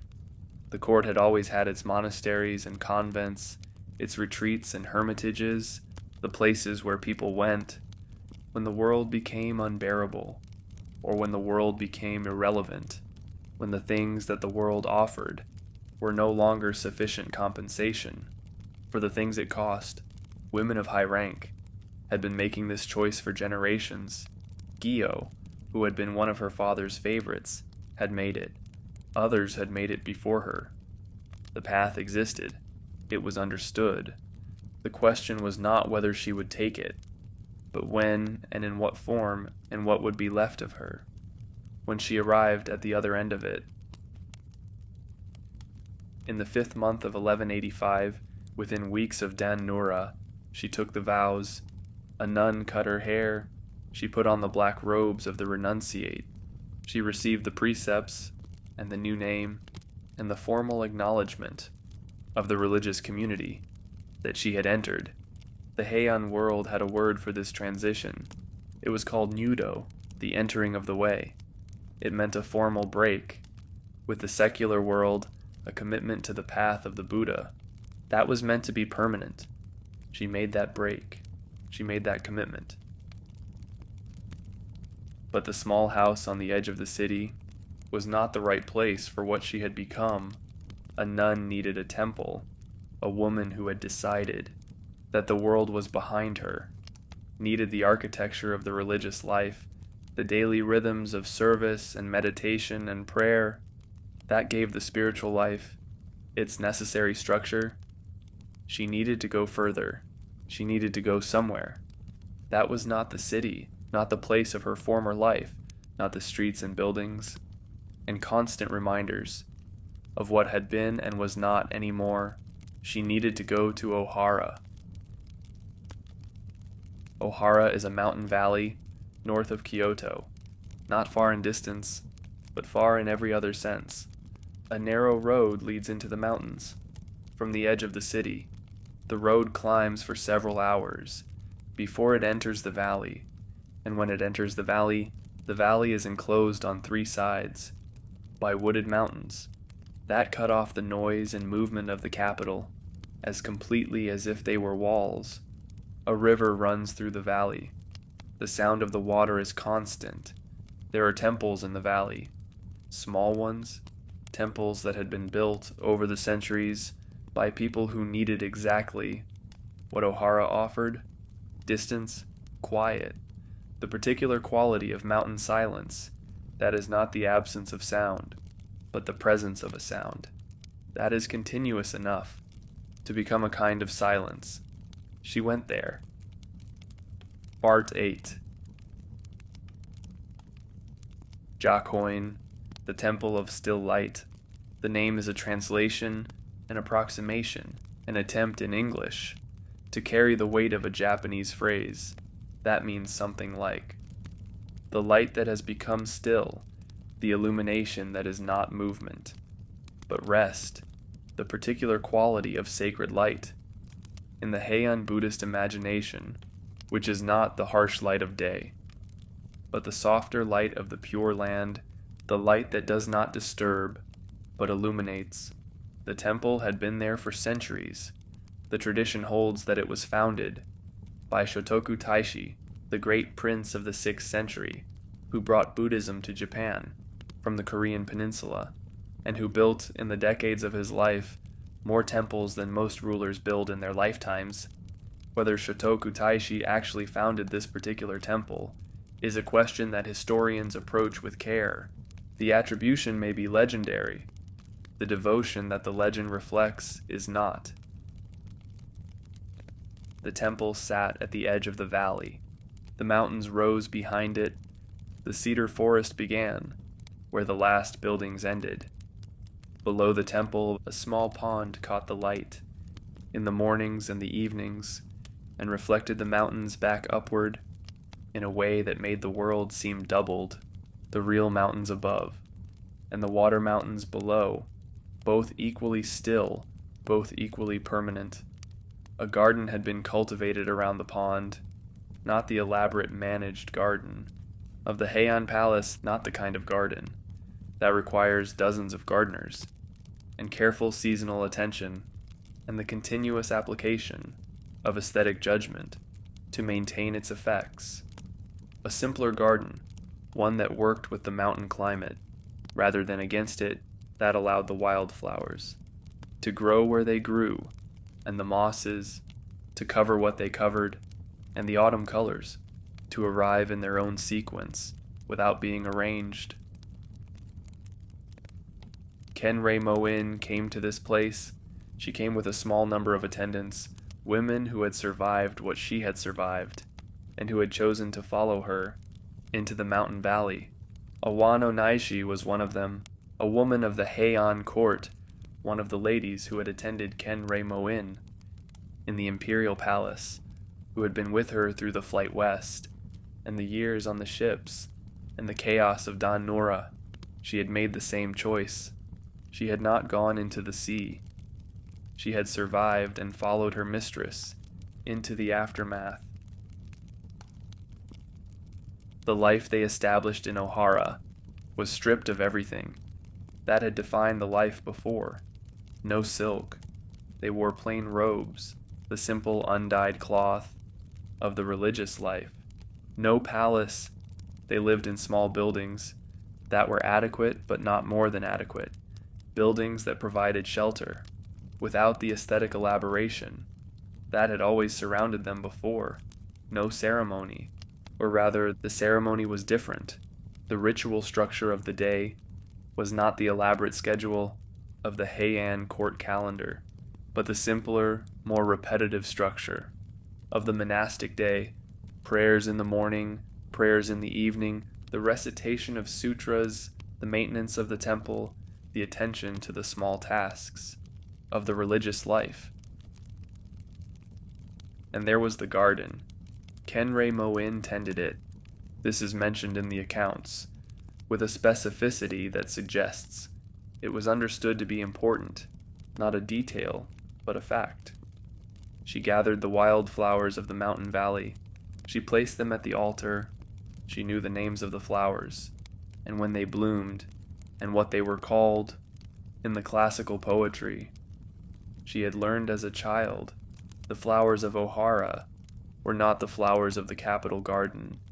They were smaller, more austere, the flowers that grow in rocky soil, at altitude that do not require cultivation, but bloom in their season, regardless of whether anyone is watching. She watched. She gathered them. She arranged them. She set them before the image of Amida, and recited the name of the Buddha, and let the mountain light fall where it fell. The days were not empty. This is something that people who have not lived a contemplative life sometimes misunderstand about it. The contemplative life is not empty. It is full in a different way, from the way that ordinary life is full of the kind of attention that ordinary life rarely allows, attention to the quality of the light, at a specific hour to the particular sound of rain, on a specific kind of roof to the texture of time itself, as it passes through a day. That is not rushed, that is not organized around the production of particular outcomes, that simply is what it is. She had lost everything. She was also, in the mountain valley, fully present, in a way that the years of ceremony had not always allowed. She prayed for the dead, for her father Koremori, who had built the world, that was now gone, for her husband Takakura, who had died young before the worst had happened, for the warriors of the Taira, the men who had fought and died in the Western Sea, for Atsumori, her nephew, the boy with the flute, for Nidono, the grandmother who had held the emperor and stepped off the ship, and for the emperor, for Tokuhito, who had been born into impossible circumstances, placed on a throne at 3 years old, carried through battles and sea crossings, and the chaos of a world collapsing, and who had died at 8 years old, in the cold water of dan-no-ura, in his grandmother's arms. Her son, she prayed for him every day. She would pray for him for the rest of her life. Part 9. A year passed, perhaps a little more. The mountain valley kept its rhythms. The seasons turned in Ohara, as they turned everywhere, but more visibly, because the mountains that enclosed the valley made the colors of each season more concentrated, more specific, the green of summer richer, and the gold of autumn deeper than the same colors in the open city. She watched them turn. She prayed. She gathered the valley flowers. She maintained the temple. The news from the capital reached her, when it reached her, through the attendants who occasionally made the journey, down the mountain road, and into the city. The new order was establishing itself. Yoritomo in the east was building the administrative apparatus that would eventually become the military government at Kamakura, the government that would govern Japan for the next century and more. A new emperor had been enthroned. One of the ancient aristocratic families had managed this, the succession that the Taira could no longer control. The world was moving on. She was in the mountain valley. In the summer of 1186, the retired Emperor Go-Shirakawa came to Ohara. Go-Shirakawa was a complicated man. He had been the most politically experienced figure. In Japan for 3 decades, the retired emperor who had never quite retired, who had managed the shifting politics of the imperial court through the rise of the Taira and the collapse of the Taira and the rise of the Minamoto, with a combination of shrewdness and flexibility that had kept him alive and relevant through circumstances that had killed or destroyed almost everyone else who had tried to navigate them. He had been her father-in-law. His son Takakura had been her husband. His grandson had been the emperor who died. In her arms at Dan-no-ura, he was not her enemy, but he was also not simply her friend. He was a political creature, visiting a woman who had left politics, and the visit was both personal and something more than personal. The procession came up the mountain road. In the summer, it was not the grand procession that a retired emperor's progress would normally have involved. The accounts describe something smaller, more restrained, a journey made with a degree of informality.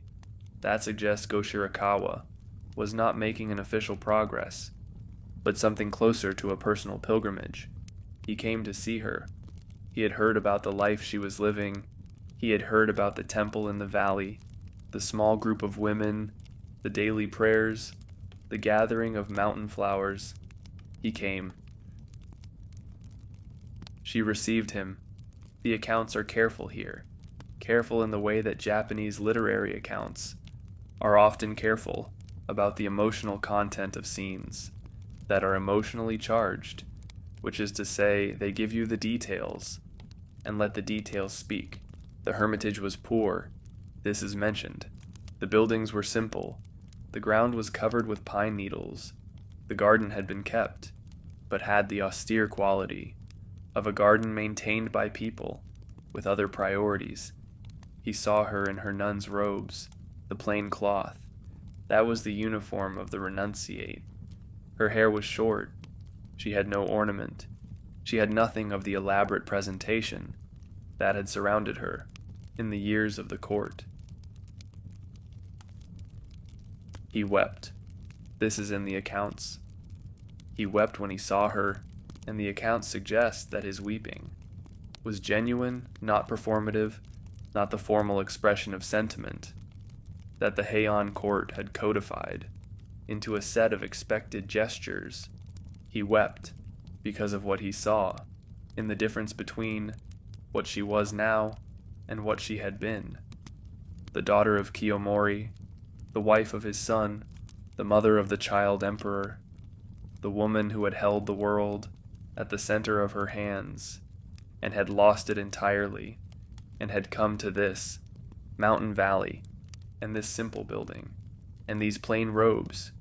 He had been partly responsible for the circumstances that had brought her here. The accounts do not say this explicitly. They do not need to. She told him about her life, not the facts of it. The facts were visible. She told him about what it had been, what it meant, how she understood it, from inside it. The tale she told is the heart of the last chapter of the Heike, the section called the Kenjo no Maki, the chapter of initiation, and it is one of the strangest and most beautiful passages in Japanese literature. She told him about the 6 realms. The 6 realms are a concept from Buddhist cosmology, the 6 states of existence that a being can inhabit in the cycle of birth and death and rebirth. Hell, the realm of the hungry ghosts, the realm of animals, the realm of fighting spirits, the realm of humans, the realm of heaven. Most people live their entire lives in one of these realms, moving between them. Only at death and rebirth, cycling through the possibilities of existence over many lifetimes. She said that she had lived through all 6 of them. in a single lifetime, in this life, in these 30 years. She began to tell him how. Part 10. She said that the realm of heaven was the beginning, the court in its full glory, the palace of the Heian emperor, where every object was beautiful, and every moment was arranged, where the silk was always the right color, for the season and the occasion, where the music was always appropriate, to the emotional weather of the hour, where the people around her were accomplished and elegant, and attentive to the thousand small signals of refinement and status. That governed life in that world. This was the heavenly realm, the realm of beings who live above the human world in a state of pleasure and ease, so complete that the suffering of ordinary existence does not penetrate it. She had lived there. She knew what it was. She knew also what the Buddhist tradition says about the heavenly realms, that they are temporary, that the beings who inhabit them exhaust their merit and fall back into the lower realms when the merit is spent. The Heian court was temporary. She had learned this. The realm of the fighting spirits was the war that had begun in the provinces and had moved west and had finally come for everything.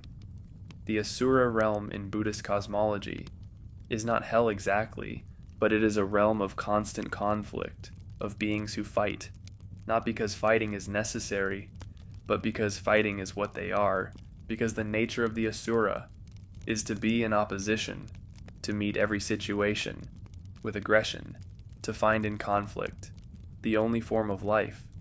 They know how to live. She had been surrounded by this for years. The campaigns, the battles, the retreat, the ships, the sea.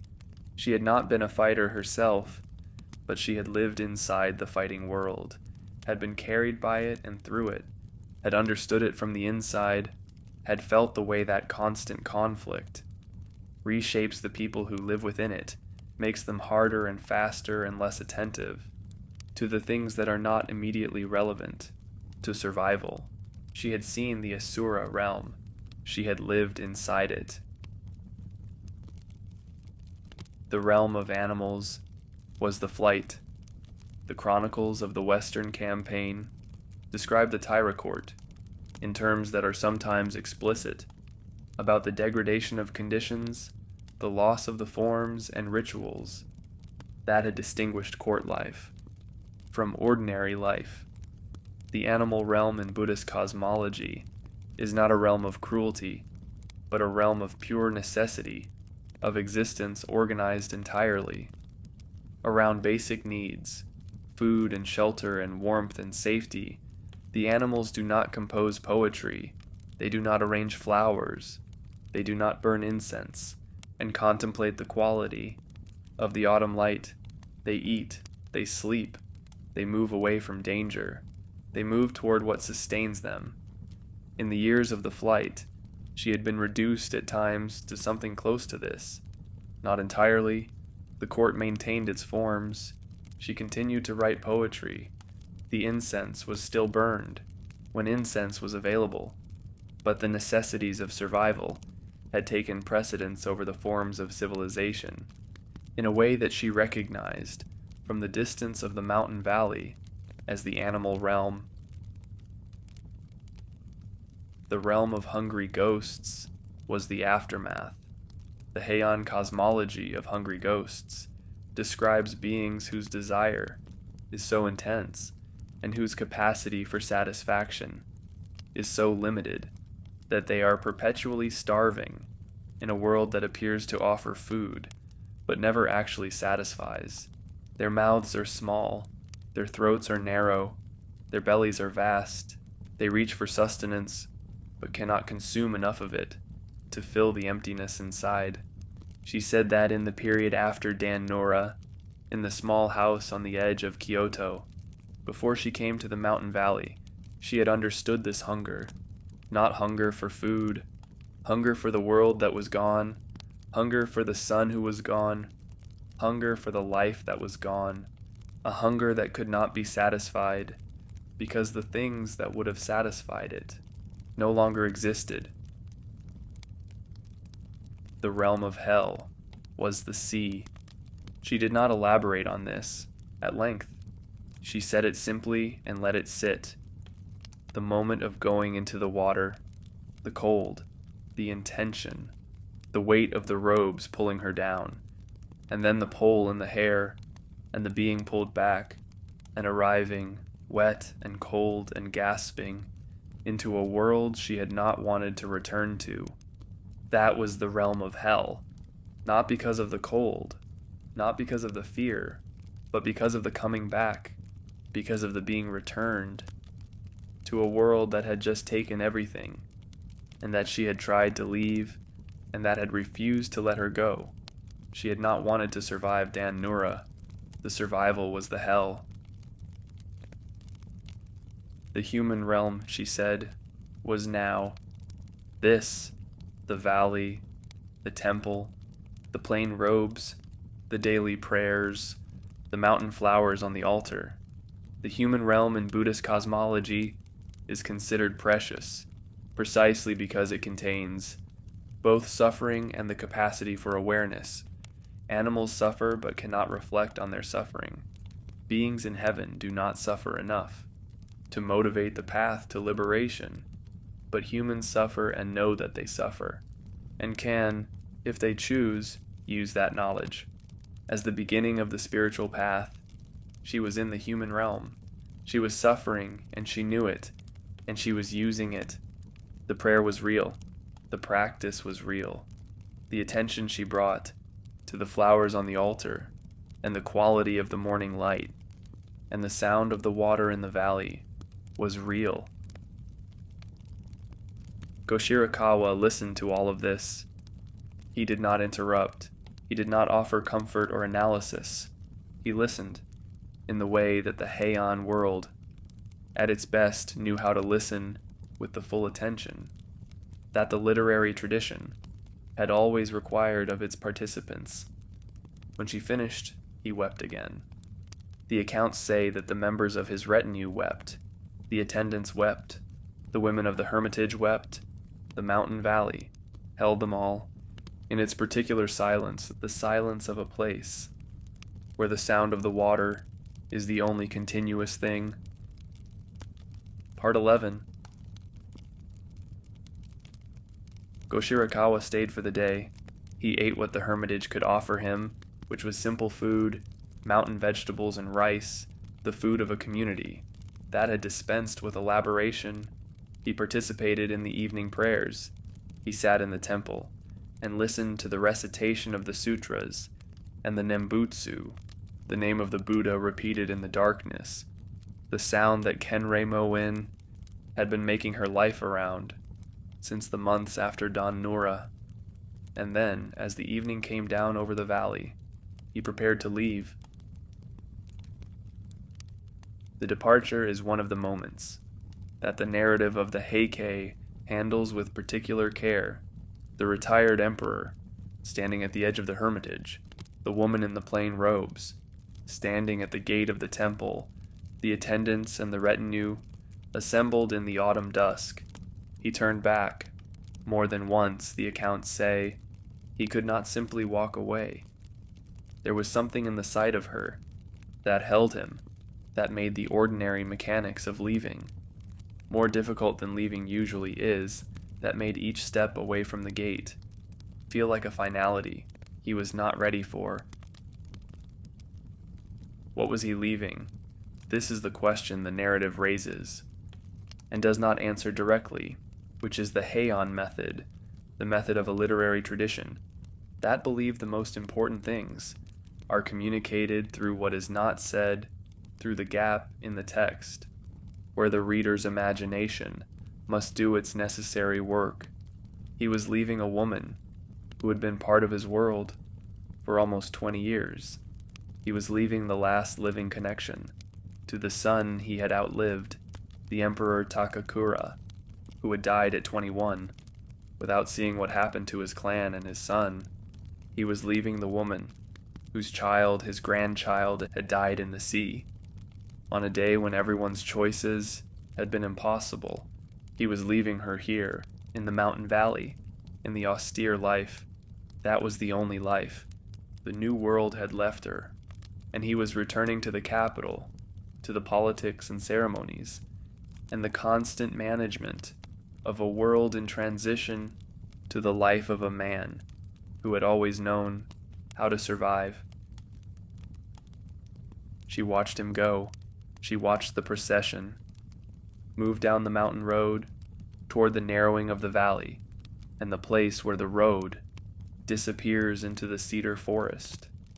She watched until she could no longer see the last figure in the procession. Then she went back into the temple. She sat before the image of Amida. She recited the name of the Buddha, Namu Amida Butsu, Namu Amida Butsu. The sound of the water in the valley continued around her. The evening light came through the small windows of the temple and touched the altar and the flowers she had placed there, and the image of the Buddha with the particular quality of mountain evening light that was unlike any other light she had known. The years after the visit are the years the records are thinnest about. Not because nothing happened. Things happened. The seasons continued to turn. The prayers continued. The wildflowers of the mountain valley continued to bloom in their seasons and be gathered and placed at the altar. Awano Naishi and the other women continued their lives alongside her. They aged together. They learned together the particular wisdom that comes from living a contemplative life. Over many years, the knowledge that accumulates slowly in a person who is committed to paying attention. But the dramatic events were over. The narrative events, the things that would have given a chronicler something to chronicle, were over. What remained was not story, it was life. And this is something the Heike handles with extraordinary grace. The narrative does not fill the years with invented drama. It does not create events to justify the continuing attention. It acknowledges implicitly that the years after the great upheaval are years of a different kind of significance, years whose meaning is not in their events, but in their quality, in the texture of a life, lived in full awareness of everything that has been lost. She had been born at the center of the world. She was living at the edge of the mountain valley. This was not a diminishment in the way that the world usually measures diminishment. This was a different kind of life, organized around different values, pursuing a different kind of completion. The prayer was the center. The flowers were the center. The sound of the water, and the quality of the light, and the slow accumulation of one day after another, in the cedar-scented silence of Ohara. She wrote poetry. A few poems survive from these years.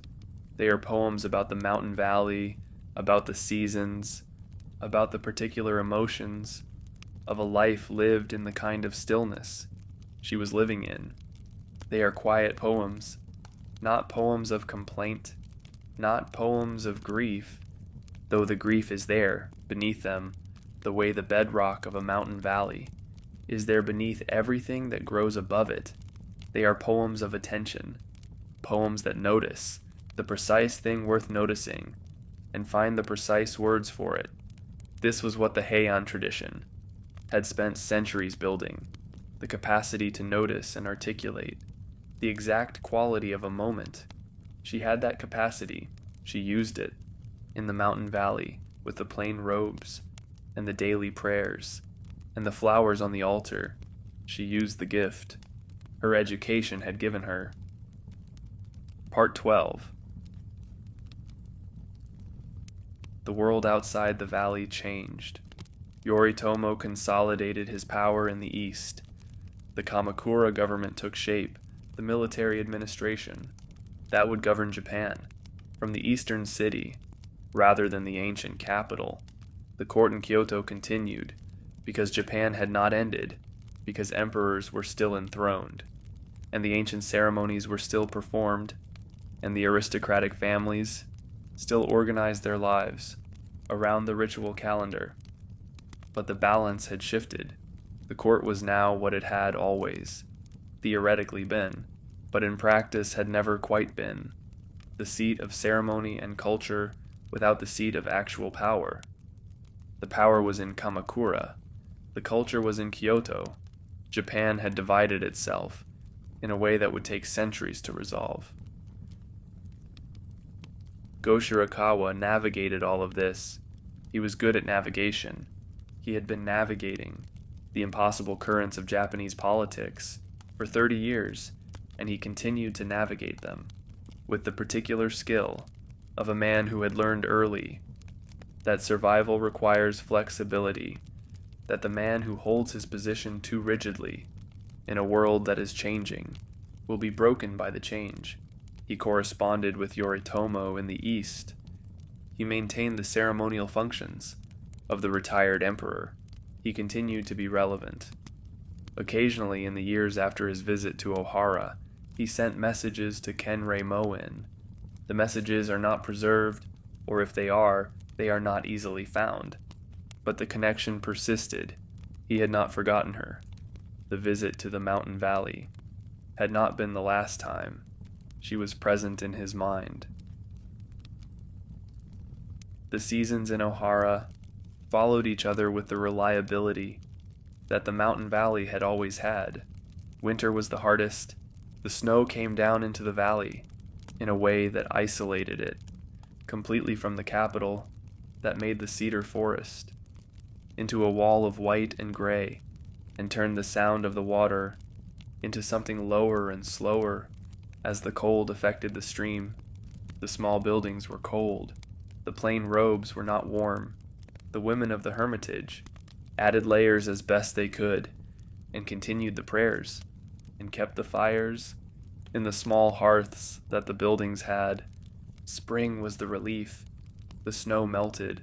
The first flowers appeared in the specific sequence that the mountain valley followed. The plum first, while the snow was still retreating, then the cherries, and then the long progression of mountain wildflowers. That continued through summer into autumn. She knew this sequence. She had come to know it, the way you know the face of someone you have lived beside for years. Autumn was her season. The accounts that survive from the women of the hermitage suggest that autumn in Ohara was the time of the most intense beauty, the season when the maples turned colors so vivid that they seemed almost unnatural, the season when the light had that particular quality of autumn light that is clearer and more precise than the softer light of summer. She had written about autumn in the years of the court. She wrote about it differently now. The court poems of autumn were poems about melancholy, about the sense of things ending, about the specific emotion that the Japanese call monono aware, the pathos of things, the bittersweet awareness of the impermanence of beautiful things. The mountain poems of autumn were about the same things, but from the other side, from a position that had already lost everything, that new impermanence, not as a theoretical truth, but as a lived experience that could look at the red maples of Ohara and find in their brightness not the fear of coming darkness, but the grace of the light while it lasted. She was not healed. This is important to say. The Heian literary tradition, in its handling of her story, does not sentimentalize her. It does not suggest that the mountain life erased the losses or transformed the grief into something easier to bear. The grief was there. It would always be there. The emperor was in the sea. He was always in the sea. The prayers she said for him every day were the acknowledgement of that fact, not the remedy for it. What the mountain life gave her was not the end of grief, but the space to grieve properly the structure that made grief bearable, the daily rhythms, that gave the formless weight of loss, a form it could inhabit, without destroying the person it inhabited.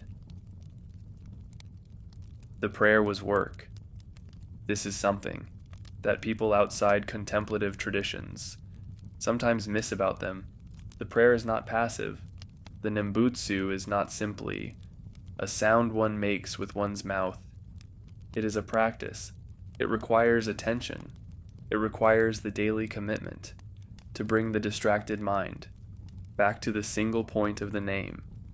She practiced this every day, morning and evening.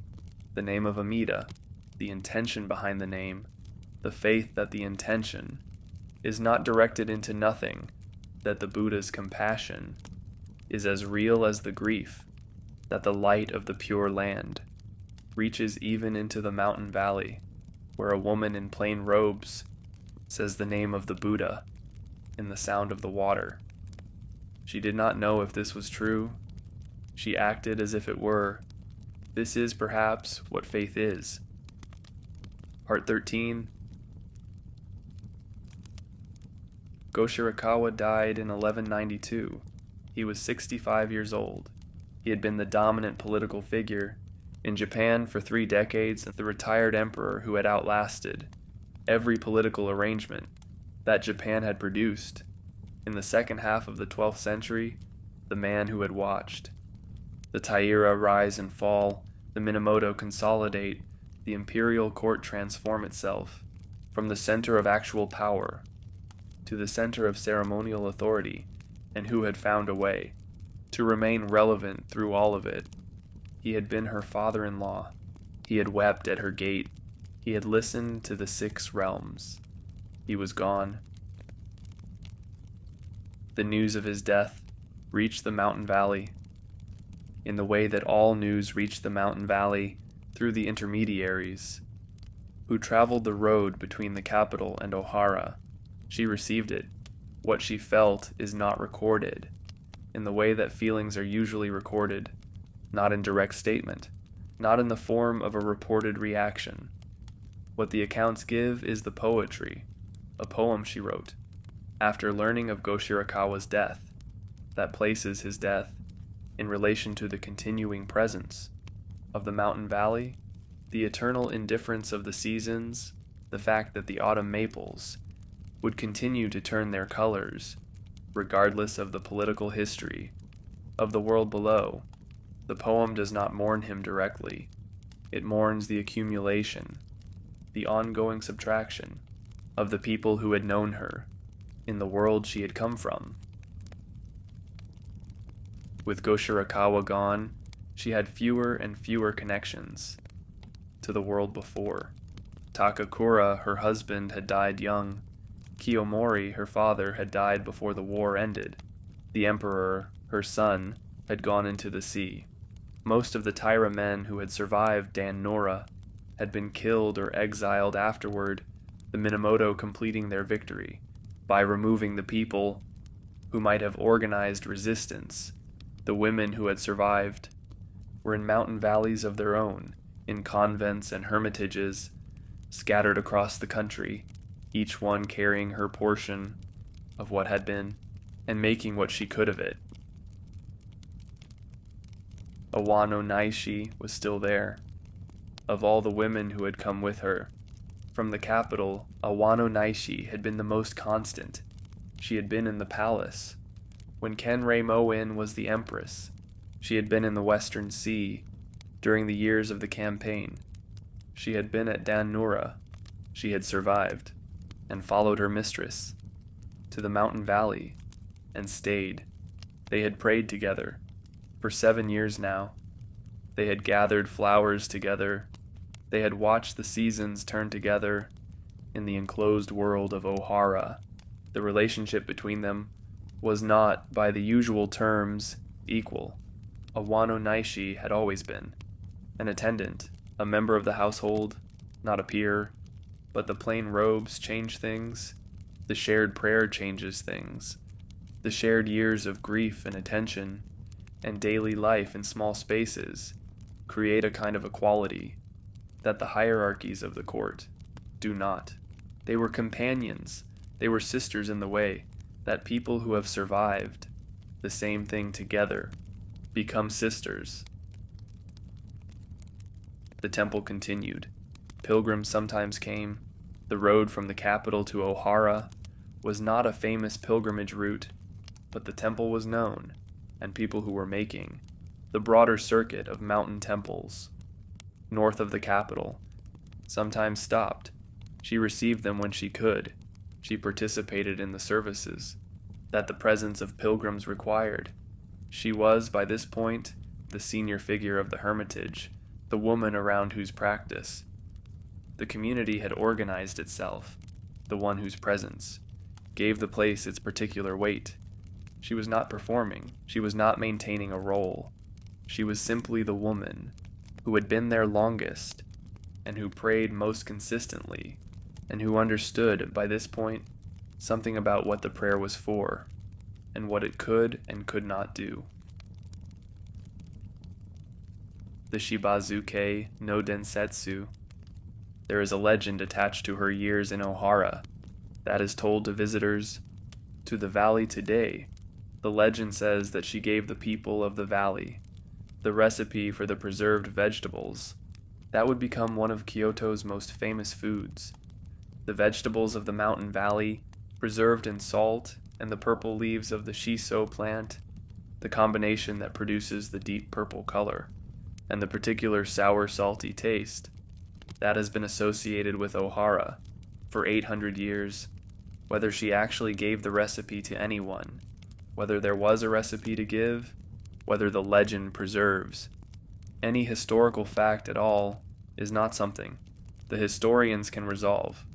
What the legend preserves is the sense of her, that the people of Ohara maintained across the centuries, a woman who was present, who was part of the valley's life, who gave something to the people around her, even in the extremity of her circumstances, a woman who was not merely suffering, but living. Part 14.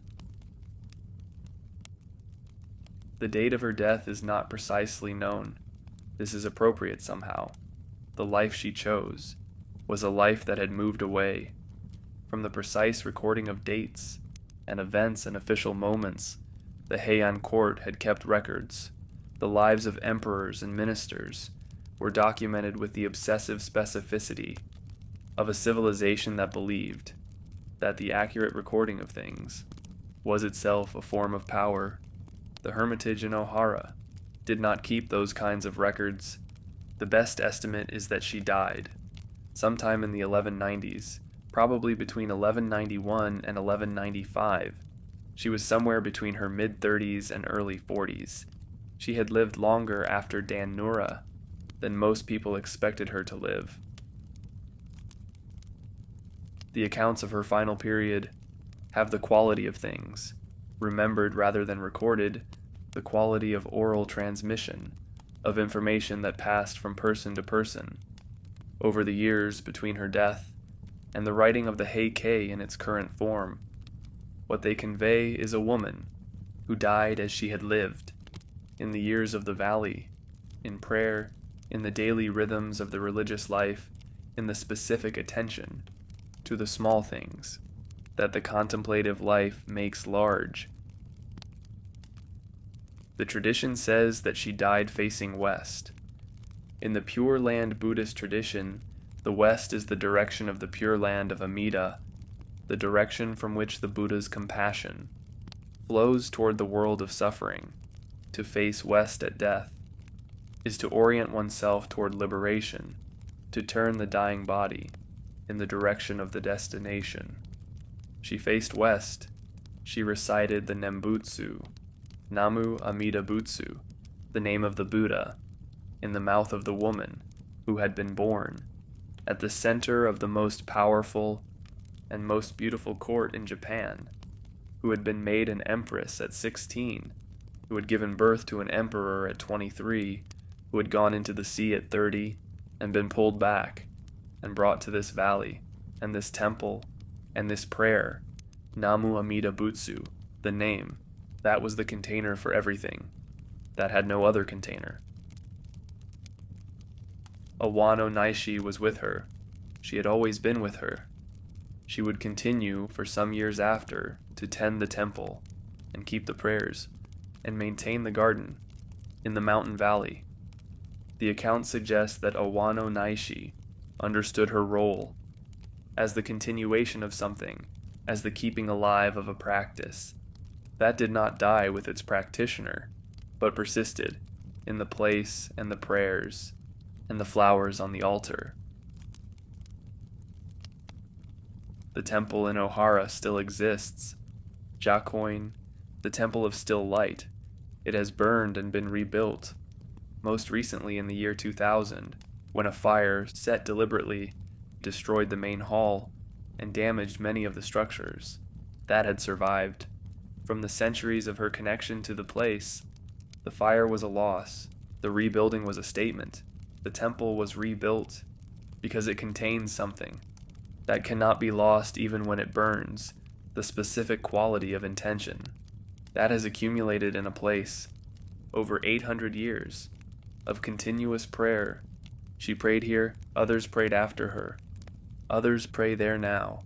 The mountain valley holds the accumulated attention of 8 centuries of people who came here because they needed what the valley offers. The Heike ends with her, the great narrative of the war between the Taira and the Minamoto, the story of the rise and fall of the most powerful warrior family in Japan, the account of the battles and the politics and the poetry and the deaths. All of it ends, not with a battle, and not with a political settlement, and not with the consolidation of power. In the East, it ends with a woman in a mountain valley praying. This is a deliberate choice. The Heike is a work of Buddhist literature, as much as it is a work of military history and the Buddhist understanding. It is trying to convey is not that power wins, or that the righteous triumph, or that history moves toward justice. It is trying to convey something more difficult and more true, that everything passes, that the sounds of the great bell of the temple of Gion-shoja announce this truth at every ringing, that the colors of the flowers of Sarasoju demonstrate this truth at every falling, and that the appropriate response to the passing of everything is not despair, but prayer, not the aggressive assertion of meaning, but the patient accumulation of attention, not the pursuit of power, but the cultivation of compassion. She had learned this in the mountain valley, in the plain robes, with the flowers on the altar, and the water in the valley, and the nembutsu on her lips, in the evening light. She had learned it the hard way. She had learned it completely. Part 15. The sound of the great bell of the temple of Gion-shoja echoes among all things. The colors of the flowers of Sarasoju reveal the truth that the prosperous must decline, the proud do not endure. They are like a dream on a spring night. The mighty fall at last. They are as dust before the wind. This is the opening of the Heike. 800 years of readers have known these words. They have been read aloud and sung and recited from memory by generations of people who found in them the precise articulation of something they had always known, but had not previously found words for, the impermanence of things, not as a philosophical position, to be argued for or against, but as the simplest and most verifiable fact about the world, the fact that the things we build, the things we love, the things we fill with meaning, are temporary, all of them, everyone. She knew this. She knew it before the war. She had been educated in a tradition that made the awareness of impermanence central to its aesthetic, that wrote poetry about the falling of blossoms, specifically because the falling is the point, specifically because the beauty that arrives and departs is more beautiful than a beauty that simply persists, but she knew it differently after. There is a difference between knowing impermanence as a truth one has been taught, and knowing it as a truth one has lived, between the educated understanding of the person who has read about loss and the embodied understanding of the person who has lost. She lost everything: the father, the husband, the child, the court, the silk, the music, the world. She lost it all, and she came to the mountain valley, and she prayed, and she survived. The Heike is sometimes described as a story about the Taira and the Minamoto, as a war narrative, as a record of the battles that transformed Japan from the court civilization of the Heian period to the warrior civilization of the medieval period. These things are true. The Heike contains all of this, but the Heike ends with her, and the ending it chooses is not the ending of a war narrative. It is the ending of something else, something that the Japanese literary tradition has always been better at than most literary traditions of the story of what happens to the person who survives after the story everyone else was telling is over. She was Kenreimon-in. She was the daughter of Koremori, and the wife of Takakura, and the mother of Antoku Tenno, and the woman who went into the sea at dan-no-ura and was pulled back. She was also Tokuko, the girl born in 1155, to a father whose ambitions were equal to his world and a little beyond it, who grew up in the silk and incense of the Heian court, who learned to see the precise quality of things and to find the precise words for them. She was both of these, the title and the person, the ceremony and the woman inside it. The Heike gives her back her person. At the end, it strips away the titles and the ceremonies and the political significance and leaves the woman in the mountain valley, in the plain robes, with the flowers on the altar and the nembutsu on her lips. The pure land she was praying toward is not a place on a map.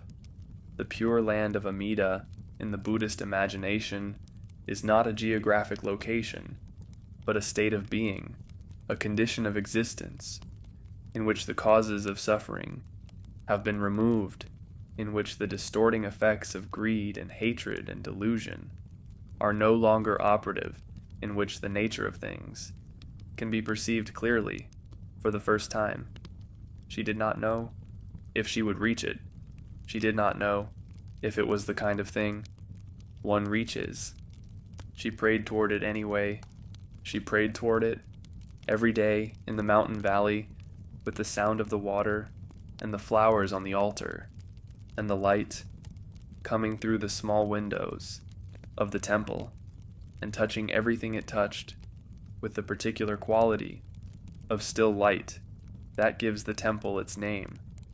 Still light, not the dramatic light of battles, not the brilliant light of the Heian court in its silk and ceremony. Still light, the light that remains after everything else has passed through and gone. She prayed here. She survived here. She found in this place the particular form of peace that is available to a person who has lost everything and has chosen, in the aftermath, to remain present, to pay attention, to gather the small flowers of the mountain valley and place them at the altar and say the name of the Buddha in the sound of the water, in the still light of the evening. The mountain valley holds all of it. The water continues to move. The cedar forest stands at the edge of the light, and somewhere in the quiet of Ohara, the name of the Buddha is still being said.